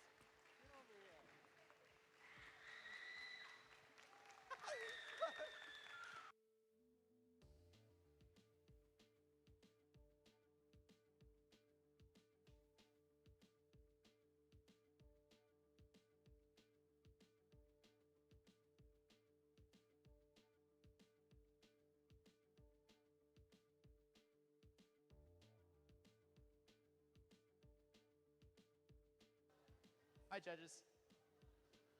It's time for all of you this time. Hooray! I'm good at walking.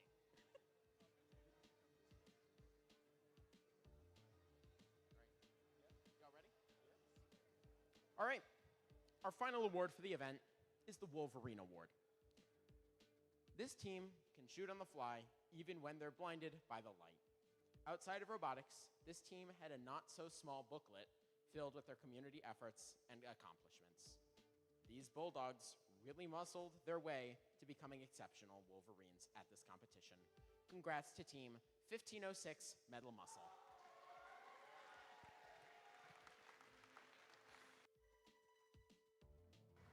Team 1506 Metal Muscle is a family community team from Flint, Michigan. Founded in 2005, this is their 22nd season competing with FIRST.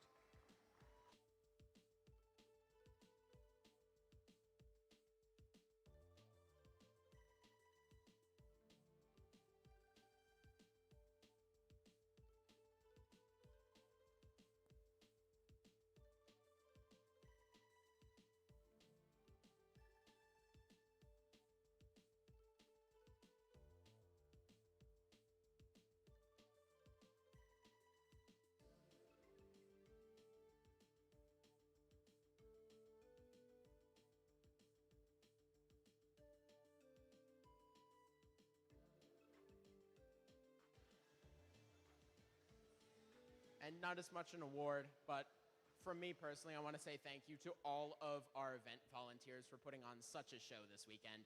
If everyone could give a huge hand for all of the event volunteers.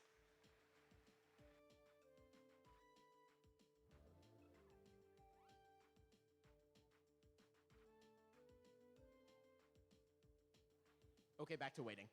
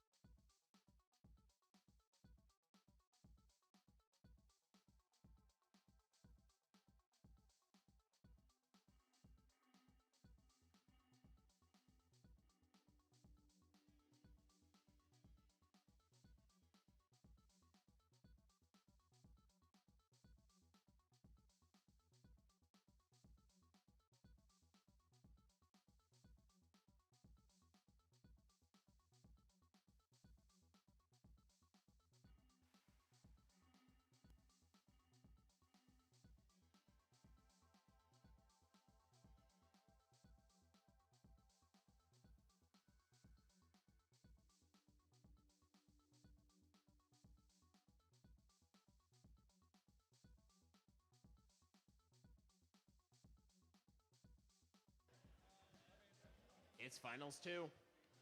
We know the teams, but let's meet them once more. On the Red Alliance, coming in, it's 8179. From Dearborn, it's Robo Falcons. In the middle, that's 1506. From Flint, it's Metal Muscle. And over here, by the outpost, it's 4391. From Gladstone, it's Brave Bots.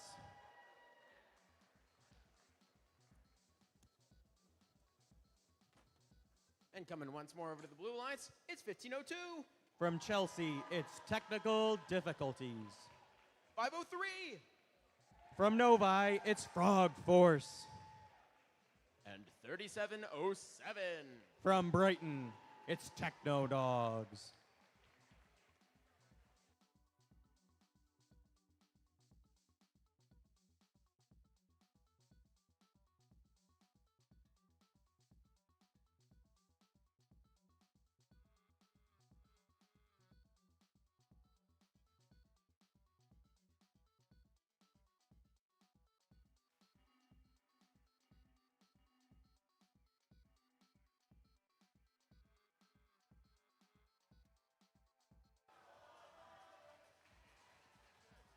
We good?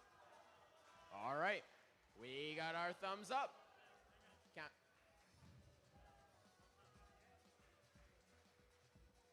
Oops.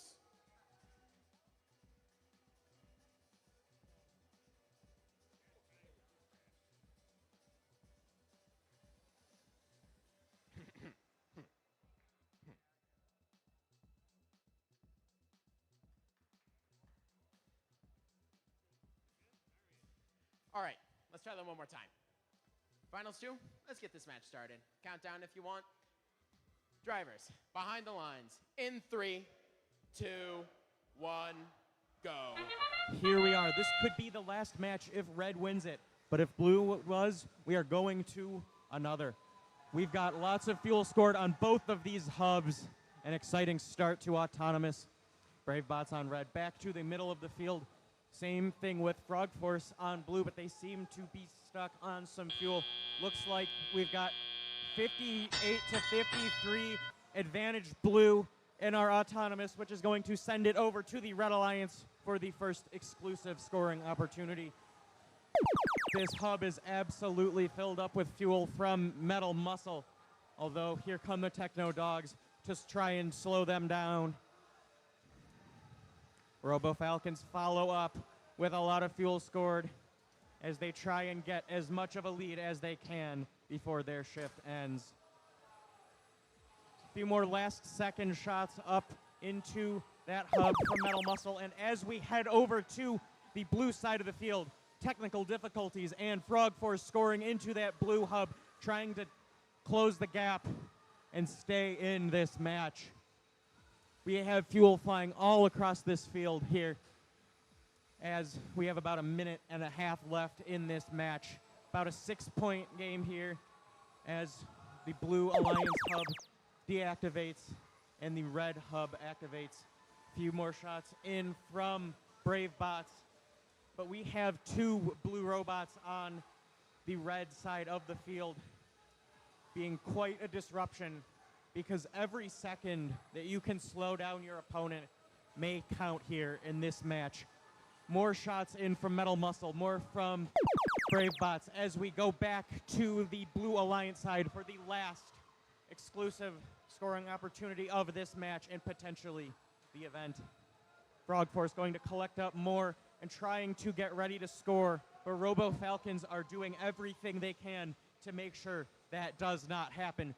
We are seconds away from the end game period where both hubs will be active. About 50 points separating these teams, and that number is growing with Metal Muscle scoring into their hub, followed up by Brave Bots.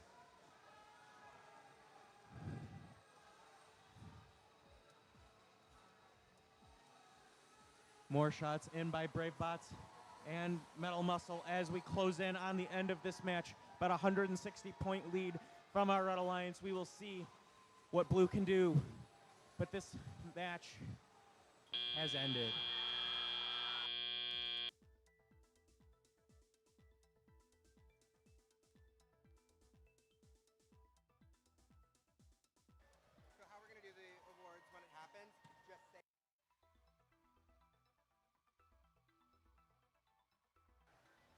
All right, quick announcement.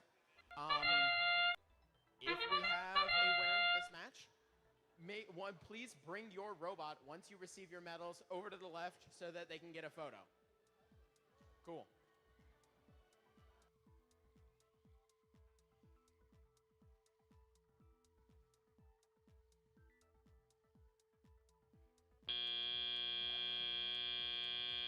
Looks like we have our scores for finals match number 2 here.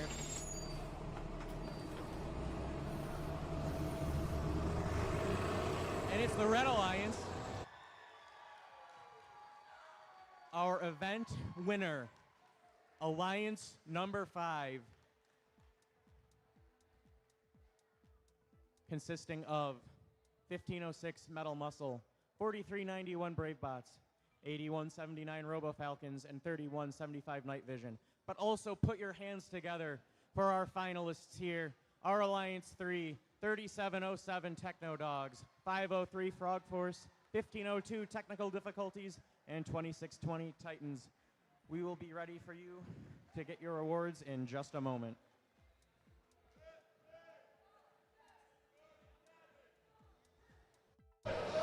Wow! Wow! What a match! There was a little drama on that one. Actually, there was a little drama the in that final one. score doesn't tell the story of that match. Yeah. I mean, Frog Force fighting for their life, but what's new? Yeah, that defense. Robo Falcons subbed in for Night Vision in that match, Jason, and we saw Robo Falcons doing a little shooting. I think that might be why we saw that. But yeah, Robo Falcons defense on Frog Force, that really feels like the difference maker.